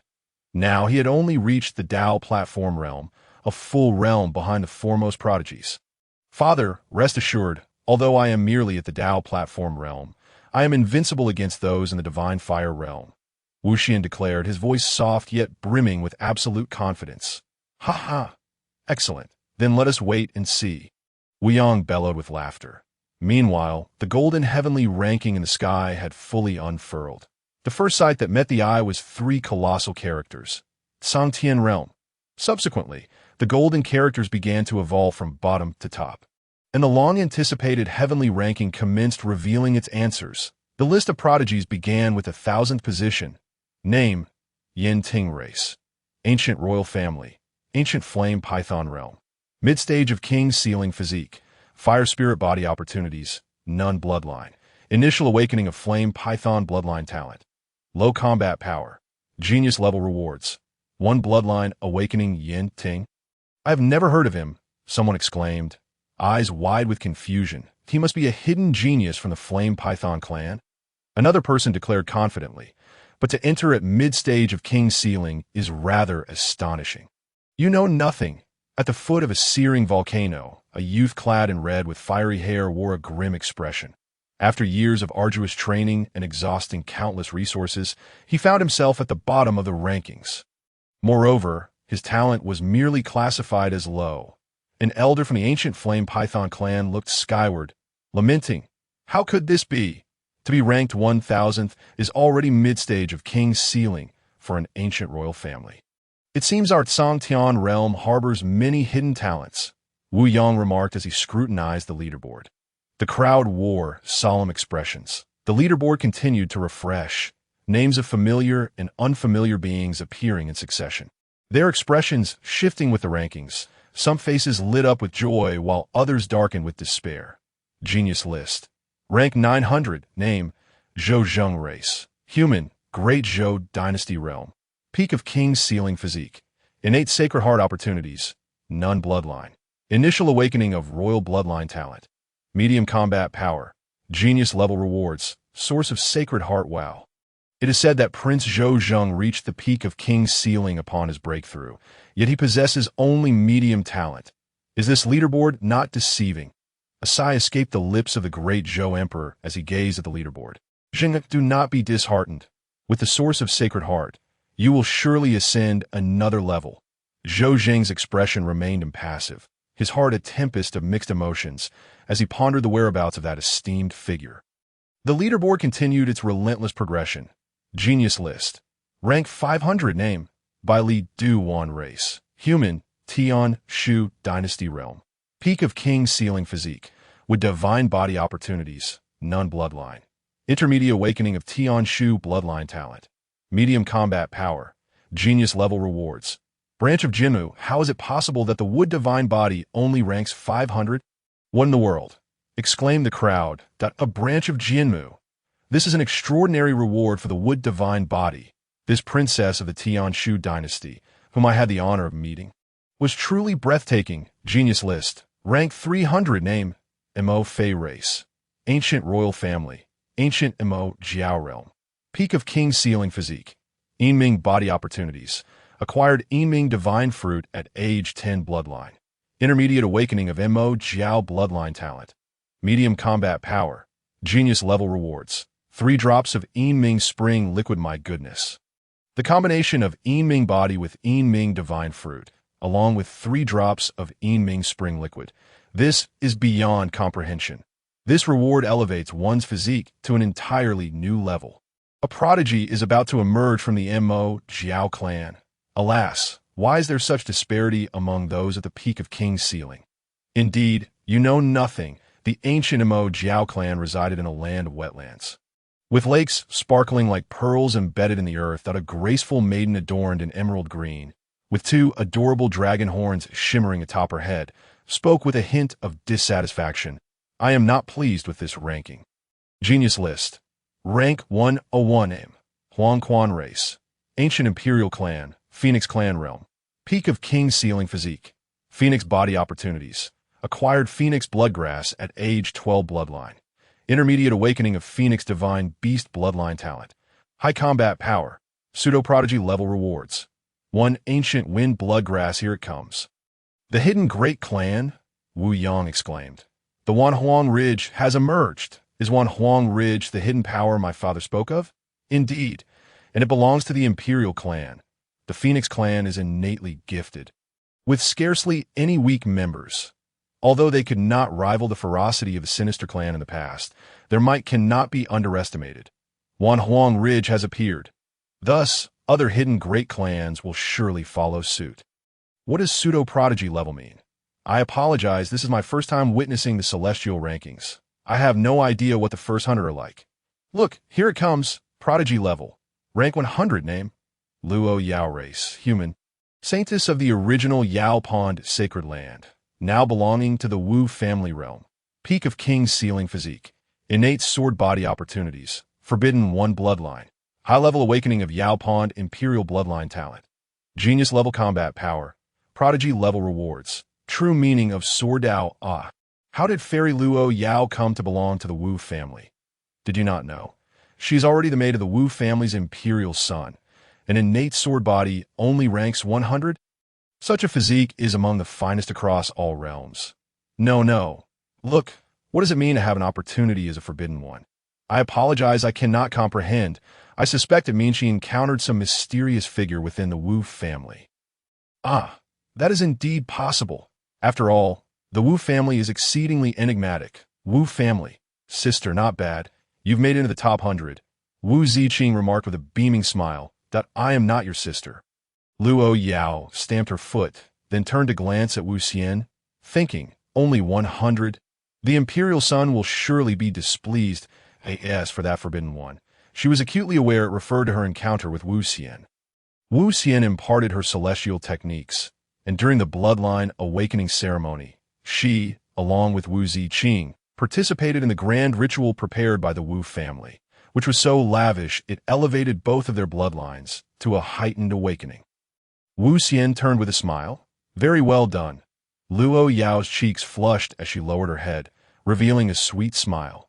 Suddenly, a resplendent beam of light descended from the heavens, carrying an overwhelming sharpness that surged into Luo Yao's being, causing her to tremble. She quickly seated herself in meditation, an extraordinary sword intent gradually emanating from her. True meaning of Sword Dao. Wu Xian chuckled. This little girl is about to soar, prodigy level. Rank 95. Name, Wu Ziqing race. Human, Wu family realm. Peak of King's ceiling physique. Innate Dao bone, fully completed. Opportunities, Forbidden One, blood of the heavenly Dao bloodline. High-level awakening of imperial Wu family bloodline talent.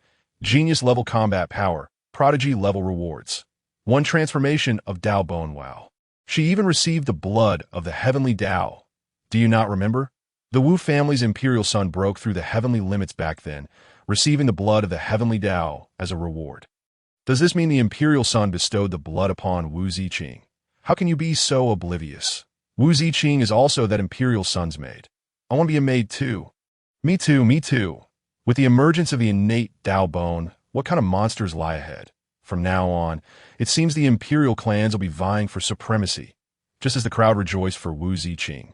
An inexplicable aura enveloped her, awakening the Dao bone within her chest and radiating brilliant light. This girl is also about to soar. What transformation awaits her with the Dao bone? Prodigy level. Rank 90. Name, Yuejing race. Human, Moon God Palace realm. Peak of kingly stage physique. Holy light divine body opportunity.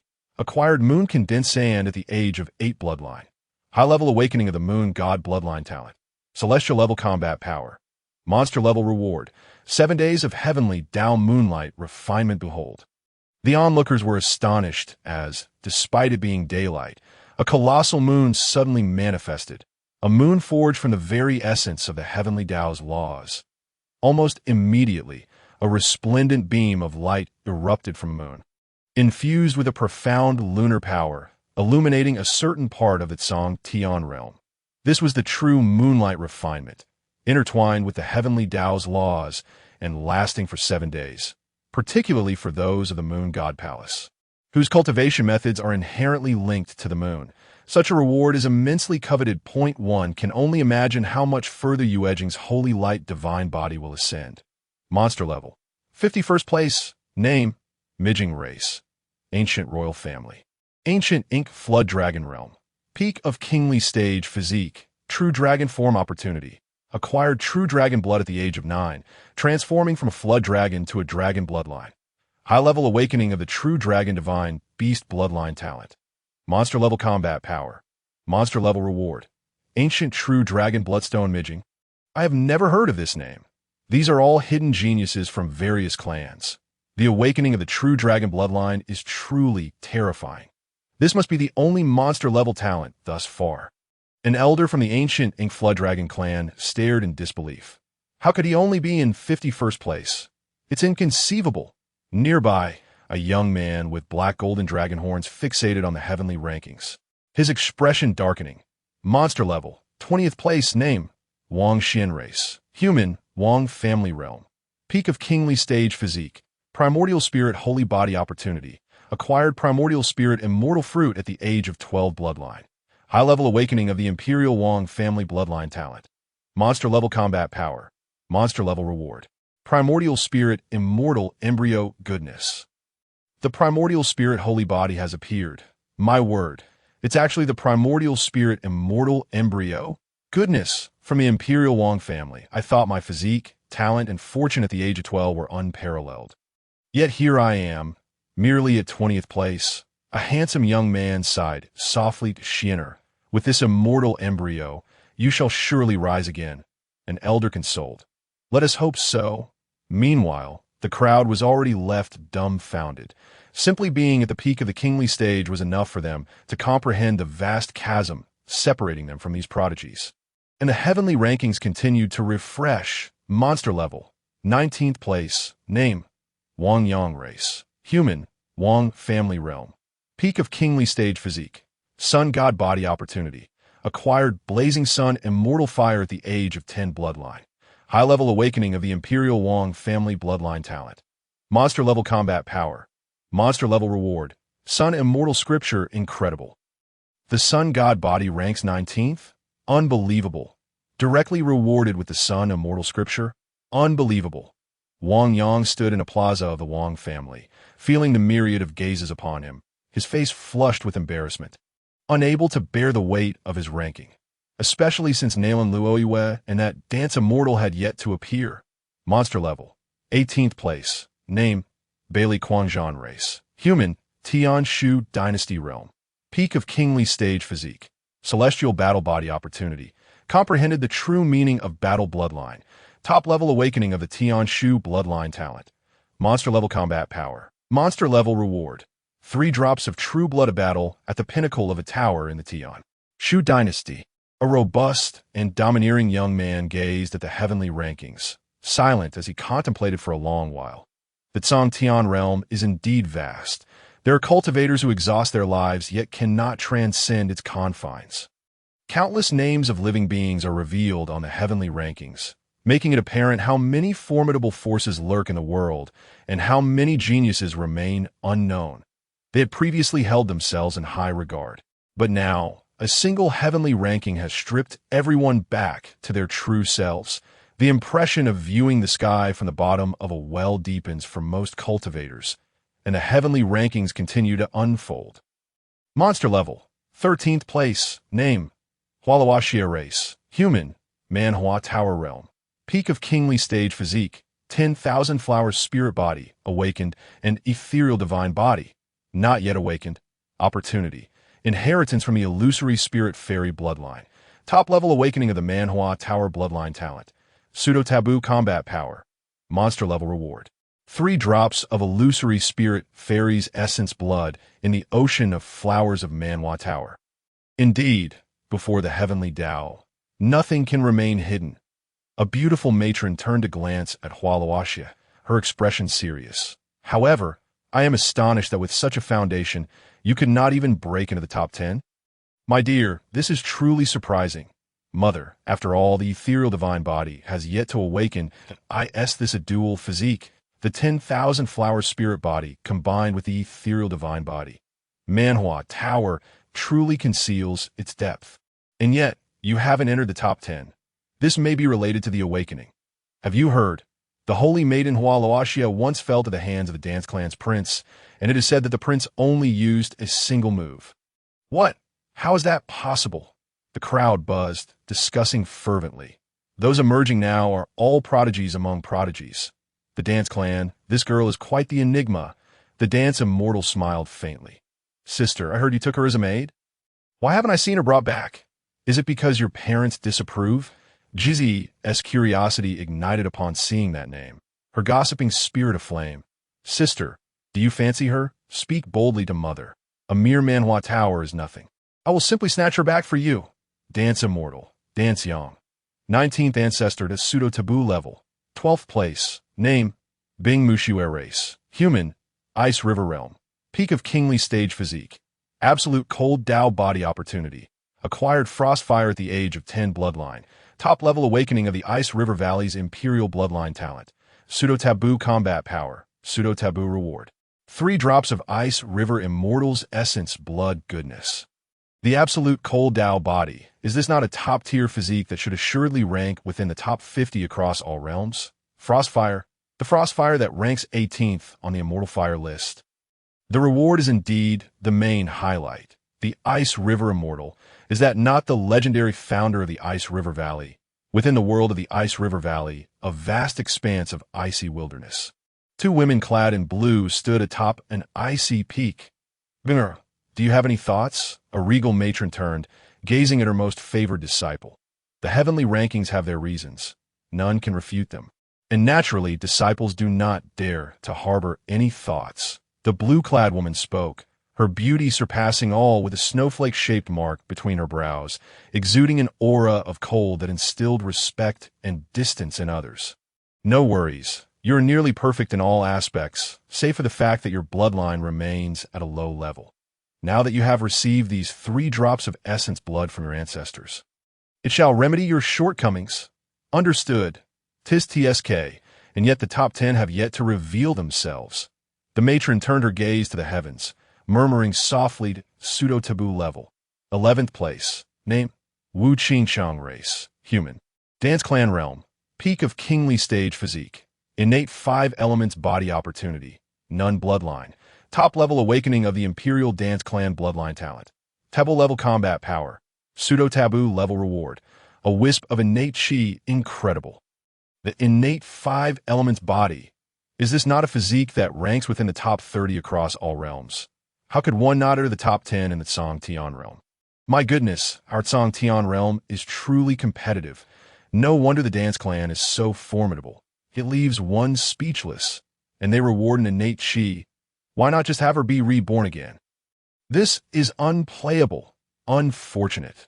The crowd cursed, yet no one doubted Wu Qingqing's strength.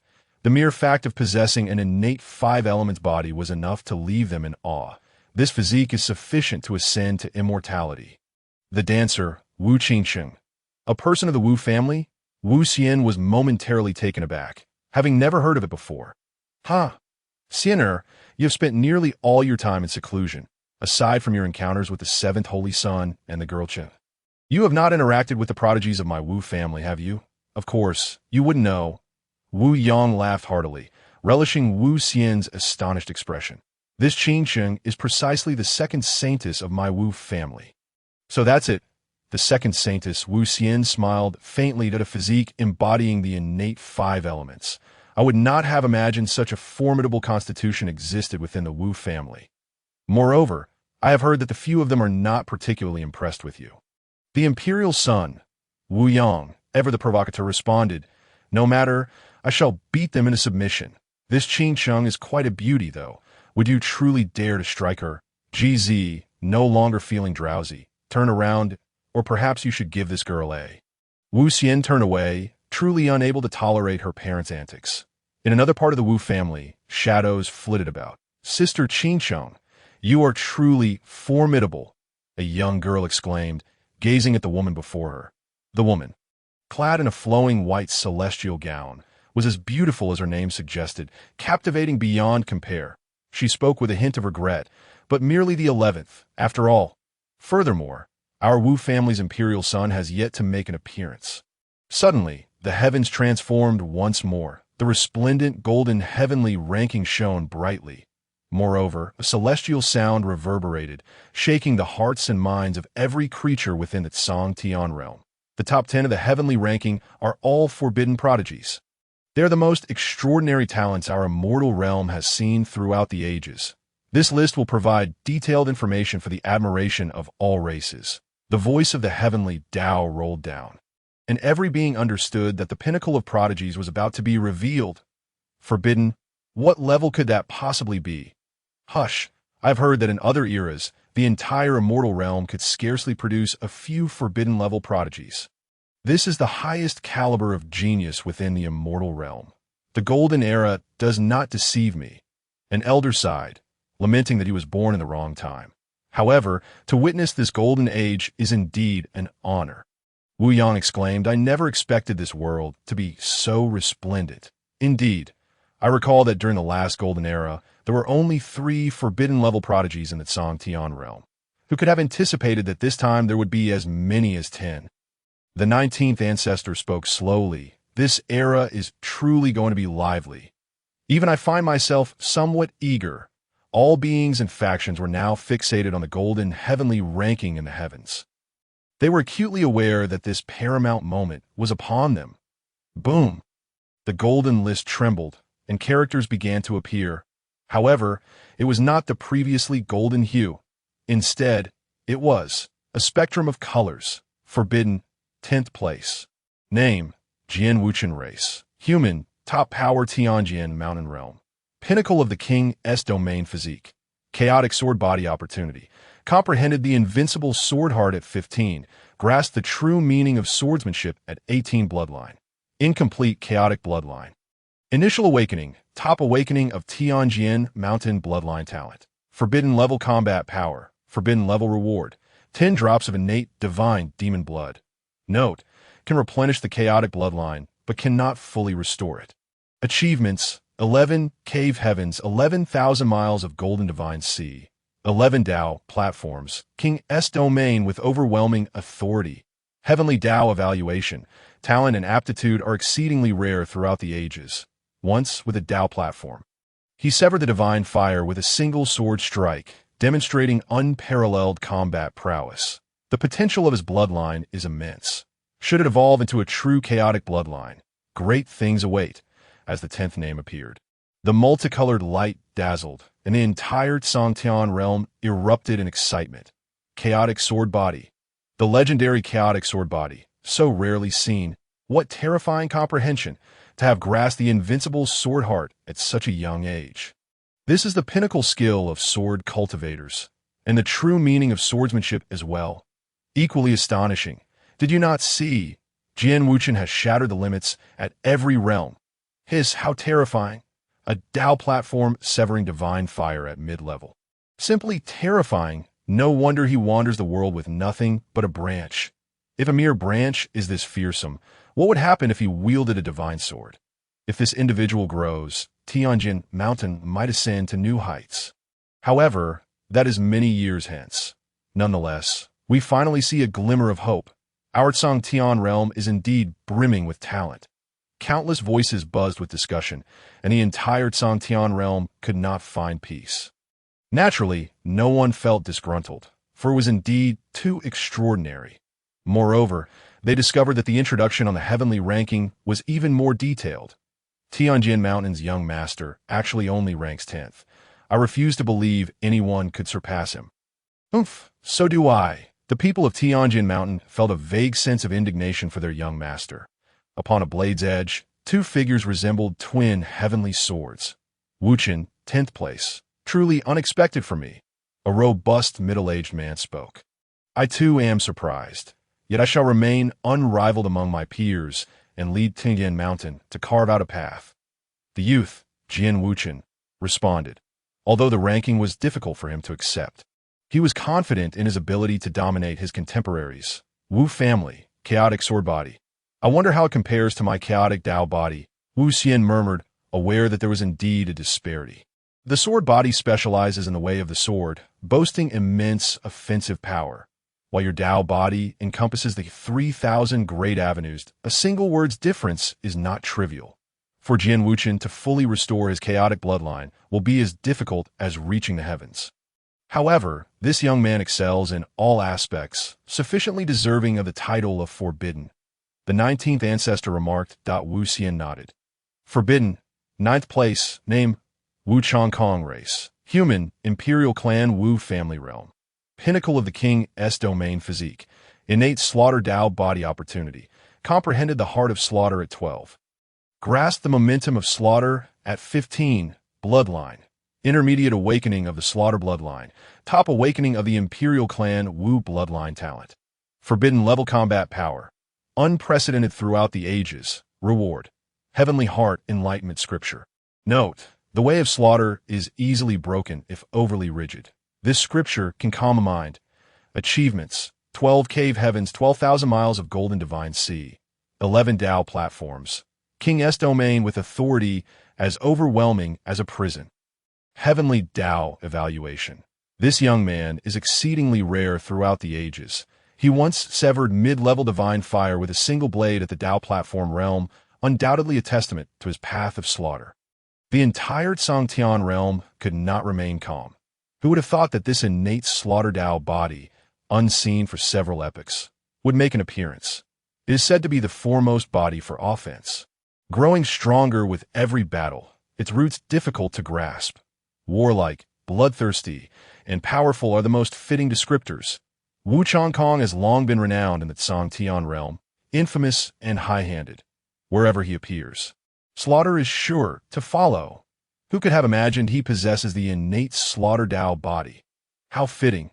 Moreover, it is rumored that the Wu family once intended to establish him as the imperial son. After the emergence of Wu Xian, such whispers ceased. How do you come to know of such imperial clan secrets?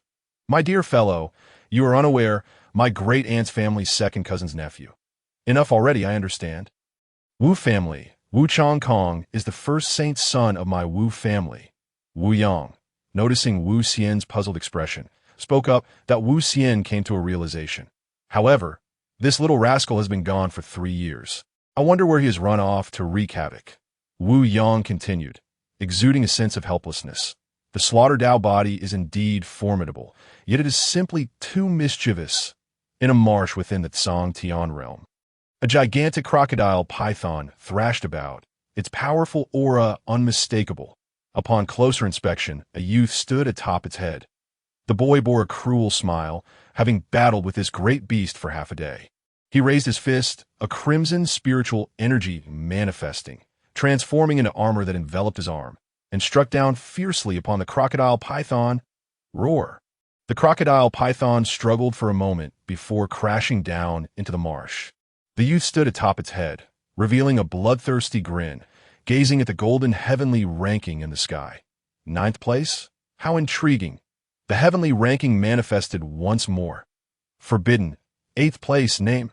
Emohi race. Ancient royal bloodline. Ancient Emo Jiao clan realm.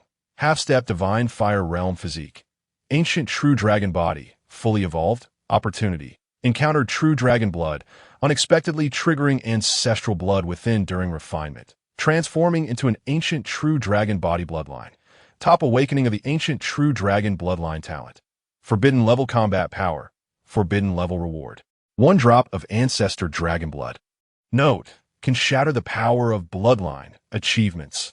11 cave heavens, 11,000 miles of golden divine sea, 11 Dao platforms. King S domain with overwhelming authority, heavenly Dao evaluation. A fortuitous encounter beyond compare. Profound cultivation. Why do I feel as though the heavenly Dao is mocking me? The extraordinary convergence of fate is truly astonishing, and the profound depth of cultivation is nothing short of remarkable. Ha ha ha. This is utterly amusing.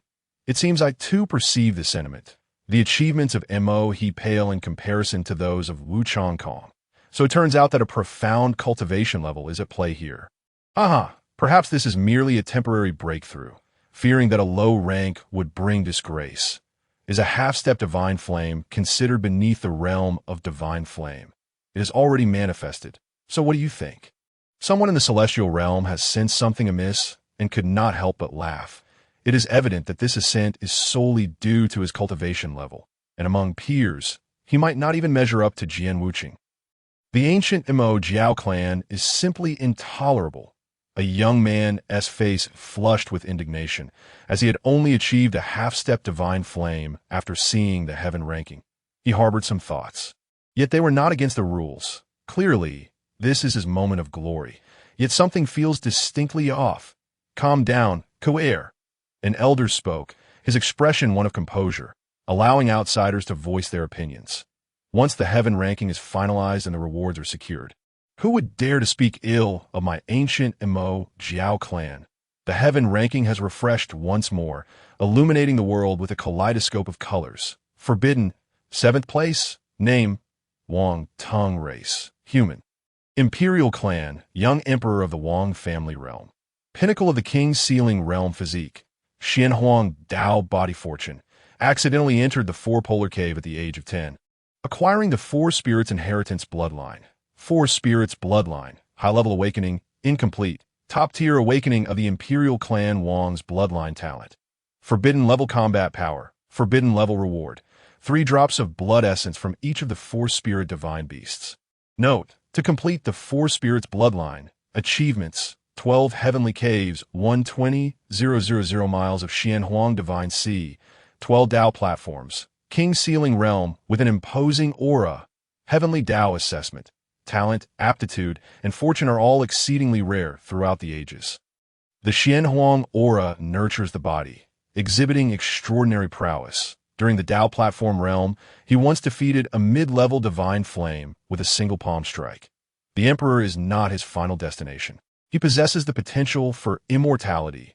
Wang family's young emperor has emerged. It turns out that he is indeed the Xianhuang Dao body. Astonishingly, he also holds the inheritance of the 4 spirit divine beasts. Who would have thought the young emperor of the Wang family to be such a remarkable individual, yet only ranked 7th? With a single palm strike capable of defeating divine flame, how formidable must his true self be? Incredible! The heaven ranking has proclaimed that Wang Tong possesses the potential for immortality. Unbelievable! The Imperial Clan Wang. A middle-aged man laughed heartily. I told you my son Wang Tong possesses the potential of an emperor. Yet you all mocked me. Now the heaven ranking affirms it. My son Wang Tong indeed shows the promise of immortality. A youthful figure stood atop a mountain, emanating Xianhuang aura, with faint phantoms of the 4 spirit divine beasts roaring behind him, rendering him akin to a child of the heavens. The only regret is that the young man possesses an ordinary appearance. Wang Tong gazed at the heaven ranking, silent for a long moment. Forbidden, 6th place name, Nalan Luoyue race, human, imperial level power, Moon Goddess Palace's divine maiden realm. Pinnacle of the King Sealing Realm physique. Moon Goddess body, Guanghan Immortal Vein fortune. Inherited the ancient imperial powers Guanghan Palace Moon Immortal Vein bloodline. Top-tier awakening of the Moon Goddess bloodline talent. Forbidden level combat power. Forbidden level reward. Guanghan Immortal Cannon. Note: created by the Moon Immortal of Guanghan Palace. Acquiring this scripture will complete the inheritance. Achievements: 12 heavenly caves, 120,000 miles of Silver Moon Divine Sea, 12 Dao platforms. King Sealing Day saw the heavens dim. Heavenly Dao assessment. Possesses 2 forms of unparalleled inheritance. Compared to the Moon Goddess of yore, her strength is only greater, not lesser. Having yet to reveal her combat power, her potential for immortality is promising. Heavens, the Moon Goddess, the Moon Immortal. What are these entities? Comparing myself to them, I feel as though I should have perished long ago. The promise of immortality implies certainty in achieving it. I am utterly flabbergasted. Everyone, please calm down. I have a portrait of the Moon Goddess Luoyue here. Step aside. What nonsense is this? Disturbing my thoughts of the Moon Goddess. Do you have the image? 100,000 spirit stones for a single copy. No fighting over it. Goodness, I want one. This gentleman, I too desire a copy. Sigh. Brother, I lack enough spirit stones. Let me a glance. Goodness, what are you doing, licking the image as you look? On the peak of the Moon Goddess Palace's immortal mountain. Moon Fei and Nalan Luoyue stood together, both exquisite beauties of the age, their captivating appearances and graceful forms creating a stunning tableau when united. 6th place? Alas, it seems there's little hope. Who would have thought that with Xiao Yuer's background? She would only secure 6th place. Moon Fei remarked, her ruby lips glistening with a smile, her mature figure yet maintaining the grace of a maiden. The dancing immortal has yet to appear. Nalan Luoyue responded, I know his physique. What? Do you miss your imperial son? Moon Fei teased, her figure swaying, causing Nalan Luoyue to feel a desire to escape. Wait, your imperial son is about to emerge. Won't you take a look? Nalan Luoyue steadied herself, huffing, I merely wish to see who qualifies to stand before me. Ah yes, indeed, the dance clan. Who would have thought this woman to be quite formidable? Wu Xian murmured, and GZ, no longer feeling drowsy, immediately approached. Xiener, I heard that you threatened to take down Wang something from the Wang family for Nalan Luoyue in the Imperial City. Did Mother guess correctly? You fancy this girl, don't you? I have heard of her. Her beauty, talent, and lineage are indeed quite compatible with our Wu clan that if you have affections, act swiftly. Do not hold back when confronting that Wang something. The Wang family is nothing. I shall support you, and if need be, my Ji family will back you up. GZ was animated, while Wu Yang's expression darkened as he gently tugged at his mother's sleeve. What are you doing? Do not interrupt. Rest assured, if the Wu clan does not assist, I shall seek help from the Ji clan. Where is Xiener? GZ turned her head to glare at Wu Yang, only to find that Wu Xian and their ancestor had already moved 100 zhang away. It's all your fault, Wu Yang exclaimed. Forbidden. 5th place. Name, Bailey Futuor race. Human, imperial level power, crown prince of the Tian Shu dynasty realm. Pinnacle of the King's Sealing realm physique. Jinyu divine body. Yiming eye fortune. At 12 years old, accidentally consumed a Yiming Dao fruit, awakening the innate Yiming eye bloodline. Complete awakening of the Tian Shu dynasty bloodline talent. Forbidden level combat power. Forbidden level reward. Complete volume of the ancient technique Divine Elephant Jinyu. Note, when combined with the Jinyu Divine Body, its power is boundless. Achievements. Body surpasses extremes. 12 heavenly caves, 120,000 miles of Thunder Divine Sea, 12 Dao platforms. King's Sealing Day saw the heavens thunder. Heavenly Dao assessment. Physical strength is exceedingly rare throughout the ages. A single force can overcome myriad laws. Having yet to reveal his combat power, his potential for immortality is promising. Another imperial clan. Who is this Bailey Futuo? I have never heard of him. The Tian Shu dynasty has always been formidable. Could the crown prince be weak? Brothers, I possess a portrait of the Prince Futuo. It also costs 100,000 spirit stones. Get lost. What is there for a grown man to be admired? Exactly. Hurry up and leave. Ah, young sir, my sisters and I desire copy. I want one too. Very well. Tian Shu dynasty. Futuo, are you satisfied with this ranking? An elder inquired. Of course not. I will reclaim my position within a year. Next time, I shall ascend to the top. A moment's gain or loss does not represent the final outcome. The young man's expression was calm, yet a suppressed fighting spirit emanated from him. Excellent. A man of the Bailey family must never concede defeat. Forbidden. 4th place. Name, Huang Shi race. Ancient imperial clan. Phoenix lineage imperial daughter. Realm. Pinnacle of the King's Sealing realm physique. Immortal phoenix body. Ice skin and jade bone. Fortune, at 9 years old. Accidentally entered the Tian Ning Ju Di, gaining fortune from calamity, acquiring the ice essence of Tian Ning, forging the ice skin and jade bone. Bloodline, ancestral phoenix bloodline, reversion level awakening. Talent, forbidden level combat power, forbidden level reward, true feathers of the ancestral phoenix. Note, this can revert the bloodline and also forge the innate artifact. Achievements. The phoenix body is remarkably robust. 12 heavenly caves, 120,000 miles of 5-color divine sea, 12 Dao platforms. King's Sealing Day saw the reverence of myriad beasts. Heavenly Dao assessment. Possesses the demeanor of an immortal phoenix. If the bloodline can fully revert, its depths will be unfathomable. Having yet to reveal her combat power, her potential remains undetermined. 10,000 Phoenix Ridge. The crowd fell silent. This is a hidden imperial clan, concealed in darkness, yet having witnessed the rise and fall of the immortal domain. Moreover, it is the ancient imperial clan. The mere mention of the word phoenix signifies an abundance of meaning. It embodies the pinnacle of existence, an unparalleled glory. Wanhuang Ridge is a realm ablaze with crimson, its fiery mulberry leaves blanketing the land, isolated from the outside world. Yet now, it is time for emergence. The era of golden prosperity has arrived. With the unveiling of the heavenly ranking, no one can remain uninvolved. Congratulations, Your Imperial Highness. A throng encircled a solitary woman, yet they dared not approach, only bowing from a distance. What is there to celebrate? The woman, adorned in a resplendent, multicolored celestial gown, stood atop the fiery mulberry tree. Without turning, her mere silhouette was enough to captivate the world. Congratulations, Your Imperial Highness, for ranking 4th on the heavenly list. Stammered a man, his face flushed with embarrassment. You believe that being fourth on the heavenly list is impressive. The woman remained unmoved, while the man lost his resolve to speak, hastily kneeling. Your Imperial Highness. I did not mean that. I merely... Begone. A voice cool and devoid of emotion echoed, prompting the crowd to disperse in haste. The top three? I am quite looking forward to it. Huangshi gazed skyward, her expression serene. Clutching a seven-colored feather before the multitude's gaze, the top three began to unveil themselves. Forbidden. Third place name.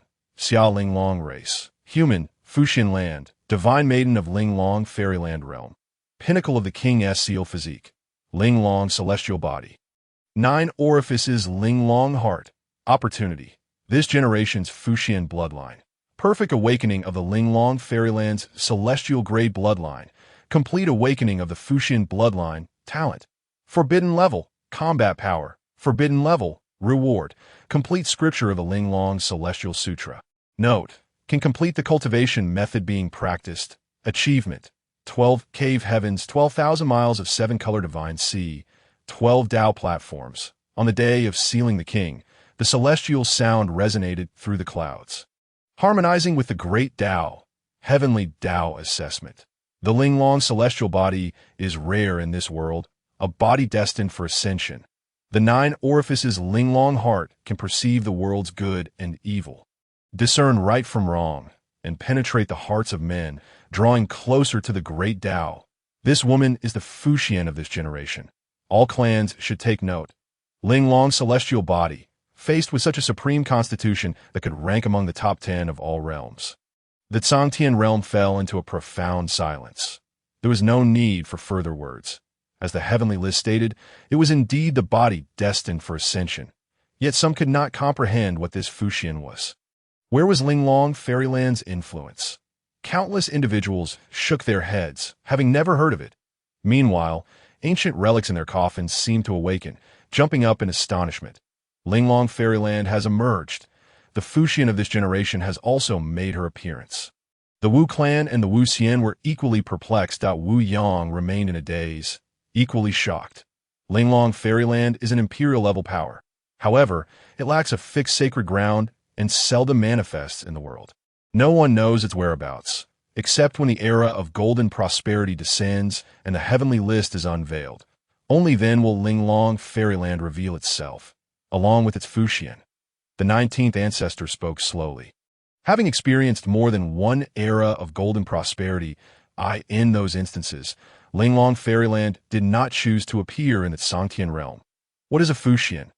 Wu Xian inquired further, but a Fuxian is one who aids in ascension. And it is also the greatest secret of Linglong fairyland. This Fuxian selects a prodigy, and the entire Linglong fairyland will support them unconditionally. The frightening aspect is that the person they choose is destined to become an immortal, controlling the ebb and flow of their existence, with no failures, without exception. Is such a thing possible? Wu Xian exclaimed in astonishment. It seemed too miraculous, while there are those who can glimpse the threads of fate. Like our Wu clan's ancestral figure, to ascertain that a young person is bound to achieve immortality is unheard of. Is this not akin to having a cheat? Thus, every prodigy actively seeks to connect with the Fuxian, vying for that elusive fortune. After all, the unwavering support of an entire imperial clan is no trivial matter, and how many immortal beings have emerged from the countless generations of Fuxians? They certainly remember that bond of assistance. The 19th ancestor elaborated further. My Wu clan. Wu Xian could not help but inquire, laughing heartily. You must understand, my Wu clan has existed for countless ages. It would not be an exaggeration to say we have coexisted with the celestial domain. How could there be no friendship with the Fuxian? Linglong fairyland is a small world, suffused with celestial energy, existing in the boundless void beyond the Sangtian realm. Disciple, are you truly certain it is within the Sangtian realm? An elderly woman inquired calmly. Yes, master, the bloodline of the Fuxian cannot deceive me. Indeed, the Sangtian realm is the stronghold of the Wu clan. If Linglong fairyland is chosen to manifest here, we may indeed need to pay a visit. Are there forces in Linglong fairyland that we need to visit? Xiao Linglong asked, astonished. The celestial domain is vast and ancient, Some forces cannot be judged by their surface alone. In my eyes, the Wu clan is even more mysterious than the celestial domain. The elderly woman replied. What? Xiao Linglong gasped. The tales of Linglong fairyland quickly spread across various factions, along with the enigmatic and alluring Fuxian. Heavenly list forbidden. Second place, name, Zhengning race. Ancient Zhengning clan. Now belonging to the Imperial Wu clan. Realm. Childhood. Physique. Time-space body of the Zhengning clan. Opportunity. Forbidden one bloodline. Pure blood. Talent. Forbidden level. Combat power. Forbidden level. Reward. Blessing from the Heavenly Dao. Achievement. None. Heavenly Dao assessment. After an endless silence, Zhengning reappears in the world. What is this? Some were bewildered, finding the introduction exceedingly simplistic. Yet others were already dumbfounded. Does the Wu clan's heir have a Zhengning? Is this a mistake? Especially those of the so-called ancient royal clans. Imperial clans, even the Imperial clan, widened their eyes in disbelief. The once domineering clan, the one annihilated by the combined forces of myriad beasts, has it returned? A golden light from the Wu clan cascaded from the heavens, directly entering the two small beings within Wu Xian's shoulders, who were joyfully playing. With a single cry, they paused for a moment, then vanished. As the heavenly list gradually revealed its most resplendent words, the golden heavenly list glimmered with a myriad of colors. Everyone understood. The top of the heavenly list, the foremost prodigy of the Sentient realm, is about to appear. Forbidden. First forbidden name, Wu Xian race. Human, Imperial clan, heir of the Wu clan, realm, pinnacle of the Dao platform. Physique, Chaotic Dao body, innate. Double pupils, innate. Celestial bone, innate. Opportunity, gain the original truth resolution at 3 years. Original Dao Sutras divine guidance. Receive the blood of the Heavenly Dao at 15, bestowed by another. Awaken the bloodline of the Wu clan's Heavenly Emperor at 15. Awaken the chaotic supreme treasure. The chaotic Qinglian seed at 15. Hatch the egg of the ancient behemoth Zhengning at 15. Obtained the casting Dao liquid. And used bloodline. Complete chaotic bloodline. Advanced awakening. Perfect awakening of the Wu clan's ancestral Heavenly Emperor bloodline. Talent. Instant comprehension, surpassing forbidden, unique in 10,000 ages, combat power, surpassing forbidden, specifics unknown, reward, a tome of the Undying Sutra. Note, this is the most potent body casting method in the celestial domain. Compatible with the original Dao Sutra's Transformation of Mortality chapter. Reward, original Dao Sutra's Transformation of Mortality chapter. Note, this method is of no use to those of forbidden stature. Achievement, shattered the ancient records of the corporeal realm. Unified the 13 cave heavens into a singular cave heaven, breaking the ancient records of the cave heaven realm.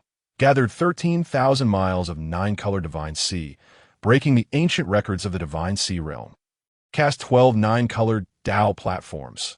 Heavenly Dao assessment. In 12 years, the corporeal realm assimilated myriad laws. Upon emergence, withstood the true God in the divine sea realm, and triumphed over the pinnacle of the King's seal, innate Holy Spirit in the divine sea realm. A celestial beauty unique throughout the ages, the Heavenly Emperor is to be anticipated. Silence. The entire Sentient realm fell into a profound stillness. Then, wow! It was unclear who gasped in astonishment, or perhaps everyone collectively drew in a breath. Those in the know, and those unaware, all stood agape. Is this a human? Then am I considered human? The golden list hung in the skies, each grand character in vibrant hues striking at the hearts of all present. Heavenly Emperor bloodline. I have never heard of it. Chaotic bloodline. Pardon me, I do not comprehend. Instant comprehension. Can you please stop asking? I do not wish to speak. Brother, do not be angry. You must have some understanding of the chaotic Dao body. Double pupils and celestial bone, right? Damn it, this is too much. I will beat you to death. Stop, stop. I have something to say. A youth halted, displaying a puzzled expression, signaling for the other to continue. Then can you tell me where I might find the Zhengning divine beast egg? The man with a bruised face inquired. The youth smiled slightly and kicked him. Brothers, let us all go. Today, I must beat this fool to death. It is I who am unworthy. Those below the top 10, still dissatisfied. All wore gloomy expressions and quietly withdrew. On the sword mountain, Jian Wuchen stood for quite some time, the sword intent surrounding him in disarray. He exhaled slowly, remaining silent, as though he were a statue. In a marshy area of the Zhangtian realm, Wu Changkong was skinning and dissecting a crocodile python when he suddenly froze.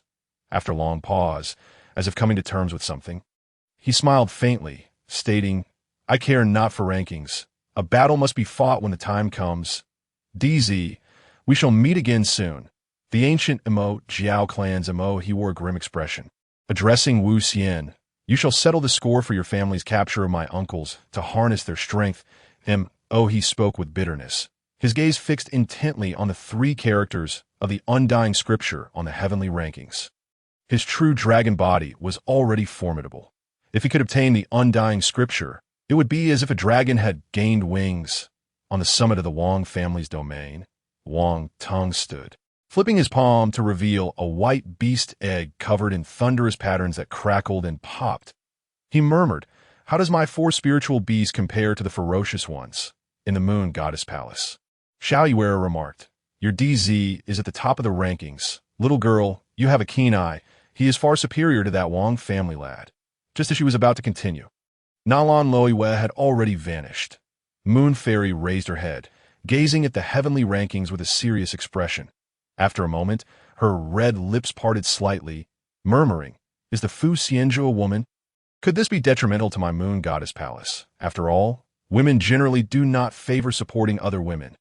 In the Taishu dynasty's Prince Hall, the youth roared, "Undying scripture, why is it not bestowed upon me? My Zhenyu divine body is the most suitable candidate for the undying scripture." An elderly man beside him frowned and said, "Fuer." The youth trembled at the sound, gradually calming down, though his eyes still brimmed with resentment. "If I desire it, I shall seize it myself. My Taishu dynasty has been forged through battle. I understand, father.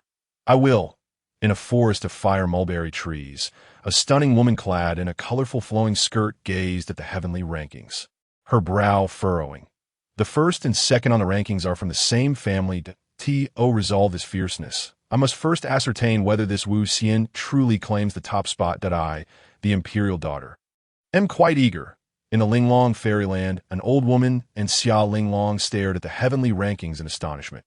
"This Wu family DZ is extraordinarily formidable," Xia Linglong commented. "Indeed, not only is his talent exceptional, but his comprehension is terrifyingly profound. He has reached the true limits of each realm, flawless and without defect." The old woman spoke. "Could this individual be? Only by witnessing can one understand," exclaimed the old woman. "How fortuitous! I was just about to visit the Wu family, and now I shall have the chance to meet him." In the Wu family, the details of the heavenly rankings were astonishingly thorough. Exposing her vulnerabilities, Wu Xian murmured, "Xianer, you possess quite a few secrets.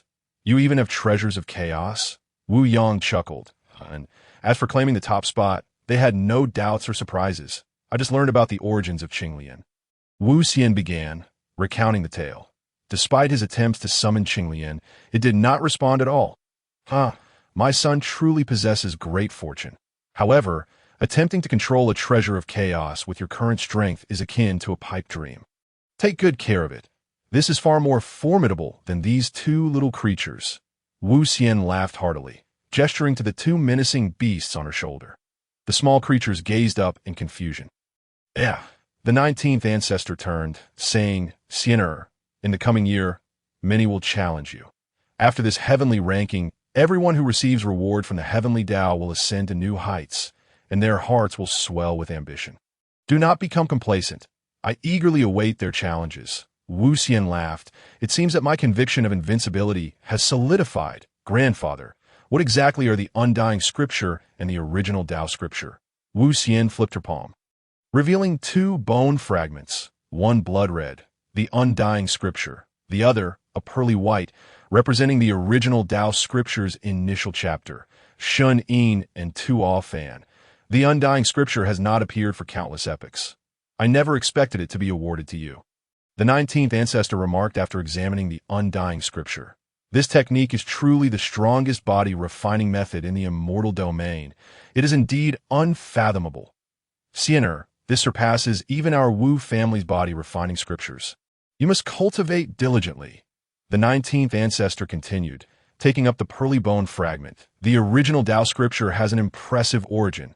His tone was slow and serious, as if pondering or reminiscing that it is said that when the immortal realm first opened, myriad spirits were birthed, and the realm was rich in spiritual energy.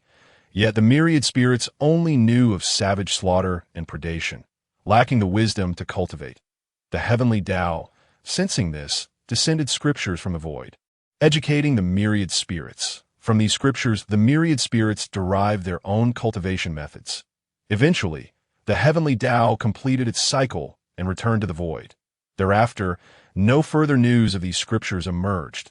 Wu Xian understood instantly. This was indeed the origin of the original Dao scripture.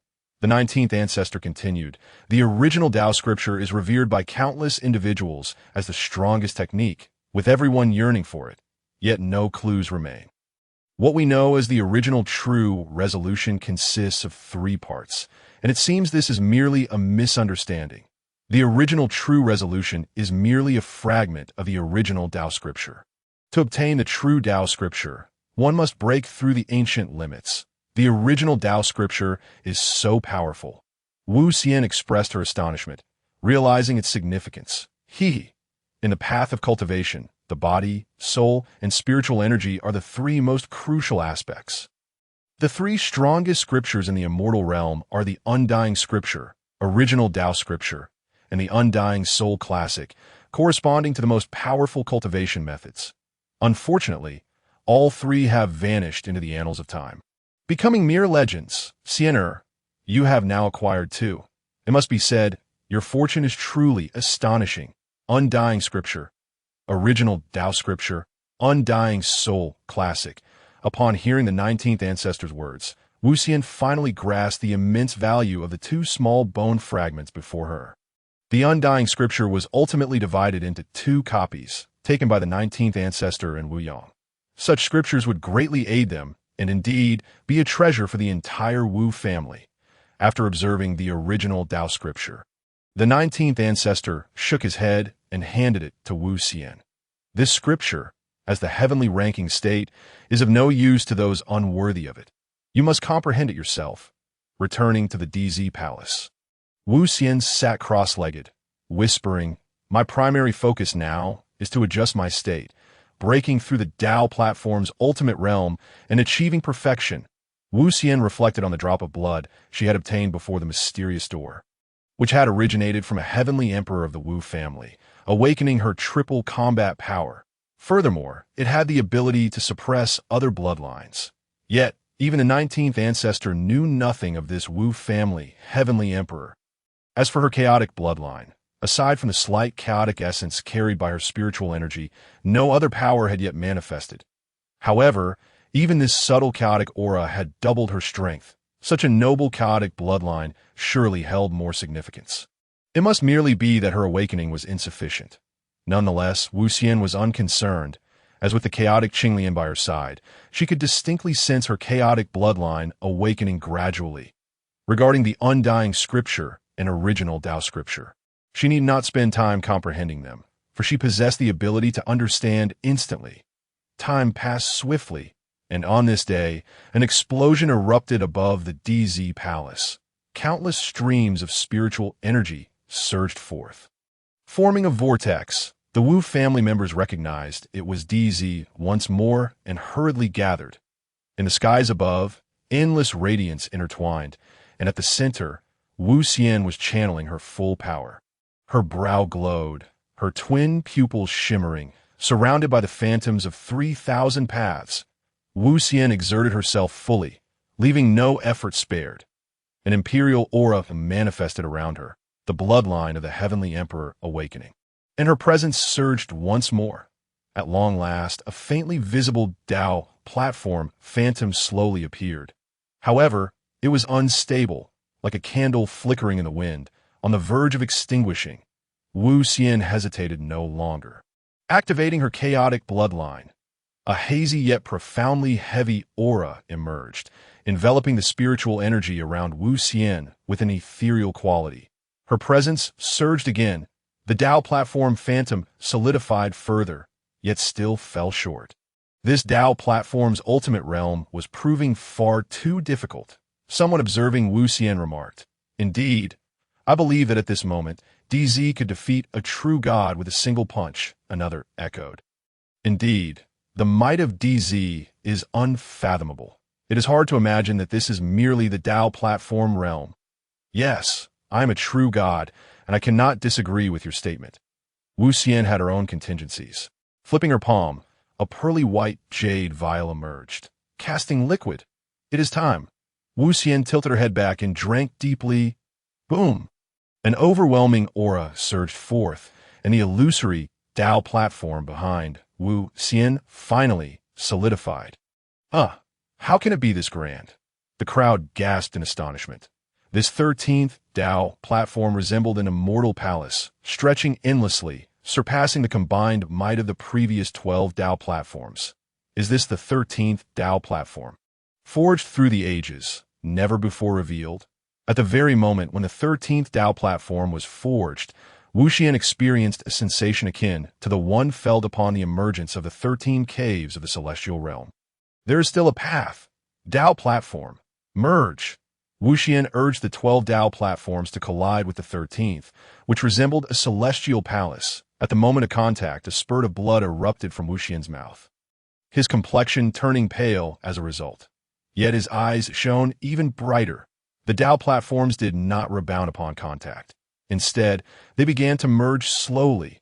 "This path is viable," Wu Xian murmured, subsequently urging another Dao platform forward. Another spurt of blood. Yet his aura grew increasingly potent. As the Dao platforms fused, Wu Xian had nearly exhausted himself, his pallor deepening, his body swaying unsteadily.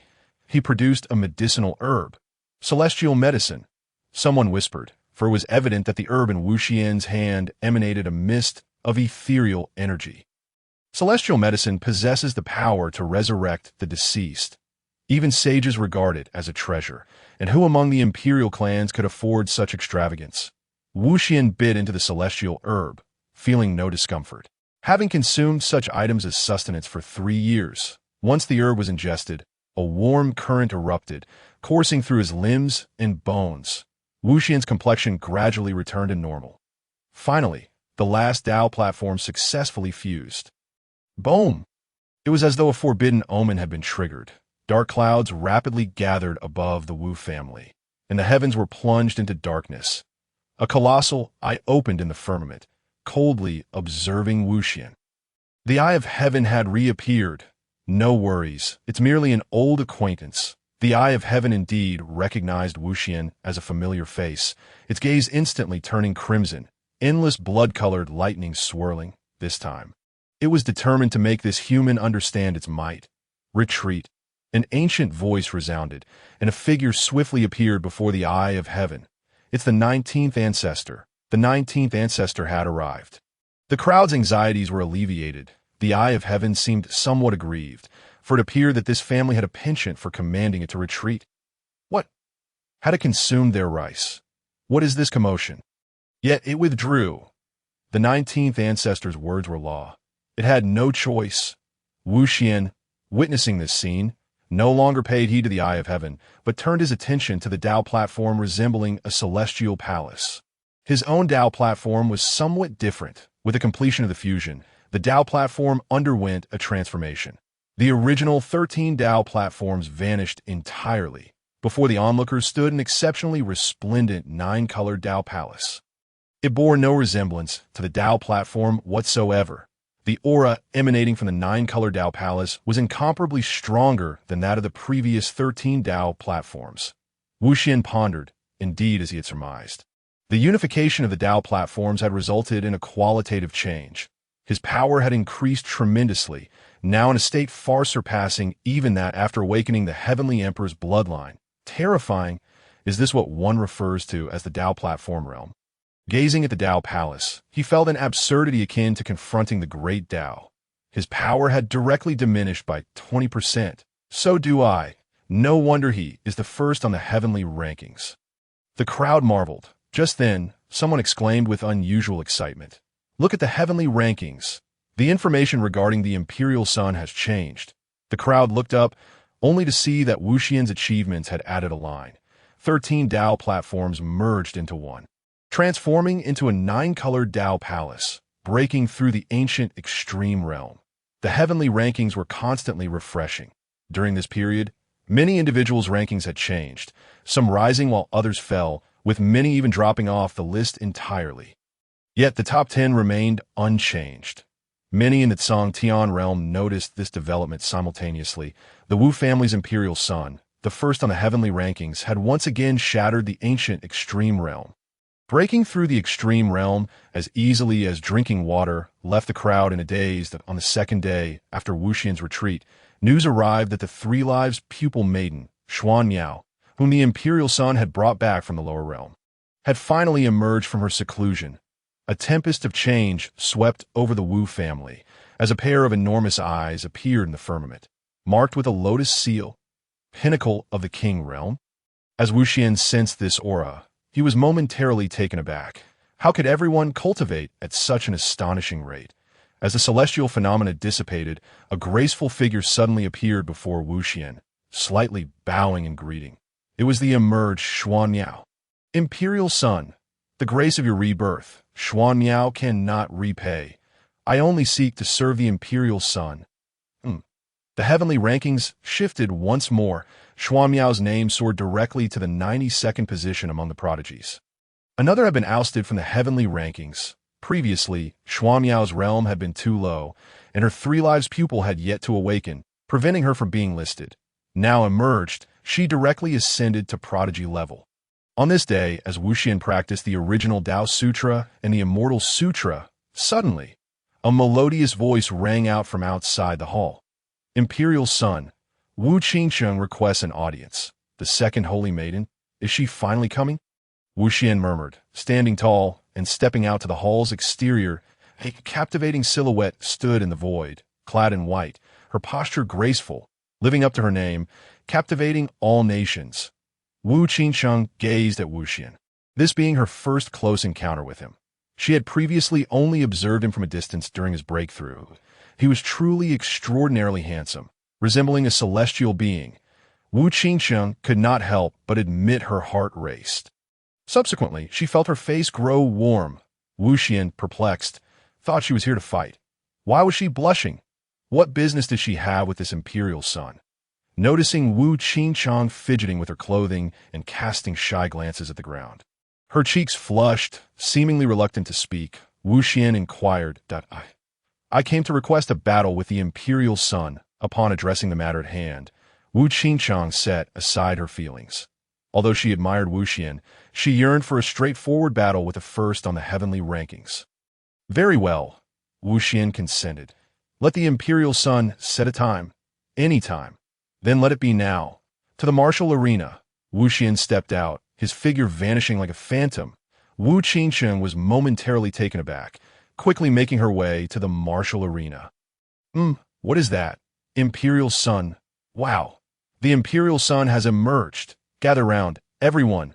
Wuxian's appearance stirred excitement throughout the martial arena and even the Wu family. This Imperial Sun, the first prodigy on the heavenly rankings, every action captivated the hearts of the Wu family. Countless young clan members rushed towards the martial arena. What was the Imperial Sun doing here? The crowd gazed at Wuxian, who stood with his eyes slightly closed on the martial arena, puzzled. Just then, whoosh!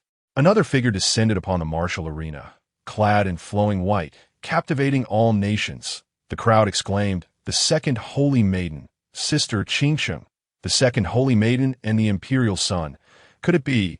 Some elders of the Wu family could no longer remain seated. A battle between the 11th and the 1st on the heavenly rankings was a significant event. The martial arena was instantly surrounded tightly, the heavens and the earth, even the distant rooftops, filled with spectators. Wu Qingsheng and Wuxian exchanged no further words, only the anticipation of battle. Surrounding Wu Qingsheng was a swirl of colors, her innate five-element body activated directly. She understood that when facing Wu Xian, she must not hold back. Wu Qingcheng extended a jade-like hand, pointing towards Wu Xian. A surge of five-colored brilliance erupted from her fingertip, rapidly shooting forth, combined with the power of her innate five-element body. This finger strike was sufficient to annihilate even the pinnacle of the divine fire realm. This was the Wu family's celestial-grade divine ability, the five elements determining heaven's finger. It appeared that the second holy maiden had mastered it to perfection. Truly formidable. The imperial sun was no ordinary foe. In the face of this astonishing finger strike, Wu Xian smiled slightly and similarly pointed, a nine-colored ray shooting forth, brilliant and radiant, accompanied by an overwhelming celestial might, surging forth instantaneously. Boom!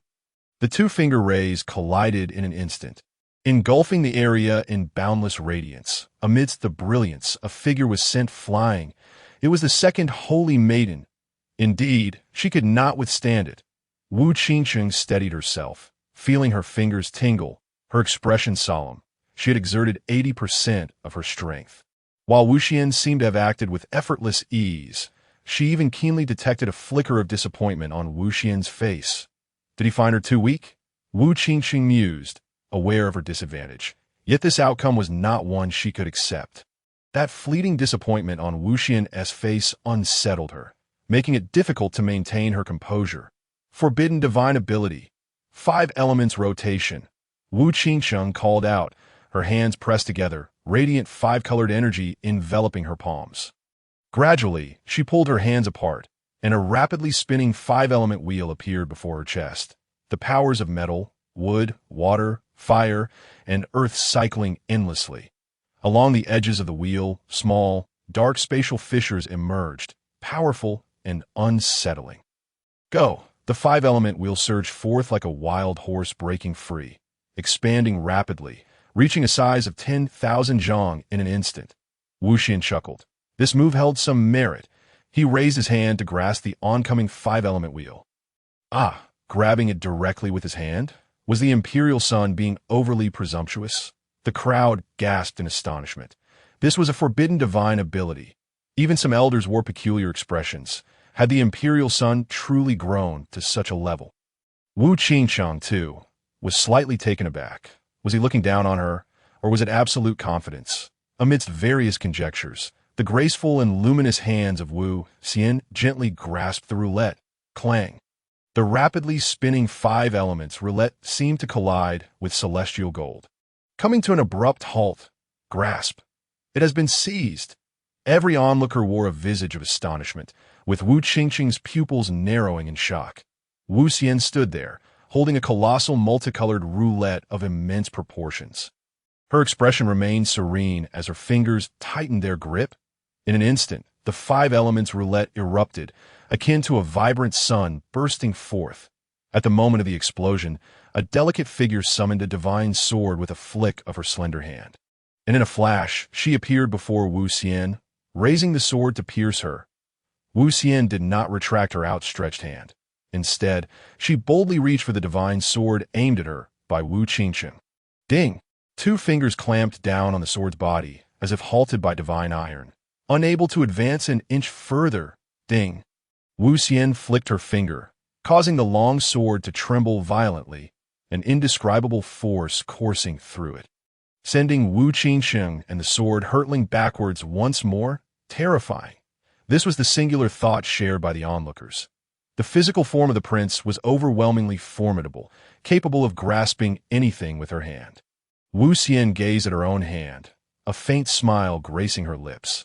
This undying scripture, renowned for its promise of an indestructible physique, ensuring eternal existence, could even resurrect remnants, truly deserving of its title as the supreme body-forging technique. It had indeed elevated her already formidable physical prowess to new heights. Wu Qingcheng also came to a realization. The undying scripture, is it? Alas, the undying scripture has been placed by the family head on the pinnacle of the heavenly scripture tower. Regrettably, I cannot gain its recognition and thus cannot cultivate it. Alas, the same goes for me. Come again. Wu Qingcheng, wielding her sword, launched another assault. Wu Xian extended her hand, summoning a small rainbow dragon that transformed into a multicolored longsword, which she seized, darting upwards. Clang, clang. The two engaged in a rapid exchange, their figures flickering as they effortlessly unleashed countless sword techniques. Yet gradually, Wu Qingcheng found herself being suppressed beneath Wu Xian. Retreating, Wu Qingcheng's delicate face was etched with gravity. This prince appeared devoid of weaknesses, as she was overwhelmed in every aspect. Gritting her silver teeth, her momentum surged, the long sword in her hand radiating vibrant light. Forbidden divine technique. 5 elements annihilation. A colossal beam of 5 elements sword light slashed towards Wu Xian. Imbued with the essence of obliteration, fracturing the very fabric of space. Even an ordinary true god would be annihilated. Ah, another manifestation of a perfected forbidden divine technique. The second saintess is indeed formidable. Truly deserving of her title as the foremost beneath the heavenly rankings. Wu Xian smiled faintly, eager to test this move, god-slaying sword technique. Wu Xian, wielding her drifting dragon, sliced forward, unleashing a resplendent sword light. Not only that, wherever the sword light pointed, the space shattered, revealing the phantoms of deities on either side, howling in anguish, as some were obliterated by the sword light, spilling their blood into the void, while others fell like leaves, a scene reminiscent of the apocalypse. This was the Wu clan's illustrious forbidden divine technique, the god-slaying sword technique. Was this a perfected realm? No, it transcended the perfected realm of the god-slaying sword technique. The crowd was astonished. The prince was merely 15 years old. Moreover, it had been less than a year since he emerged from the heavenly scripture tower, and he had already surpassed the perfected realm of a forbidden divine technique. The crowd could not help but speculate. Could it truly be as stated in the heavenly rankings that the prince could comprehend instantly? Boom! The sword lights collided, and the area erupted. The 5-element sword light was instantaneously obliterated, dissipating as the god-slaying sword light surged forth, poised to strike Wu Qingcheng. Wu Qingcheng's lovely face was grave, her hands clasped together, vibrant lights swirling, and her body emanating a kaleidoscope of brilliance. She pressed her hands together, forming a blade with her hands, gently slicing towards Wu Xian. Talented divine technique. 5-color smoke blossom. Whoosh! A cloud of multicolored mist billowed forth, light as a feather, yet strikingly sharp. The god-slaying sword technique was vanquished. Wu Xian was taken aback. The 5-color smoke blossom was too swift. Wu Xian's eyes sparkled, her right eye suddenly enveloped in darkness. It was the prince's heavy pupil. The crowd gasped. The 5-color smoke blossom was instantaneously frozen in place. Subsequently, Wu Qingcheng was horrified to discover that she had lost all connection with it. You have forced this prince to employ the heavy pupil. That is commendable. Now, let us conclude. The 5-color smoke blossom began to dissolve inch by inch before the astonished gazes of the crowd. Yet Wu Qingcheng barely had time to be surprised before Wu Xian's eye was already fixed upon her. In that fleeting moment, she felt as if she were ensnared in a quagmire, a pervasive aura of annihilation infiltrating her being. Her body struggled, yet she found herself unable to break free. An overwhelming terror engulfed Wu Qingcheng's spirit. Is this the invincible heavy pupil? Wu Qingcheng hesitated no longer. I concede. Wu Xian closed her eyes, and that eerie sensation vanished in an instant. Standing on a martial stage, Wu Qingcheng's chest heaved. Only then did she realize her body was drenched in perspiration. Terrifying, this was the sole impression in her mind. She had refined the innate energy rewarded by the heavenly rankings, and the marvels of her innate 5-elements body had gradually unfurled before her. She had thought herself capable of a fight, yet unexpectedly fell so easily. Wu Xian regarded her. Your strength is commendable. Wu Qingcheng smiled ruefully. Was this meant to be a consolation? Below the stage, the younger generation cheered.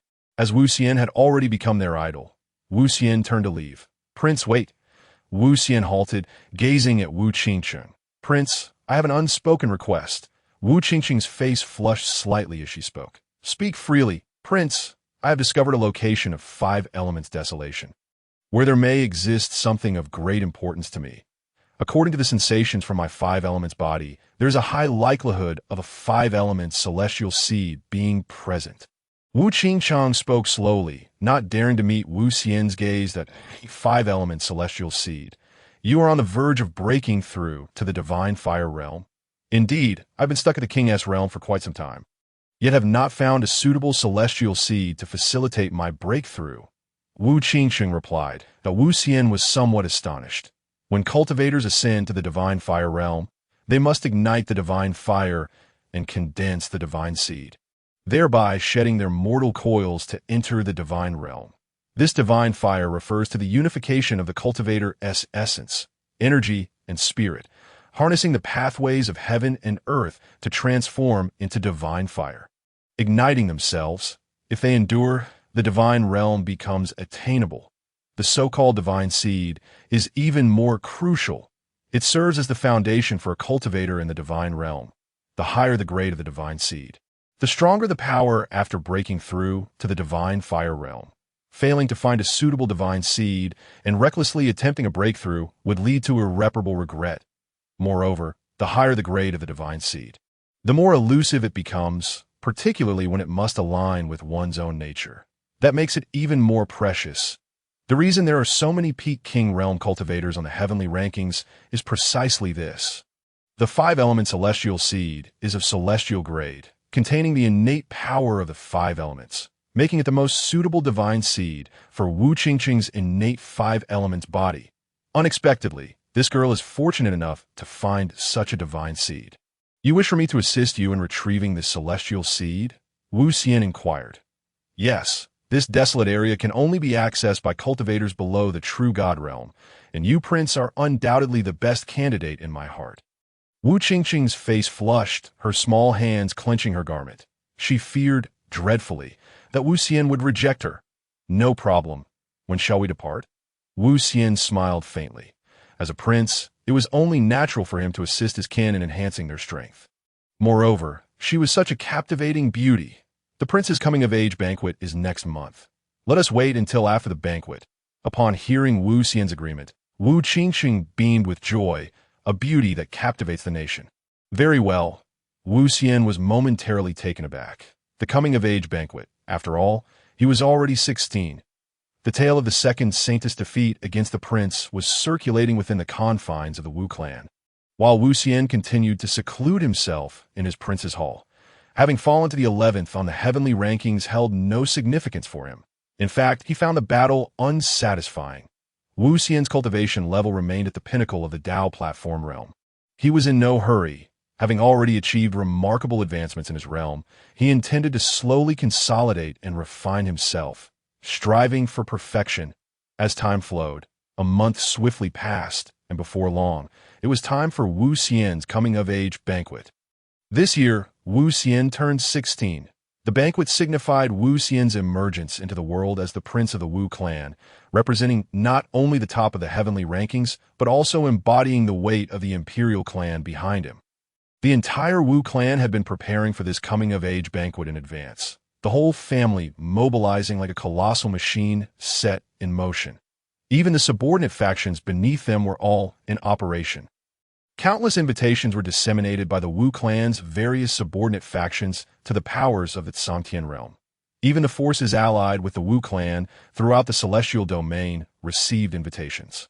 Most invitations were sent out by the subordinate factions. Only a handful of families received invitations sent directly by the Wu clan. The entire sentient realm's factions rejoiced at receiving an invitation from the Wu clan. So much so that it became a means of comparison among the factions. Old Su. In 3 days, it will be the coming-of-age banquet of the Wu clan's prince, that #1 on the heavenly rankings. Let's go together. Old Su. Why are you silent? Oh, could it be that your Mad Blade sect did not receive an invitation? Ha, lass. That is truly unfortunate. It seems I shall have to seek others. Ha. Farewell, Old Su. Best of luck. Too much arrogance. Old Su forcefully slapped the table, sending his subordinates scattering, before abruptly rising to his feet, only to slowly sink back into his seat, his face etched with despondency. This time there was no invitation from the Wu family, leaving him feeling utterly defeated. Master, Great news! One individual rushed in, tumbling over himself. If you keep flustering about, I'll have you dealt with old Sue, in a fit of anger. Retorted, what is it, master? A silver invitation crafted from sacred materials appeared, and old Sue nearly leapt from his seat. From the Wu family? No, it is from the affiliated power of the Wu family, the Yaoqi sacred land, inviting us of the Guangdao sect to feast with the Wu family. The invitation was categorized into two tiers. Those issued by the Wu family's affiliates were silver, while those sent directly by the Wu family were of gold. The man knelt below, thinking to himself that for their third-rate faction to receive an invitation from the Wu family was utterly ludicrous. Well, that is splendid. Huh. Very good indeed. Old Sue's spirits lifted, recalling how the old relic from the Divine Sword sect had come to his Guangdao sect with a mere silver invitation, prompting him to stand tall, a renewed vigor coursing through him. Quickly inform the elders to gather our finest, most valuable treasures. I shall personally select the congratulatory gifts with a grand wave of his hand. Old Sue seized the invitation and strode towards the door. Master, where are you off to? I'm going to the Hahuan Valley for a visit. I recall they did not receive an invitation. Ha ha! Upon the arrival of the invitations, countless formidable powers and renowned figures set forth from various corners of the Sentient realm, bearing gifts, all with a singular aim. The Imperial Wu family. The frenzied influx of myriad factions transformed the Wu family's imperial city into a bustling spectacle. The Wu family's celestial realm remained closed for the time being, so they had to reside in the imperial city, eagerly awaiting the day of the banquet for entry into the celestial realm. They felt no sense of grievance. Rather, they wandered the streets, flaunting their silver invitations, as though fearing others might overlook them. At long last, the long-anticipated entrance banquet for the Wu family's imperial son commenced amidst the watchful gaze of thousands. The gates to the celestial realm swung wide open, welcoming guests from all directions. An elder of the sacred realm stood at the entrance, calling out, "Guests, please enter." Countless factions entered in an orderly fashion, not daring to create any ruckus. Upon entering, one beheld a picturesque realm, ethereal mists swirling about, with countless divine mountains and sacred lakes shrouded in a mystical haze, and magnificent celestial palaces standing in splendid array. Every Wu family member encountered along the way bore an air of pride and restraint, embodying the confidence befitting an imperial clan member. The various factions continued onward until they reached the main venue, the Tianjin Divine Palace.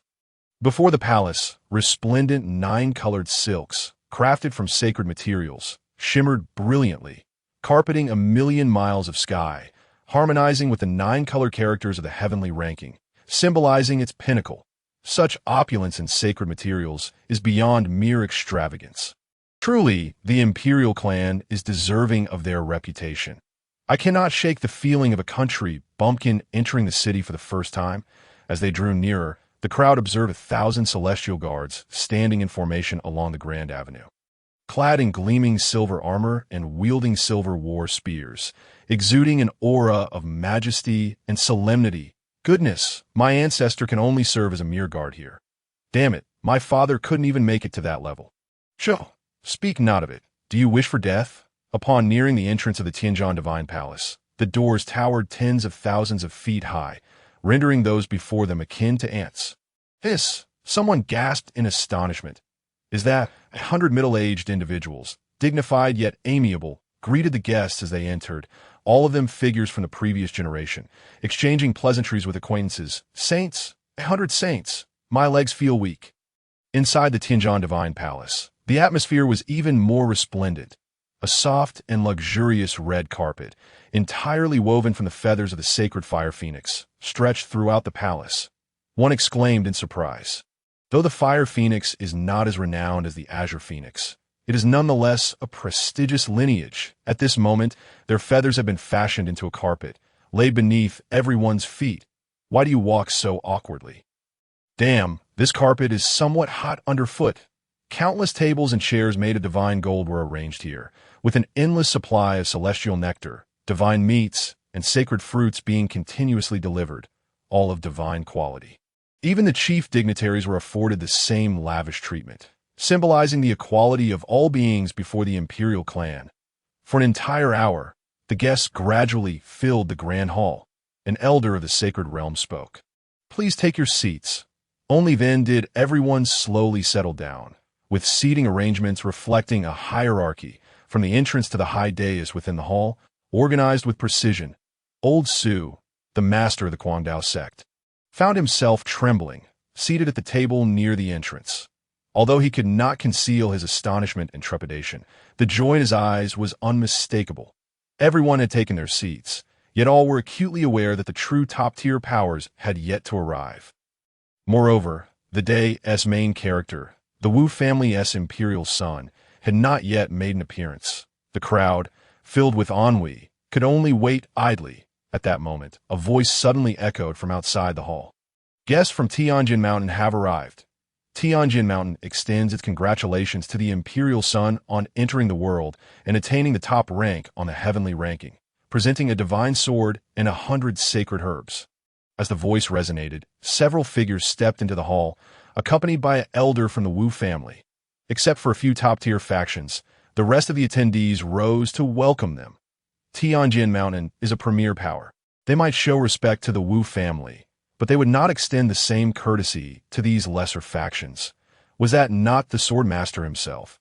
That youth must be Jian Wuchen, ranked 10th on the heavenly ranking.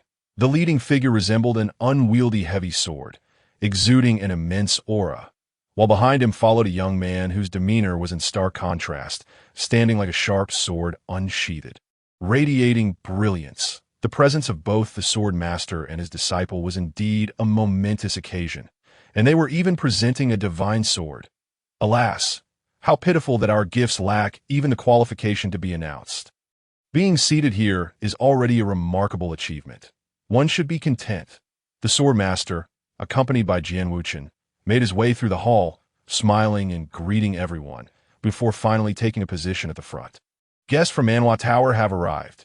Manhua Tower congratulates the imperial son on entering the world and attaining the top rank on the heavenly ranking, presenting 5 imperial weapons, 100 sacred herbs, and 1,000 Manhua spiritual fruits." Another voice rang out, leaving the crowd in disbelief, as though they had misheard. The hall erupted into a frenzy. Even the Yaoqi sacred land and the Dazhou dynasty, among others, were left speechless. Even the swordmaster and his disciple exchanged bewildered glances, questioning their own hearing. What was that? 5 imperial weapons, 100 sacred herbs, and 1,000 of the top-tier Manhua spiritual fruits unique to Manhua Wonderland. Such gifts could empty the coffers of even the most elite factions. Were they planning a wedding? Surely this isn't a dowry. As the crowd grappled with disbelief, an elder of the sacred realm beckoned a dozen graceful figures into the hall. The master of Manhua Tower, that must be the saintess Waluoxi, and the 10 ranked below the saintess. What a grand spectacle! What could warrant such a show of force? A throng of captivating beauties, each a paragon of grace and beauty, drew the gazes of all present, ultimately settling near the Tianjin Mountain. What does the Flower Tower Master intend? The swordmaster could not help but inquire, feeling somewhat overshadowed by the grandeur of Manhua Tower. "Do not ponder too deeply. You shall soon find out." The Flower Tower Master, still possessing an air of elegance, smiled slightly and spoke. Upon hearing this, the swordmaster fell silent, though his eyes betrayed a hint of contemplation. "Guests from the Ice River Valley have arrived. Ice River Valley congratulates the imperial son on entering the world and attaining the top rank on the heavenly ranking, presenting 100 pounds of ancient ice marrow and 100 ice spirit fruits." Before the guests had even settled, another voice rang out from outside the hall. The Ice River Valley had come. 2 striking figures entered the hall, and instantly, the temperature within the grand hall seemed to drop. One was mature, and the other youthful, both donning blue dresses, their exquisite figures and striking features captivating all, each adorned with a snowflake mark on their foreheads, exuding an air of cold elegance. The master of the Ice River Valley. The one before them must be the saintess, Bing Mushue, ranked 12th on the heavenly ranking. This gift rivals that of Tianjin Mountain. Indeed, something seems awry with Manhua Tower. The crowd hurriedly welcomed the 2 women, who took their seats at the front. These formidable factions brought the younger generation ranked on the heavenly ranking to the banquet, signaling the emergence of these young prodigies. It seems this is not merely the entrance banquet for the Wu family's imperial son, but rather the commencement of a golden era. Guests from the Moon God Palace have arrived.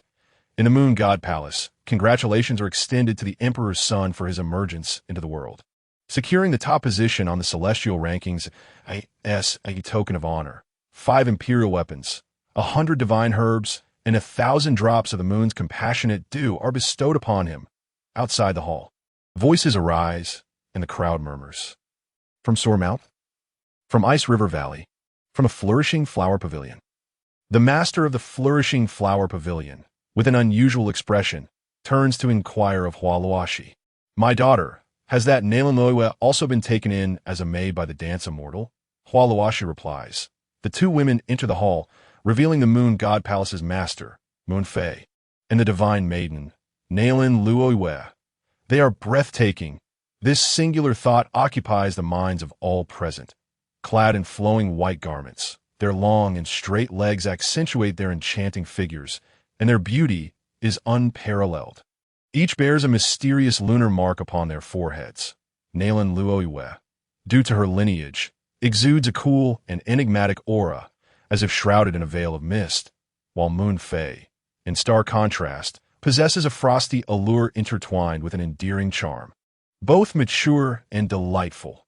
The assembly hastily bows their heads, unwilling to gaze further, as the 2 take their seats. They occupy a position of greater prominence, for the Moon God Palace is an undeniable imperial power. The Sword Master and the Flourishing Flower Pavilion's master harbor inquiries, yet remain silent, the crowd's thoughts diverging as they sit in quietude. Numerous formidable factions arrive in succession, including some forces from beyond the realm of the celestial heights. Among them are not a few top-tier powers. The entire banquet becomes increasingly lively. The Tianshu dynasty has guests. The Tianshu dynasty congratulates the Emperor's son on his emergence into the world, securing the top position on the celestial rankings, presenting 1 imperial weapon and 100 sacred herbs. 2 figures stride into the hall, their presence announced before their arrival. You all have arrived quite early. Another imperial clan. The crowd rises once more as the 2 take their seats. The Tianshu Emperor glances at Moon Fei. Oh, Sister Moon Fei has also come. Moon Fei rolls her eyes. Who is your sister Moon Fei? Please address me as Moon Palace Master. The Tianshu Emperor chuckles heartily, a fleeting glimmer of admiration flashing in his eyes. Guests from Wanhuang Ridge have arrived. The crowd gasps, for this is a mysterious faction. Wanhuang Ridge congratulates the Emperor's son on his emergence into the world, securing the top position on the celestial rankings, presenting 5 imperial weapons, 100 divine herbs, and 1,000 huang grasses. The crowd murmurs. What connection do the Dance Clan and Wanhuang Ridge share? Both Moon Fei and Nalan Luoiwe the Moon God Palace are puzzled, wondering why yet another unpredictable entity has arrived. Before they can ponder further, 2 figures capture the crowd's attention. One woman, stunningly beautiful, adorned in a colorful flowing gown, with a multicolored flame mark upon her brow, appears regal and graceful. She is the 4th on the celestial rankings, Huang Shi, the imperial daughter of Wanhuang Ridge. Yet, at this moment, the 4th-ranked imperial daughter bears a slight blush, appearing somewhat awkward. Bali Futuo has not taken his eyes off Huang Shi since first seeing her. Meanwhile, the Tianshu Emperor and Moon Fei, upon noticing the elderly figure before Huang Shi, quickly rise. It is an ancestor-level individual. Greetings, esteemed elder. Several prominent figures bow. Do not mind this old man. Continue with your affairs. The elder interjects, then smiles at the void. Dance Tianya, you old rascal. Why don't you come out upon seeing me? Fengjiu, I never expected you, old fellow, to still be alive. A figure materializes, none other than the 19th ancestor of the Dance Clan. The crowd bows once more, and the 19th ancestor waves his hand, addressing the elder from Wanhuang Ridge. I never thought it would be you who personally arrived. We haven't seen each other for several epochs. The 19th ancestor speaks with genuine joy. He has very few friends left. Old fellow, I have come fulfill our agreement. This girl, the 19th ancestor points at Huang Shi. What? Is she not worthy of your family's top ranking? The elder named Feng Jiu retorts, puffing up his cheeks in jest, "Ha ha, I never said that." Then it is settled? Very well. After all, that lad spends all his time in seclusion. It is time we think of ways to assist him. After a brief contemplation, the 19th ancestor makes a decisive statement. The crowd remains bewildered, while Huang Shi, feeling her delicate earlobes flush crimson, is engulfed in confusion. Huang Shi is quite distressed. She had initially planned to challenge the dance immortal, seeking an opportunity to eliminate that formidable foe. Now, her ancestor has intervened, claiming she has an engagement with the dance immortal. Moreover, she has been forcibly brought here to meet the family. To meet her fiancé? Why should she be the one to marry into the dance clan? Oh dear, what am I even thinking? Unfortunately, Feng Jiu is her lineage's ancestor, also the 9th ancestor of the Phoenix clan. She has attempted to resist, but her efforts yielded little fruit. Upon meeting the dance immortal, this imperial daughter vows to challenge him, compelling him to retreat. Huang Shi clenches her small fists, secretly resolving to herself, but then, recalling the information about the dance immortal on the celestial rankings, unease creeps in. Defeating the dance immortal is not something she can guarantee. Could she truly become someone else's little bride? No. She hasn't even fought yet. This imperial daughter cannot shy away from battle. The two ancestors chat merrily while Huang Shi's mind races to a certain location within the dance clan. The dance immortal sneezes. Why does this emperor's son feel a sense of unease? Am I being schemed against? Guests from the G clan of the Nine Heavens Flame Heaven have arrived. The G clan congratulates the emperor's son on his emergence into the world, securing the top position on the Celestial Heights rankings.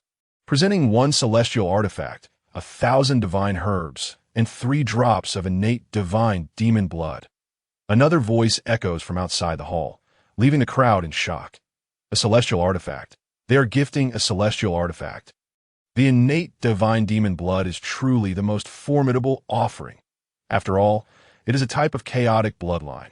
This must have been prepared specifically for the dance clan's emperor's son. What a grand gesture. The imperial clans of Flame Heaven have arrived. Their gifts are exceedingly valuable. Yet is there something amiss? Did you not know? The mother of the dance immortal is the previous generation's G clan imperial daughter. Ah, that explains it. The crowd, astonished, watches as 2 figures enter the hall.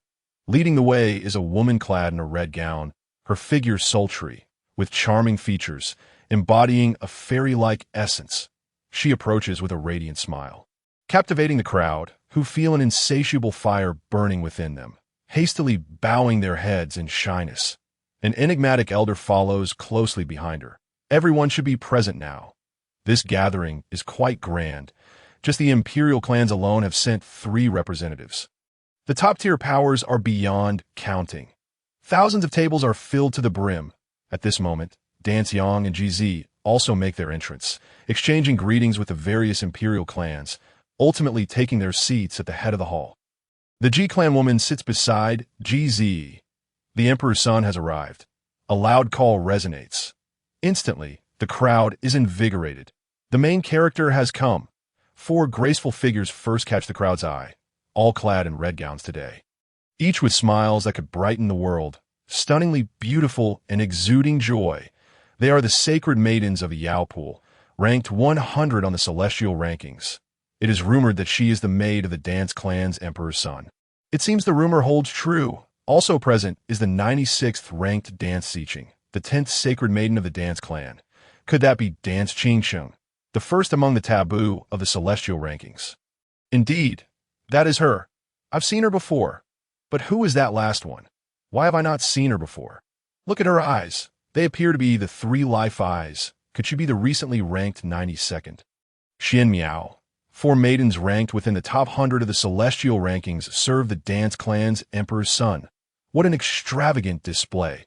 Amidst the astonished gazes of the crowd, a figure clad in white strides into the hall. A young man, surrounded by ethereal energy, partially concealing his lithe form, with crystalline white hair cascading over his shoulders, his elegant and opulent white attire seemingly etched with the sun, moon, and stars, his beauty unparalleled. and his dual eyes gleaming with brilliance and depth, complemented by the obscure celestial mark between his brows, exuding an air of mystery and nobility, akin to a celestial being gracing the mortal realm. He surveys the hall with a languid yet casual demeanor. Is this the dance clan's emperor's son? By the heavens, he is extraordinarily handsome. Such unparalleled grace exists in this world. Simply perfect. Recently, it has circulated that the dance clan's emperor's son is the most handsome man in the celestial heights. I did not believe it, but now, whoever claims otherwise, I shall not hesitate to confront them. The emperor's son is so handsome. I wish to bear his children.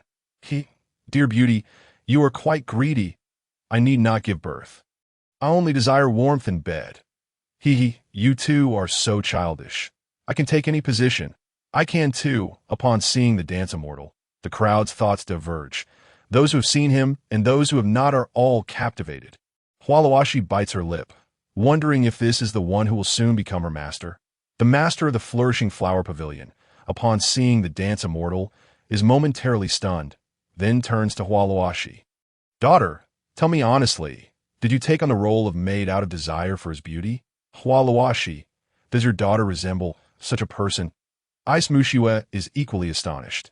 This emperor's son indeed possesses certain merits. Though this was not the first encounter with Nalan Luoyue, she still found herself somewhat awestruck, her expression a tapestry of complex emotions that evoked memories of their initial meeting. Beside her, Yu Fei, unrestrained and forthright, exclaimed, "Wow, this young man is truly handsome. I'm smitten." She turned to Nalan Luoyue and added, Luoyue, have you taken a liking to him? If not, allow me to take him under my wing. Nalan Luoyue's cheeks flushed slightly. She was well aware of her master's boisterous nature, yet she found herself at a loss for words. There are so many people here. How indiscreet. Huang Shi, seated in front, caught sight of Wu Xian and was momentarily taken aback. Quite attractive indeed. No. What am I thinking? She muttered to herself, clenching her small fist. I must not become infatuated with beauty. I shall challenge him. I do not wish to marry. I desire freedom. The ladies of a Ji family were also momentarily stunned, captivated by his striking appearance. Zi, who had been observing, immediately perked up upon noticing her companion's expression. Hua, I wasn't lying to you, was I. Your cousin is quite handsome. Ji Hua came back to her senses and smiled slightly, acknowledging, indeed, my cousin is very handsome. That's good. Let me tell you, this young man has always had a way with women. Just look at those 4 maidservants, each one more enchanting than the last. If you're interested, you must act quickly. Once the opportunity slips away, it may never return. Ah, what do you mean?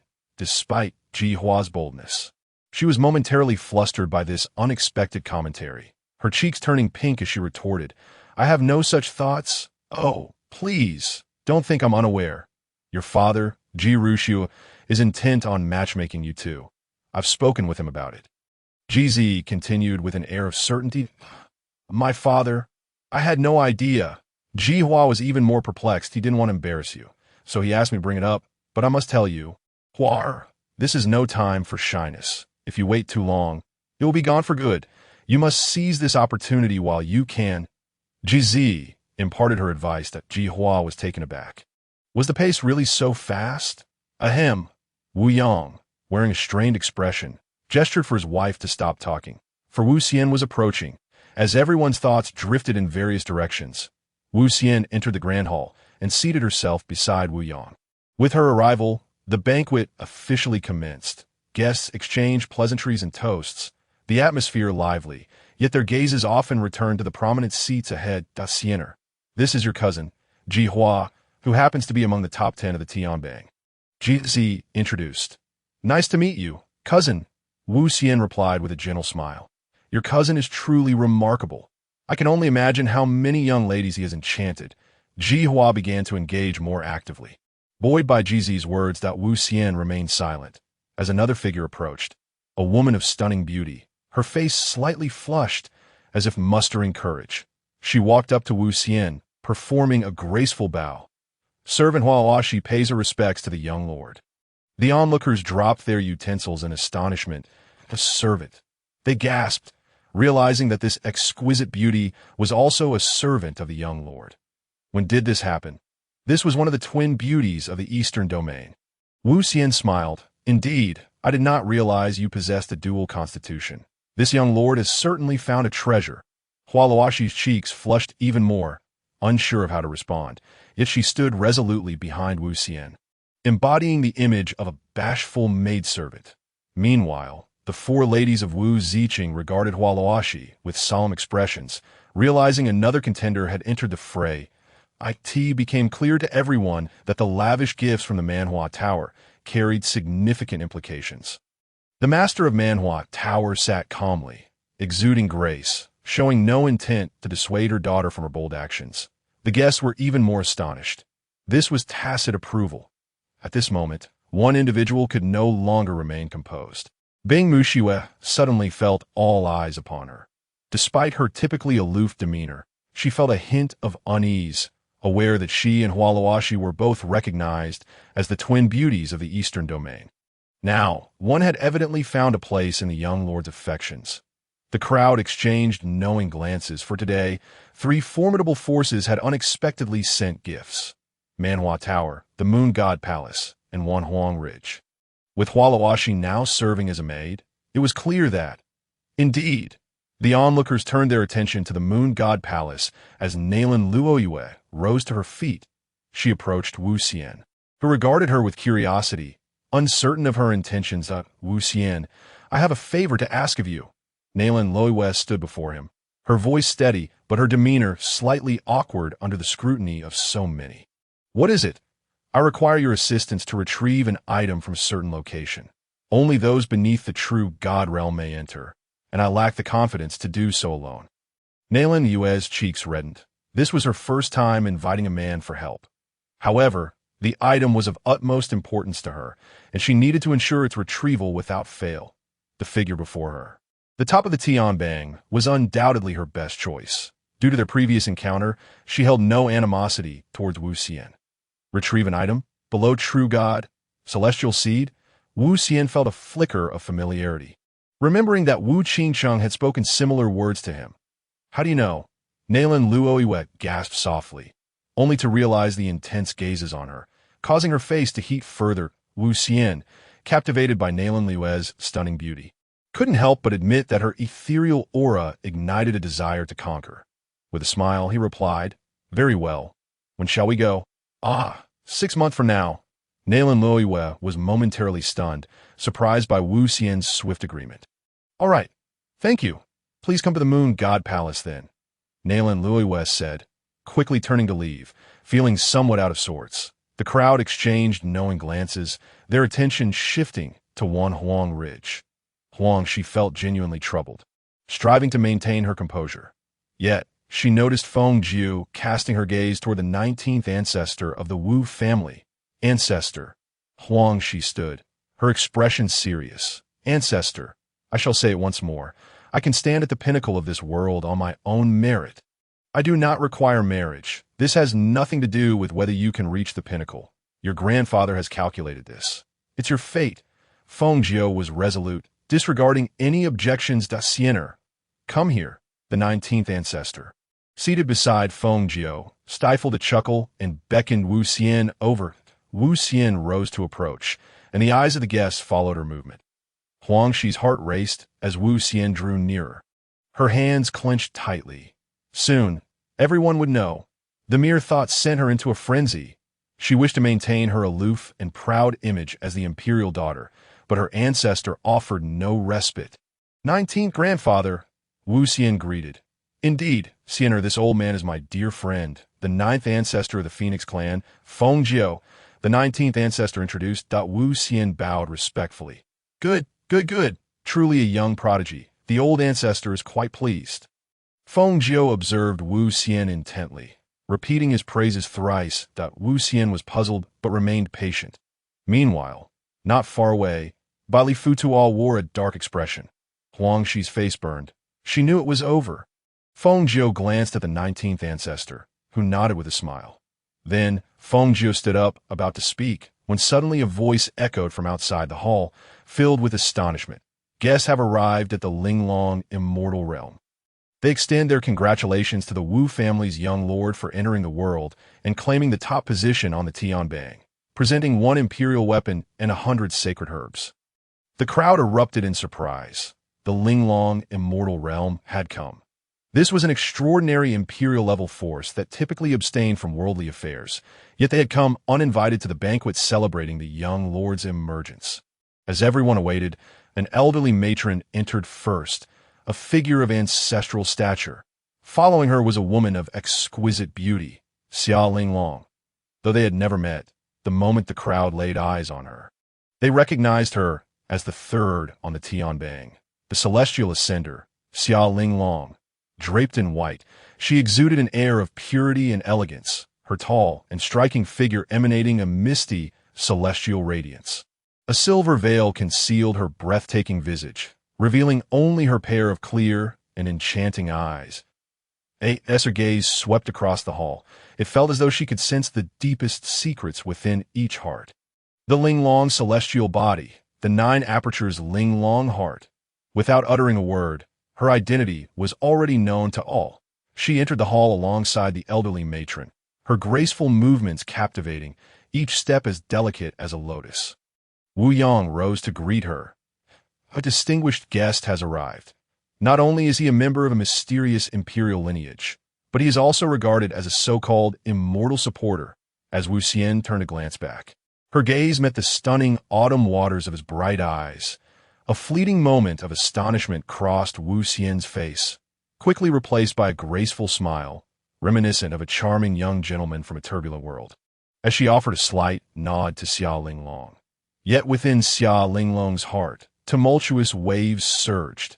As she felt the stirring bloodline of the immortal supporter within her, she nearly instantaneously confirmed that the person she sought was none other than the illustrious Wu family as prince. The top of the heavenly rankings, Xia Linglong was shaken. She never expected her words to come true. That person arrived so abruptly. They had already crossed paths on her very first appearance in the mortal realm. She remained silent, gradually sitting down with the elderly woman, transmitting this matter to her master. Upon receiving Xia Linglong's message, the elderly woman's expression shifted, glancing at Wu Xian with profound implications at that moment.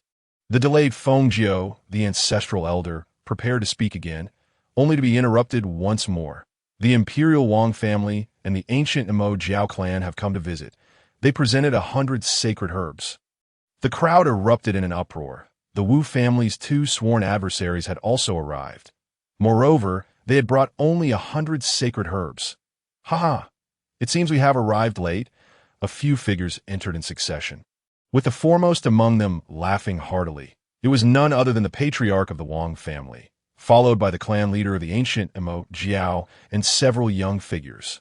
Each of these youths exuded a remarkable presence, their expressions proud and rebellious, radiating formidable energy.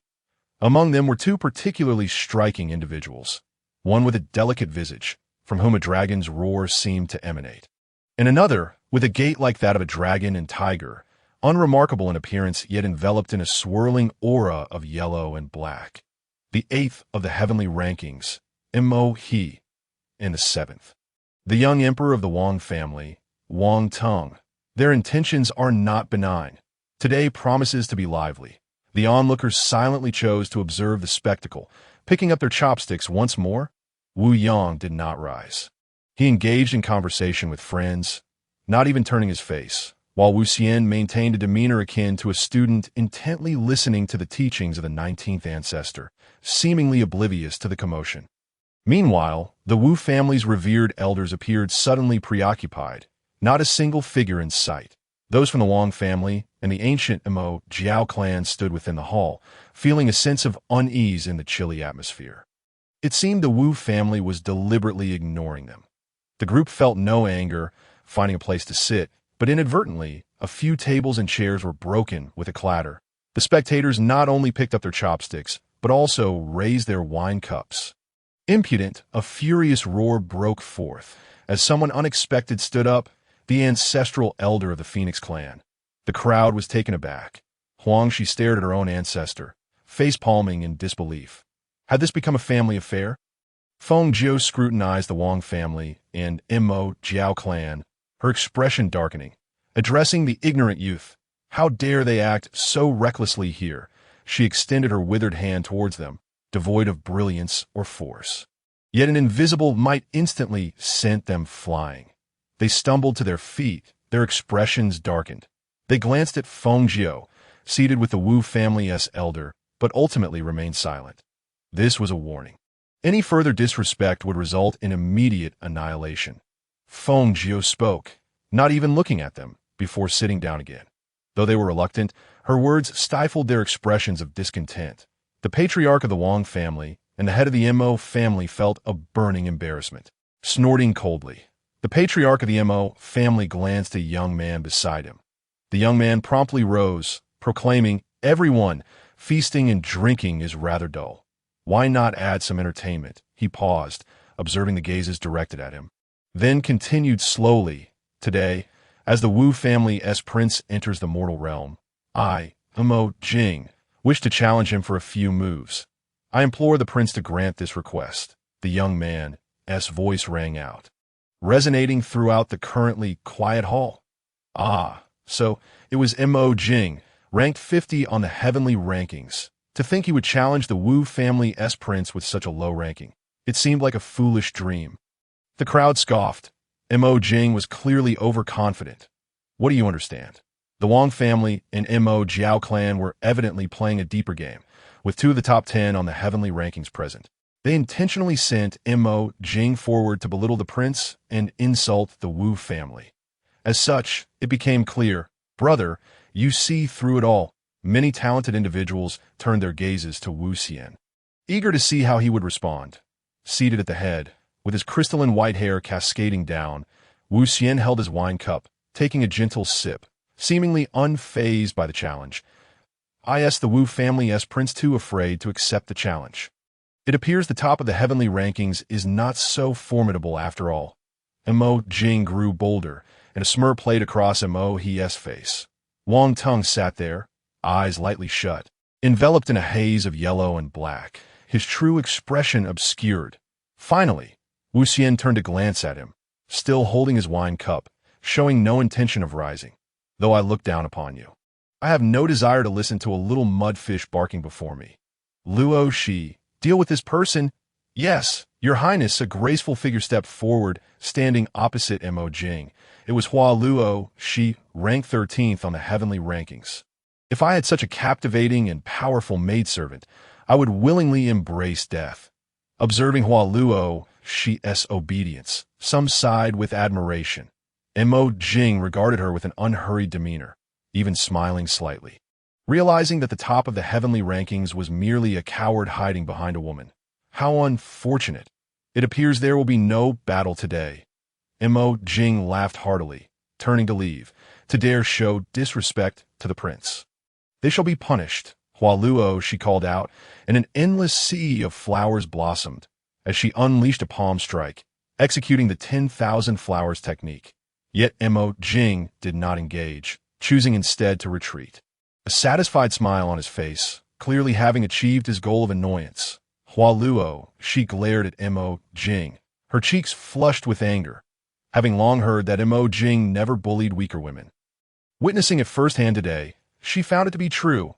A man beside Mo Jing spoke up, his smile radiant. That was Wang Xian, the 20-ranked Yuanling Saint Body. Wang Xian, you two have come. The crowd was astonished. Yet another prodigious talent. Ha ha ha, Brother Wang, you flatter me. Beauties are meant to be cherished. How could one resort to violence? Mo Jing chuckled, casting a sidelong glance at the fuming Hua Luo Shi. Moreover, some self-important individuals dare not take action themselves. Yet send a weaker woman to face me. I have no intention of troubling a lady. Ha ha. Mo brother, you are insightful. Wang Xian and Mo Jing conversed animatedly, their voices booming, while those from the Wang family and Mo Jiao clan wore smiles. Appearing quite pleased, Hua Luo she stood there, momentarily at a loss. They were not fighting her at all, clearly here just to provoke. The onlookers, witnessing the scene, picked up their chopsticks again, grabbing a piece of dragon meat. How utterly revolting. No, it was too delicious. You all shall perish. Wu Xian remained seated, his white hair cascading down, a mark glowing on his brow, as a beam of annihilating celestial light shot forth, enveloping Wang Xian and Mo Jing. Wu Xian's strike was direct and resolute, unrestrained. Moreover, he dared to take on two adversaries simultaneously. The crowd was astonished, their eyes fixated on the celestial light. Was this the power of divine bones? Meanwhile, Wang Tung, who had kept his eyes closed, finally opened them at this moment. Ha! Could you no longer contain yourself? Even if you're the top of the heavenly rankings, to think you could take on two opponents is sheer arrogance. Mo Jing laughed heartily, summoning his true dragon bloodline, a golden dragon shadow emerging beside him, moving majestically, providing protection for both. Wang Xian activated his Yuanling saint body, striking out with a palm that carried a sacred aura. Yet how could Wu Xian's strike be resisted by mere mortals? Boom!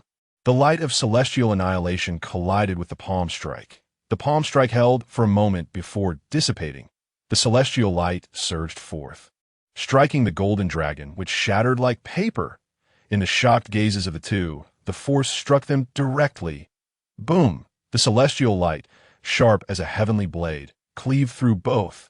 They were sent flying, landing some distance away, as countless crimson phoenix feathers were scattered, dazzling and breathtaking. Ah!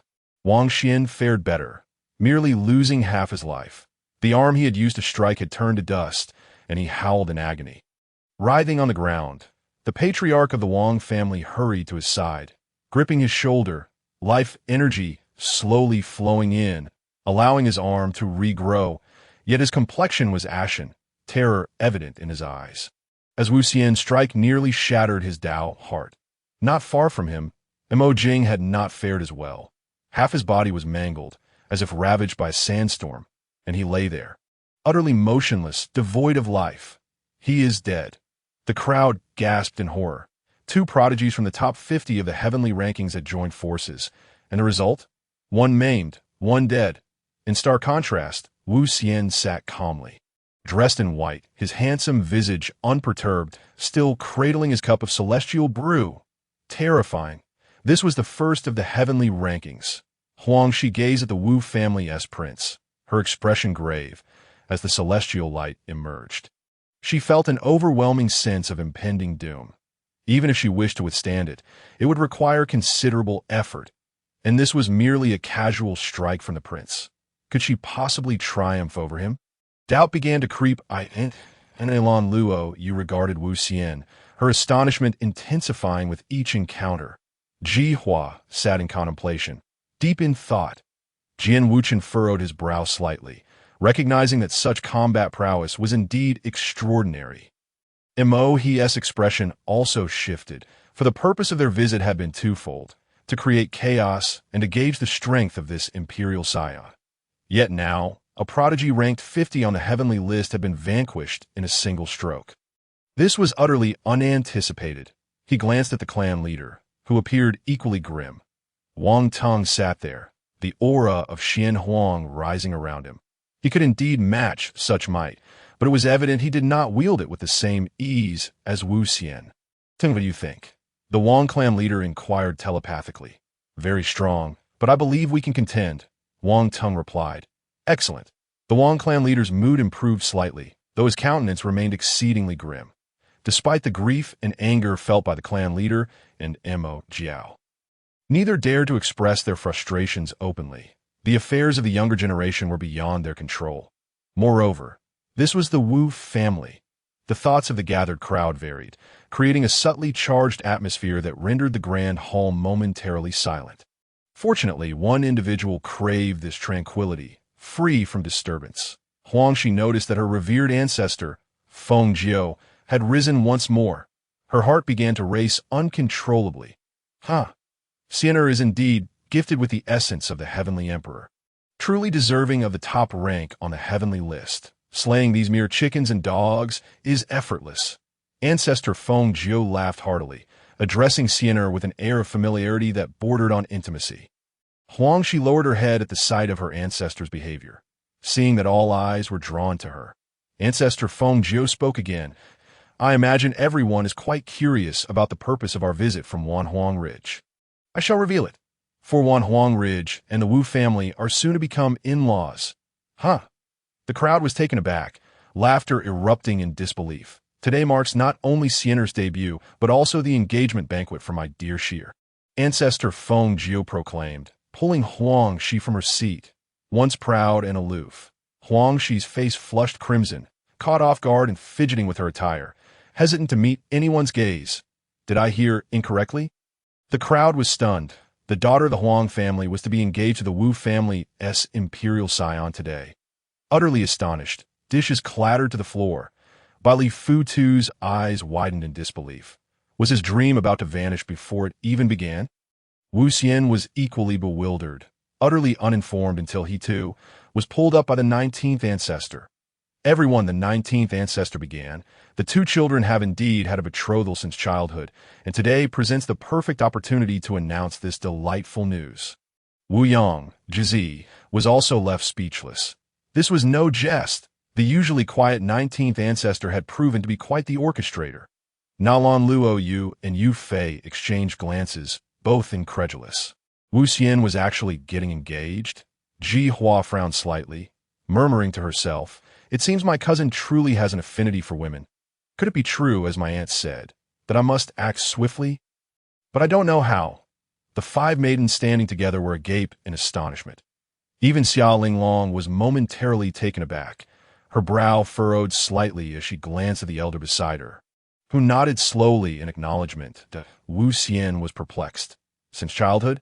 How was I unaware? He glanced at Huang Shi, noting her breathtaking beauty, her graceful form, and the radiant five-colored flame mark upon her brow, which only served to enhance her regal and aloof demeanor.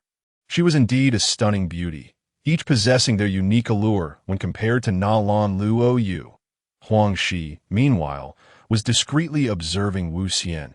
Upon meeting his unabashed gaze, her heart became a whirlpool of emotions. She locked eyes with him, her cheeks flushed, raising her small fist to convey telepathically, "Do not mistake this for my approval. I, the imperial daughter, shall not yield easily. You shall not have me." Wu Xian, intrigued by her adorable demeanor, took a step closer, closing the distance between them to a mere half-meter. Huang Shi's heart raced, her face aflame as she looked at Wu Xian. "What are you doing? Stay away from me." Wu Xian narrowed his captivating eyes. Advancing another step. Now they were almost touching. "Are you frightened of this imperial scion?" Wu Xian spoke softly, their proximity allowing Huang Shi to feel the warmth radiating from him. His voice possessed an enchanting quality that made her feel strangely flustered. Startled, Huang Shi stepped back, her long, delicate legs tensing as if ready to leap. Embarrassed, she shot Wu Xian a glare, initially wishing to threaten him with her fist, but refrained, fearing he might come closer again. The onlookers felt a twinge of discontent at witnessing their goddess being so treated, yet none dared to intervene. Ancestor Feng Jiu and the 19th ancestor exchanged glances, clearly amused. Feng Jiu even discreetly gave Wu Xian a thumbs up, encouraging him. "Ha!" The 19th ancestor laughed heartily. "It seems these two children have no objections. Then it is settled. 1 year from now, on the day of the heavenly list ranking, the wedding shall be held." It appeared the Wu family's ancestor was quite confident. Would Wu Xian still hold the top rank on the heavenly list a year from now? Who could say? In any case, I find this imperial scion rather formidable. The crowd buzzed with speculation, yet none dared to contradict. Huang Shi wished to protest, but a single glare from Feng Jiu silenced her. "I do not agree." At that moment, a voice rang out. The crowd was stunned, wondering who would dare to speak so boldly. Turning to see, they were met with an equally astonished sight.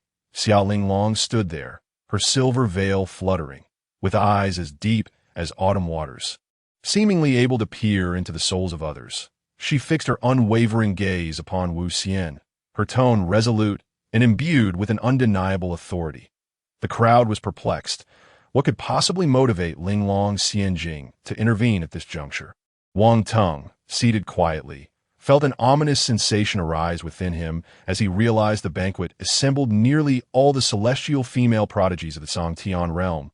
He had remained indifferent until now. But upon seeing Xia Linglong, he understood that it was not his lack of worth, but rather that none of those women had stirred his heart. Yet now, observing Xia Linglong attempting to thwart Wu Xian's engagement filled him with discomfort.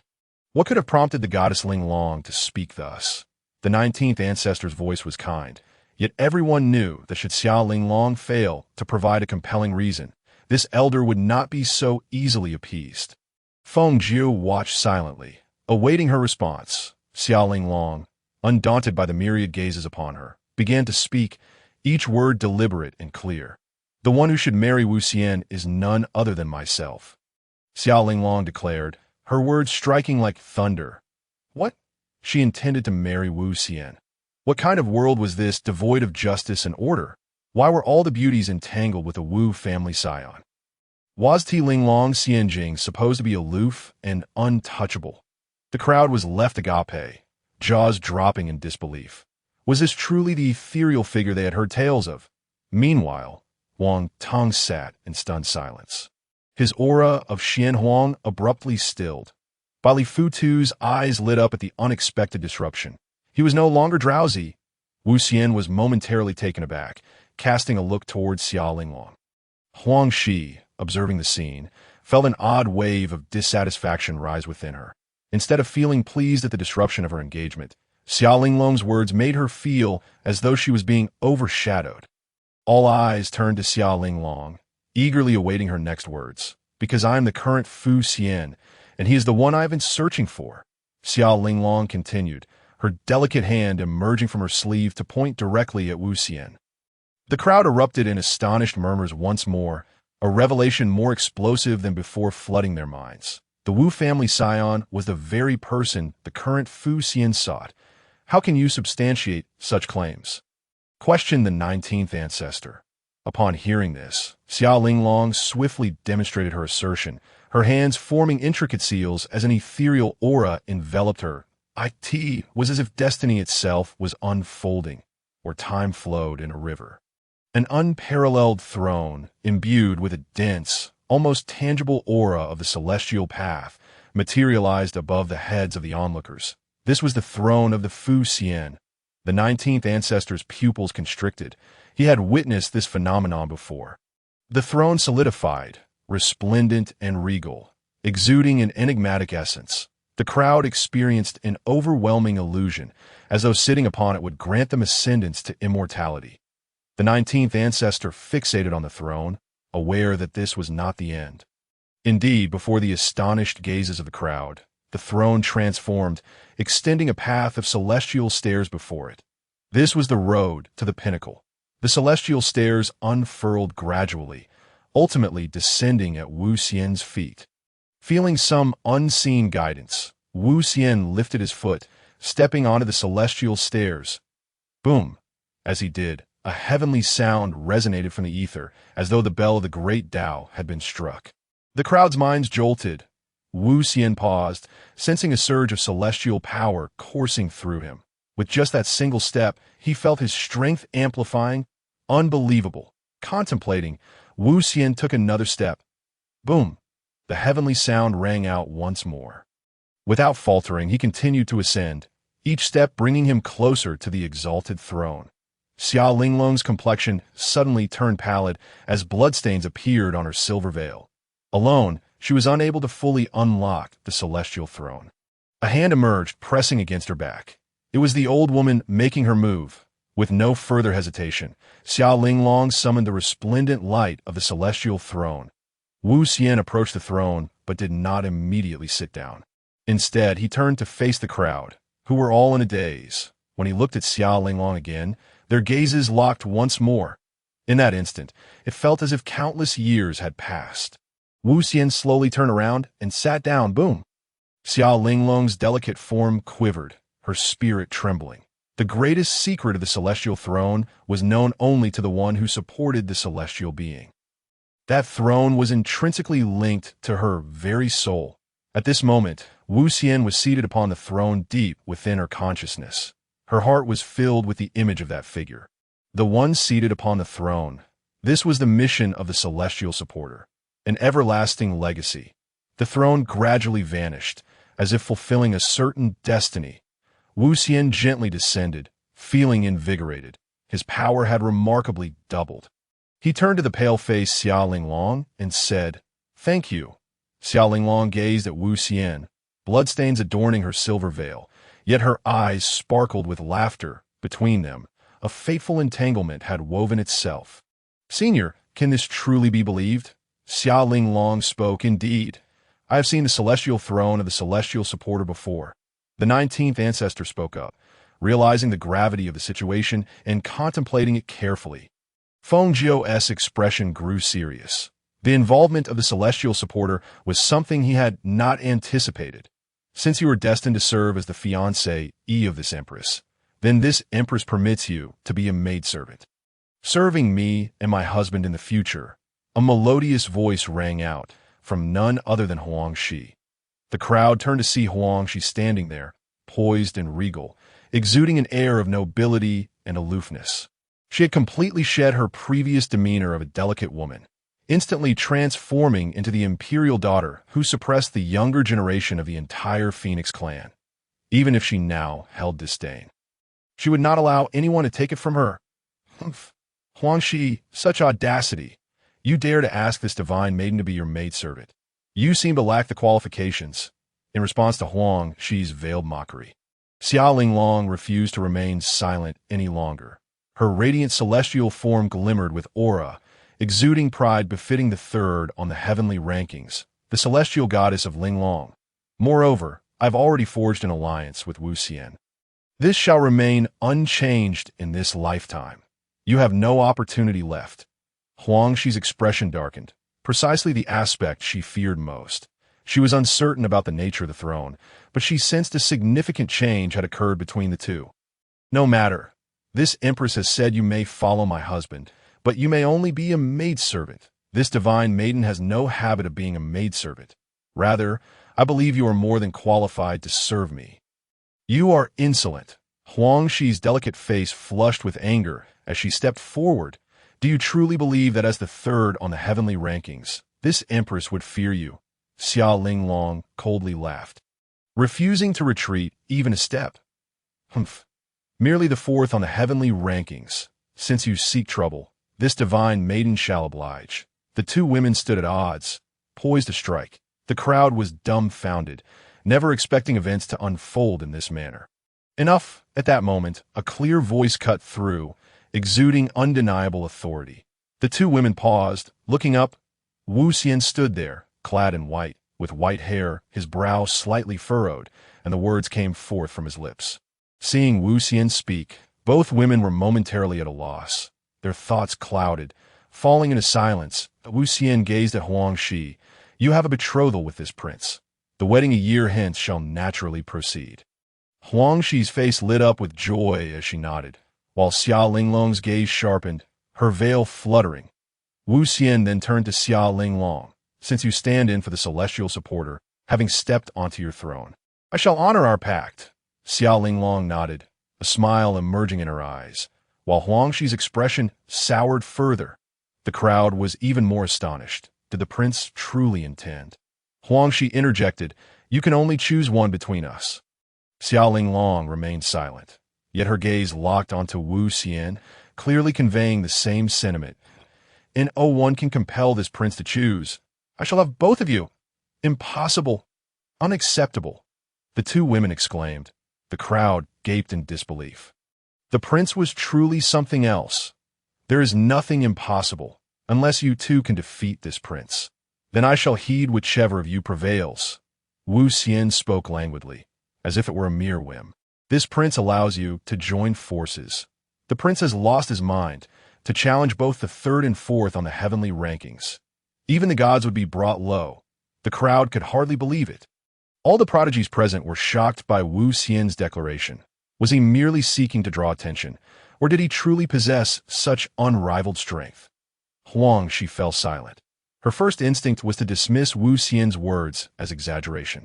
But upon reflection, she realized he was not the type to boast without merit. He was an extraordinarily proud individual who would not speak frivolously. Xia Linglong, sensing the throne's influence, felt a faint connection to Wu Xian. Her brow furrowed as she sensed him like a mist, indistinct and unclear. However, a wave of extreme danger triggered her instincts, for someone of her caliber, even if Wu Xian stood at a lower realm. Such a situation should not arise. The two women hesitated, caught in a moment of silence, and the notion of joining forces was beyond their pride. The crowd widened their eyes. Were these two goddesses truly daunted by a mere statement? Were they about to concede? Just then, two childish voices rang out, followed by two small figures wobbling into the hall. They appeared very small, as if just recently born, their little legs moving rapidly, one after the other. Scampering through the air, though the two little creatures were tiny, their speed was remarkable. In an instant, they reached Wu Xian's side, then nestled on his shoulders, their large ruby-like eyes gazing at him. Wu Xian smiled slightly, producing two celestial fruits from his hand and offering them to the small ones. They squeaked happily, clutching the celestial fruits and nibbling away with delight. Wu Xian had developed a fondness for the two little creatures, and through their recent interactions, the little ones had grown increasingly reliant on him, capable of communicating through spiritual senses. Moreover, what was most beneficial was that the little creatures did not resist him. He could perceive the flow of spiritual energy within them. He could even sense their memories and inheritances. This was a matter of time and space, and Wu Xian was immensely intrigued. The crowd stared at the sudden appearance of the two little creatures. Bewildered, the small beasts were covered in scarlet scales adorned with black golden patterns, radiating an inexplicable sheen, with a plump, snowy white horn atop their heads, and astonishingly, 5 tails sprouting from behind. How adorable! How could such charming little beings exist? My heart has melted. I want to hold them. The maidens in the hall glimmered with excitement. The charm of these little creatures was undeniably potent. Yet some fell silent, for they recalled the second on the heavenly rankings. They thought of that clan. They remembered the phrase, "The ancient, fearsome clan now returns to the imperial lineage of the Wu family." Daring to inquire, someone spoke up, for this clan was exceedingly rare, nearly forgotten. Only a few lines remained in ancient texts. Indeed, Wu Xian casually confirmed while playing with the little creatures. The crowd's expression sharpened. The first and second on the heavenly rankings were one and the same. How would this play out? The assembled prodigies felt an overwhelming shock. So this was the fearsome entity known as the Zhenong. Yu Fei gazed at the small beasts, her eyes sparkling with affection, yearning to reach out and touch them. Ji Hua was equally astonished. This cousin of hers was indeed fascinating. Meanwhile, leaders of various factions wore grave expressions. This Wu family prince bore an extraordinary fortune. Looking at Huang Shi and Xiao Linglong, the crowd's expressions turned peculiar. No wonder Wu Xian had the audacity to make such a statement. First on the heavenly rankings combined with second, even the two women together might not be their match. Wu Xian observed the two silent women and smiled gently. Do not worry. This prince will not allow these little ones to intervene. The celestial fruits were swiftly devoured by the two little creatures, who looked up at Wu Xian, chirping for more. Wu Xian gently patted their little heads and pointed towards Huang Shi and Xiao Linglong, signaling them to share. The little creatures tilted their heads, gazing at the two women, who were momentarily taken aback before their expressions brightened. It was evident the little ones were truly formidable. Each woman produced a few celestial fruits, beckoning to the little ones, who cheered and scampered towards them. The two little creatures nestled in the women's arms, closing their ruby-like eyes, munching on the celestial fruits with utter contentment. The two women seized the opportunity to stroke them. Satisfaction reflected on their faces. Perhaps the appearance of these little beings eased the previously tense atmosphere, or perhaps the two women were reluctant to confront Wu Xian just yet. In any case, harmony returned to the scene.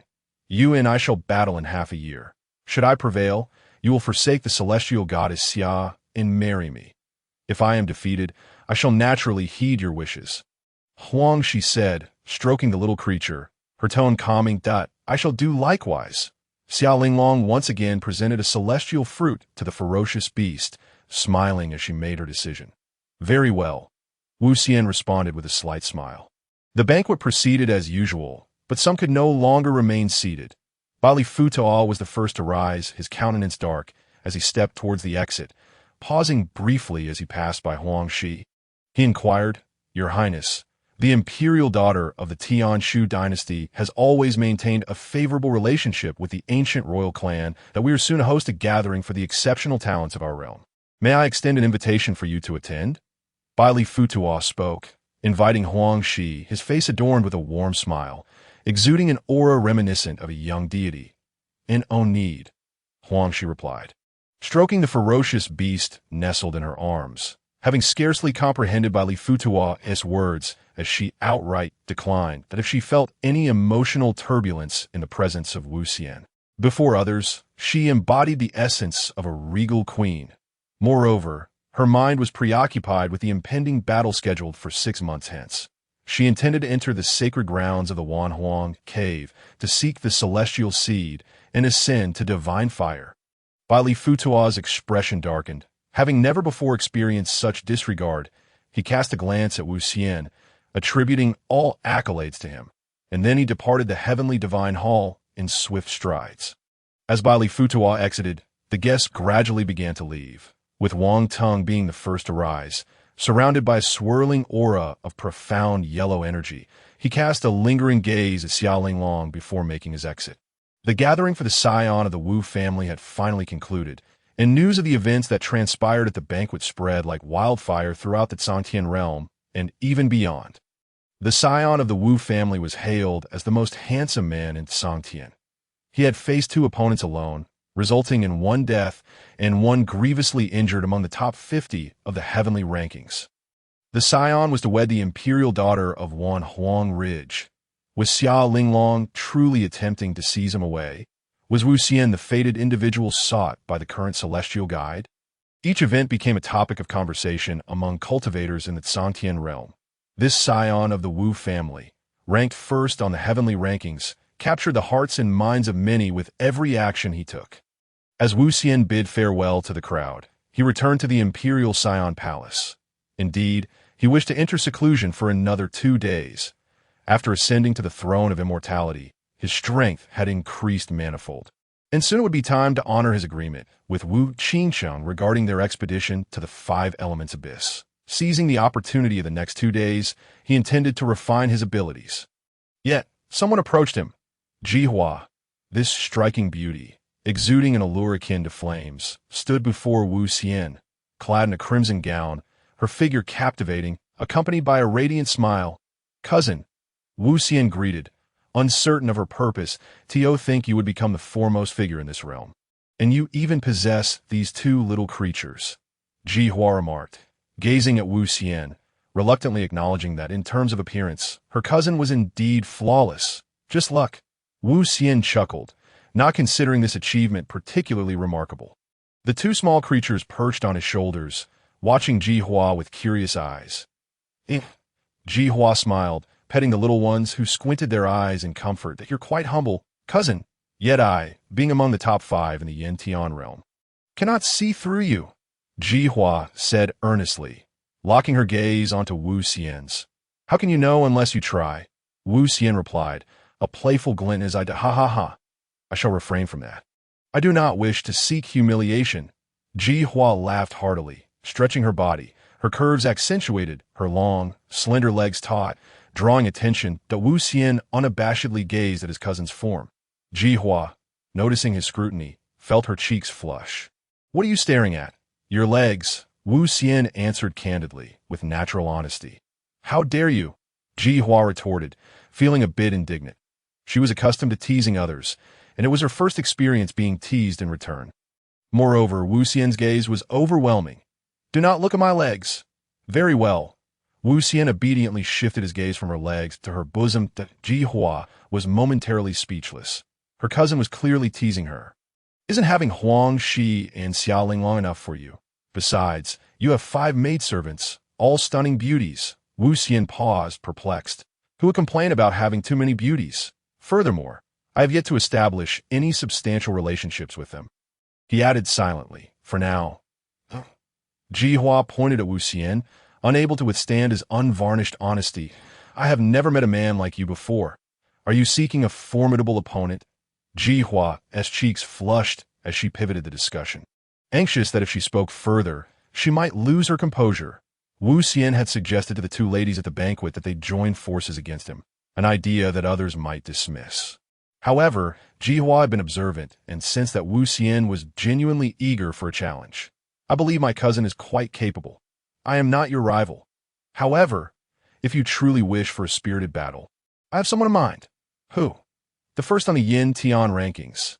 Yi Wushuang. Oh, Wu Xian's interest was piqued. What sets him apart? Pray do not let my journey be in vain. Ha ha ha, though my cousin is exceptionally gifted. This individual is no ordinary opponent. He would be a worthy rival. Jihua smiled, impressed by her cousin's confidence, as a sense of invincibility began to emanate from him. He is the disciple of Wusher Mountain, a prestigious force in the Yin Tian realm. As for what makes him special, there is but one thing. Jihua spoke earnestly. He possesses the innate holy body Dao. Ah, so it is such a physique. Wu Xian enlightened, realizing that this rare constitution was akin to his own chaos Dao body, both being among the pinnacle of physiques. The rankings among supreme physiques bore little significance, as they all represented an ultimate form. Historically, those who possessed them had their victories and defeats, leaving no clear declaration of who was the absolute champion among the myriad realms. Strength does not stem from the physique, but from the individual. This statement succinctly encapsulated the relationship between supreme physiques. Very well. Once I conclude matters here, I shall visit the Ji family to discern what makes this so-called innate holy body Dao so unique. Then I shall await your arrival at the Ji family. Jihua replied with a smile that appeared casual, yet concealed a hint of anticipation. I shall bring gifts. You must not evade my visit. Wu Xian grinned, the sincerity of his words unclear. You are utterly shameless. Jihua stomped her foot, her cheeks flushed as she reached out to pinch the flesh at Wu Xian's waist. This cousin of mine is too mischievous. He speaks without restraint. However, at the mention of gifts, her heart inexplicably raced. Wu Xian did not flinch, allowing Jihua to squeeze him. Cousin, I adhere to a principle in life. It is my bottom line. Wu Xian stated earnestly, gazing at Jihua as she withdrew her delicate hand. What is it? Jihua was somewhat bewildered. It is this. Whatever you do to me, I shall reciprocate without exception. Wu Xian remained solemn, and as he spoke, he placed his hand upon her waist. Jihua was momentarily dazed, standing there with a blank mind. It was only when Wu Xian's hand began to roam that she reacted. Ah, she exclaimed, stepping back, her face flushed with disbelief as she looked at Wu Xian. Oh. Her heart raced, struggling to articulate her thoughts, unsure of what to say. Cousin, you are quite appealing, Wu Xian remarked, extending his mischievous hand. Seemingly lost in contemplation, Jihua felt an urge to bite him. She should be angry but found herself unable to be. Instead, an unprecedented sensation stirred within her heart. Jihua touched her flushed face, glancing at Wu Xian, snorting softly before stamping her foot and turning to leave, leaving behind a parting remark. You wicked cousin, I hope that Yi Wushuang can give you a thorough beating. He will have no chance. I shall defeat him first and then come to see you. Wu Xian's voice echoed from behind, still carrying a light-hearted and teasing tone. Jihua halted, biting her lip, suddenly bursting into laughter. Then do your best to train hard. The sky was clear and the forest tranquil. Atop a mountain peak, whoosh, two figures pierced through the air, a man and a woman appearing in this serene locale. The man, clad in white with flowing white hair, exuded an unparalleled elegance, while the woman, also dressed in white, was breathtakingly beautiful. It was none other than Wu Xian and Wu Qingsheng. Wu Xian had followed Wu Qingsheng out of the Wu family to the wilds of the eastern region of the Sentient realm, heading towards the five elements abyss in search of the five elements celestial seed. As I cast my gaze outward, beneath my feet lies an expanse of dense and magnificent forest, with towering trees that soar to the heavens, their heights surpassing thousands of feet. Standing at the mountain's peak and looking down, the ground is entirely obscured from view. At last, we are nearing our destination. Wu Qingxing spoke, her voice tinged with relief. After days of relentless travel, it was finally coming to an end. Wu Xian remained silent, his focus fixated on a singular direction. Emperor Z, what troubles you? Wu Qingcheng quickly noticed Wu Xian's unusual demeanor and inquired softly. Without uttering a word, Wu Xian unleashed a powerful palm strike toward the dense forest below. Boom! A vibrant nine-colored imprint erupted, leveling swathes of trees to the ground. Hiss! In the instant the trees were obliterated. A colossal two-headed python sprang forth from the underbrush, its gaping, blood-soaked maws reeking of decay. Lunging toward the twin serpent, Wu Qingcheng gasped in astonishment. It was a mythical beast, already at the level of a true deity. 5 elements annihilation. Just as Wu Qingcheng prepared to summon her forbidden divine power to vanquish the audacious creature, a slender, luminous hand rested upon her shoulder, causing her gathered strength to dissipate instantly. Emperor Z. Wu Qingcheng questioned, puzzled. We must conserve our energy. We have only just reached the outskirts. Wu Xian spoke, pointing decisively. Whoosh! Boom! A blood hole materialized at the python's vital spot, an overwhelming force obliterating its corporeal form and spirit. It scarcely had time to emit a cry before plummeting to the forest floor with a thunderous crash. Wu Qingcheng's expression solidified. In just 2 short days, it seemed the emperor had grown significantly stronger. Let us proceed, Wu Xian declared. Yes, the pair leaped forward, racing into the depths of the forest. In a shadowy corner of the thicket, several figures confronted one another. A man and a woman, both drenched in blood, leaned against a massive tree, their expressions filled with despair. Before them loomed 6 formidable and ruthless figures, advancing menacingly. Elder brother, why do you treat a fellow disciple this way? The woman, pale and clad in tattered garments, her long, elegant legs exposed to the air, stared incredulously at one of the youth clad in white. Junior sister, why waste words on such a beast? A bloodied man beside her, his chest caved in with a footprint. His face flushed, uttered those words with great effort before coughing up blood. Wang Shixiang.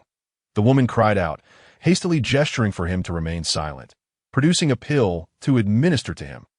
The man's complexion improved slightly, yet he remained unable to rise. My dear junior sister, why do you protect this scoundrel?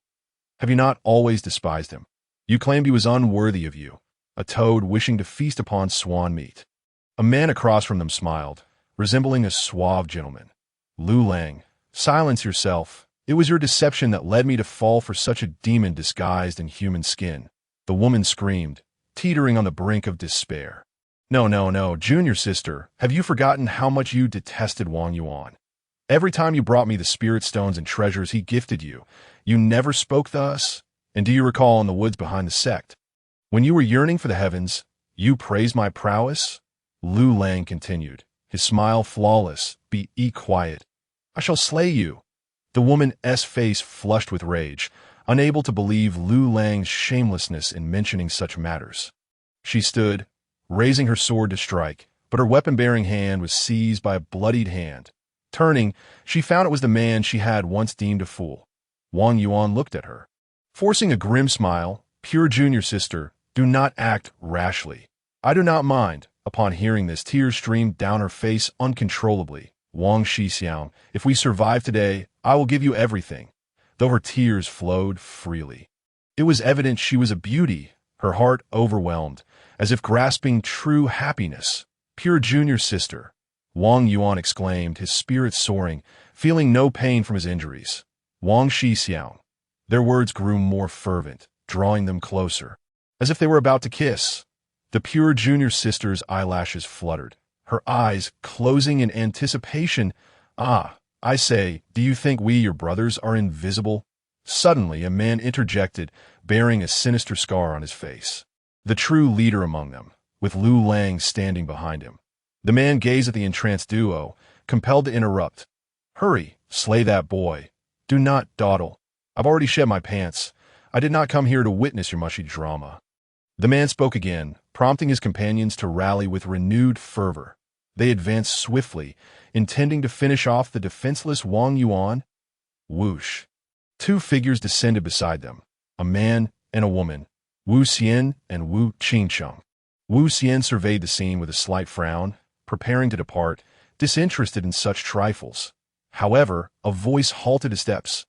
"Hey, you there!" Wu Xian turned, a playful smile gracing his lips. "What counsel do you offer?" "Kid, I find your woman quite appealing. How about this?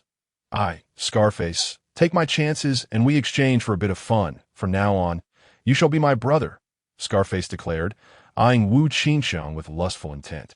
Saliva nearly dripping from his lips, he seized the pure junior sister, encircling Wu Xian and Wu Qingxiang with his thuggish companions.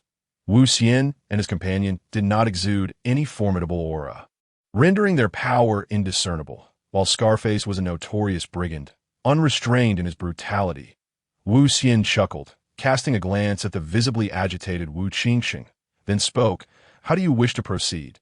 This is how we shall play." Scarface reached out, groping the pure junior sister's chest, causing her to tremble with rage. She was so incensed that she let out a cry. "Ha!" For the first time in his life, Wu Xian found himself speechless with laughter. Scarface was truly a master of theatrics. However, it was time for the curtain to fall. "All right, I leave her to you." Wu Xian shook his head, addressing Wu Qingxiang. Boom! Wu Qingxiang erupted with an overwhelming aura, instantly turning the assailants into mere flotsam in the tempest of her might.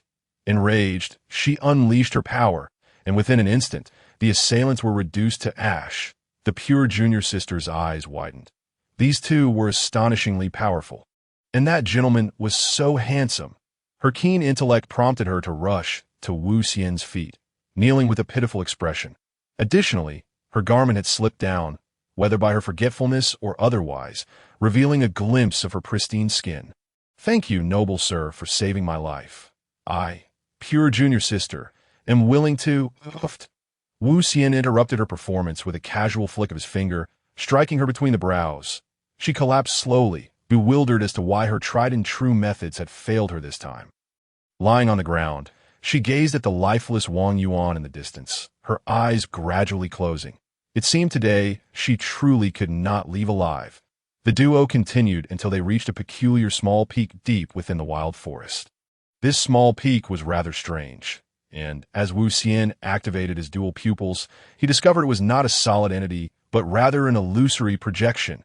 "Emperor," Wu Qingxiang exclaimed as she spoke, channeling her innate five elements body, causing the illusory peak to react, gradually fading away, revealing a five elements passage before them. They stepped forward, a familiar sensation washing over them.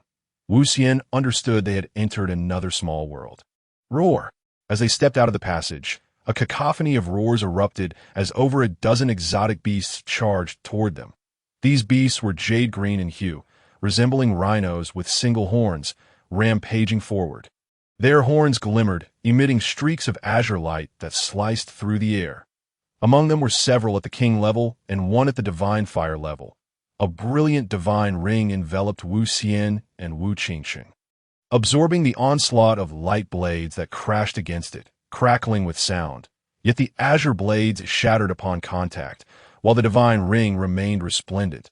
A few beasts crashed into the ring, attempting to breach it, only to be sent flying, crashing far away, their fates unknown. Wu Qingxiang was both astonished and awed. During her previous visit, she had been driven away by these ferocious beasts, though their levels were not high. Their sheer numbers had overwhelmed her, and she fought valiantly until nearly exhausted, unable to break free. Yet, the Emperor faced no such challenge. With the divine ring shining brilliantly, Wu Xian extended his finger, summoning a nine-colored celestial sword imbued with immense heavenly might. Cleaving through the beast horde, in an instant the entire beast pack was annihilated, leaving a long fissure in the earth. These exotic beasts were all of the wood attribute. Wu Xian withdrew, speaking slowly. "Indeed, I can sense the unique aura of the celestial seed. But I cannot breach this horde of beasts," Wu Qingxiang chimed in. "Then the beasts are of no concern. Just guide the way," Wu Xian instructed, before lifting two small creatures from his shoulders, which had been sleeping and were now quite displeased, their little legs flailing. "Now it's your turn to work." Wu Xian smiled slightly, awakening the small creatures, who opened their eyes and surveyed their surroundings. Roar! A roar erupted, akin to the sound of gold splitting and stones cracking. reminiscent of a dragon's chant or a tiger's roar, imbued with a formidable bloodline pressure. Waiqingcheng was taken aback. Before her eyes, two diminutive creatures rapidly expanded, their once small forms now towering at 4 to 5 meters in height in the blink of an eye. Waiqingcheng stared at the creatures, her mouth agape in astonishment. Is this the true form of the fearsome beasts? The once tiny beings had vanished, replaced by two majestic and fierce beasts standing before them. Their bodies were enveloped in scales that glimmered like blood-red diamonds, adorned with flowing black and golden patterns that emitted a mysterious luster. A snow-white horn, as pure as jade, spiraled atop their heads, radiating an ethereal glow, while 5 tails swayed behind them, causing the very air to tremble. How imposing! Waiqingcheng marveled, never expecting this to be the true appearance of the little creatures as she gazed at the beast before her. She couldn't help but exclaim in awe. The two ferocious creatures exchanged glances and slowly approached each other, eventually merging into one. In an instant, a single, even more powerful beast emerged. It was neither the time-manipulating Zheng nor the space-controlling Ning, but the genuine giant beast, Zheng. With an air of divine majesty, Zheng let out a mighty roar, its voice resonating with an innate ferocity that echoed far and wide. In the distance, the rushing Qingshu beasts, upon hearing the roar, faltered, collapsing to the ground in submission, trembling uncontrollably. Wuxian had witnessed this spectacle before, yet he was still somewhat taken aback. If not for his bloodline, how could such a colossal beast ever bow to a mere human? It was born destined to stand atop the peaks of the heavens. A faint smile graced Wuxian's lips as he stepped forward, taking a seat upon Zheng's back. He then glanced at Waiqingcheng, beckoning her to join him. Is it really all right for me? Waiqingcheng asked, her adorable surprise evident. Wuxian chuckled softly, nodding in affirmation. Waiqingcheng, feeling a rush of warmth in her cheeks, climbed up to sit beside him, suddenly feeling shy at such proximity. You just need to indicate the direction of the celestial seed. Ah, yes. Waiqingcheng gathered her thoughts, focusing intently, and slowly pointed to one side. In an instant, Zheng surged forward like a bolt of lightning.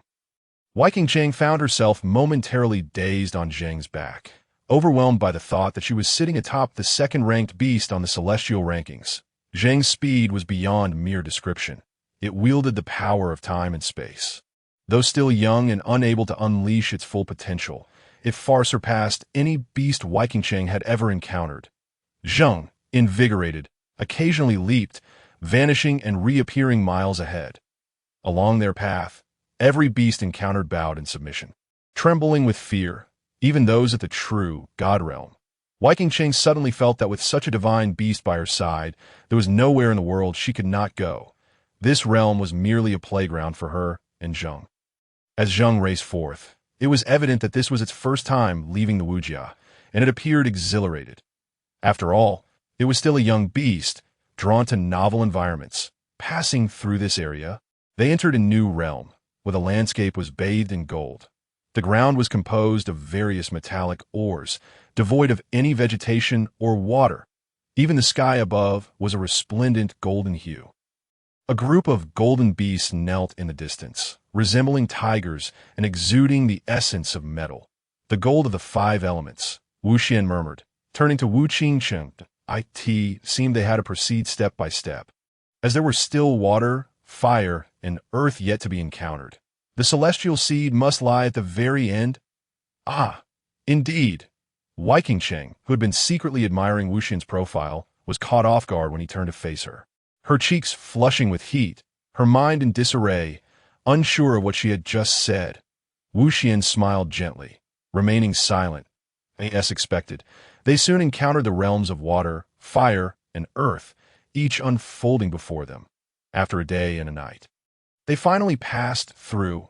Waiqingcheng couldn't help but reflect that without Wuxian's assistance, she would never have been able to navigate such a situation. Ultimately, the trio arrived at their destination, where a barrier emanated the power of the 5 elements.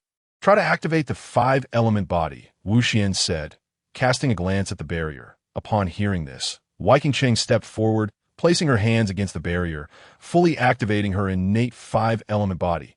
Indeed, the barrier trembled, slowly revealing a doorway.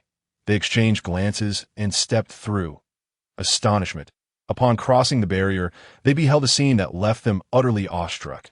Before them lay a world of vibrant colors, the powers of the five elements arranged harmoniously, with gold, wood, water, fire, and earth interweaving in an eternal cycle, forming a vast circle of multicolored brilliance.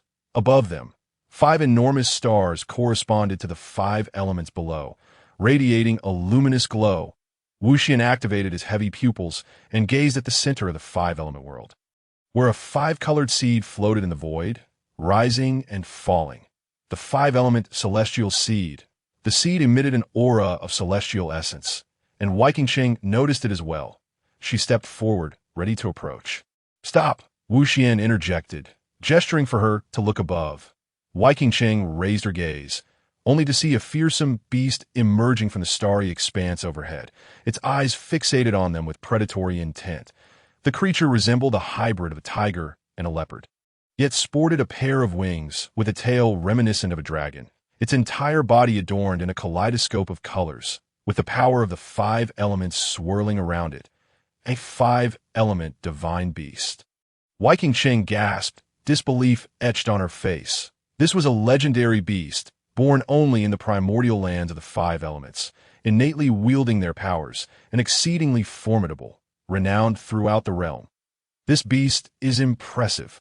You may attempt to subdue it," Wuxian encouraged. The five-element divine beast sensed the presence of Zheng on Wuxian's shoulder. Though wary, it did not retreat. Instead, it seemed eager for a challenge, indicating its extraordinary lineage.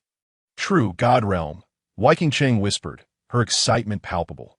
This was a true God Realm beast of the highest caliber, far beyond the ordinary. Without hesitating, she stepped forward, yearning for a mount ever since encountering Zheng. The five-element divine beast was the perfect fit for her. As she approached the celestial expanse, she activated her innate five-element body, her aura surging. Roar. The five-element divine beast, feeling provoked, let out a furious roar. In its eyes, as long as the white-haired figure did not intervene, it feared nothing. A colossal sword of five colors sliced toward the divine beast, wielded by Wei Qingsheng's forbidden divine ability, the five-element annihilation. The five-element divine beast, unwilling to be outdone, opened its mouth to unleash a dazzling beam of multicolored light. The five-element power surging with unmatched intensity. Boom! Both combatants were forced back. Wei Qingsheng's expression turned serious. The beast's strength exceeded her expectations. At her current pinnacle, she was still a significant realm below it. Yet, she was determined to resolve this swiftly, as the prince was watching her. Joining her palms together before her chest, she summoned the radiant five-colored energy, pushing her five-element body to its utmost limit.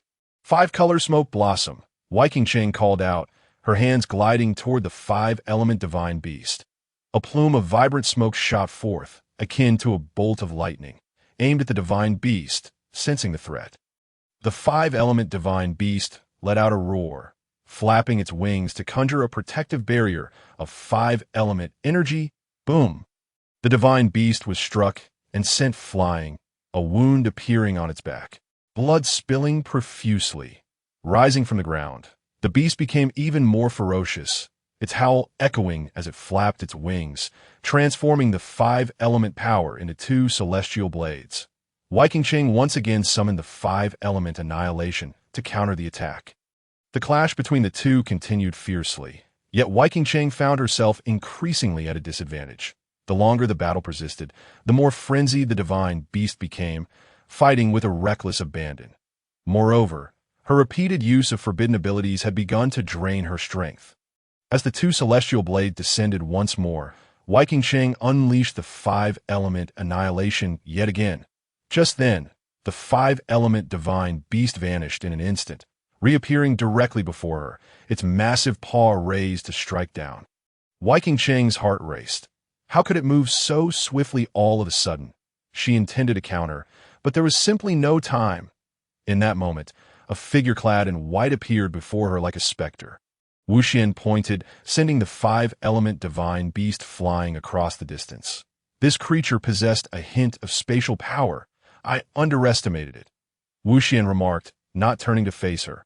You may step back? Understood, Viking Cheng, gazing at the figure shielding her, felt an inexplicable emotion flicker in her eyes as she softly acquiesced, stepping aside. The five-element divine beast rose, staring at Wuxian, low growls emanating from its throat, yet dared not advance, driven by the instincts of a divine beast. It sensed that it was no match for the human before it. Human, why have you come here? It inquired, refraining from attacking. Knowing the answer yet feigning ignorance, why don't you entertain it for a while? Wuxian suggested, and the small creature that had long been restless on his shoulder suddenly leaped out, chirping excitedly, transforming into a towering form of 4 to 5 meters in mere moments. The expression of the five-element divine beast shifted dramatically. Facing this small entity, it felt an instinctive dread despite its own towering stature. Zheng sauntered through the air, unhurriedly advancing toward the five-element divine beast, its large ruby eyes gleaming with a hint of mockery. The five-element divine beast's fear intensified as it unleashed a multicolored beam of energy from its mouth. Whoosh! The beam struck the distant void, but Zheng had already vanished from sight. Bang! With a resounding crash, Zheng's figure materialized above the five-element divine beast, its paw crashing down fiercely, sending the creature flying. Before the five-element divine beast could react, Zheng began to glow, ethereal energy swirling around it. Fragments of time dancing in the air, and rifts in space began to spread. It was experimenting with some secret technique, a technique passed down through its memories, and with an intentional glance, it regarded Wuxian, who had activated his heavy pupils, fixated intently on Zheng. This secret technique was something he had also studied in Zheng, yet he still felt a lingering gap. At present, this is the most opportune moment. Such matters can only be explored through trial and error, and even seconds of assistance would be of no avail, for there exist no ready scriptures or records. Everything relies on the most rudimentary methods. Fortunately, the fearsome entity shall not turn him away. Thus, he is granted the chance to witness this unparalleled secret technique. The entity appears prepared, and the five elemental divine beasts rise once more.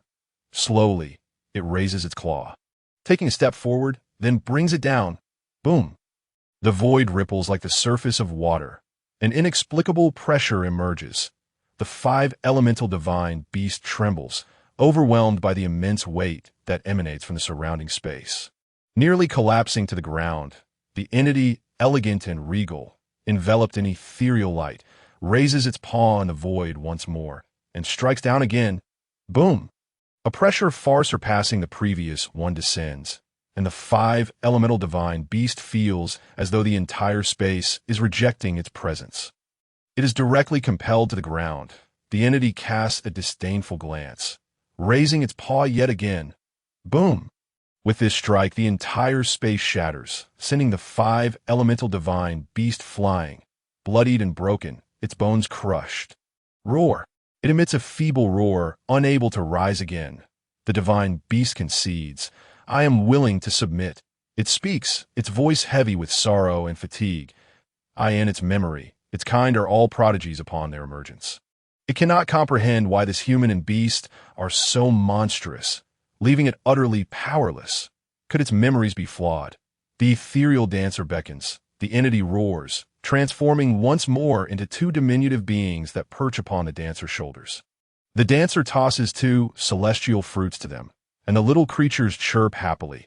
The dancer gently strokes their heads, a mysterious glimmer sparkling in her eyes. The secret arts of the fearsome clan are indeed terrifying.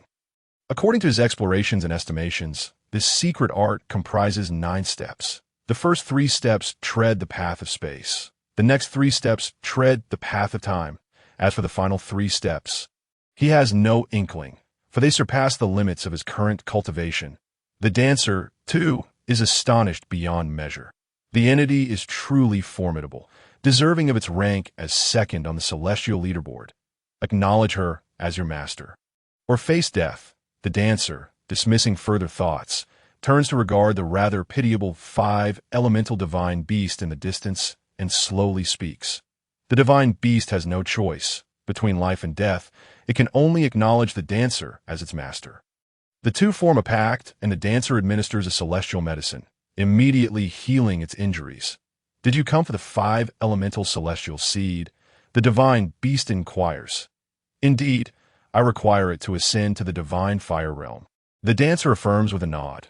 "Though the memories left by my clan are now but a blur, I was born to guard this place. This celestial seed must not be disturbed." The 5 elemental divine beast speaks slowly. "Why?" The dancer frowns as the divine beast seems to recall, slowly articulating. "The celestial seed suppresses something." "What is it?" "It has grown hazy. I only know it must not be recklessly disturbed. This celestial seed must be obtained today." The dancer remains silent, indicating his stance. He turns and strides towards the celestial seed, Imperial Sun. The dancer, Wu Qingqing, attempts to speak. "In no matter. I shall investigate." Wu Xian's figure flickers, and in an instant he is gone. Nothing strange. Wu Xian treads upon the 5 elemental energies without sensing anything amiss, and soon he arrives at the central position, where a 5 elemental celestial seed slowly appears before him. The imprint of the celestial bone on his brow glows. He is scanning the surroundings, finding no abnormalities, yet deep within, he harbors a foreboding sense. As the saying goes, the skilled are bold. Wu Xian hesitates no longer and swiftly seizes the 5 elemental celestial seed. Boom! The moment Wu Xian grasps the celestial seed, the entire realm of the 5 elements begins to collapse from the center, chaotic energies sweeping outward. At this moment, Wu Xian's ominous premonition reaches its zenith. Holding the celestial seed, he rapidly retreats, employing the incomplete Kunping technique he had learned, and harnessing the spatial power of the entity. His speed reaches its peak. Cackling. Whose young master is this? Looking rather handsome. An incredibly alluring voice emanates from the center, where chaos has already ensued. Where do you think you can escape? Little brat. Suddenly, the voice shifts to that of a man. A crimson light emerges from the center, moving with astonishing speed, appearing before Wu Xian in an instant. Imperial Sun, be careful. From afar, Wu Qingqing's face turns pale with fright as she rushes over. Do not approach, Wu Xian warns, fixing his gaze upon the red figure before him. Who are you? The red figure, ethereal and dreamlike, seems to shift between a male and a female form, utterly bizarre. Young master, am I not beautiful? Little brat, your fate is sealed. A chaotic body? Not bad, not bad. I shall take this body. The red figure sways, its two contrasting voices unsettling Wu Xian's heart. You wish to claim this Imperial Sun's body? Then come and take it. Wu Xian scoffs. My dear brother, the sister is coming. In an instant, the red figure lunges toward Wu Xian's brow. Wu Xian summons the celestial bone, celestial path protection. A shimmering veil of light envelopes Wu Xian, holy and resplendent. Little brat, you actually possess a celestial bone? Not bad, not bad. But do you think a mere celestial bone can stop me? You are sorely mistaken. A soft pop echoes as the red figure passes through the celestial path protection without a moment's pause. Wu Xian is astounded. What on earth is this entity, able to disregard the celestial bone? He strikes out with a palm, yet it proves futile. The red figure, like a fleeting dream, allows Wu Xian's hand to pass through effortlessly. This is troublesome. This is the sole thought in Wu Xian's mind, unable to attack or defend. Just as the red figure is about to penetrate Wu Xian's brow, a towering figure bursts forth from Wu Xian's brow. Which fool dares to target my son? A voice reverberates, standing before Wu Xian, exuding an overwhelmingly powerful aura. The entire realm of 5 elements trembles. The newcomer is none other than Wu Yang. Upon seeing Wu Yang's appearance, Wu Qingqing halts in her tracks. Father, Wu Xian calls out to Wu Yang. So this is the realm of 5 elements. Have you secured the 5 elemental celestial seed? Wu Yang gazes at his son, a slight smile gracing his lips. I have acquired it. What was that just now? Wu Yang surveys the surroundings, his brow furrowing. He had barely caught a glimpse of the entity before it vanished. I cannot say, Wu Xian responds, for he indeed has not seen such a being. A great emperor? You possess quite the status, young brat. My dear brother, the great emperor cannot protect you. The red figure suddenly reappears. What grandiose words! Wu Yang snorts. Suddenly his expression stiffens. What is that being? Father, what is it? It is an innate charm demon, a type of innate divine demon. Wu Yang replies, his demeanor grave. Wu Xian is taken aback. An innate divine demon? This is not good news. You can actually recognize this deity. You possess some discernment. After all, I am a great emperor. The red figure drifts, a voice resounding. Our Wu clan celestial beings are currently unable to respond in time. Moreover, even ordinary celestial beings cannot withstand this entity. We would need to summon our ancestors to intervene.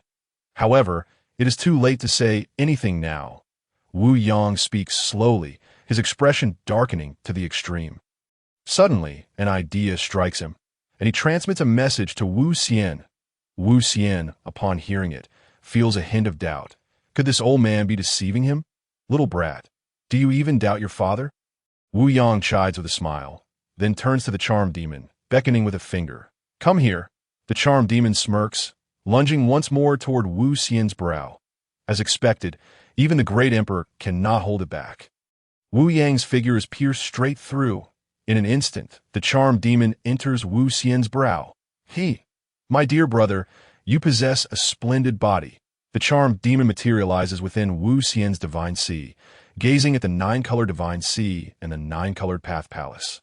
Increasingly astonished, it truly is a treasure. A miniature version of Wu Xian emerges from within the nine-colored path palace, coldly staring at the charmed demon. Since you have entered, do not think of leaving. Evil brat, of course I shall not leave. Once I devour you, this body will be mine. My dear brother, we shall become one. Wu Xian scoffs, inwardly urging, Qinglian, hurry up and act. We are at the doorstep now. Indeed, Wu Xian's expectations are met as a blue lotus leisurely appears. Its 6 petals swaying, exuding chaotic energy. What is this? The charmed demon nearly faints. Isn't this the chaotic blue lotus that birthed them? The blue lotus stretches its tendrils toward the charmed demon. The demon attempts to flee, but finds itself ensnared. No. Please. The charmed demon watches helplessly as the tendrils touch its body, utterly powerless, just as Wu Xian had been against it. You little brat! How dare you plot against this deity? The charmed demon shrieks. The red figure has already dimmed. It was you who first plotted against this imperial sun. As the ethereal figure of Wu Xian spoke, not a trace of compassion could be discerned. The azure lotus swayed gently, absorbing the essence of the succubus, which held monumental significance, akin to the flower of the great path. The lotus leaves unfurled once again. A total of 6 leaves blossomed consecutively, bringing the count to 12. At the heart of the lotus leaves, a cerulean lotus seed gradually began to coalesce. The form of the succubus dimmed and flickered, on the verge of annihilation, her gaze directed coldly at Wu Xian. If you do not allow me peace, then I shall bestow upon you a grand gift. Quickly eliminate this wicked brother. A surge of scarlet energy emanated from the succubus, imbued with an intensely lascivious aura, penetrating the very soul of Wu Xian. In that instant, the succubus vanished into nothingness.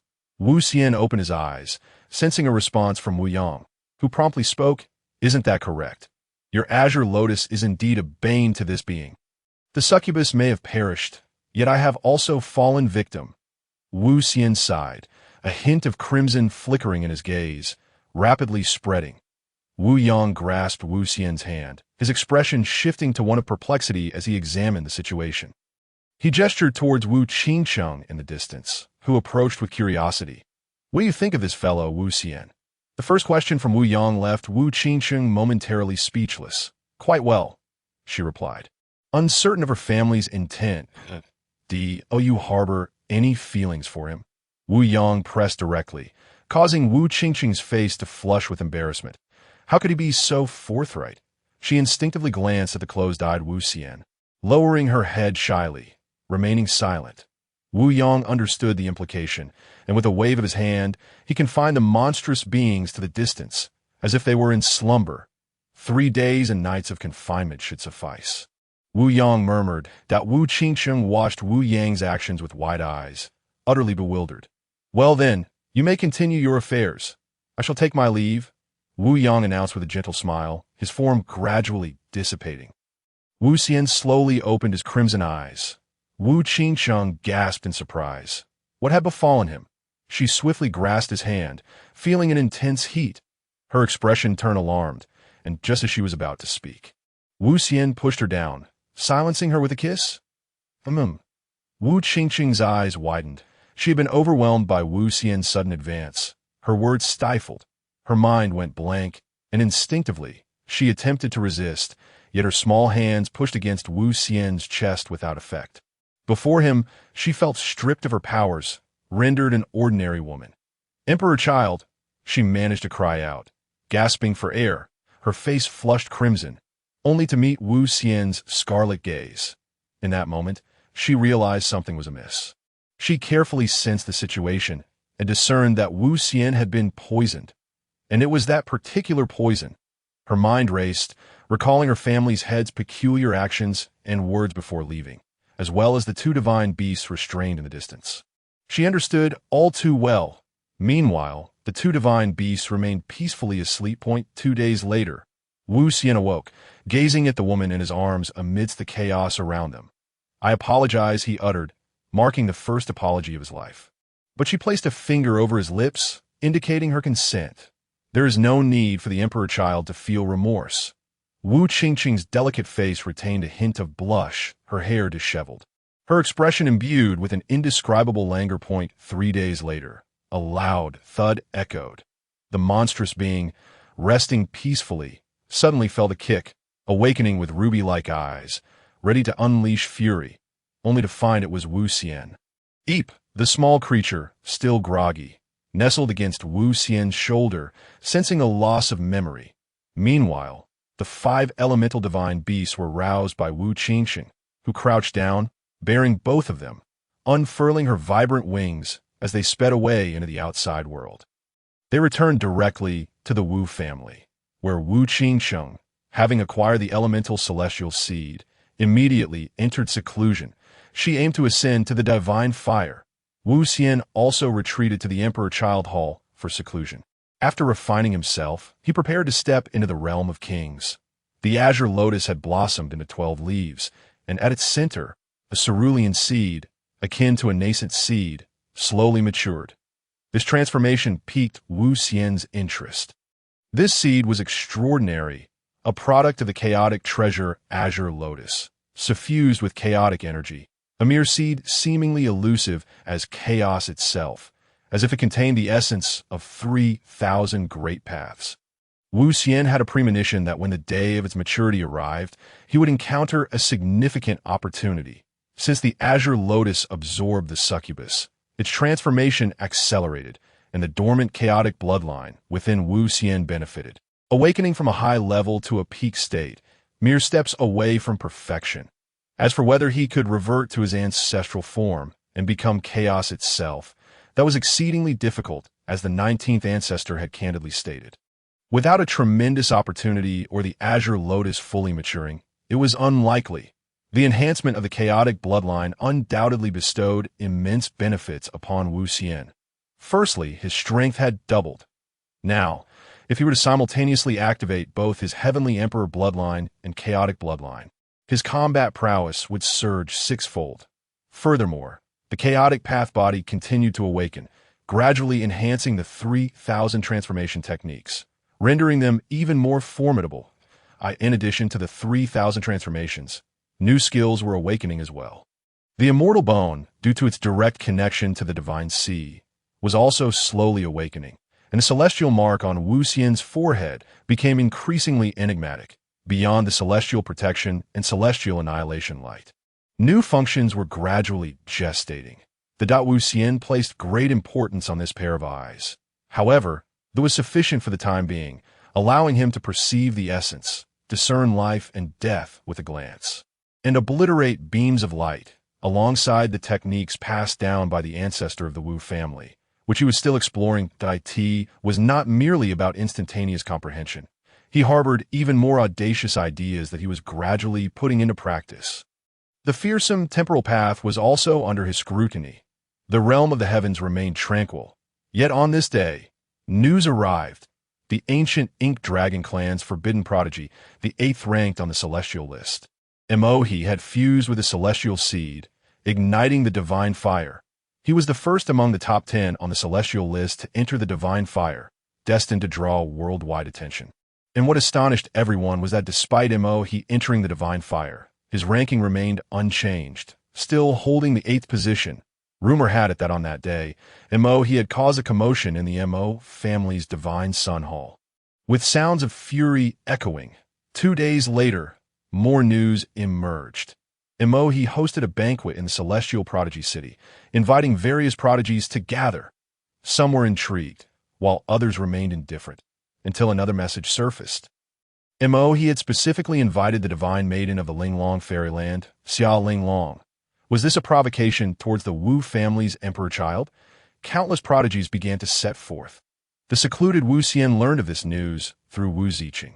Shaking his head, questioning the audacity of such a challenge, he rose, murmuring, Emohi, ranked 8th on the celestial list, I hope you do not disappoint this emperor child.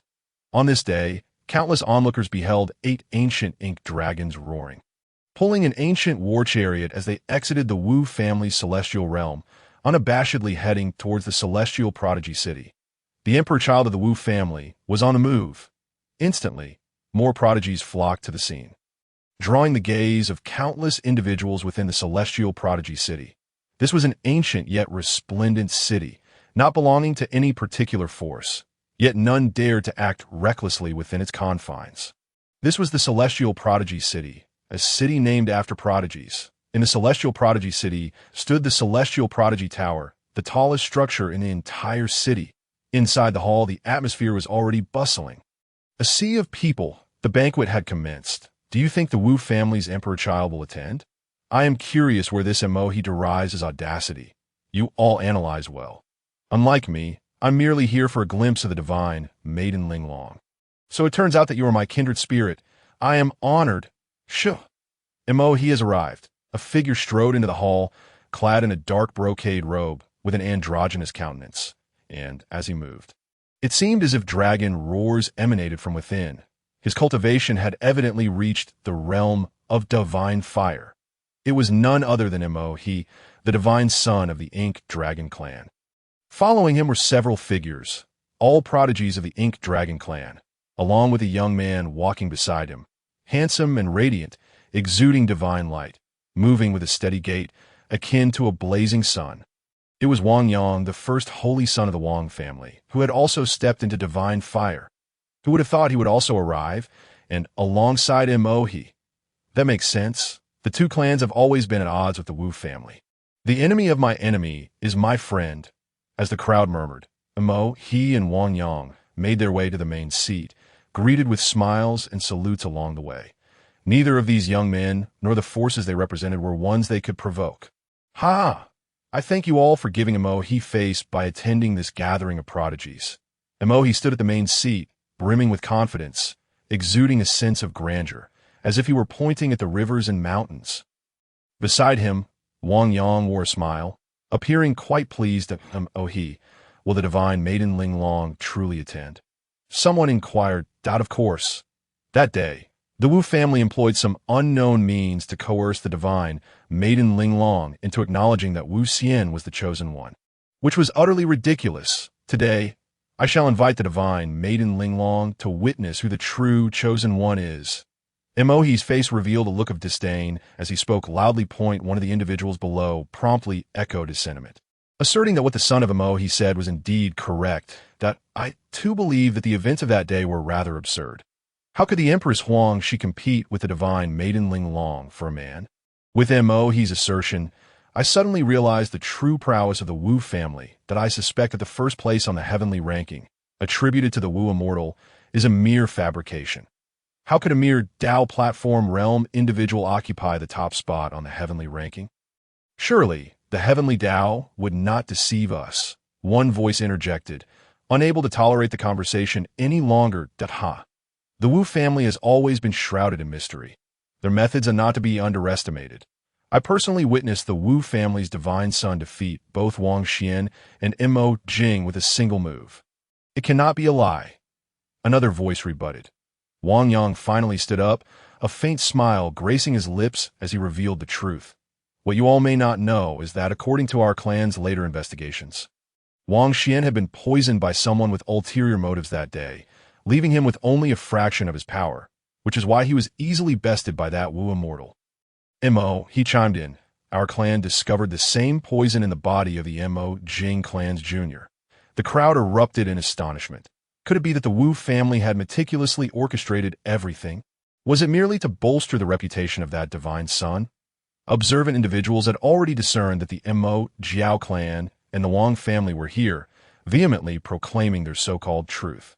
Fully prepared with their schemes, determined to tarnish the reputation of that divine son and compel him to reveal himself.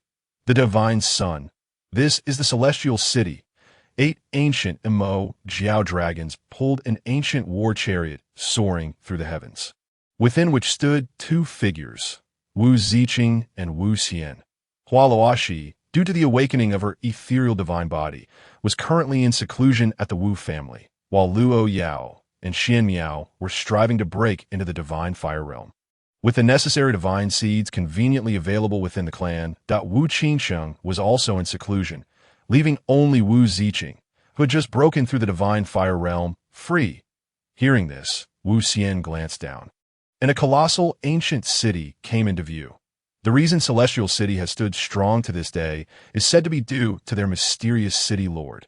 Wu Ziqing gently massaged Wu Xian's shoulders and continued. Oh, Wu Xian's interest was piqued. Rumor has it that this city lord is already a quasi-emperor. A quasi-emperor? That's not too shabby.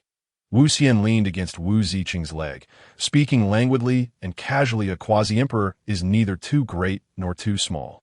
To truly astonish me, the divine son of the Wu family, it would still be insufficient. After all, she is one of the twin concubines of the southern region and an unparalleled beauty. Wu Ziqing continued, her captivating eyes fixated on Wu Xian's reaction. Wu Xian, upon hearing this, became slightly more alert. Wu Ziqing seized a moment. Divine son. That day, I saw you return alongside Sister Qingsheng, and she hasn't emerged from the Divine Sun Hall for 2 whole days. Wu Ziqing spoke, but refrained from mentioning the exquisite city lord, instead biting her luscious lips, her tone tinged with a hint of grievance. Ahem. We were merely exchanging divine arts. Wu Xian felt a touch of embarrassment. Indeed, before Wu Qingsheng retreated into seclusion, they had shared a conversation, and he hadn't realized that this little girl, Wu Ziqing, had taken note of it. Does the divine son not favor Ziqing? Wu Ziqing pressed on, her small face looking aggrieved. What brings you to such a conclusion? Wu Xian replied, for he dreaded nothing more than seeing a woman cry. I'm the first maid of the divine son. Why would the divine son not seek me out, preferring instead to pursue Sister Qingsheng? Wu Ziqing continued, her lips pouting. If the divine son dislikes me, Ziqing shall no longer obstruct your view. If not, then Ziqing cannot accept it. Ziqing is the first maid. Wu Ziqing insisted, pouting her lips, exhibiting a mixture of stubbornness and adorableness. Meanwhile, within the city lord's residence of Celestial City, a stunningly beautiful woman opened her eyes, a hint of blush gracing her fair cheeks. This Wu family divine son dares to act so brazenly in the air. The crowd in the celestial building was abuzz with discussion, uncertain of who was genuine and who was false. When suddenly the divine maiden Linglong arrived, the crowd collectively turned their heads towards the entrance. Even Mo He and Wang Yang hurriedly rose to greet her. A woman, an exquisitely delicate woman, with a graceful figure radiating a misty, celestial glow. Her Linglong divine body still adorned with a silver veil that revealed a pair of autumn water-like eyes capable of piercing through the hearts of men. None other than Xia Linglong. She moved gracefully, her expression calm, speaking not a word, and directly seated herself in a quiet corner. Ohi and Wang Yang stood there, feeling rather awkward. Divine Maiden Linglong, please take a seat. Mohi invited with a fleeting shadow of gloom on his face, quickly replaced by a smile. and oh need. This divine maiden is merely here to observe how you all conclude this matter, Xiao Linglong replied, her tone assertive and straightforward. And do keep your little schemes to yourself. What confidence do you have to play such tricks before me? Someone in the crowd was about to cheer, but restrained themselves out of fear of Mo's face flushed with embarrassment. Feeling somewhat cornered, this divine son has already entered the divine fire realm. How could Wu Xian possibly contend with me? You think too highly of yourself, Xiao Linglong replied flatly, then fell silent. She was merely here to meet him. This divine son shall prove to you that I'm stronger than that Wu Xian. I fear he might not dare to come. He declared emphatically, if the divine son is here. How do you wish to prove that? A voice rang out from outside the building, its clear tone carrying an innate sense of nonchalance and ease, resonating in everyone's hearts. Mo's expression darkened like water, while Xiao Linglong's face lit up with joy. Her delicate figure moved, already exiting the celestial building. The Wu Xian divine son has arrived. The crowd hurriedly rushed outside. An ancient war chariot hovered in the air, pulled by 8 ancient Jiao dragons, and in front of the chariot stood 2 figures. The leading figure was clad in white, with white hair, stunningly handsome, as if a true immortal had descended. Behind him stood an exceptionally beautiful woman with a hint of blush on her delicate face, dressed in purple, gracefully poised, none other than Wu Xian and Wu Ziqing. What a remarkably elegant divine son! The crowd couldn't help but exclaim in admiration. The ancient Jiao dragons pulling the chariot clearly signified their stance. As everyone gazed at Wu Xian, murmurs filled the air. Xiao Linglong had already appeared before Wu Xian, her bright autumn water-like eyes fixed upon him, silent. I never expected you would actually be invited by Mo. Wu Xian smiled at the woman before him, his tone teasing that I knew you would come. Xiao Linglong finally spoke, her large eyes locked onto Wu Xian. Suddenly, her brow furrowed as she glanced at Wu Ziqing, who bore a slight blush, appearing somewhat guilty, her head slightly bowed. Just as Xiao Linglong was about to speak, Wu Xian stepped forward, grasping her small hand, leaving Xiao Linglong momentarily stunned, her delicate ears turning crimson. Let go, she exclaimed, her tone no longer calm but tinged with anxiety. Wu Xian's action had caught her off guard, especially with so many people around.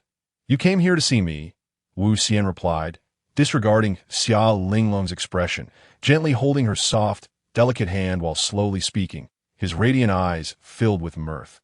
Let go of me first. Xiao Linglong's tone softened, almost pleading.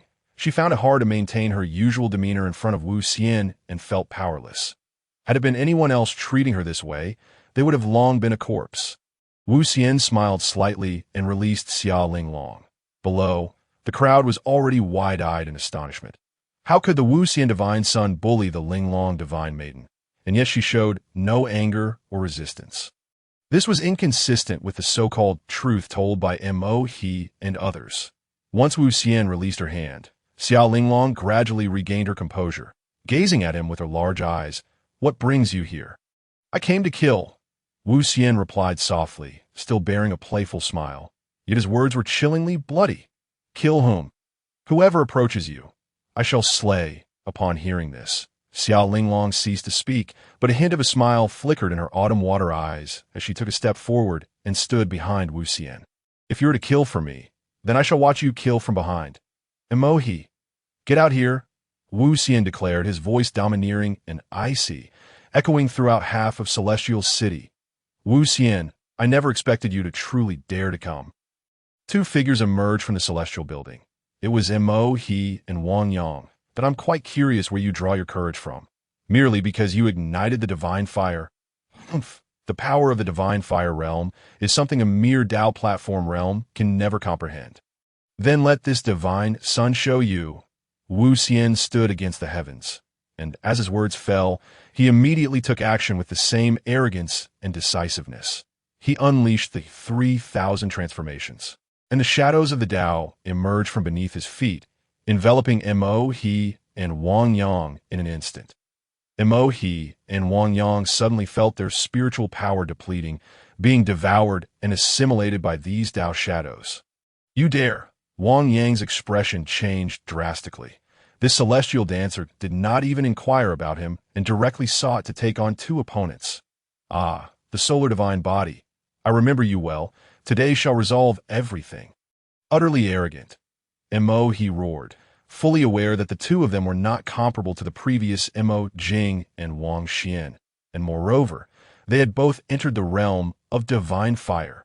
The celestial dancer let out a cold chuckle, stepping onto the ethereal shadow of the great path, his white-clad, white-haired figure vanishing in an instant from the heavens, only to reappear before the two.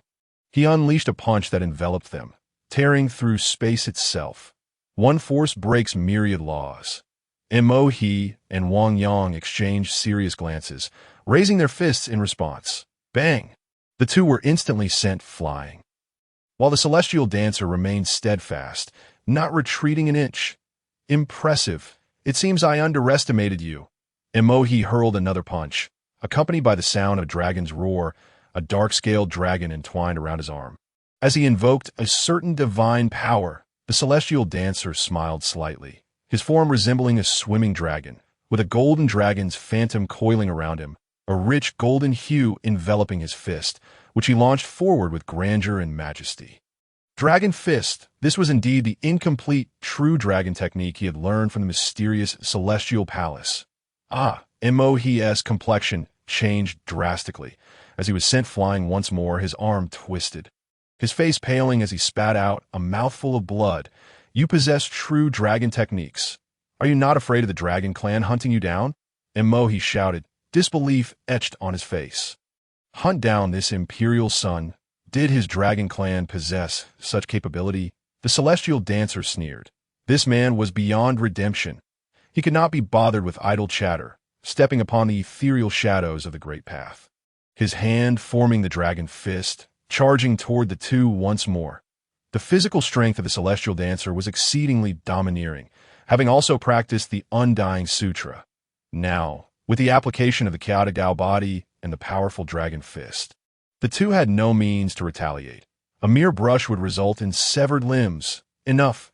This divine son shall let you witness the might of the divine fire realm. Mo He's face turned pale. His arm twisted, but he swallowed a celestial medicine to restore himself, his arm gradually recovering. He formed seals with both hands, preparing to unleash a grand divine ability. Meanwhile, Wang Yang, dragging a leg that had been kicked by the celestial dancer, also consumed a celestial medicine to heal his injuries. He slowly ascended into the sky, the solar divine body glowing, radiating like a resplendent sun. Celestial dancer, it is our turn now. The two stood in midair, their formidable auras surging. A heavenly spear appeared in Mo He's hand, a veritable divine weapon. Likewise, a gleaming long sword materialized in Wang Yang's grasp. Armed with divine weapons, they flickered, one to the left and one to the right, slicing and thrusting toward the celestial dancer. The celestial dancer flipped his palm, a swimming dragon materializing, transforming into a seven-colored war spear that swept horizontally toward the two. Dong. A piercing sound accompanied by immense energy instantly spread, causing the onlookers to retreat once more. The trio moved with such speed, their figures ghostly. The sounds of divine weapons clashing echoed continuously as the celestial dancer wielding the war spear reached Mo He in a single stride, swinging down the spear with overwhelming force, tearing apart the very fabric of space. Mo He's expression grew serious as he crossed the heavenly spear above his head to block the celestial dancer's devastating blow. The war spear crashed onto the spear, bending the celestial gold-forged weapon downward, and Mo He's legs buckled, nearly causing him to kneel in the void. Seizing the opportunity, Wang Yang thrust his sword, moving with lightning speed, aiming straight for the celestial dancer's back. The celestial dancer sneered, exerting force with both hands, the war spear radiating with brilliant light, and Mo He was instantly unable to withstand the impact. Sent crashing into the distance. When he turned back, the war spear had already transformed into a seven-colored longsword.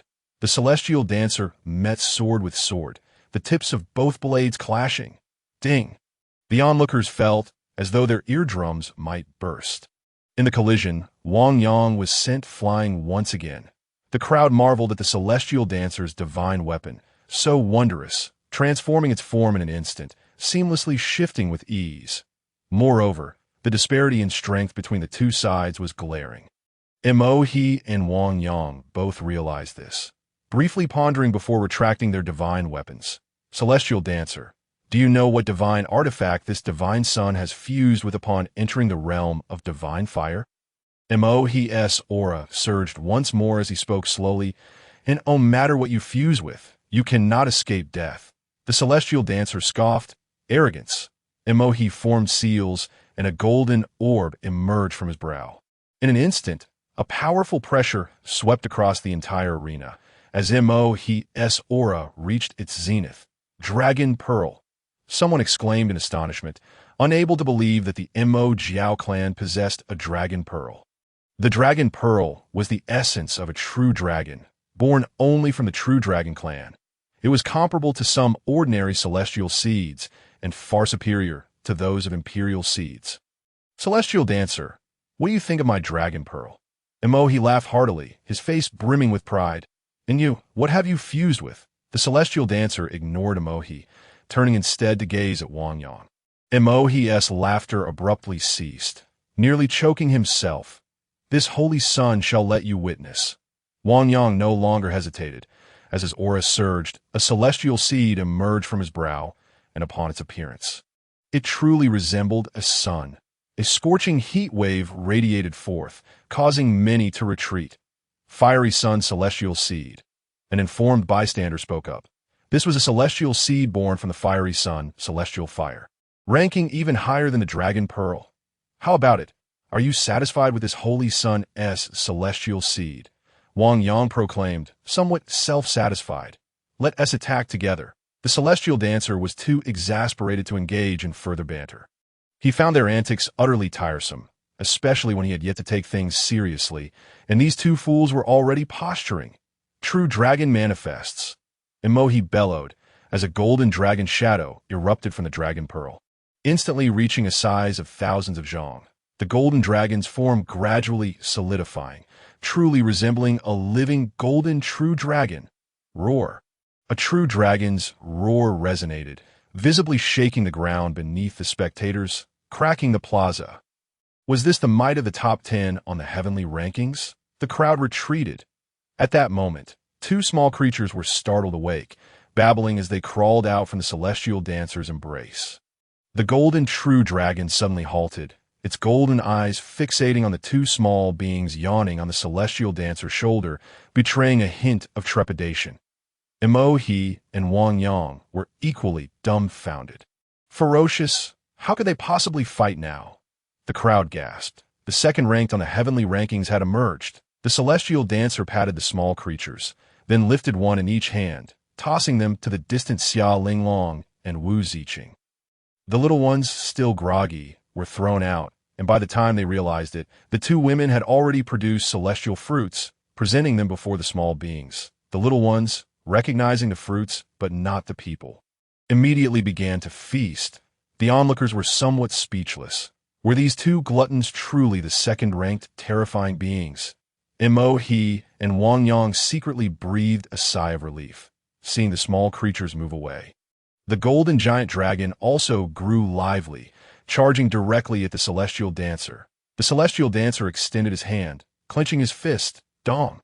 A massive dragon was sent flying, only to return, now adorned with a distinct fist imprint upon its head. The gaze directed at the Celestial Dancer became increasingly grave. This human seemed even stronger than that ferocious beast. He felt a flush of crimson at the corner of his mouth. This punch, transmitted through the true dragon, had struck him as well. Let us attack together. Wang Yang nodded in agreement. A wave of heat surged forth as the fiery sun celestial seed coalesced into an ethereal fire lotus, instantly enveloping the Celestial Dancer. The golden giant dragon also charged downwards, swinging its massive tail toward the Celestial Dancer. The crowd watched, tense. Although it was 2 against 1, it did not diminish the intensity of this peak battle. A resplendent divine ring appeared beside the Celestial Dancer as he strolled through the celestial fire, unharmed, elegant, and mysterious. He raised a hand, pointing at the giant dragon's swinging tail. Falling immortal, endless streams of light rained down, accompanied by the true essence of celestial paths, as the celestial dancer's fingers struck the dragon's tail. The golden giant dragon abruptly froze, not even having time to roar before, in the astonished gazes of the crowd. It began to shatter from its tail, instantly transforming into a rain of golden light. Meanwhile, the celestial dancer stepped out from the fire lotus. The imperial sun was too powerful, unmatchable, and so handsome in the distance. Xia Linglong gazed at the celestial dancer, her beautiful eyes sparkling. Such a radiant man was indeed a rarity. If you have no further abilities, then this imperial sun shall send you on your way. The celestial dancer, surrounded by the divine ring, advanced step by step toward the blood-spitting Mo He and the weakened Wang Yang. You have gone too far. Wang Yang spoke up, his condition somewhat better than Mo He's. 9 suns radiance. This was the innate divine ability of the solar divine body, as 9 great suns manifested above everyone's heads, unleashing a torrent of intense heat that cascaded down, drenching many. 9 suns hung in the sky. 9 beams of light shooting toward the celestial dancer. The celestial dancer continued to stride, the divine ring unwavering. Mo He also roared, as the golden giant dragon's phantom reappeared, and he transformed into his true form. A colossal ancient black dragon emerged, its body larger than 10,000 zhong. The black dragon's form exhibited more gold than black, clearly evolving toward a true dragon. With a roar, he merged with the golden dragon's phantom. A genuine true dragon materialized before the crowd. This was the hidden card of the 8th rank on the heavenly rankings.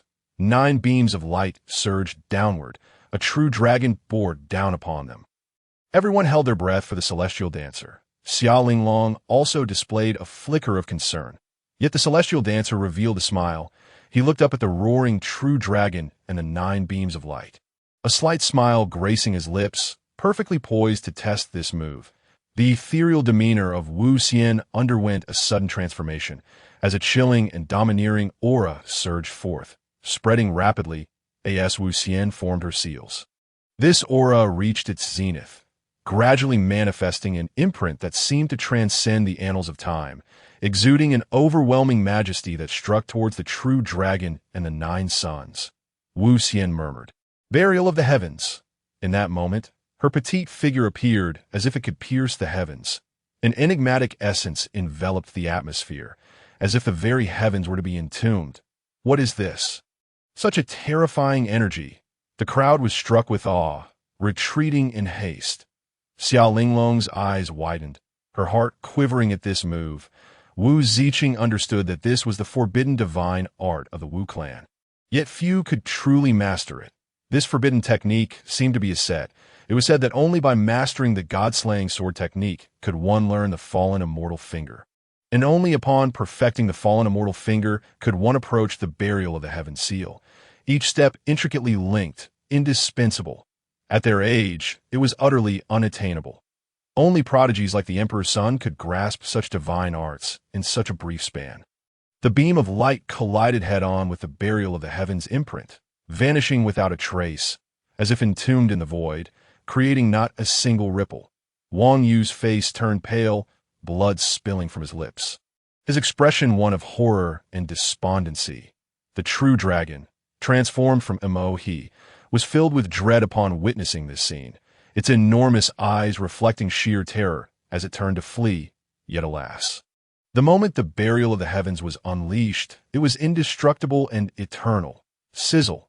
The dragon's tail met the imprint, disappearing instantly. Following the dragon's form, everything that encountered the imprint silently vanished, sealed within the void. "Ah, Father, save me!" Mo He was engulfed in despair, utterly helpless. He transformed into human form, yet was left with only half a body, his legs gone. Humph!